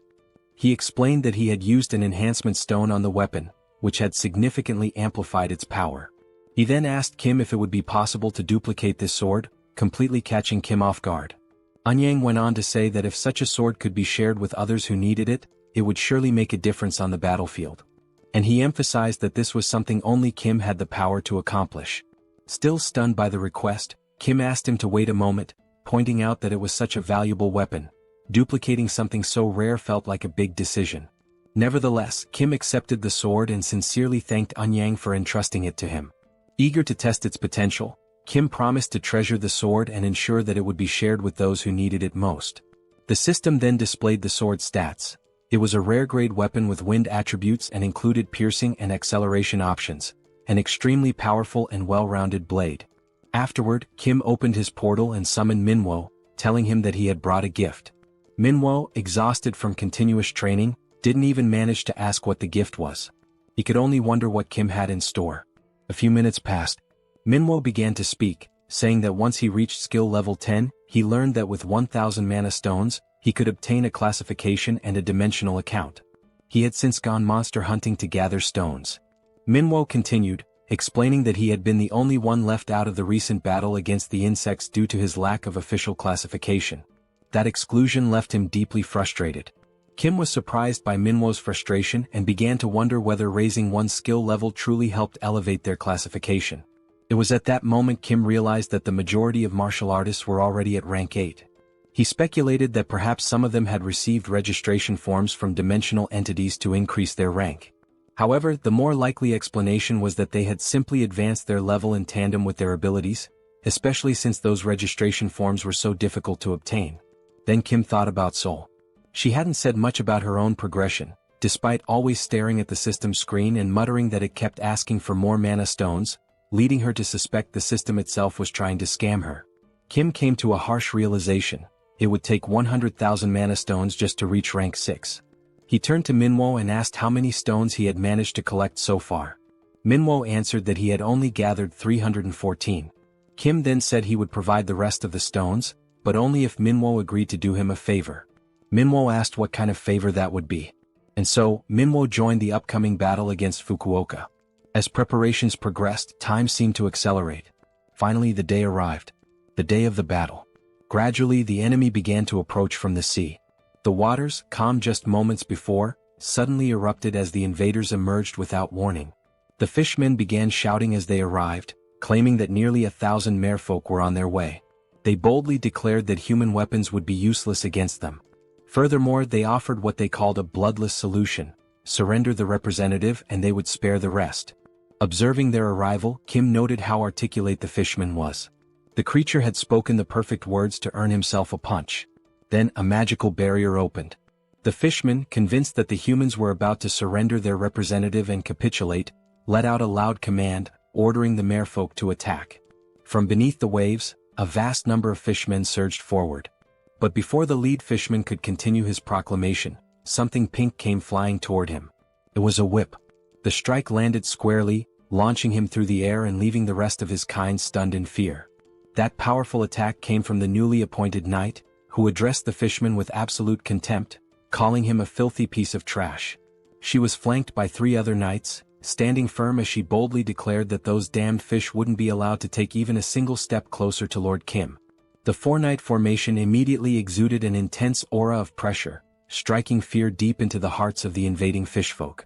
Amid the mounting tension, a new figure emerged from among the enemy ranks, a fish-like creature who introduced himself as Lord Makio. His presence marked a shift in the battlefield's atmosphere. Observing the resistance before him, Lord Makio remarked that this scene was quite different from what had previously been described by another of their lords, Lord Hideki. A hammerhead-headed subordinate of his stepped forward, ordering the other fish to stand back as he alone would break through the enemy's defenses. Wearing a confident smile, Lord Makio stated that he would now show them the vast difference in power between their forces. But despite his posturing, the hammerhead fishman was swiftly intercepted and utterly defeated by Percival in a decisive, brutal counter.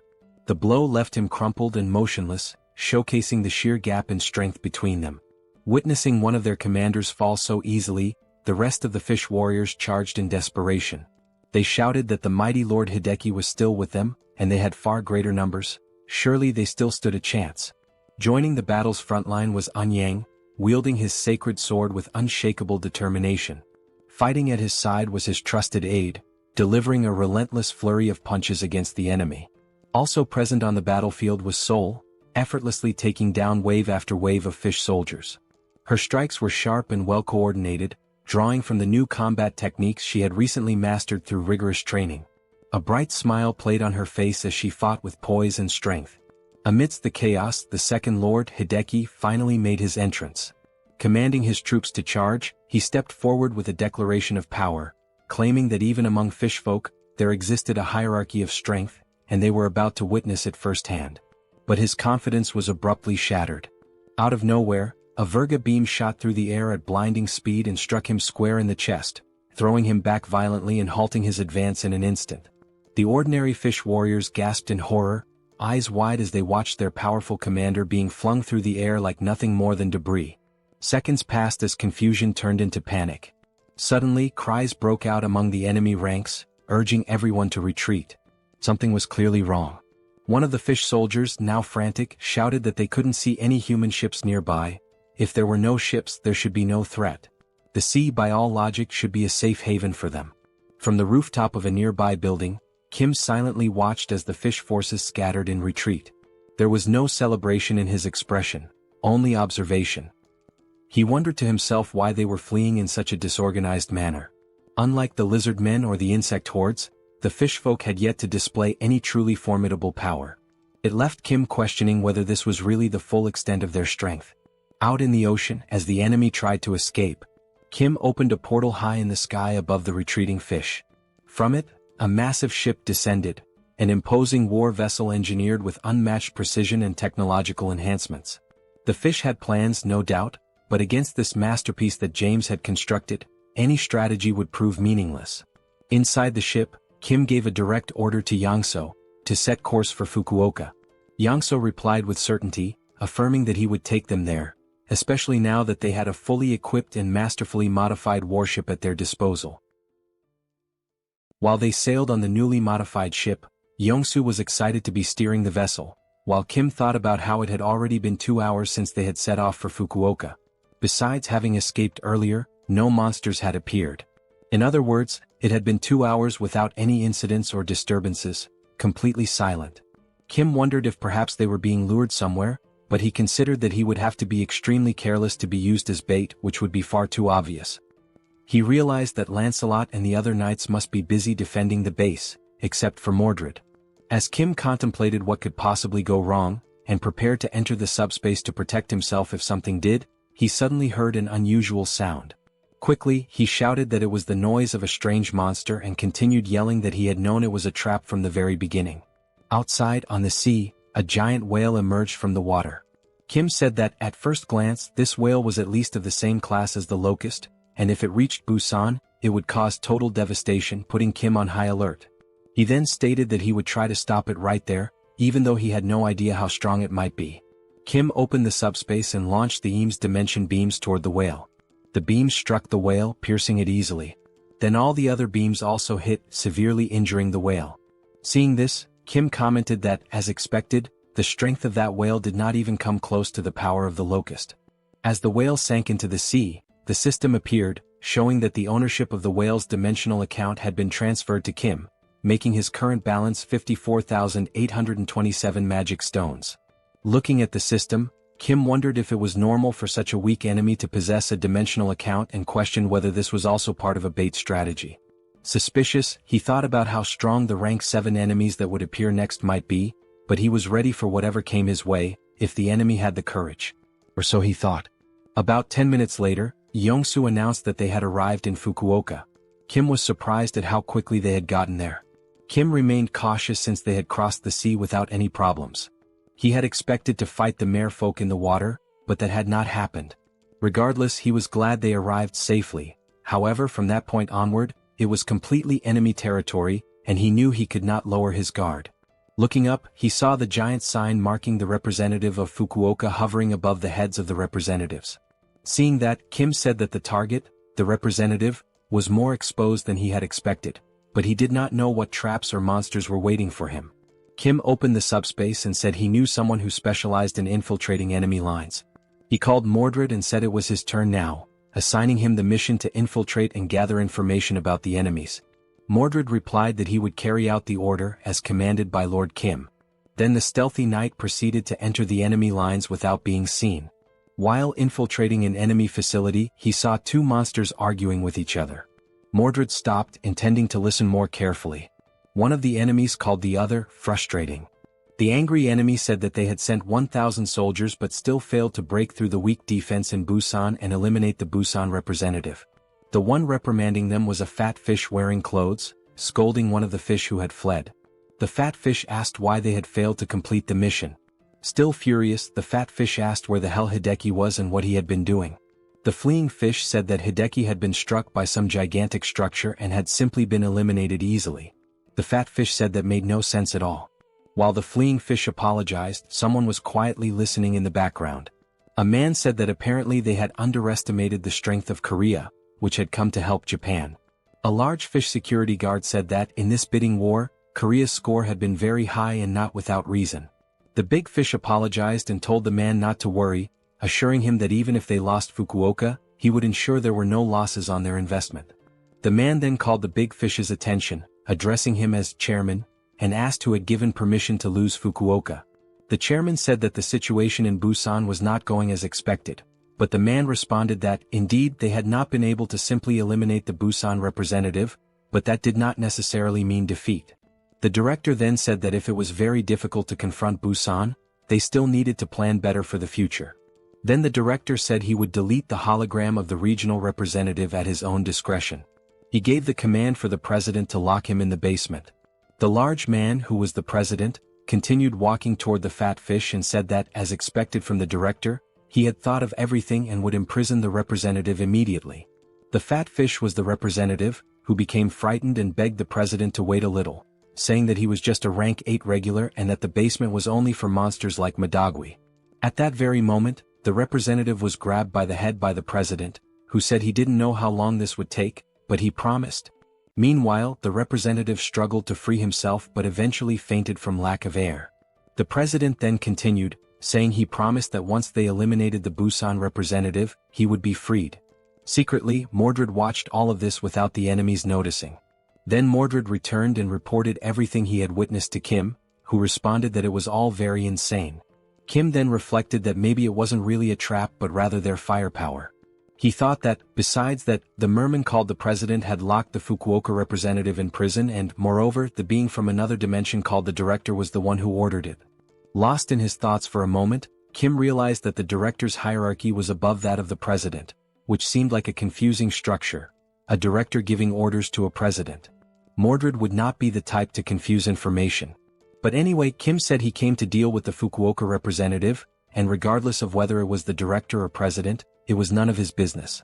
However, one thing still worried Kim, as the being from another dimension called the director had managed to make the floating text of the representative disappear from the sky. Kim thought that perhaps this director was an exiled mage like the bald Sozen, and he also wondered what kind of creature this Madagwi who was imprisoned underground might be. Kim then realized it didn't matter. What was important was that he should be figuring out how to reach the underground prison at this moment, and that he needed to focus on Fukuoka, not Japan right now. Mordred interrupted Kim's thoughts and said he had brought something from there. He then showed several keys he had managed to take without anyone noticing. From a distance, Kim asked if those were keys and why there were so many. Sometime later they were already unlocking a padlock using the keys. Looking at the gate full of locks, Kim said he now understood why there were so many keys. Before entering, Kim asked Mordred if there were any troublesome monsters locked inside, and Mordred replied that if he had to guess, yes. Because even the representative had mentioned a monster called Madagwi and seemed terrified of being sent to the same place as it. Kim mentioned that even the name Madagwi sounded ominous, but he warned that they wouldn't take any reckless actions. They would only find the Fukuoka representative quickly and leave. Then they entered the underground prison. Kim said it looked like an abandoned hospital or a prison, but it was emptier than he had expected. Mordred made a hand signal indicating for Kim to wait. Kim then asked Mordred what was wrong. But when he looked to the side, he saw a human silhouette emanating a lot of energy trapped inside a cage. Indeed, it was a human chained up inside. Kim was surprised that there was a person imprisoned there. He asked if that person had been tortured and if he was alright, but knowing he didn't know how the man had ended up there and that he was not an aquatic being, it was better to try to talk first. The prisoner had his eyes and mouth covered. So Mordred removed the tape covering his mouth. The prisoner said he had never heard that voice before and asked who was there, and if he was part of the Divine Awakening sect.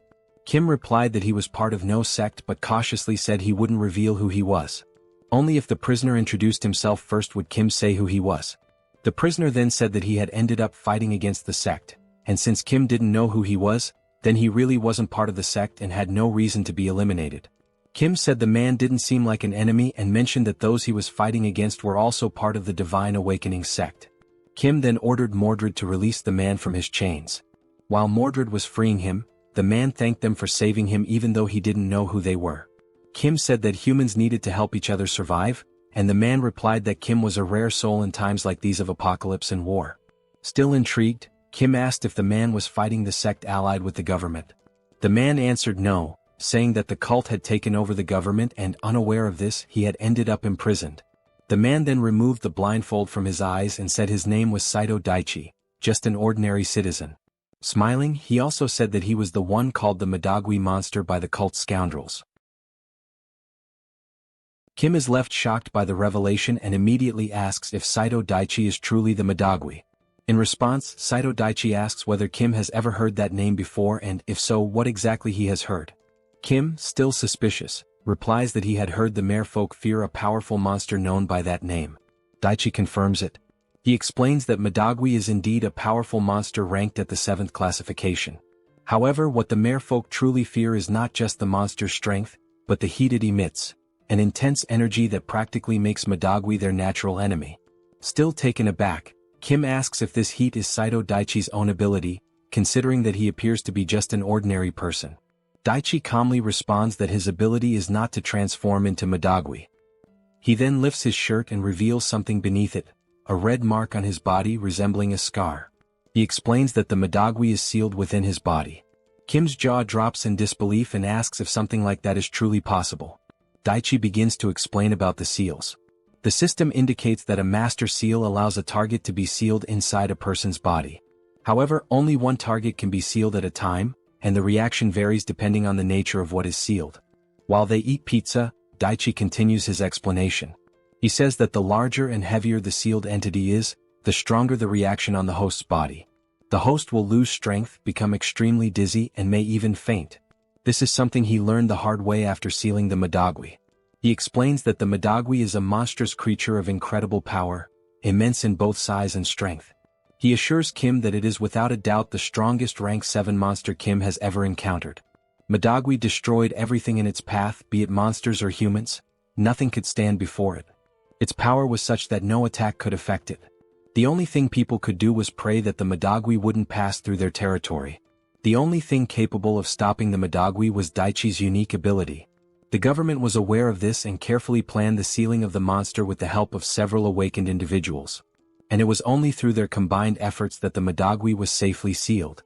But the real problem emerged after the sealing. Only later did they realize that the government faction pushing for the sealing of the Madagwi was actually the Divine Awakening cult. But by the time they noticed, it was already too late.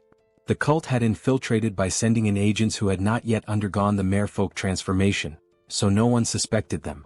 And as soon as the Madagwi was sealed, the cult began killing the awakened. Because the awakened had gathered together to seal the monster, they were all conveniently in one place, making it easier for the cult to eliminate them all at once. This was how the cult exterminated every awakened who refused to join them. Daichi explains that he was one of those who resisted. As a result, they kidnapped him and imprisoned him there. Daichi then bows and thanks Kim for saving his life. Kim replies that such formality isn't necessary and asks what Daichi plans to do next. Daichi says that, unfortunately, he's not sure. There isn't much he can do on his own. He then adds that if it were possible, he would unseal Madagwi and release it upon the divine cult to destroy them. However, if he did that, he too would be caught in the destruction and die.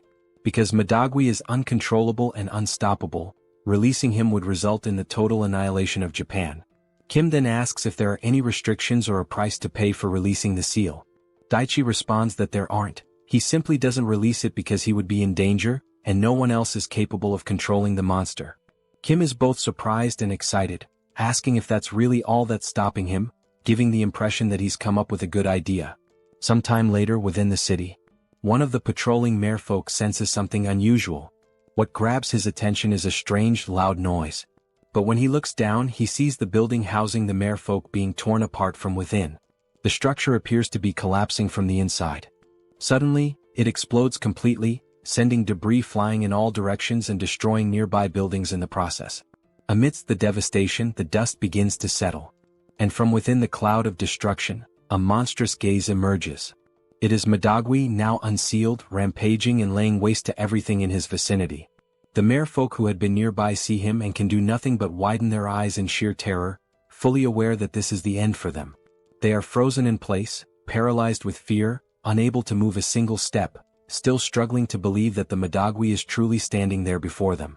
Meanwhile, the Madagwi continued to advance, and with every step it took closer, the merfolk began to feel as if they could no longer breathe. A suffocating sensation overcame them, as though the very air was being burned away. The monster pressed forward, destroying everything in its path without mercy. As it walked, the merfolk nearby began to melt, unable to withstand the sheer heat radiating from its body. From within the subspace, an emergency shelter Kim had created to protect Daichi from Madagwi's wrath, Kim carefully observed the destructive force of the beast outside. At that moment, a notification from the system appeared, stating that the representative of Fukuoka had been eliminated. As a result, Busan had officially won the territorial conflict. Kim acknowledged the representative's elimination and told Daichi not to worry about the rebound effect from the unsealing. Turning to Daichi, Kim assured him that he would take care of everything properly, instructing him to focus only on resealing the monster. Upon hearing those words, Daichi realized this was not the moment to be impressed. But even so, he couldn't help but think Kim was a genuinely admirable person. And it wasn't just because of his strength. It was the way Kim simply did what needed to be done, helping others without hesitation, as if it were the most natural thing in the world. Moved by Kim's resolve, Daichi felt that he too had found someone to look up to, someone who inspired him to do what must be done. Steeling himself, he began removing his shirt. Yes, that's right, just like anyone else would when preparing to bear a scar of such power. Daichi gathered his courage, stood before the portal, and faced the approaching monster. He shouted that the beast's brief moment of freedom was over, it would now be sealed once again. Upon hearing that familiar voice, the Madagwi instantly recognized it as belonging to his natural enemy. Panic struck and it turned to flee. But Daichi had already begun channeling his sealing power. In desperation, the monster grabbed onto a nearby building in an attempt to resist. But the structure was no match for its strength and crumbled entirely beneath its grasp. Soon after, the sealing process was complete. The Madagwi was drawn back into Daichi's body, once again forming the distinctive scar-like seal upon his skin. Daichi, now drained of strength, collapsed backward. But Kim caught him just in time, preventing his head from hitting the ground. He calmly told Daichi that he had done a great job. Daichi, barely conscious, looked at Kim and thought that he had indeed done what needed to be done. With the last bit of strength he had, he gave Kim a thumbs up. At that moment, Yongsu came running over and asked who the man was. Kim explained that the man was from Japan and was suffering heavily from the aftereffects of his ability. For now, it would be best to move him somewhere safe. As Kim carried Daichi, he told Yongsu not to be surprised if more people appeared in the subspace, since this likely wouldn't be the last time. Suddenly, something caught Kim's attention. When he looked, he saw a new system message. The message congratulated him on his victory and instructed him to head to the Japan branch of the Multidimensional Chamber of Commerce for further instructions. Kim recalled the intel Mordred had provided, about a certain manager who held more authority than a president. Something about it seemed like a bug in the system, and Kim began to suspect what might truly be going on. However, before he could finish his train of thought, Yongsu interrupted, reporting that something was ahead of them. Kim looked up and saw two monsters peering intently into the subspace. What surprised him even more was the fact that, despite the widespread destruction in the city, the area where they stood remained completely untouched, as if protected by some strange field. Kim realized with a jolt that this place was none other than the accursed Multidimensional Chamber of Commerce, the Japanese branch. Yongsu, recognizing the monsters as enemies, said he would take care of Daichi and told Kim to handle the remaining business. Kim expressed his thanks. Outside, the two monsters conversed. They noted that the Madagwi had been unexpectedly released, and that the Fukuoka representative had been eliminated, likely the reason for the chaos. Seeing the floating tag above Kim's head identifying him as the representative of Seoul, they quickly realized that he was most likely the one responsible for everything. Then, a notification from the monster's own system appeared, showing that they had just received a fund of 3,000 magic stones. It was the perfect chance to redeem themselves for past failures. As one of the monsters, the president, devoured the stones, the other warned him to ensure the job was done properly this time. He urged the president to make sure the fight was worth the investment. In the background, the president, already a massive creature, began to grow even larger and more monstrous as he consumed the stones. His body mutated with raw energy. Now fully transformed, the monstrous president roared in fury and challenged Kim directly, declaring that he would not disappoint and demanding that Kim face him. After that, the director demanded that the president prove himself worthy of the investment. The president, with a ferocious expression, responded with determination that he would not disappoint. Raising his voice, he let out an earth-shaking roar, attempting to intimidate the enemy standing calmly in front of him. He anchored his feet firmly into the ground, gathering momentum, and then launched himself forward in a powerful leap. Charging with relentless aggression toward Kim, who remained composed, not flinching as the monstrous president barreled toward him. But just as the president closed the distance, a brilliant light emerged from within the subspace. This radiant burst revealed itself to be none other than the mighty spears of Lakis, which shot forth and pierced through the mutated fish-like creature with precision, forcing him down to his knees, immobilized and gasping.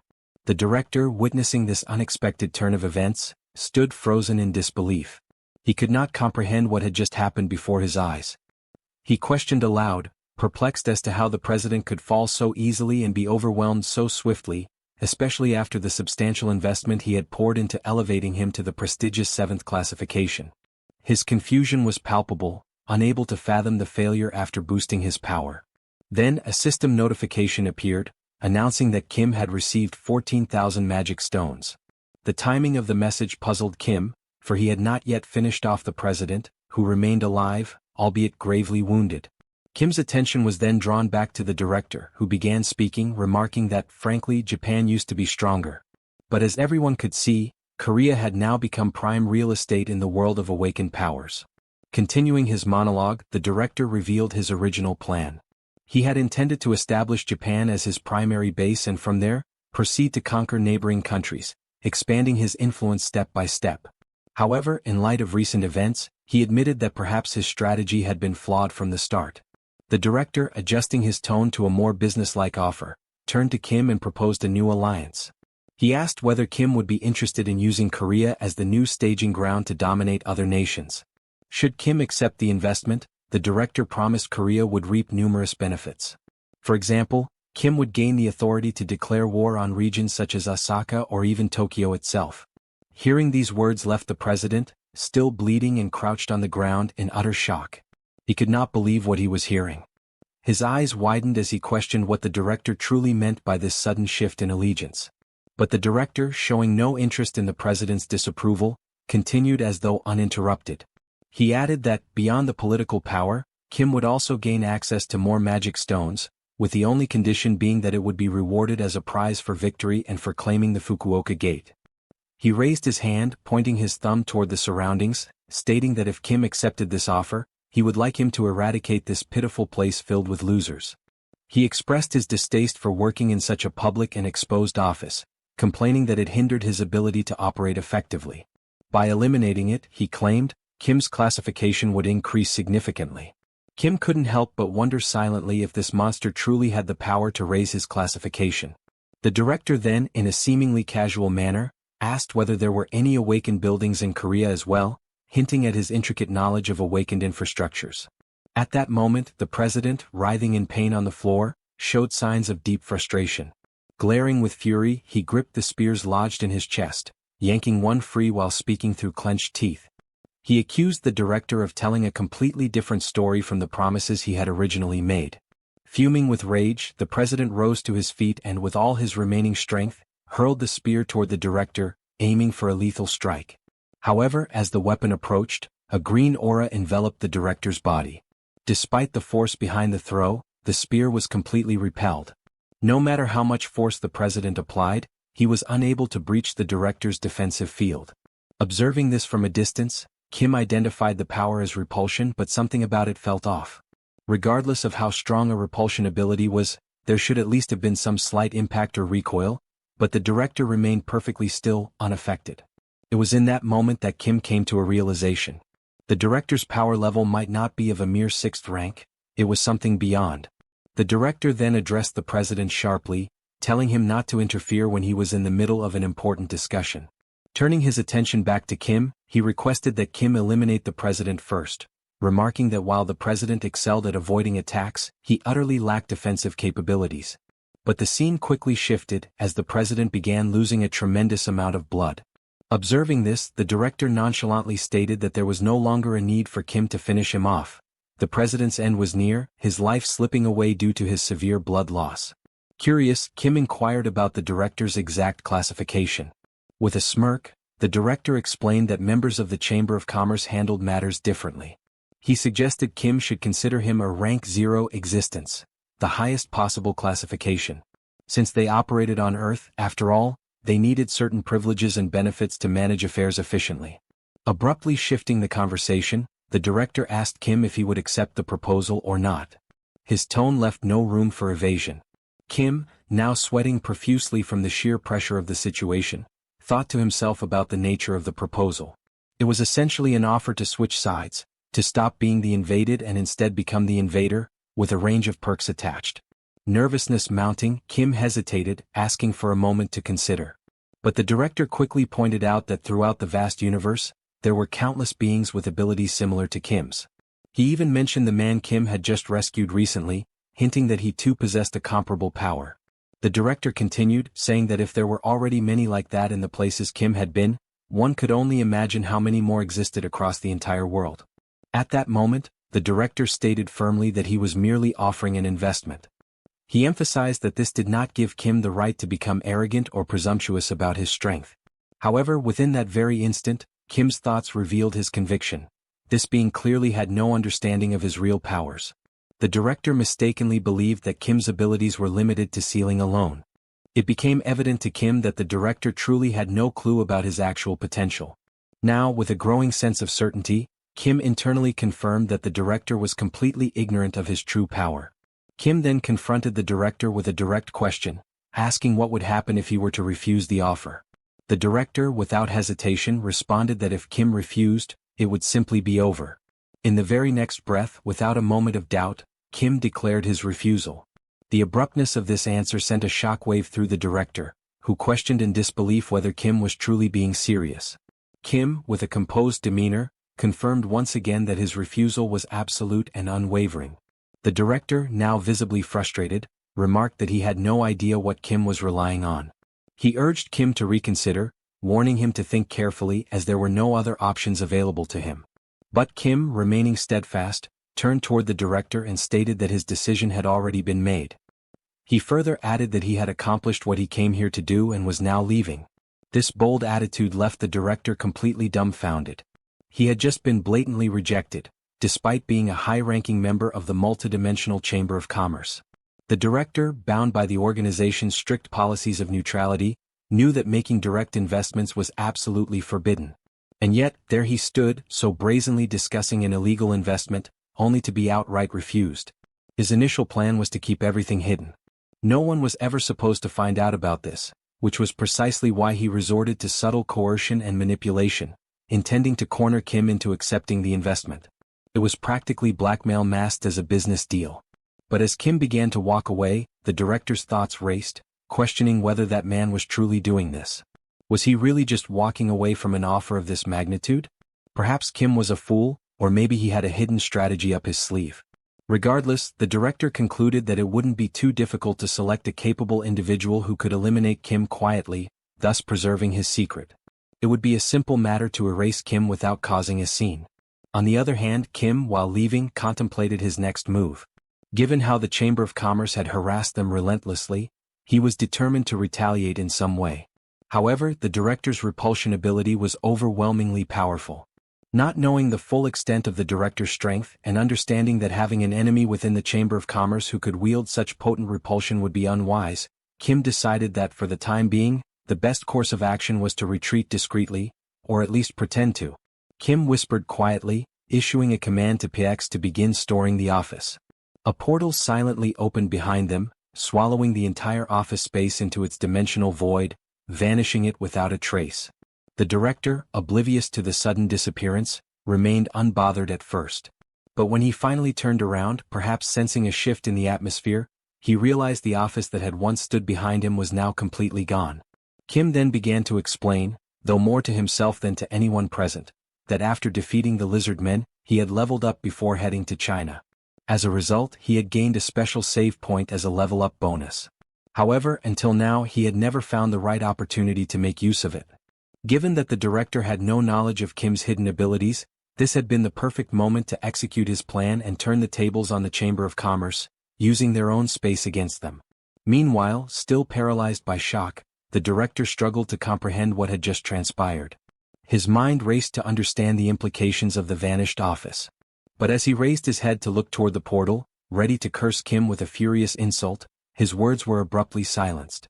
In that very instant, his head exploded without warning, as though it had been obliterated by an unseen force.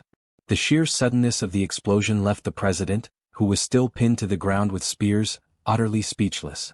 Kim, too, stood in absolute astonishment, baffled as to how the director's head had simply burst apart on its own. Now, lying on the ground before them, was the lifeless body of the president, his chest riddled with spears, and beside him, the headless corpse of the director sprawled motionless. The president turned his gaze one final time toward the director's fallen body and muttered words of disillusionment. He spoke with a bitter tone, realizing that, in the end, the director was nothing more than a subordinate. From the grand perspective of the vast universe, he had been utterly insignificant, a mere pawn in a much larger scheme. These were the president's last words. With that, his life faded away. The system interface appeared once more, informing Kim that a new dimensional account had been transferred. The accumulated total of magic stones now reached nearly 72,000. As Kim stood there, surveying the aftermath of the battle, the chaotic scene seemed to settle into an eerie silence. With both his enemy and the Chamber of Commerce member lying lifeless, it seemed at last that peace had returned to the area. Yet, despite the apparent victory, Kim remained frozen, his thoughts consumed by confusion. He questioned what on earth had just occurred and whether this bizarre outcome had been his fault for storing the office. He wondered anxiously whether his own head might also explode at random, a chilling possibility that left him with a slight sense of regret for having made the decision to store the office in the first place. But no matter how much his anxiety grew, there was nothing he could do about it now. The primary threat had been dealt with, albeit in the strangest of ways. For the moment, Kim decided it was best to process everything step by step, rather than overwhelm himself with panic. He considered that perhaps the best move would be to return to Busan first and consult with Lancelot about what had just happened. Surely, Lancelot would be able to provide insights into this unprecedented situation. But at that precise moment, something caught his attention. A system notification appeared, indicating that a significant system update had been detected due to the contents that had been stored. Reading this message, Kim's mind could only produce a single thought. With an awkward, somewhat perplexed expression, he realized that perhaps storing the office had been the right move after all. After accepting, the system displays that the update is currently in progress. Meanwhile, in another place within the subspace, Saito Daichi is taken aback by the scene before his eyes. He sees Kim standing there again inside the subspace, and the thought immediately crosses his mind that it has not been long since Kim sealed the Madagui. To him, it should be impossible for Kim to have completed such a task so quickly, and entirely on his own at that. Kim asks whether Saito Daichi is doing well, and at that moment, Daichi's eyes light up, as if only now realizing just how remarkable Kim truly is. Even though Kim is from another country, he came here, helped them, and did everything for the sake of Japan. Daichi calls out to Kim and expresses his gratitude for all the assistance, stating that he has recovered and is now about to leave. Kim is slightly surprised by how quickly he wishes to depart, but Daichi explains that, despite the help in defeating their enemies, there are still many pressing matters that need to be dealt with. He explains that Japan has lost 9 out of 10 bidding competitions. With clear frustration over the situation, he adds that even at this very moment, other awakened individuals are out there fighting monsters, risking their lives in the process. He points out that even Kim, a foreigner from another nation, has come here to fight, so he too should go out there and follow Kim's example. Daichi mentions that he had been the representative of Yokohama, but the text confirming this had vanished and could no longer be seen. If he can announce the news that they have succeeded in defeating the fishmen, it should be possible to recruit several awakened fighters to their cause. Kim remarks that, unfortunately, such is the reality they face. Still, he would have preferred Daichi to stay at least until the next meal. Yet, since Daichi has made his decision, insisting any further would not be appropriate. Saito Daichi says that if they make it quick, it will be fine. They then share a brief meal together, and afterward, Kim tells him that if he ever needs any assistance, he must not hesitate to reach out. Even though Daichi does not like depending on help from others, Kim also mentions that he had been planning to set up a subspace portal in the area. Kim asks whether Daichi ate well and if there is anything else he needs. Daichi promptly replies that he is fine and expresses his gratitude once again for all the help. With that, he begins walking toward the exit, turns back to face Kim, and says that if Kim ever needs help, he only has to say the word. Daichi will certainly come and will also make sure to release the Madagui. Watching his new ally leave, Kim feels pleased to have learned more about the regional representative, especially since Mordred had previously mentioned that the branch leader holds the authority to sign off on the title of regional representative. Looking at the system display, Kim notes that it is good that this new feature has arrived. The system then confirms that the update is complete. Inside the newly updated room within the subspace, Kim walks forward, remarking that everything seems so ordinary, with no documents or unusual objects in sight. Suddenly, something appears and announces that it has been waiting for him. The entity has the form of a cube, with small propellers that allow it to hover in the air. Recognizing the voice, Kim is taken aback and asks if this is now Pax. With his updated appearance, Pax confirms that it is indeed him. Kim asks what has happened to his appearance, noting that he looks somewhat different. Pax explains that he has acquired a proper form after the system update and that, along with this, new functions have been added. He asks Kim if he would like to see them. Kim, astonished by how much more human-like Pax sounds now, agrees that he certainly wants to check out the new features. With a cheerful tone, Pax announces that he will go over the newly added functions, which amount to 4 major updates. The first is the message transmission system, which can only send messages to targets within a designated area, with certain limitations on the formats that can be used. The second function is the satellite observation system, similar to the first in that it only works within the designated zone. These capabilities leave Kim even more impressed, but Pax continues. The third feature is the hologram adjustment system, a visual interface that allows the modification and customization of holograms. Finally, the fourth addition is the dimensional lifeform registry application. However, due to low hardware capacity, there are limitations on the classification level that can be registered, with the current maximum being level 7. Hearing this fills Kim with delight. His eyes light up at the possibilities and he remarks that Pax is practically a god. With more portals across the world, the range of observation could expand dramatically, and now, on top of that, messages could be sent as well, turning his ability from merely a logistical hub into a fully unified logistics command center. Kim's eyes gleam, and then he forms a mischievous smile, hinting that he has just thought of something. He tells Pax that he wants to display a message. Meanwhile, elsewhere in Japan, Seoul is sighing out of sheer boredom. She complains that Kim had told them to be prepared, yet there were so few enemies remaining that the battle ended before she could land even a single punch. Especially considering the presence of the newly arrived knights, had they even relaxed a little, she could have at least warmed up against these weak foes. She remarks that, had she known things would turn out this way, she would have traveled to Japan without Kim, whom she mockingly refers to as number 3. While she continues to grumble, complaining that she is bored to death and wondering when Kim will return, she hears a voice from below calling out that she is amazing. It is Eun-yang standing on the ground, exclaiming that the system has finally recognized her potential and asking when she had managed to climb so many levels so quickly. At first, she has no idea what he is talking about, until he tells her to look up. When she finally tilts her head skyward, she sees a message hovering in the air, announcing that she is now at level 999, the strongest in the entire world. She freezes in place, staring at the glowing letters for a long moment without uttering a single word. For reasons she cannot logically explain, she instantly knows this is Kim's doing, and the realization fills her with fury. At that exact moment, she decides it is indeed the perfect time for Kim to come back. Aboard the ship, Kim waves cheerfully, announcing his return. He also knows that, regardless of nationality, race, gender, religion, or culture, every sibling in the world possesses the supernatural ability to sense the murderous intent of their brother or sister. When his eyes fall upon Seoul, he sees a red aura boiling with rage, more intense and dangerous than that of any recent enemy he has faced. Realizing there will be no escaping unscathed, Kim quickly tries to divert her attention, producing a form from his belongings in the hope that she will ignore everything else.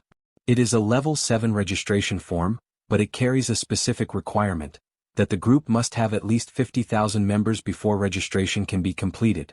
After receiving a thorough beating from his sister, Kim admits he believed the form would be enough on its own, but he himself had not realized there was such a prerequisite of 50,000 members. Seoul demands to know exactly what this 50,000 members requirement means, and Kim replies that he will ask Pax for clarification. Pax then appears and announces that he will explain. Seoul also notices the change in his appearance. He proceeds to describe how the system includes a function that allows the creation of groups, enabling someone to establish a group and recruit members into it. Once registered in a group, members cannot join any other group or create separate ones. Seoul asks if, in order to raise the group's level, they must actually gather all 50,000 people, and Pax confirms that this is indeed the case. Once again she grumbles, declaring that the idea is insane. How on earth are they supposed to find 50,000 people? Kim tells her to wait a moment, explaining that he has a method to gather the required number. Elsewhere in another location, a ruined city stretches out under a gray sky, its streets littered with debris and broken structures. In the middle of the destruction, a massive foot slams down, belonging to a hulking creature that resembles an orc. The orc catches a strange scent in the air. When it turns toward the source, it notices a thin trail of blood smeared across the cracked pavement. It follows the trail until it discovers an injured human, attempting to remain hidden among the rubble. The creature chuckles, confident it has found its prey with laughable ease. The man is paralyzed with fear, unable to move. A sudden spray of blood splatters across the ground, soaking the shattered stone beneath them.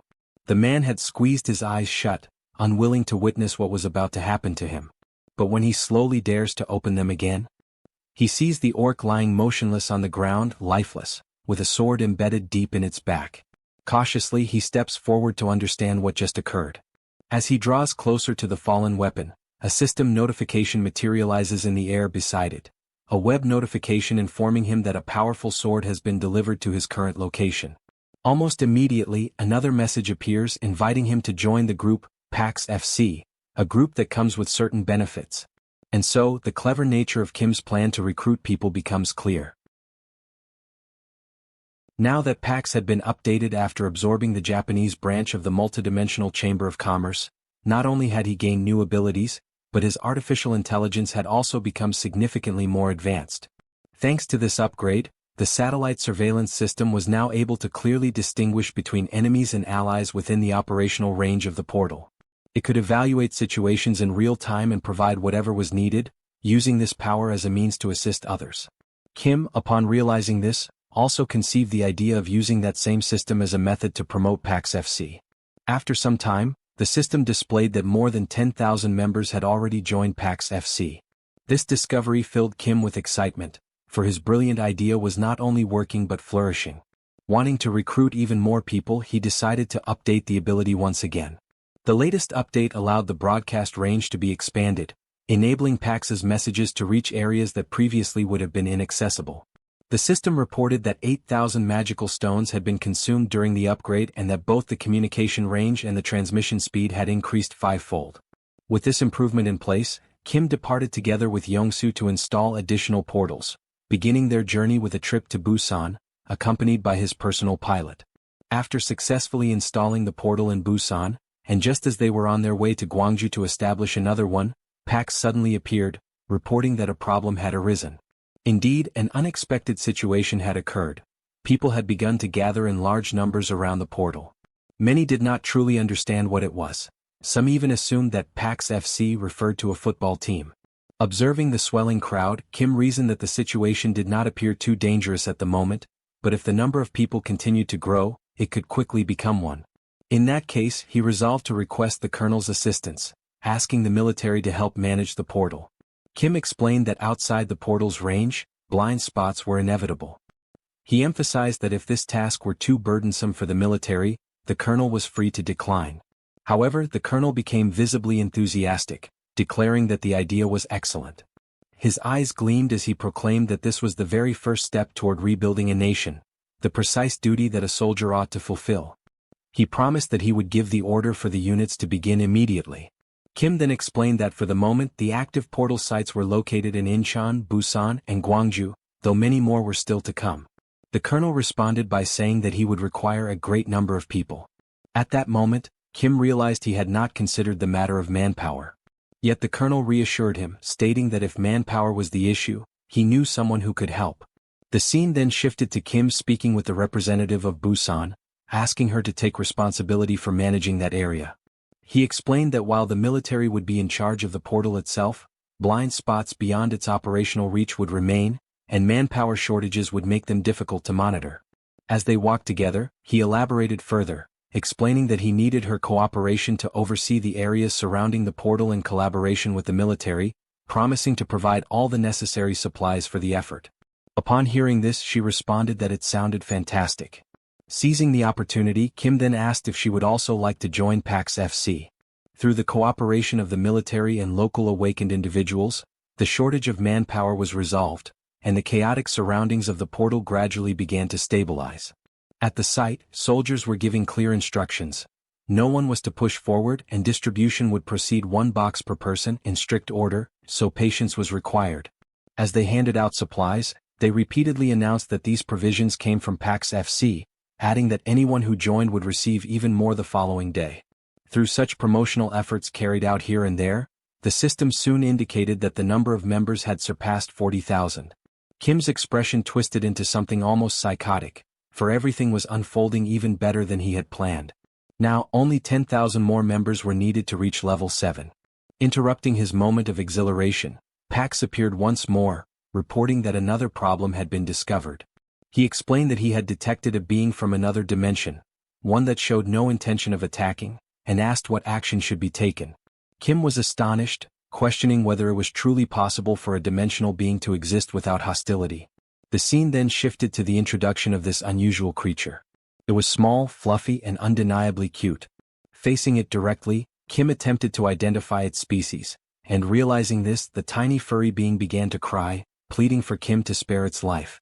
Astonishingly able to communicate in a manner similar to a human, the little creature begged, insisting that it had nowhere else to go and promising that it would remain hidden, causing no trouble to anyone. Only then did Kim recognize that the creature was indeed peaceful. Kim stated that he wished to hear its story and suggested that they sit and talk for a while. The adorable creature was deeply moved by the human's attitude. While they were speaking inside, the little creature explained that his dimension had been destroyed by an invasion. While searching for refuge, he had managed to infiltrate during a migration toward Earth. Nibbling on some cookies as he recounted his tale, he revealed that his name was Solon and gradually told the entire story of how he had ended up there. Kim realized that the account could very well be true. After all, Earth itself had also suffered invasions from other dimensions. It was entirely possible. If Earth failed to defend itself, humanity too would eventually become nothing more than refugees. Kim asked whether Solon had come to Earth alone, and this question made the small, fluffy creature cry once again. Still sobbing, he clarified that he had not come entirely by himself. In the beginning there had been many companions. He recalled how he had been their leader and had devised a plan to lead them to a mountainous area to establish a settlement. Unfortunately, it had not been a safe zone. Because of his misjudgment, many had been killed and devoured by monsters, and the survivors had scattered. He explained that they were probably still hiding somewhere, but emphasized that they all possessed a heightened sense of smell. This detail piqued Kim's curiosity. The little one confirmed it, explaining that their keen olfactory ability allowed them to evade detection by monsters. To demonstrate, Solon sniffed the air and declared that there was the scent of a goblin coming from the 3rd floor of the building next door. Kim was left stunned by such a remarkable ability. To be absolutely certain, Kim asked if he might verify the claim. He opened a portal and summoned Mordred, instructing him to investigate the building for goblins. Whether or not to kill them would be Mordred's decision. Only a few seconds later, Mordred returned, carrying the severed head of a goblin. He reported that the goblins had attacked him the moment he appeared, which was why they had been eliminated. Impressed by the speed and precision of the execution, Kim reflected that this was exactly how Mordred operated, efficient, direct, and swift as expected. Kim then considered that, while the result was not entirely surprising, it was still perplexing. Nevertheless, this new companion was astonishing in his own right, for he could identify goblins solely by scent. As Kim glanced back, he noticed the small creature now crying because the cookies had run out. It struck Kim that this ability was essentially a kind of wall hack, but at the same time dangerously exposed, since it left them vulnerable to sudden attacks from other monsters. Kim extended his hand and acknowledged that he could not pretend to fully understand the pain of losing so many companions. However, he reminded Solon that humans too had suffered greatly from invasions, which made both of them victims of similar tragedies. Therefore, Kim asked whether he might like to live with him, proposing a mutual arrangement. Kim would help him find his missing friends and in return, Solon would lend his assistance. The system then displayed that an invitation had been sent to join PAX FC. Looking at the notification, the furry creature saw that Kim was the leader of the group and asked if he might pose a question. He identified himself as Manong and explained that, throughout his entire life, he had never once eaten so well. Filled with gratitude, he submitted a request for his entire Manong tribe, more than 10,000 members, to join PAX FC. For a brief moment, Kim was rendered speechless by the sheer number. Then his eyes gleamed with astonishment and delight. He had never anticipated so many Manongs, and with their addition, the total instantly reached 50,000 members, enough to achieve level 7 immediately. He considered it a stroke of luck that might never be repeated and gladly joined forces with the Manongs. The system confirmed that together they now possessed 50,000 members. At that time, everything seemed marvelous. Yet Kim had not realized that this also meant he would now have to locate the 10,000 scattered Manongs. And thus began Solan's journey to reunite with his lost comrades. As they walked, Kim remarked that the initial search would begin in the mountain where Solan had first attempted to establish a settlement. Riding on Kim's shoulders, Solan admitted that he would only truly recognize the place when he saw it again. After some time, they arrived before a mountain, and Solan affirmed that this was indeed the very location. Kim recognized it as Mount Sirak, well known for its treacherous and difficult terrain. But this would not be an obstacle, for he had access to a helicopter and intended to survey the area from above. Kim asked whether Solan could detect the scent of any of his companions. At that moment, Yongsu explained that the steep, jagged rocks made landing impossible. Moreover, the strong winds from the rotor blades scattered the aromas, making it impossible for Solan to smell anything accurately. Thus, they were forced to return to square one, but now with greater preparation. Equipped and ready to climb the mountain, Kim commented that the journey would likely be dull and that it was the perfect time to have a partner for conversation. He opened a subspace portal and summoned their old acquaintance, Lancelot. The very first question he posed was whether Lancelot enjoyed hiking. Lancelot confirmed that he did, while inwardly reflecting that this was what humans called socialization. Already anticipating such a response, Kim continued to ask Lancelot various questions as they ascended, seeking to learn more about his life and his past. Lancelot eventually admitted that he could tell his story, though it was not, by any means, a happy one. From vast plains to dense forests, from hidden mountain ranges to the depths of the ocean. This dimension, home to a vibrant ecosystem, is known as Avalon. It is a world where countless creatures coexist, and where the inhabitants of Avalon have learned to endure and survive in the constant presence of monstrous threats. The fundamental skills required for survival were hunting and gathering. Even children, barely learning how to speak, already carried rudimentary hunting tools, and naturally the people of Avalon evolved into a warrior race. And yet, despite the ever-looming menace of monsters, the people of Avalon managed to push their civilization forward. Through this progress, monsters no longer posed the same overwhelming danger as before. However, with this advancement came a new trial: war. The strength that had been honed to combat monsters was turned inward, against their own kind. The struggle for survival twisted into bloody conflicts over power and territory. After centuries of civil war, when the people were weary and broken, a young knight rose to the occasion. Through peace and diplomacy, that knight put an end to the endless fighting. This knight, who preached love above all else, was cherished by everyone and was crowned king. His name was Arthur. To those scarred by violence, suffering, and poverty, Arthur offered forgiveness, compassion, hope, and laughter. He summoned knights renowned for their valor on the battlefield and ensured that their swords would never again be raised in war against one another. Arthur declared that the sword, once forged for destruction, would henceforth serve only to protect Avalon. Thus, the 12 Knights of Camelot were formally anointed. Together, these knights repelled invaders and defended Avalon with unwavering courage. Under their protection, Avalon flourished more than ever before. Then, on what seemed like an ordinary day of fending off invasions, an extraordinary threat emerged. These new invaders were black magicians from the dimension of Barnaul, and they were unimaginably powerful.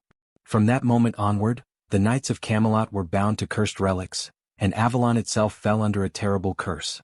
Stepping out of the flashback, Lancelot explains that this was how they became the undead, condemned to continue existing even after death. He then asks Kim if that sounds like a joyful story, to which Kim responds that it is indeed far from uplifting. With his small companion resting on his shoulder, Kim tells Lancelot not to worry about his reaction, but that he needed to hear the complete story at least once. Yet deep inside, Kim is shaken, for an entire dimension as strong as Avalon had collapsed completely. Such a fate is not spoken of lightly, for it meant families, friends, everything one knew, vanished in its entirety. Kim apologizes to Lancelot for making him recall something so painful. However, he also reflects that his own family and world are still safe, so he should not pretend with hollow compassion. In that moment, Kim grows nervous, struggling with what to say to Lancelot. Sweating with unease, he asks if there might be any possible way to restore Avalon. Realizing that this question is as futile as asking if one can bring the dead back to life at their own funeral, Kim feels utterly useless for having cast such a heavy shadow over the mood. Yet, Lancelot respectfully answers Mr. Kim, telling him that it is not possible and that he knows of no method to ever reach Avalon again. He explains further that the multidimensional chamber does not open portals to anyone except the invaders. Besides, reviving the dead is something he has never even heard whispered of. Kim apologizes once more, but Lancelot acknowledges that he understands the intention behind his words.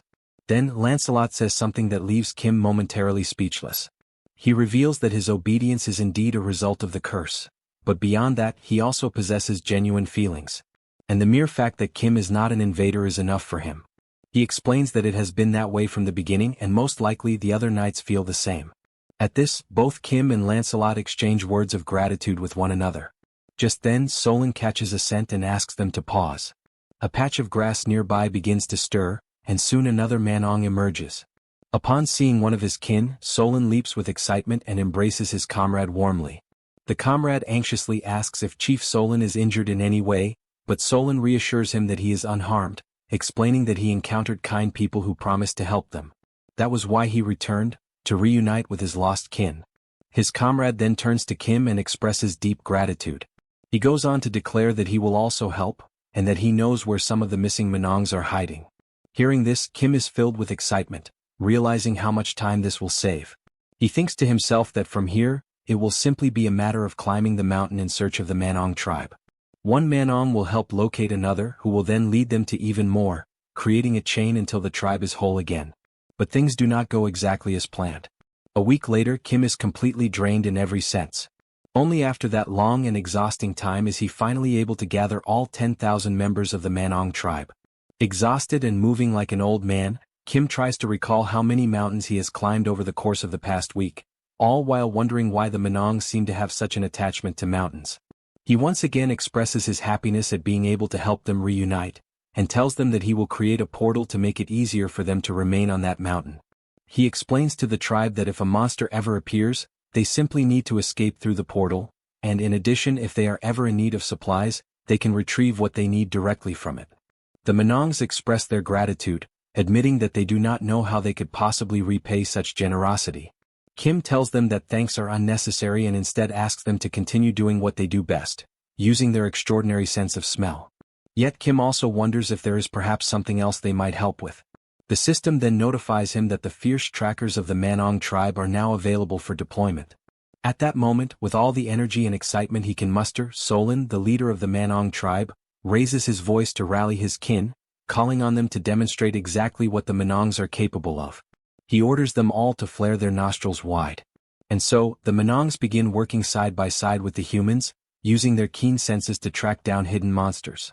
They lend their aid to Manhwa as well as to Seoul, allowing them to uncover enemies that would have been otherwise impossible to detect. The sense of smell possessed by the Manong tribe proves to be truly extraordinary. Within only a single week of their alliance, reports of damage caused by monsters drop drastically. Watching all of this unfold from within the system while casually eating a bag of chips, Kim remarks that even though it may be impossible to completely wipe out every last monster, the fact that casualties have decreased is already more than enough. Things are definitely more stable now than they were before. Yet something still gnaws at him, keeping him unsettled. Now that he has reached level 7, secured an alliance with the Manongs, and witnessed a sharp decline in enemy activity, it feels like exactly the kind of moment when something catastrophic is bound to erupt. And right then, Pax appears, agreeing with what Kim has just said, announcing that new documents from the Chamber of Commerce have just arrived. For a brief moment, Kim feels a rush of pride, assured that his intuition never lies. The new document reveals that due to falling profits in the Korean and Japanese regions of Earth's dimension, measures of consolidation will be implemented with other dimensions. Expecting it to be about expansion or new opportunities, Kim realizes instead that it concerns the consolidation and merging of dimensions. He immediately asks which dimension will be merged, and Pax hands him another document. This one, however, is long and tedious, spanning more than 20 pages filled with dense text. Knowing how to make use of Pax's AI capabilities, Kim asks Pax to summarize it for him. Recognizing the importance of the information, Pax summons the other members into SUBSPACE to share the news. Pax then begins to explain that the Chamber's objective seems to be twofold. First, to increase revenue in Korea and Japan, and second, to reduce the number of level holders. To achieve this, the continent of Elvenheim will be relocated to the Pacific region and forced into battle. After that, an official warning for Korea and Japan will be issued within 7 days. Upon hearing this, Seoul raises a question. If it is only 7 days away, what is the point of sending an advance warning? Kim clarifies that this is an internal chamber document, one they received early thanks to their control over certain facilities. In short, it means they will soon be forced to fight again. But in the background, Joy raises a troubling thought. She recalls Pax mentioning that it would be a forced battle, and asks if this means the inhabitants of Elvenheim are being compelled to become invaders. At that moment, Kim realizes that their probable enemies might also be unwilling victims, dragged into a war they never chose.